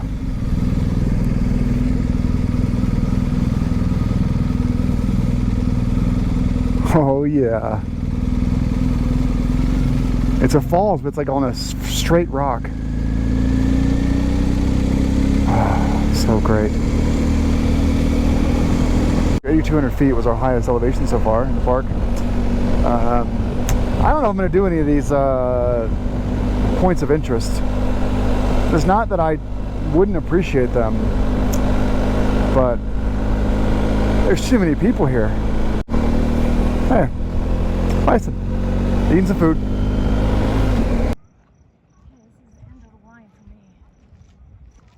Babe? Yeah. I'm not, this is it. This is it for me.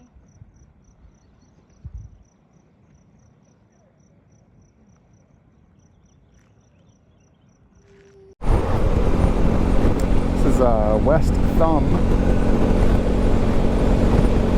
So the trees got bigger too. It's so cool. Go across. That's cool. There's the mountain in the background. Neat.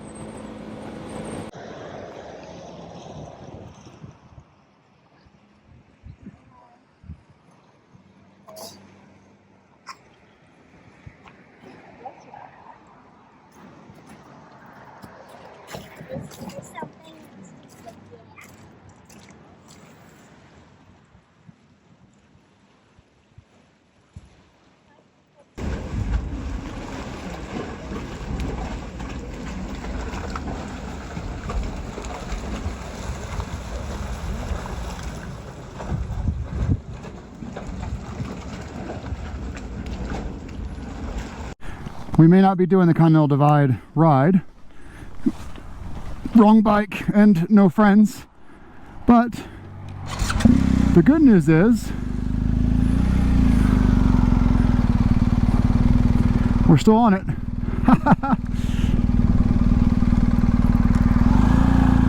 The Old Faithful parking area and see if we can actually get parking.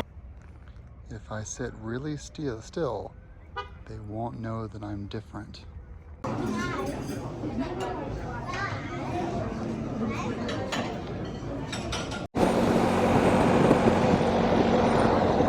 Well, Old Faithful was pretty much a bust. It was 15 minutes late the estimated time.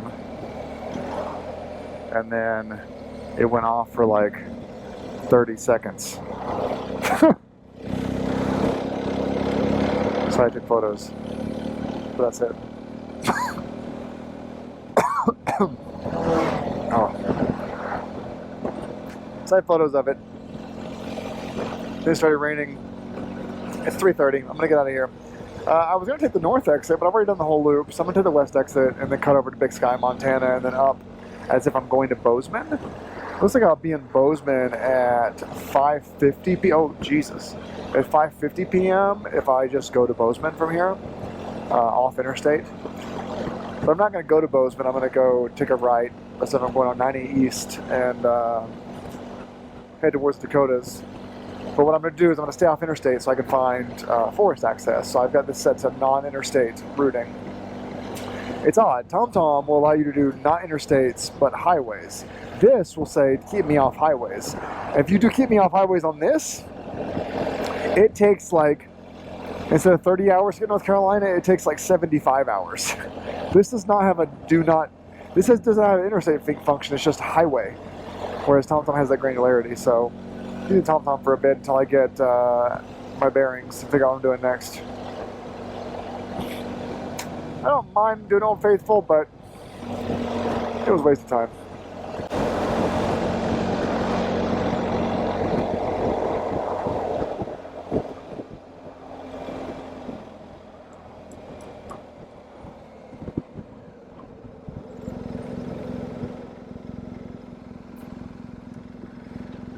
I guess Yellowstone feels to me like more of like a field trip than a national park. Like, maybe it's because I was raised on video games, but it seems like something that you would do like if you were like under the age of 16 and then never do it again. Like the magic of Yellowstone, it's just a geothermal activity and steam. But I don't feel like enthralled by it or mesmerized. It's just like, yeah, it's hot and it's steaming. This is no fun.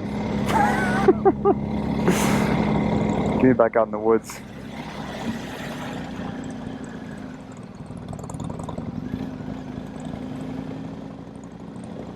I'm going back out in the woods. Are you going across? Go. Go.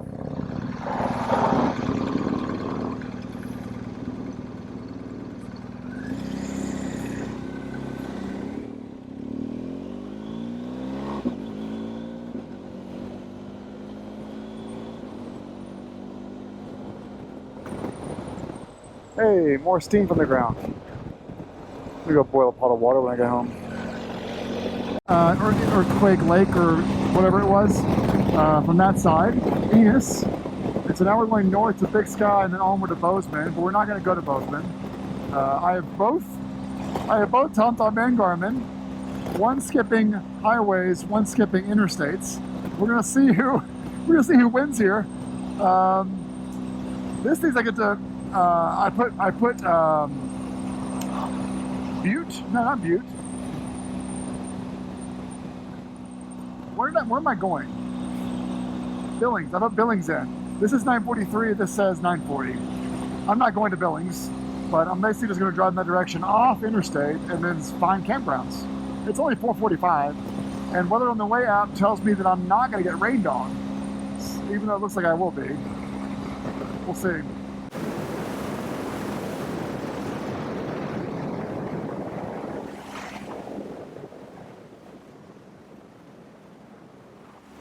Montana North 86.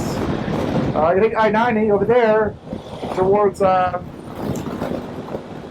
where we were going to go, Billings, but I'm not going to do that. I had tacos in Bozeman. Battery's going to give out soon, this GoPro, to replace it, but wow, look at that. This is a great highway, guys. It's very gravelly and fun and not well maintained and lots of line markings. It's a great views.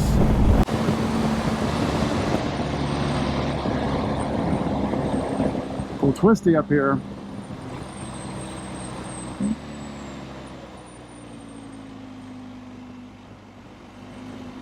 There's a lot of like off camber, like sharp edge, bumpy pavement here. It's not like you can really like predict how it's going to react to the tire.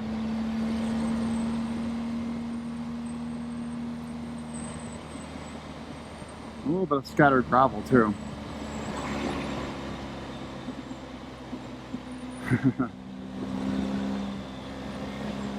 Big Sky Country. We're back.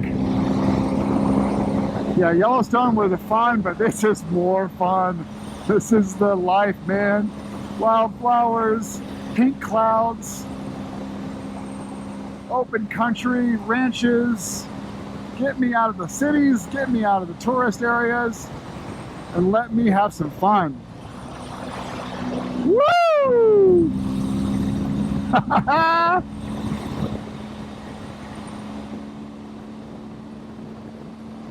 I'm coming home, brother. Heading east. Woo! That was so much fun, and I'm about to take a left or right and go more on that road for another 100 miles or so.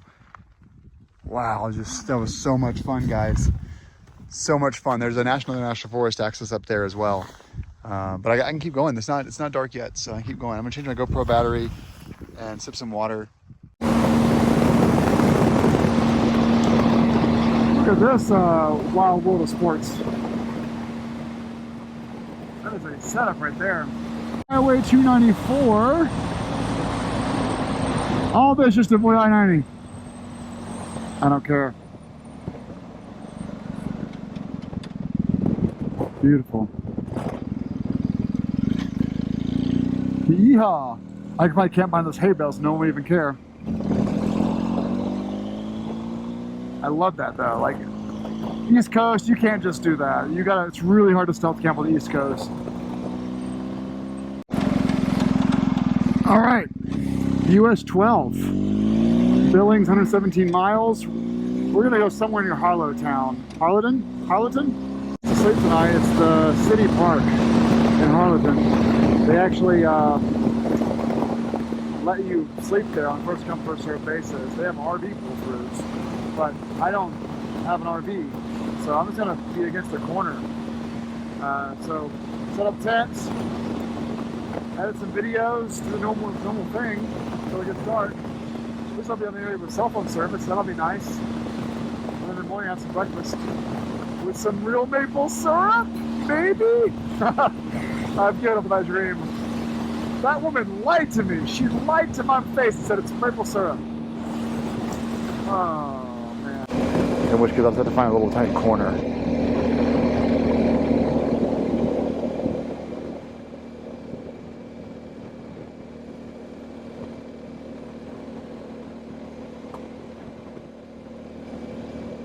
Yep, things for sale. They traded GS for it. So this is the city park. Okay, there's the camping area. Oh, there's plenty of spots.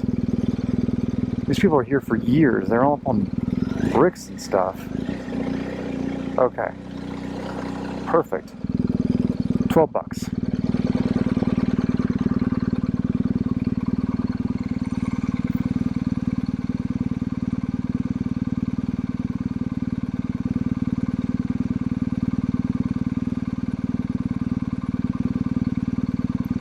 Alright, cool. I will get my stuff set up and then find a cash machine. Locomotive. This is their downtown. Pretty cool. And we're gonna try to find a place that will serve me some food. But yeah. Maybe Barsky's Bar and Casino has something. Or the steakhouse. Wow. There's some photos here.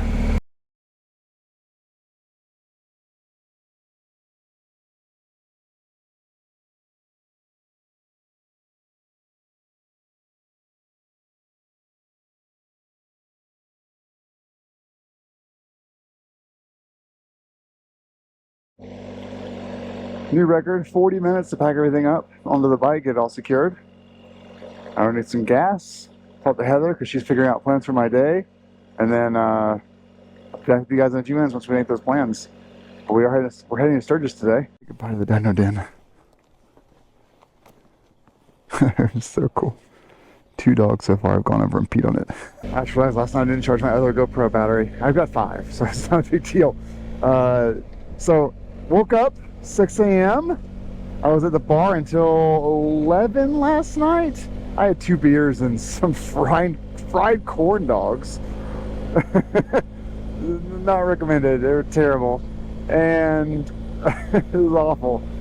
2 Shiner box. It was a pretty low key evening, but the bartender let me edit my videos in there, edit photos in there, so I basically just sat in there and edit videos and photos on my laptop for 3 hours.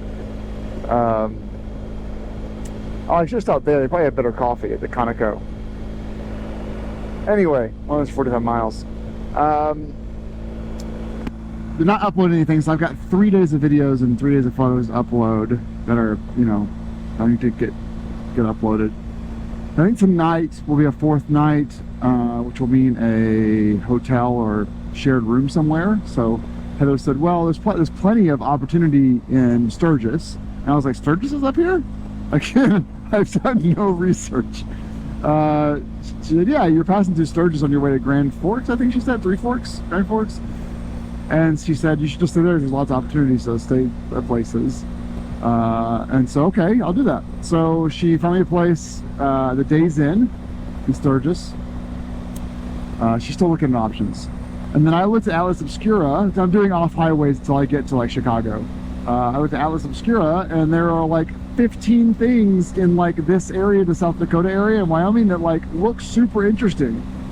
And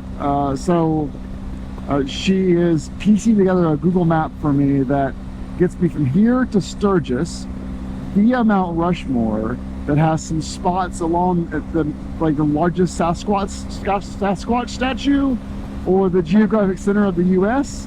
All kinds of weird shit like that she's pieced together for me. That she's going to send me a bunch of links, but not tell me where I'm going. Just send me addresses that I pop into the off-highway route. That it'll be fun. It'll be a scavenger hunt game today. Like, where is Heather sending me next? And then eventually, yeah, arriving in Sturgis tonight. I would love to do Mount Rushmore first, so I have to go back down there.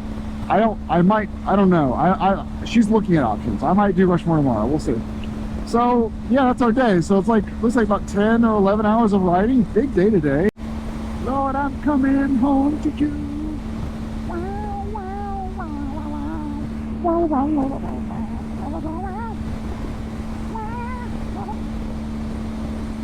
Question, Skinner or CCR?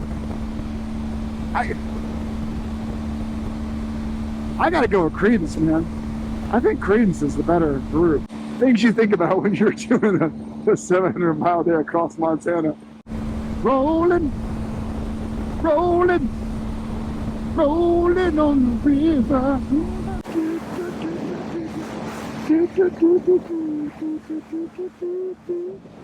There's Billings, Montana.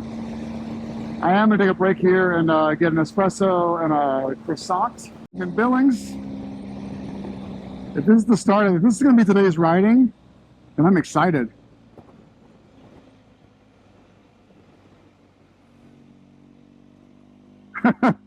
If this is today's riding, I'm gonna be so glad that I skipped I-90. Skipping interstate added 20 minutes to my drive today. And at this pace, I'll probably come out even, but stay off the interstate today. Got Billings over there in the distance with a really nasty smelling oil refinery. There's some gravel in the middle of the road there. There's not a lot of gravel actually, but that was a little clump that was pretty big. Yeah, this is I've been on this for a few minutes now. That's what I'm talking about, man. It's a lot of hay, by the way. That's like, guys, you got enough hay. You can stop making hay. First of all, I'm amazed that Montana roads are all 70 miles an hour, or in some of the cases 80 miles an hour. This road should not be a 70-mile-an-hour road. And I'm so glad it is, though. Second, the cliffs here is reminding me of the fact that I really wanted on this trip to go to Monument Valley, but I'm so glad I spent like 4 or 5 days in Montana. So glad I did. It's an area that I've never been to before. I won't get to go to for a while, likely. There's a huge cattle farm, but it's empty. Weird. That's very weird. Woo, big bump! Woo! Corn this entire trip. Seriously, first field of corn. It will not be the last. I'm sure of that. Now we got wheat, and we got corn, and that is our view for the next like 1,000 miles. That's going to be all the crops we see. Cash crops. Maybe soybeans. We'll see soybeans too. Well, this is the city of Hardin, Montana. Now entering, now leaving. Over there is Little Bighorn Battlefield. No budget today to stop at it, but there it is. But it's off I-90, so if I ever go to Washington State through Montana, I'll stop in the future. Cheyenne tribal lands for a while. There's a very large reservation in Wyoming. It's a small one. Custer's last camp. That's a good one. We're at the edge of Montana now. And it's getting super rocky. Beautiful. It's looking a lot like parts of Colorado or Wyoming. Well, we're in Bradus, B-R-A-D-U-S. We're about to take a right. We are officially, though, in southeastern Montana. And by the way, it's Bradus, B-R-O-A-D-U-S.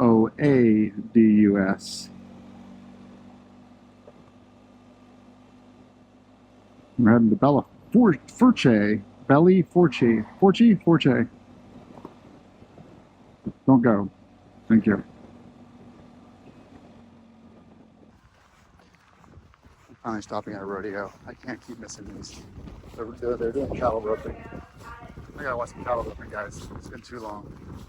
I don't think there was anything in these, so I'm saying that.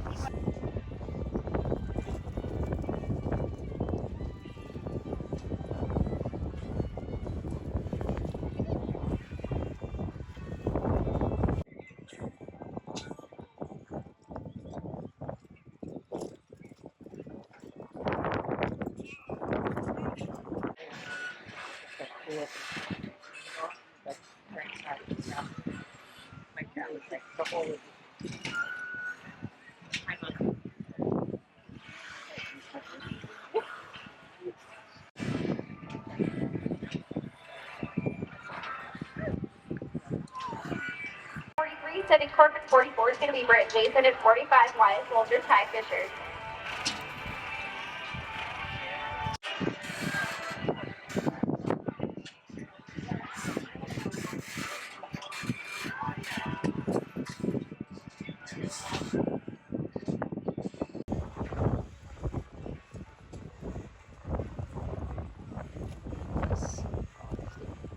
Well, that was a hay bale and a half of fun right there. I only spent 30 minutes there. 30 minutes that I won't get back, but man, that was fun to see some roping. I haven't seen live roping in about a year, so it was cool to see some local boys and girls out having fun on a Sunday. Just having fun out in the dirt. It was nice. A few were some dad and child teams, daughter and sons. They were roping with their dads, which was cool to see. There was a cash prize. Fast match I saw was like 6.5 seconds or so, which is damn fast. Anyway, good stuff, man. Good stuff. Just local competition, having fun on a Sunday after church. Wyoming. What's this is probably the hardest rain we've been in on this trip. It's not lasting very long, but had to change gloves.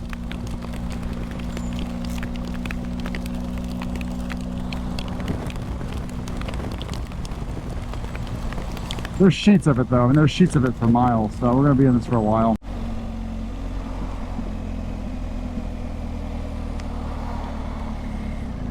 Is it? Yeah. Well, this isn't really the geographic center of the U.S. It's actually 20 miles north of here. But 20 miles north of here doesn't have a very cool thing. Can we walk? I feel bad walking on this. I feel like you're not supposed to.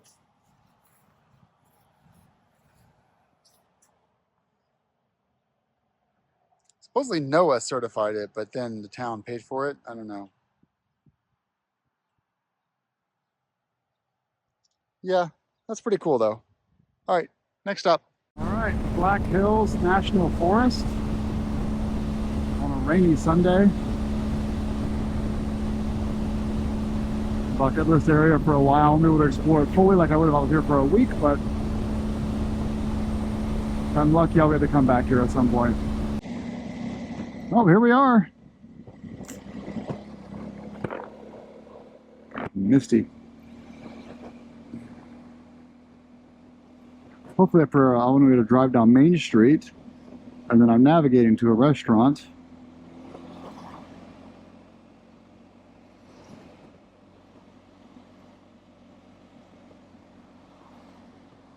As usual, people come here through the night, but I'm just going to be passing on through. Well, there must be a spider event here. I'm seeing like 100 spiders. Huh. A lot of spiders, like a lot of them. There's a lot of them here. It's some kind of a spider event. I've got arachnophobia though, so I don't participate in that kind of stuff.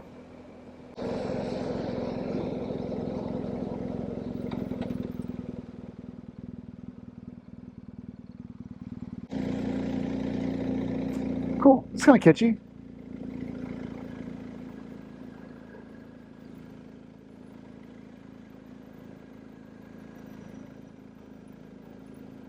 I like the brick street though, that's nice. Oh, there's no parking on the street, that helps a lot too, with making it look open.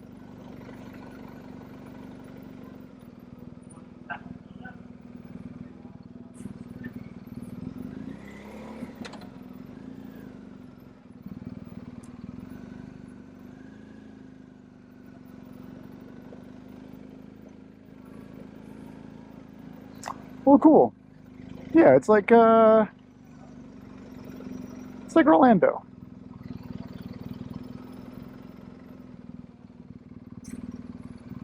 Getting Orlando vibes here.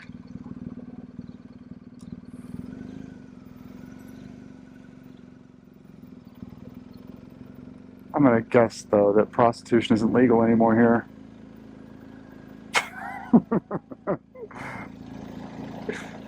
All the fun of the 1850s, but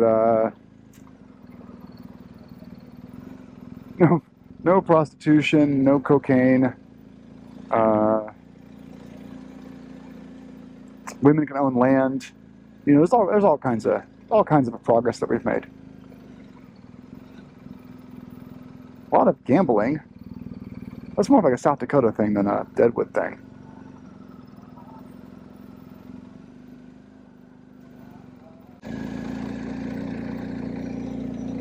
Well, yeah, I'm not really a gambler. Nor do I use cocaine or partake in prostitution. Just to clarify, along that line of commentary there. Let's just get that out of the way. But yeah, that was nice. I wouldn't want to stay there for the night, but it looked fun just to like drive through it. Kind of like you drive through, drive through Vegas or drive through. I drive in Orlando or the Nashville music strip. I don't see any BMWs yet. I see spiders and I see Harley Davidsons.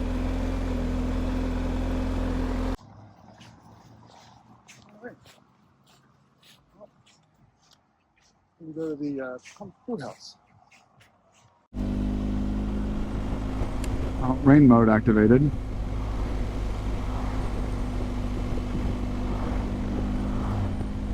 There are many of you that know this road. Probably most of you. And know that it sucks being in the rain trying to do the road. Well, there's traffic anyway, so. Hey, in 5 miles we'll be in Sturgis. It's 5 p.m. on a Sunday, or it'll be 5 p.m. on a Sunday. And we are driving there and turning around because I have to be places. I can't lose a day to rain, and so we're just going to push through. But there's a couple more things that have been on my list to see. Ending in Mount Rushmore, and then rain permitting, heading east towards Badlands National Park, and then through the Black Hills, of course, and then Badlands National Park. But getting a campsite, forest campsite, or hotel on the way to Badlands. So tomorrow we ride through Badlands, and then we hate to say it, our trip is over. We'll be hopping on interstate for a bulk of the remaining ride and just not interstate, but there's no more planned activities after this. After we've gone to see Mount Rushmore and Badlands National Park, the planned activities start. The activity is I set my nav to home, and then we just ride home.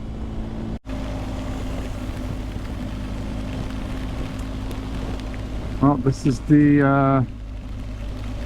our Sturgis experience. I mean, it's gonna rain eventually. I went to the hills earlier and I could tell it was gonna rain all day. This sucks, doesn't it, guys?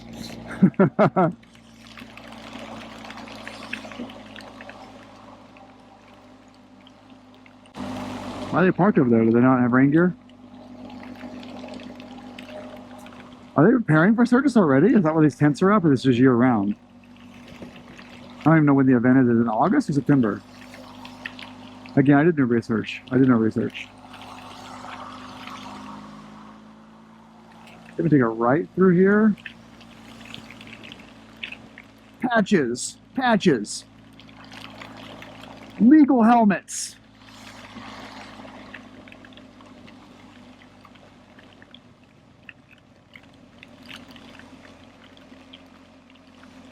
'83rd Sturgis Rally? Is that this year or last year? There's a lot of rain here. Seems like everything here is built for that 1 week out of the year. There's a lot of rain on the ground, by the way. I'm sorry the footage is so crappy, guys, but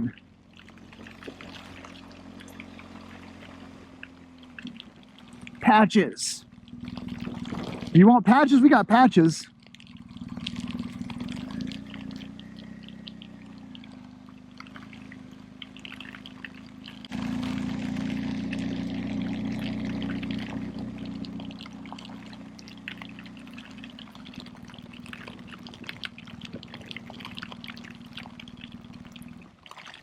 We got patches. Patches. I wonder if leather's always 50% off. Probably.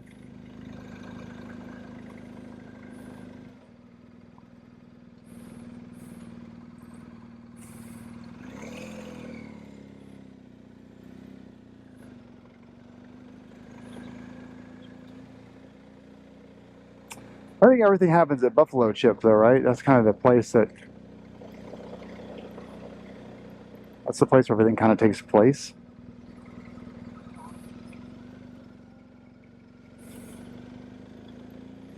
Yeah, I haven't seen any BMWs today.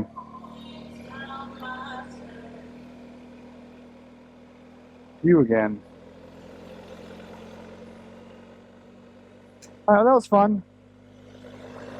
I've learned, though, that bikers love breakfast. They like breakfast in the morning. They like breakfast in the lunchtime. They like breakfast at night. All day.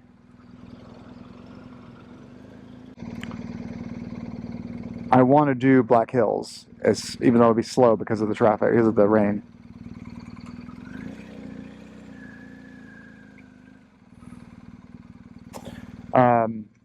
So I did Rever. They're not close up behind me for the lights to change. That's the problem. There it goes, because their car just came up. I wish auto people knew that. Car people knew that it only changes when they get behind you. I pulled up for that. Anyway, so I used my Rever Pro account, which I got for free a long time ago. YouTuber things, I guess. But to turn on adventurous paved roads to Rushmore. And so it's 2 hours, 65 miles. So, yeah, I'm going to try. I never tried Rever's turn-by-turn navigation before, but I figured it should work around Sturgis to Rushmore, right? It should work in the Black Hills. JMP Cycles and Rever and Revzilla have a big presence in the Black Hills. They'll rally every year, so it should work. So we are heading to Rushmore via Rever's 2 hour long routing.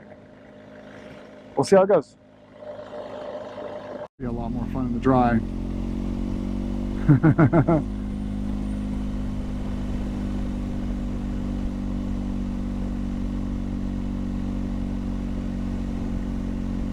We've been climbing for a while now.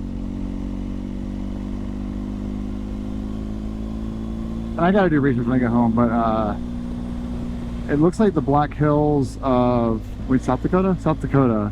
I was talking to a girl earlier in the restaurant. I was having lunch at the bar. I was talking to this girl for a long time, and I'm like, she says she's from this state, and I said, where are you from? In Montana. She's like, you're not in Montana anymore. I said, oh, I'm sorry, Wyoming. She's like, you're not in Wyoming either. Like where the fuck am I? You're in South Dakota. Oh, well, where are you from in this state? I feel like a total ass. I just have lost track of where I am. Anyway, South Dakota looks like the Black Hills are a national forest. And honestly, I'm seeing like roads that I want to come back on a dirt bike and ride, not roads I want to ride on a bike like this size. Though this could do those roads, but again, I'm far from home. But this would be fun to come through like with a dirt bike in the truck. That's pretty. That's really pretty. They just roll smoothly and softly, almost forever. It's a different view than I've seen lately. Oh, getting bullets in the face, wearing a poncho? No, thank you. As expensive as those motorcycles are, how these guys don't have like just rain suits. Amazing to me, and helmets. Wow. This is really beautiful.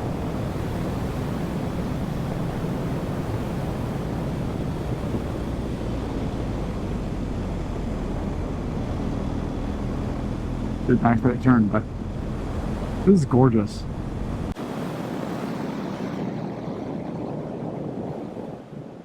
This is so beautiful.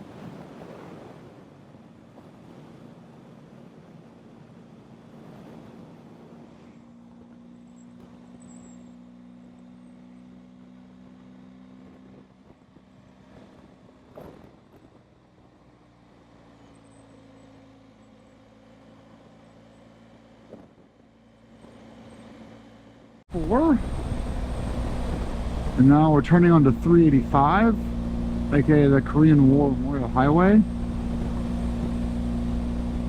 These roads may mean something to you guys who have been here before, but all brand new to me. And it's drying out a little bit, which is really nice. I'm still not pushing it, but what?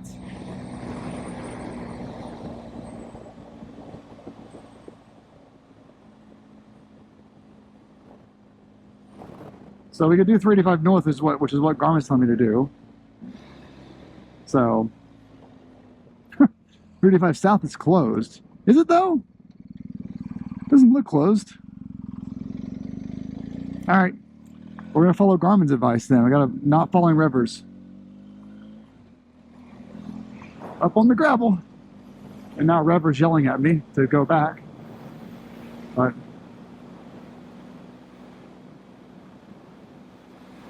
That must be why Garmin was giving me a 44-mile distance and Revel was giving me a 25-mile distance. But Garmin must have known this road was closed.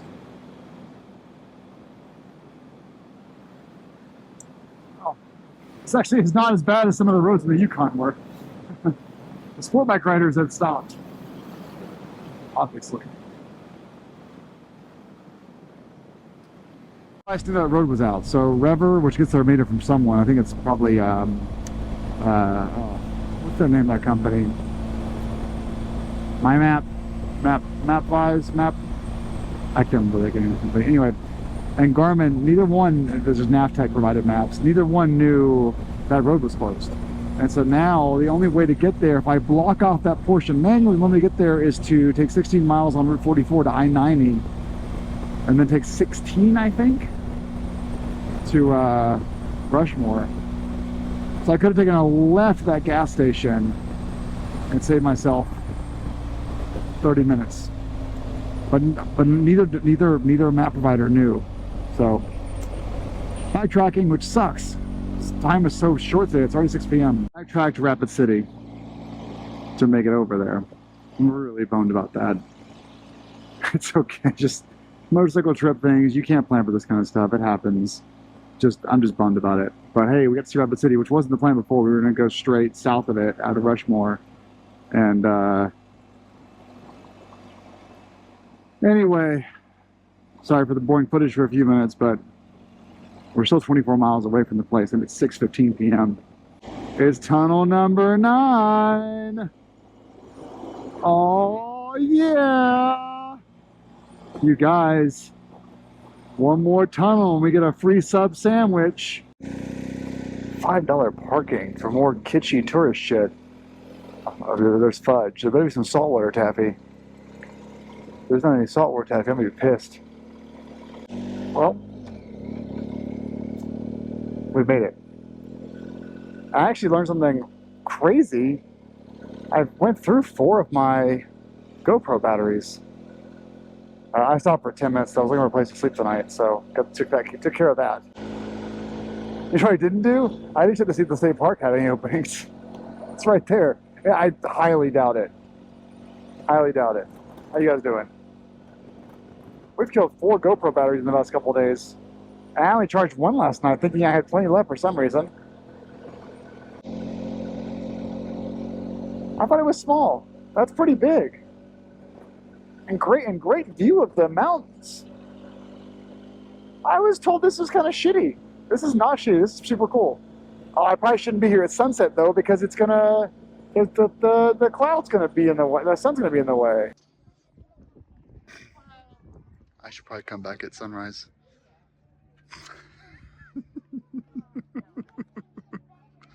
Think sunrise is a good idea? Probably sunrise. Okay, you can definitely see it there, but It's an R18 Transcontinental in blue from Florida. Oh, buddy, I love you. I'm so happy that you came. You see up in the road. So there's actually parking down here. There's like a half-mile walk. If you want to do free parking, there is parking around this corner. I also saw on the NPS map, if you follow this bend, there's actually some free campsites back here too, some dispersed camping. I already booked a hotel because I actually need a hotel for video uploads, photo uploads, and charging. But yeah, you can park here, right? Okay, well, you can park, there's parking. Anyway, I want to check it out though. There is camping back here. I'm just, for my own knowledge, I want to see the camping.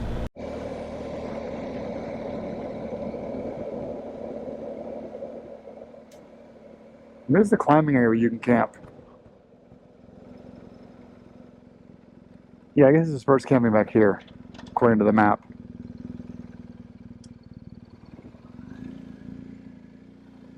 Yeah, no fires, but you can camp over there. This rock terrain is cool. Man, I'd love to ride dirt bikes back here. Not this, but it's like, yeah, there's the camping area. You can grab a site back here as long as you don't have a fire. Yeah, this terrain is so, this like red rock stuff is so cool. All right, so cool. Camping area with a pit toilet. Honestly, if I would have known this was here, I wouldn't have booked that hotel. I needed a hotel. I'm really glad I have a hotel. But like, camping behind Mount Rushmore? Oh well. this place is closed down. It's all families. There's no more families, they're all asleep, so everything's closed. That's not really an open sign, they're actually closed. But there's always time for ice cream. The internet said they were closed, but she gave me a scoop anyway. Well, she gave it to me. She charged me for 1 scoop. I got 2 scoops. So I shut the place down. Even the bar is closed. I went to the bar and he was like, I can sell you a bottle of liquor, but I can't sell you a drink.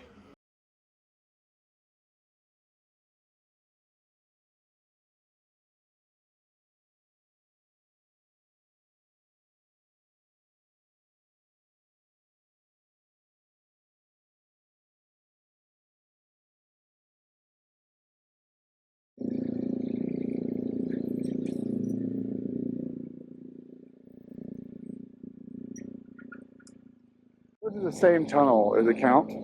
There's 2. Because if so, we got ourselves a free sub sandwich! Woo! Someplace very special. And so I'm on I-90 for a little bit this morning for 39 miles. And I can't get over that I'm doing 86 miles an hour on the interstate, and it's fine. It's fun. It's kind of stupid.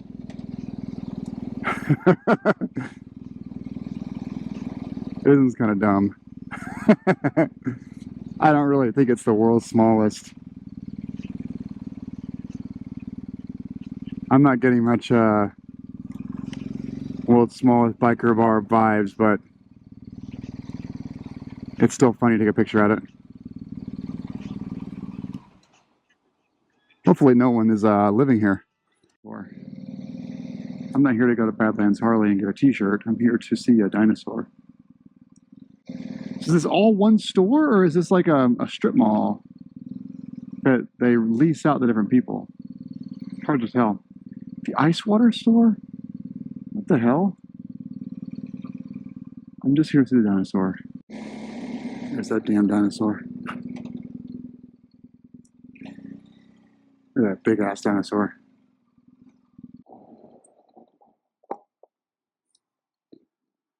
Big ass dinosaur. Picnic day too. Alright, we are entering Badlands National Park. Wow! Look at this! I totally would have missed this.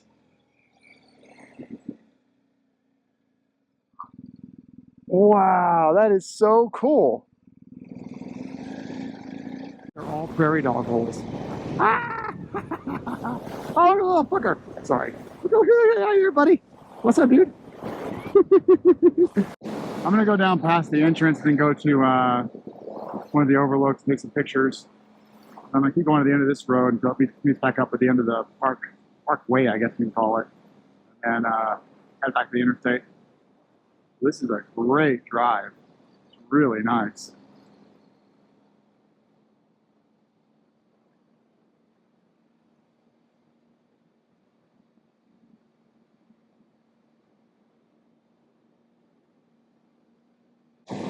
Easy to go fast on, you little dancey dance, but not like it's not like Yukon. Yukon has given me a whole new appreciation for gravel.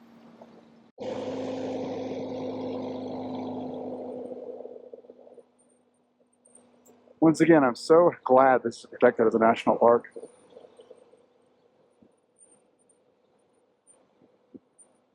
It's really cool this exists, and that it just kind of like it's risen up out of the plains. It's so cool. What's up, boys? What's up, boys? So awesome. So this is like 24 miles, but I'm not at all complaining. I'm just going to enjoy this ride and then hop back on the interstate. I'll get a few more clips if I see anything cool for you guys. But if I see anything cool, everything is cool. I just can't record for 24 miles. Actually, I could. I think it's 360 in there and do a hyperlapse.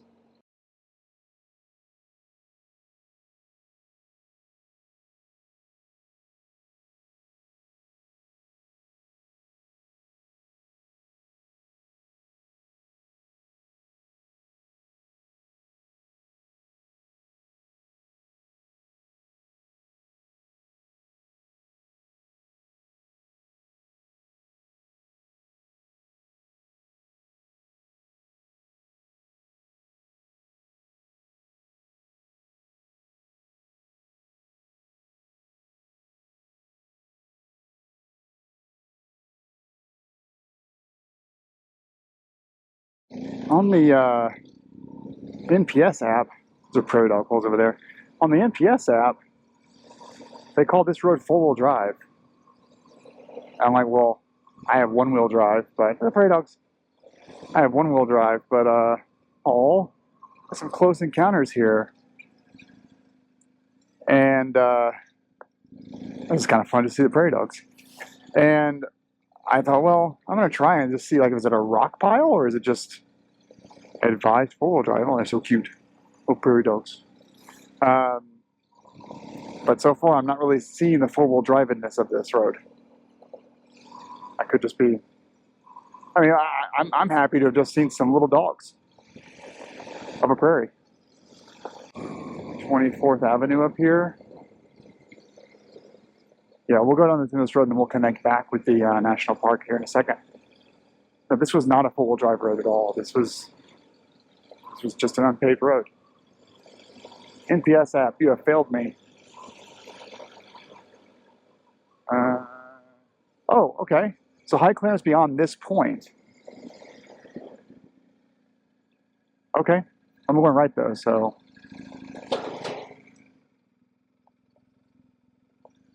This is fun.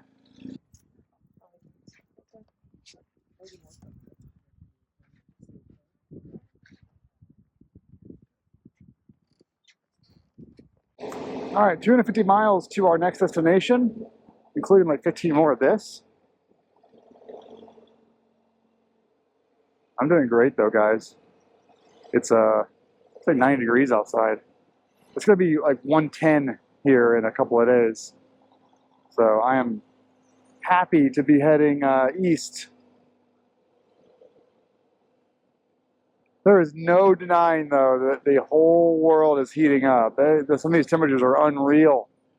It's amazing how freaking hot it's getting everywhere. I was gonna go south to Colorado and people were like, in Montana, we're like, in Missoula, we're like, no, don't go south. It's gonna be like 115. It's gonna be like Phoenix in a few days. And so I said, okay, well, I guess I'll head east. Yeah, good idea. 4 days later, don't stay here. It's gonna be like Phoenix in a few days. Please keep going towards the Great Lakes where it's cooler. I told Heather a few years ago when I did my Michigan UP trip. There is some dirt cheap Lake Superior property, 50, 75 grand for a couple of acres right on the water. Yeah, you got to dig a well and you got to run Starlink or something for internet. But I'm telling you guys, well, maybe not you guys, because most of my audience, over 80% of my audience is over the age of 50. And like 40% is over the age of 65. It just follows motorcycle demographics. I'm okay with it. Not complaining. But I think the Michigan UP is going to be the best place to live in 100 years. The best place to live. It is going to be perfect. Now, it's still going to have winter. You're still going to have 4 seasons, but I think those 4 seasons are going to be very temperate compared to what we have now. Statistically speaking, given where I live, according to the scientists in the federal government, or I think it's NOAA that published this report about 10 years ago, they said Stowe, Vermont is going to be the best place to live in the country when you factor in all natural disasters, hurricane, tornado, earthquake, extreme heat and cold. Stowe, Vermont is what they put as their place to go. Well, that's too expensive. So I have property 55 miles south there. But yeah, Stowe, Vermont is going to be the place. But if you look at the longitude, Michigan UP is right there with it. And I don't think Buffalo is ever going to stop having horrible winters, but I think the Upper Peninsula is going to be the place to be in 100 years. So I hope that I can convince Heather, instead of my old retirement plan was going to be buy property in Tennessee so I can have 4 seasons. No, Tennessee is going to be out when I retire at 40 years. It is going to be Michigan. Just saying. I need to get Heather over there, show her the area so she can be convinced with me. Because she's still looking at property up in northern New Hampshire, which is fine. She wants to buy 20 or 30 acres in northern New Hampshire and have a camp and put an RV there in the summertime and use that as our base for ATVing and stuff. Fine, that's fine too. The land's like 50 grand, but I don't know. We'll see. That's just my thought. Michigan UP market.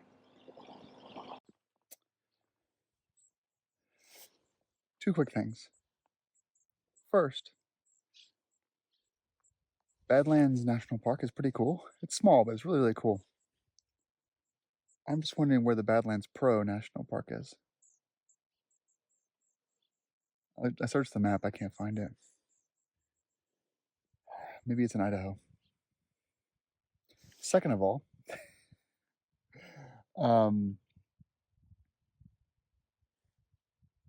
I feel like this suit is not adequately or appropriately named.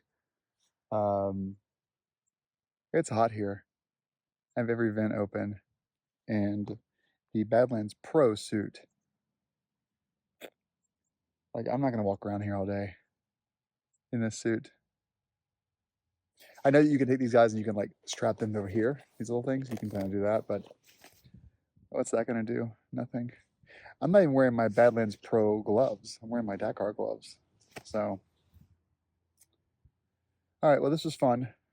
I wasted way too much time here. We have to get on to Nebraska.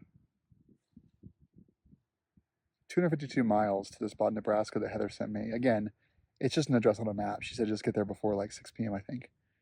So I also should add, this is probably the last fun day of the trip. Sorry. I think it's been 24 days.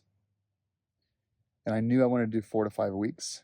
And I have only done 3 weeks and 4 days. But it's time to go home.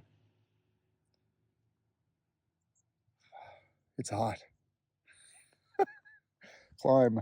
You guys got to make a suit that's, or just change the name. Change the name to Hotlands. Call this suit the Atlanta.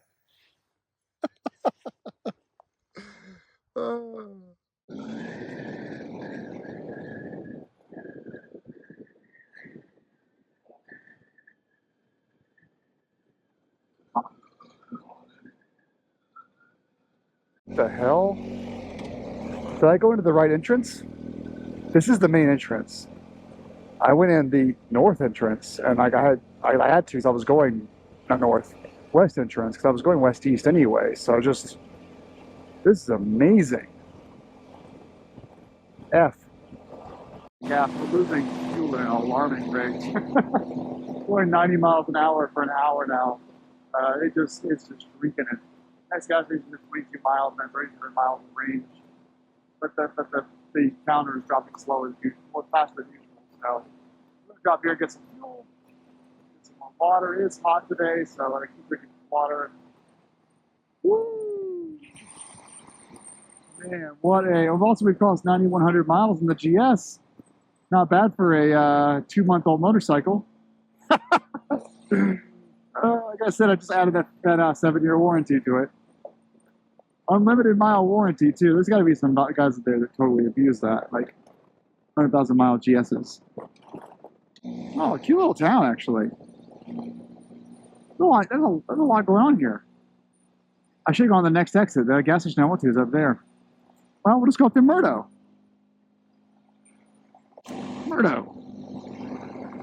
Not bad. Not bad at all. You got to wonder though, like other than being born here, why would you move here?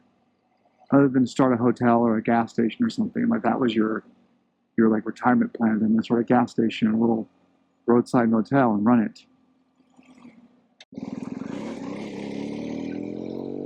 I just stopped for gas, but I'm stopped for more gas. I just realized something. I'm 1,550 miles from home. You know what I haven't done yet? An iron butt 1,500.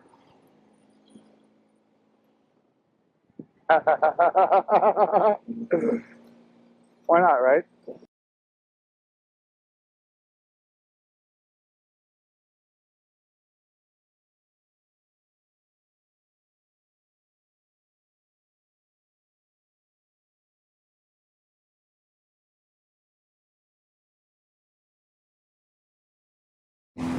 We are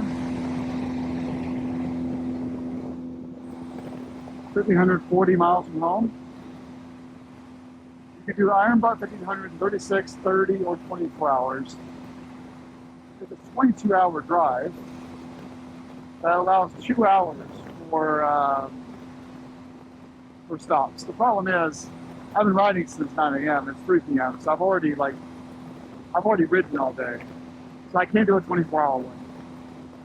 If I want to do that, I would have stopped here last night. If I thought in advance, I can do 24 hours easily, but so I do 20, 30-hour road trips in the car. So a 22-hour electrical riding isn't that bad. 30 hours is doable, but we'll see. We're gonna see. I'm gonna ride tonight until I can't ride anymore. We'll see how it goes. But 36 hours, the next level from the 1,000 to 24 hours. So we're just gonna, that's the next one up. Let's aim to do it in 36 hours. That really allows for like 14 hours of downtime to get home. Easy. So I still have a couple stops to make, but we're not going to do anything that's touristy. And you guys will get a video tomorrow, which will probably just be like random clips until I get home. But I don't have many opportunities to ride 1,500 miles. Like I go to New Hampshire in one day, it's 17 hours, and it's 1,100 miles. So I need to tack something on to do that. The East Coast is so hard to iron bus on. So I kind of wish I started this receiving this morning. I've already done 210 miles, not even trying. Oh well, I didn't get a receipt this morning. That's on me. I'm just gonna start my iron button now. After spending 4 hours of riding. 283 miles to go. I could ride it this straight. If it was this road, I could do this straight. No stopping. We are getting off here though, because we have to do, Heather gave me an address I have to go to. It only adds like 30 minutes, but it doesn't subtract any miles. So we're gonna dip down in Nebraska.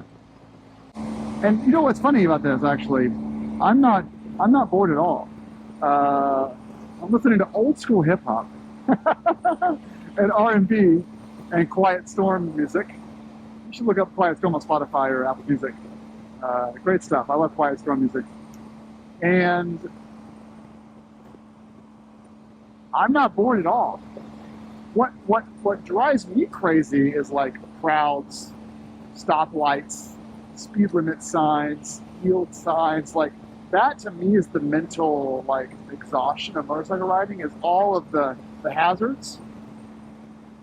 Going southbound at 75 miles an hour through Nebraska for 46 miles is easy. Look at this nice little ridge here. It's like a baby Badlands. Trademark, Adam Chandler. Climb, you can't steal that. That's beautiful. Wow, that's beautiful. I'm going to come to a stop here because there's a very large truck turning. Very large. It's the other side of that grain silo. That's freaking gigantic. Wowzers. Huge. Gregory. We were in Gregory, South Dakota. I need a new battery at some point. I think I left on the US 18. Oh, that pinched nerve of my shoulder blade has been going on for 2 weeks now. I think it requires like 2 days of relaxation to let it go away. That's a big chicken. Let's see a chicken. Oh, I made a mistake earlier. We're still in South Dakota. I'm sorry, everyone. I'm sorry to my South Dakotites. I got that wrong. We're going to Nebraska soon, though. In 13 miles, we'll be in Nebraska. Requesting a flyby. Flyby is not granted. We crop dusted. I'm coming home. Crop dusted? Yeah, we are. Oh, that is cool, man. I've never seen crop dusting in person before.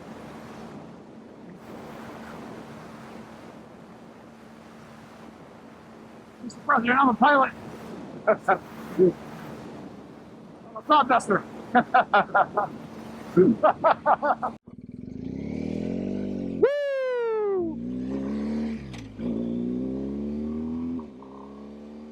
Nebraska, baby. I have terrible news though. Heather informed me that the place she's sending me to today, that honestly only add like 20 minutes to the trip. And I got to see crop dusting and a whole bunch of other cool shit by getting off the road, off the highway. But she informed me that it's closed on Mondays. It's closed. So we'll just keep going on. We'll keep moving forward. It's fine. Oh, there's a bar there and a country cafe that's open. It's 4:45 and I'm hungry. I need a new battery soon. Don't stop for lunch in Spencer, Nebraska. That's the worst fish and chips I've ever had. It was terrible. It matched the price, $12, but Dear God, that was awful. Oh, so, trip update.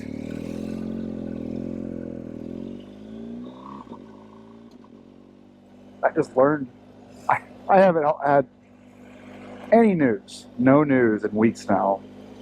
I guess there was a presidential debate that didn't go so well for Biden. Something about based on the Weather Channel, which is my news source. I guess did Biden step down or something? I don't know what's going on with this presidential race. I don't really talk politics in this channel. There's no need to at all. But what the hell happened? Let's not talk in the comments or anything.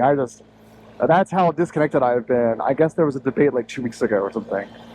Second thing is there was a hurricane, or there is a hurricane or a tropical storm. It's dumping like. I was wondering why the map. I'll put a screenshot here. I'm sending a screenshot to Heather earlier about if I should go down to this bar or not, because it supposedly has flood warnings. She was like, no, ignore the bar. It's closed on Monday. It's a too late hour to take a right-hand turn. That storm is like dumping water all over the south from like Louisiana all the way to St. Louis, Missouri. And so the fastest route that I'm on right now that takes me through Omaha and then St. Louis is like 100% chance of rain with 50 tornado warnings. 50. And that's out of Arkansas and Missouri. So I went to TomTom, you click this button here, you click current route, you do find alternative, and then there's an alternative route that takes me up to friggin' Chicago, go through Muncie, Indiana, which adds 24 minutes my drive home. So skipping St. Louis, Missouri out of 24 minutes. That's an acceptable amount of time considering that it's a 21-hour drive, 22-hour drive, and I'll avoid the thunderstorms. But if I stop for an extra day, if I stop anywhere on this route for an extra day, more than just sleeping tonight, those storms go like through Kentucky and Tennessee on Wednesday, Monday. Monowi, Nebraska. Here we are. I see a couple of farms though, so maybe the whole thing about her being on the vegetable wrong. Oh no. Is it population 1? Oh my god, it's population 1. Huh! It says population 1.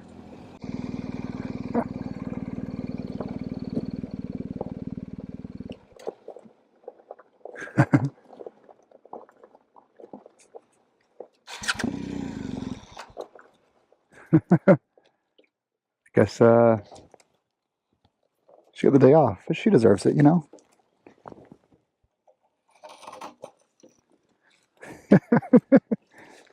That's funny. All right. The Monowi Tavern. Library. There's her house back there. She's closed today, though, so I'm not going to bug her, obviously, but closed Mondays, so no beer for Adam, but that's it for this town. Verdell, which has 29 people, it's 29 times larger than that last town. This place is up and coming. This is super cool. Like, I want my hair blown over this grass. The first light went off and the township went off. It's very interesting. Park over there for the Lewis and Clark Trail.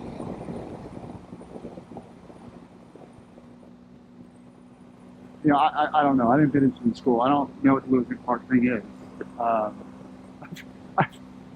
You guys have watched every minute of these videos. I appreciate you and bless you, but I'm looking like a plain old dumbass. I think was Lewis a Native American and Clark was like just a guy from Boston and they crossed the country. Every photo I see is a guy in the hat and then like a female looking character pointing. So I guess that was his guide. If it's two dudes, then I'm sorry, I didn't pay attention in school. You know, my high school grade point average when I graduated was 2.4. So I didn't really get much out of school. So, I'm sorry. let's get some gas, and I'll stop talking here. So I look like a dumbass. But I've seen Lewis and Clark stuff all the way to Oregon. I've seen or Montana. I've seen Lewis and Clark stuff for like days now. It's a big deal up here. This Lewis and Clark thing. People really talk about it. In Nebraska, it was $3.19 for 91. Okay. It's cheaper in North Carolina due to how the pipeline is designed. North Carolina is very cheap gas. But that was the cheapest I've seen in 5 weeks, that's for sure. US 20 towards Sioux City. Nebraska 12 has ended. So we're not going to Sioux City or Council Bluffs. Why if we are? We're going Tom Tom, not going. I gotta go up. I'm not going to Chicago anymore. I'm gonna go up like in Indiana, but not all the way to Chicago. That saved me 12 more minutes. But I'll also, hey, the people of Iowa welcome me. You guys. On whatever this is, we're 213 miles, and both devices agree, so that's perfect. 8:15 Central Time. Oh, sorry, 9:15 Central Time, 8:15 Mountain Time. We've done 520 miles over 8 hours. 2-hour break. That's all the fuel stops, the time at Badlands, the time check out the dinosaur and the jackalope, and all kinds of other stuff. Wall Drug in Wall, South Dakota. I've done the math. I think I need to drive at least 5.5 more hours if I want to make tomorrow easier for myself. Tomorrow is going to be 850 mile day to get home. I should do 850 mile day today. Make it 2 days. Lighting up the window, lines. It's not even dark yet. Nice and pink. Beautiful. Rain over there too. North. That's why I can't see shit. Those are all mosquitoes, aren't they? Are they all mosquitoes? Son of a bitch, those are all mosquitoes. Clean visor, clean windscreen, and International Players Anthem by UGK featuring Outkast.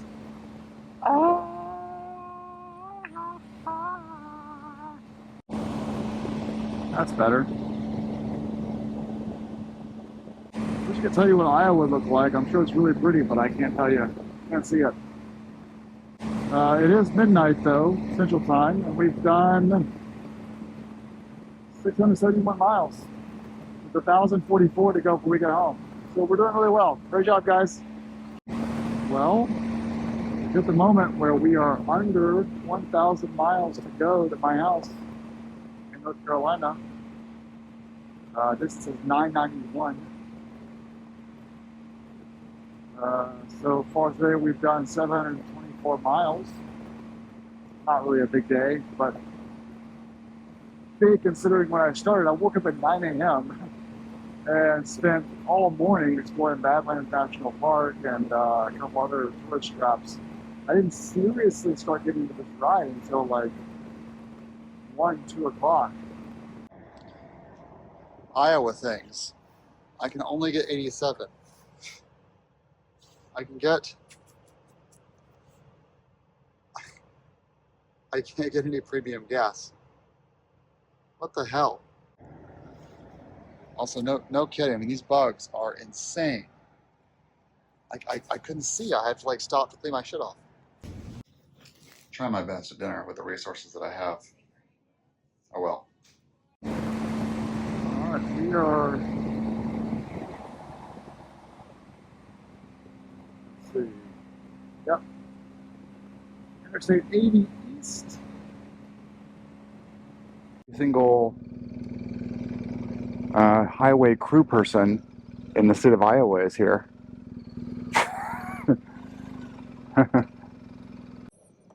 All right, we did 800 miles, 12 hours. Good job, everyone. You did it. Well, it was according to a plan. This is our last day of riding on this trip. I'll make this into the 2 videos, though, so you'll see yesterday's and today's in one, because I want the Iron Butt to be one segment. 899 miles from home. Says we'll get home at 10 p.m. plus 1 for time zone changes.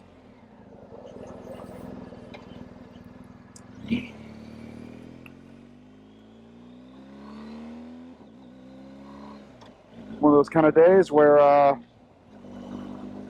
we're just making progress, guys.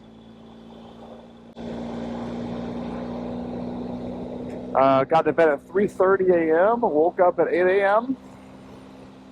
I haven't had any coffee yet. I've learned the quality in breakfast sucks. 2 places so far have confirmed that for me. Only the bike even cooled down. Got to take gas last night. We ended up doing, I think, 12 hours. I'll put a screenshot here. 12 hours and 800-ish miles yesterday. And again, I didn't think about doing an Iron Butt until 2 p.m. So I rode from 9 to 2 around South Dakota. So I was like, you know what? I should just keep going. We are going over the Great Mississippi River.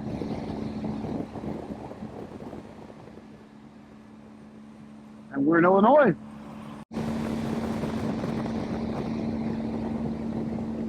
Illinois. So I was very close to crossing over last night. I bet last night I would have done all of South Dakota, Nebraska, all of Iowa, and then reached Illinois. I was like 5 miles short of reaching Illinois. Something I love. It's got some caffeine and some protein.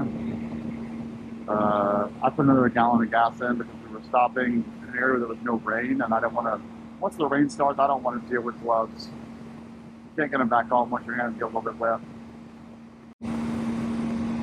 Well, we are riding right into that. So let's get rain mode on. And here we go. We are passing through Peoria, Illinois. First time going through here, actually. I've always been going to Chicago or the south through Kansas. So I've never done like a central Illinois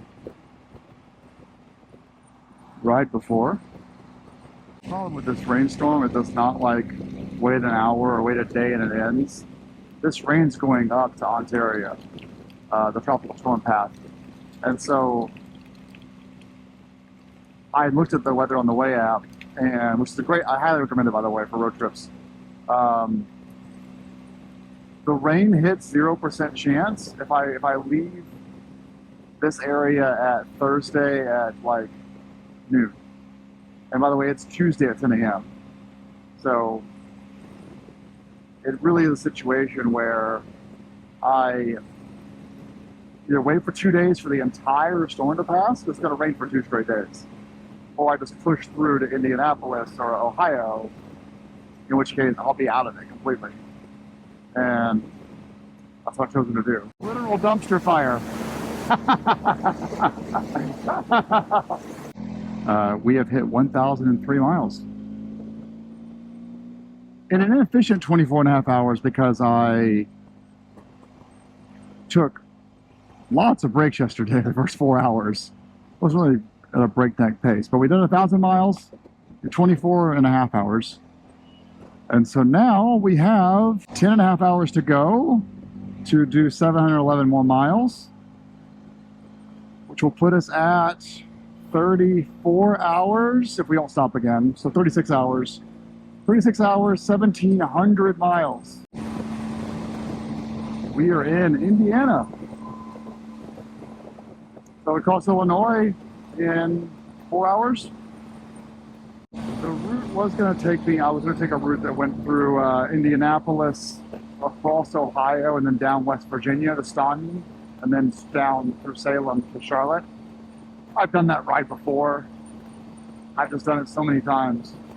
What I haven't done is dip down from Indianapolis straight into Kentucky, to Louisville, and then cut over. And then obviously once I'm in Knoxville, I've done that ride before. Knoxville, Asheville, Charlotte, I've done that ride before. But I haven't done Indianapolis to Louisville before. So I looked at the radar. I'm actually right now in a really good place. So there's green above north of me. There's yellow behind me to the west, and there's yellow ahead of me to the east. But it looks like the way the tail of the storm is going up, that I'm going to actually, if I take a right in 53 miles, go south towards Indianapolis, I'll actually miss both sides of that yellow tail. They'll move up above me as I dip down. So I might be actually really good on rain. It's still going to be like a 30% chance of rain till 5 p.m. But things changed well enough that I can do a new route, which is nice. It doesn't save me, it takes me like 4 minutes. It doesn't save much time or miles, but we did it. Oh, 9998. But we did 10,000 miles on the GS. Brought it home end of March, early April. So April, May, June, 3 months. 3 months and 10 days, I don't know. 10,000 miles. Oh, I did not miss that yellow. That yellow ended up going back west a little bit. So I'm in the yellow for a little bit. I'm sure people at home were like, this sucks. This isn't that bad. Got the flashes on for safety. This isn't too bad. We're doing okay. Now we're heading south to Louisville. Under 600 miles to go, guys, and it's 2:41 Eastern time zone. I'm thinking back through this from yesterday, playing it through. If I had skipped the national park and a couple of the roadside attractions, which I really enjoyed seeing, I totally could have gone from Mountain Time to Eastern Time in one day. I just dicked around a little bit too much, but I wanted to make it Indianapolis, but it would have taken me like 4 more hours. And it would have been 6 a.m. and it would have been not really possible to to do a hotel room at that point. So I used to pull all-nighters on road trips. I think my longest road trip was like 30 hours without sleeping. It's fine. I used to do them all the time, but I can't do it anymore. I'm almost 40. So that truck is from Heaven Hill Distillery. You know there's some good juice in that truck. Could just be a shitload of corn, but I'm pretty sure there's some juice in there that I would love to have right now. Oh, yep, there's the Indiana-Kentucky state line. First time I've actually crossed this one at this location before. That's a pretty suspension bridge. That's really pretty. Lewis and Clark group, really, they're pretty popular. I see them everywhere. Beautiful. Lovely. Hey guys. Tunnel! Woohoo! This is like tunnel number 11 or 12? Man, we are rolling with the tunnels this trip. Yeah. Alright, little lunch stop there. Very quick lunch stop. I'll need gas in 150 miles, but I decided not to go for the gas this time. You're supposed to with Iron Butt, like every major change you do in direction, you should get gassed and mark it. But I'm gonna go so over 1,500 miles, like so way over their minimum, that it's not like I'm gonna need any proof that I did it. We're in Tennessee. This is our last stop before we head east on 640 to Asheville, aka North Carolina. Am I passing a Gemini capsule? It looks like I'm passing a Gemini capsule. Not as cool as the Buffalo Trace liquor, but what the hell is this?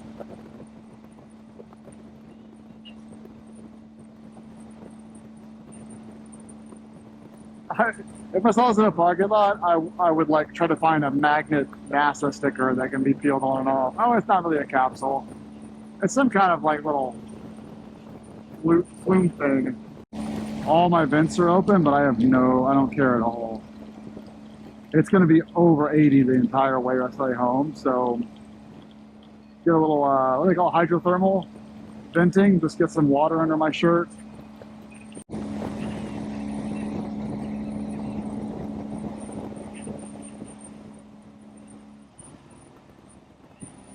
Asheville.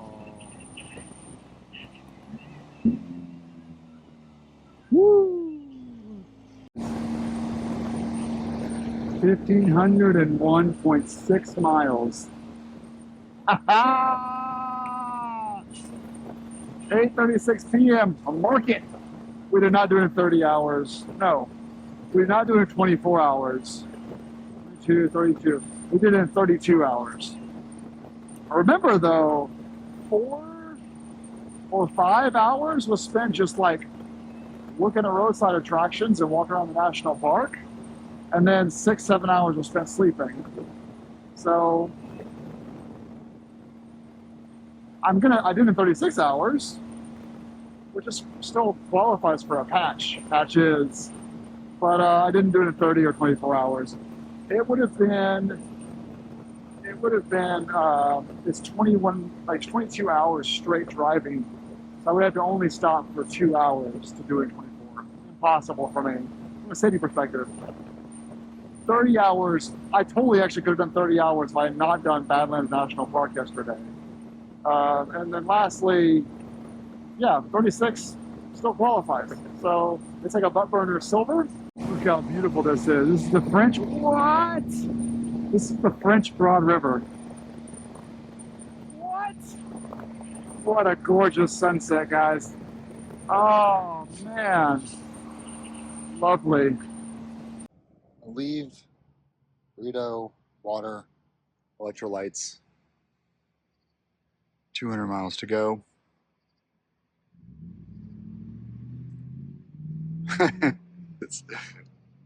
it's 200 miles to Charlotte. It's dark and I'm wearing sunglasses. Hit it. All right, 211 miles to go. I spent 25 minutes sitting at that gas station drinking 2 things of water. I needed to calm myself. I'm just like, I've just been in the seat all day long. I got saddled in at 8:30 a.m. this morning. It was 9:30 p.m. Right? Yeah, it's 9:30. I got like 3.5 hours to go. We just entered North Carolina.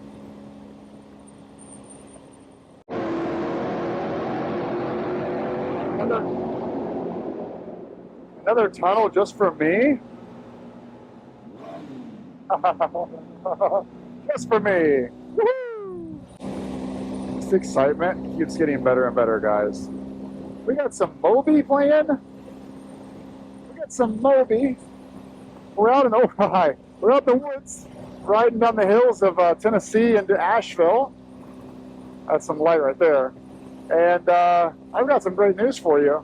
We got another tunnel. Just when you thought this trip couldn't get any better. Oh, tunnel headlights? Sure.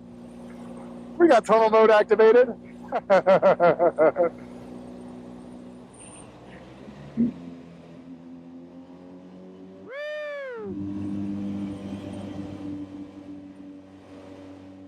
Sound of my people.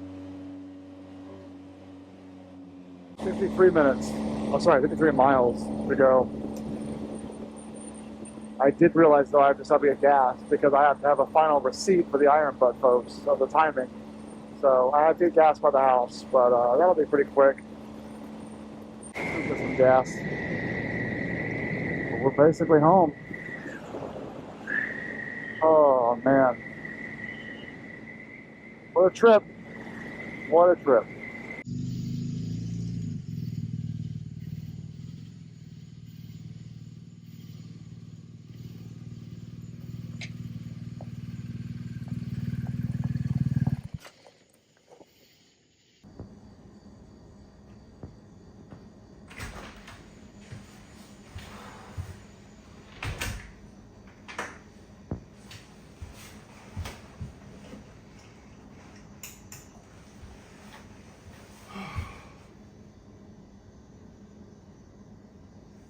Well, now that I do, just go back to life. Thanks for watching, everyone. Thanks for watching. I'm gonna go shower. I probably still have pieces of Yukon in my hair. I haven't seen a loofah in 25 days. All right. Thanks for watching the series, everyone. There will be some follow-up videos talking about what I packed, what I forgot, and what I should have brought, and what I brought and didn't need. There will be discussion around cost. There will be all kinds of just follow-up stuff. Oh, also a 10,000 mile review of the GS. Just great stuff. But it's 1 a.m. I've just turned the AC on after a month. So I'm gonna wash this, crack a beer, shower. Yeah, maybe not in that order. All right, good night, everyone. Take care.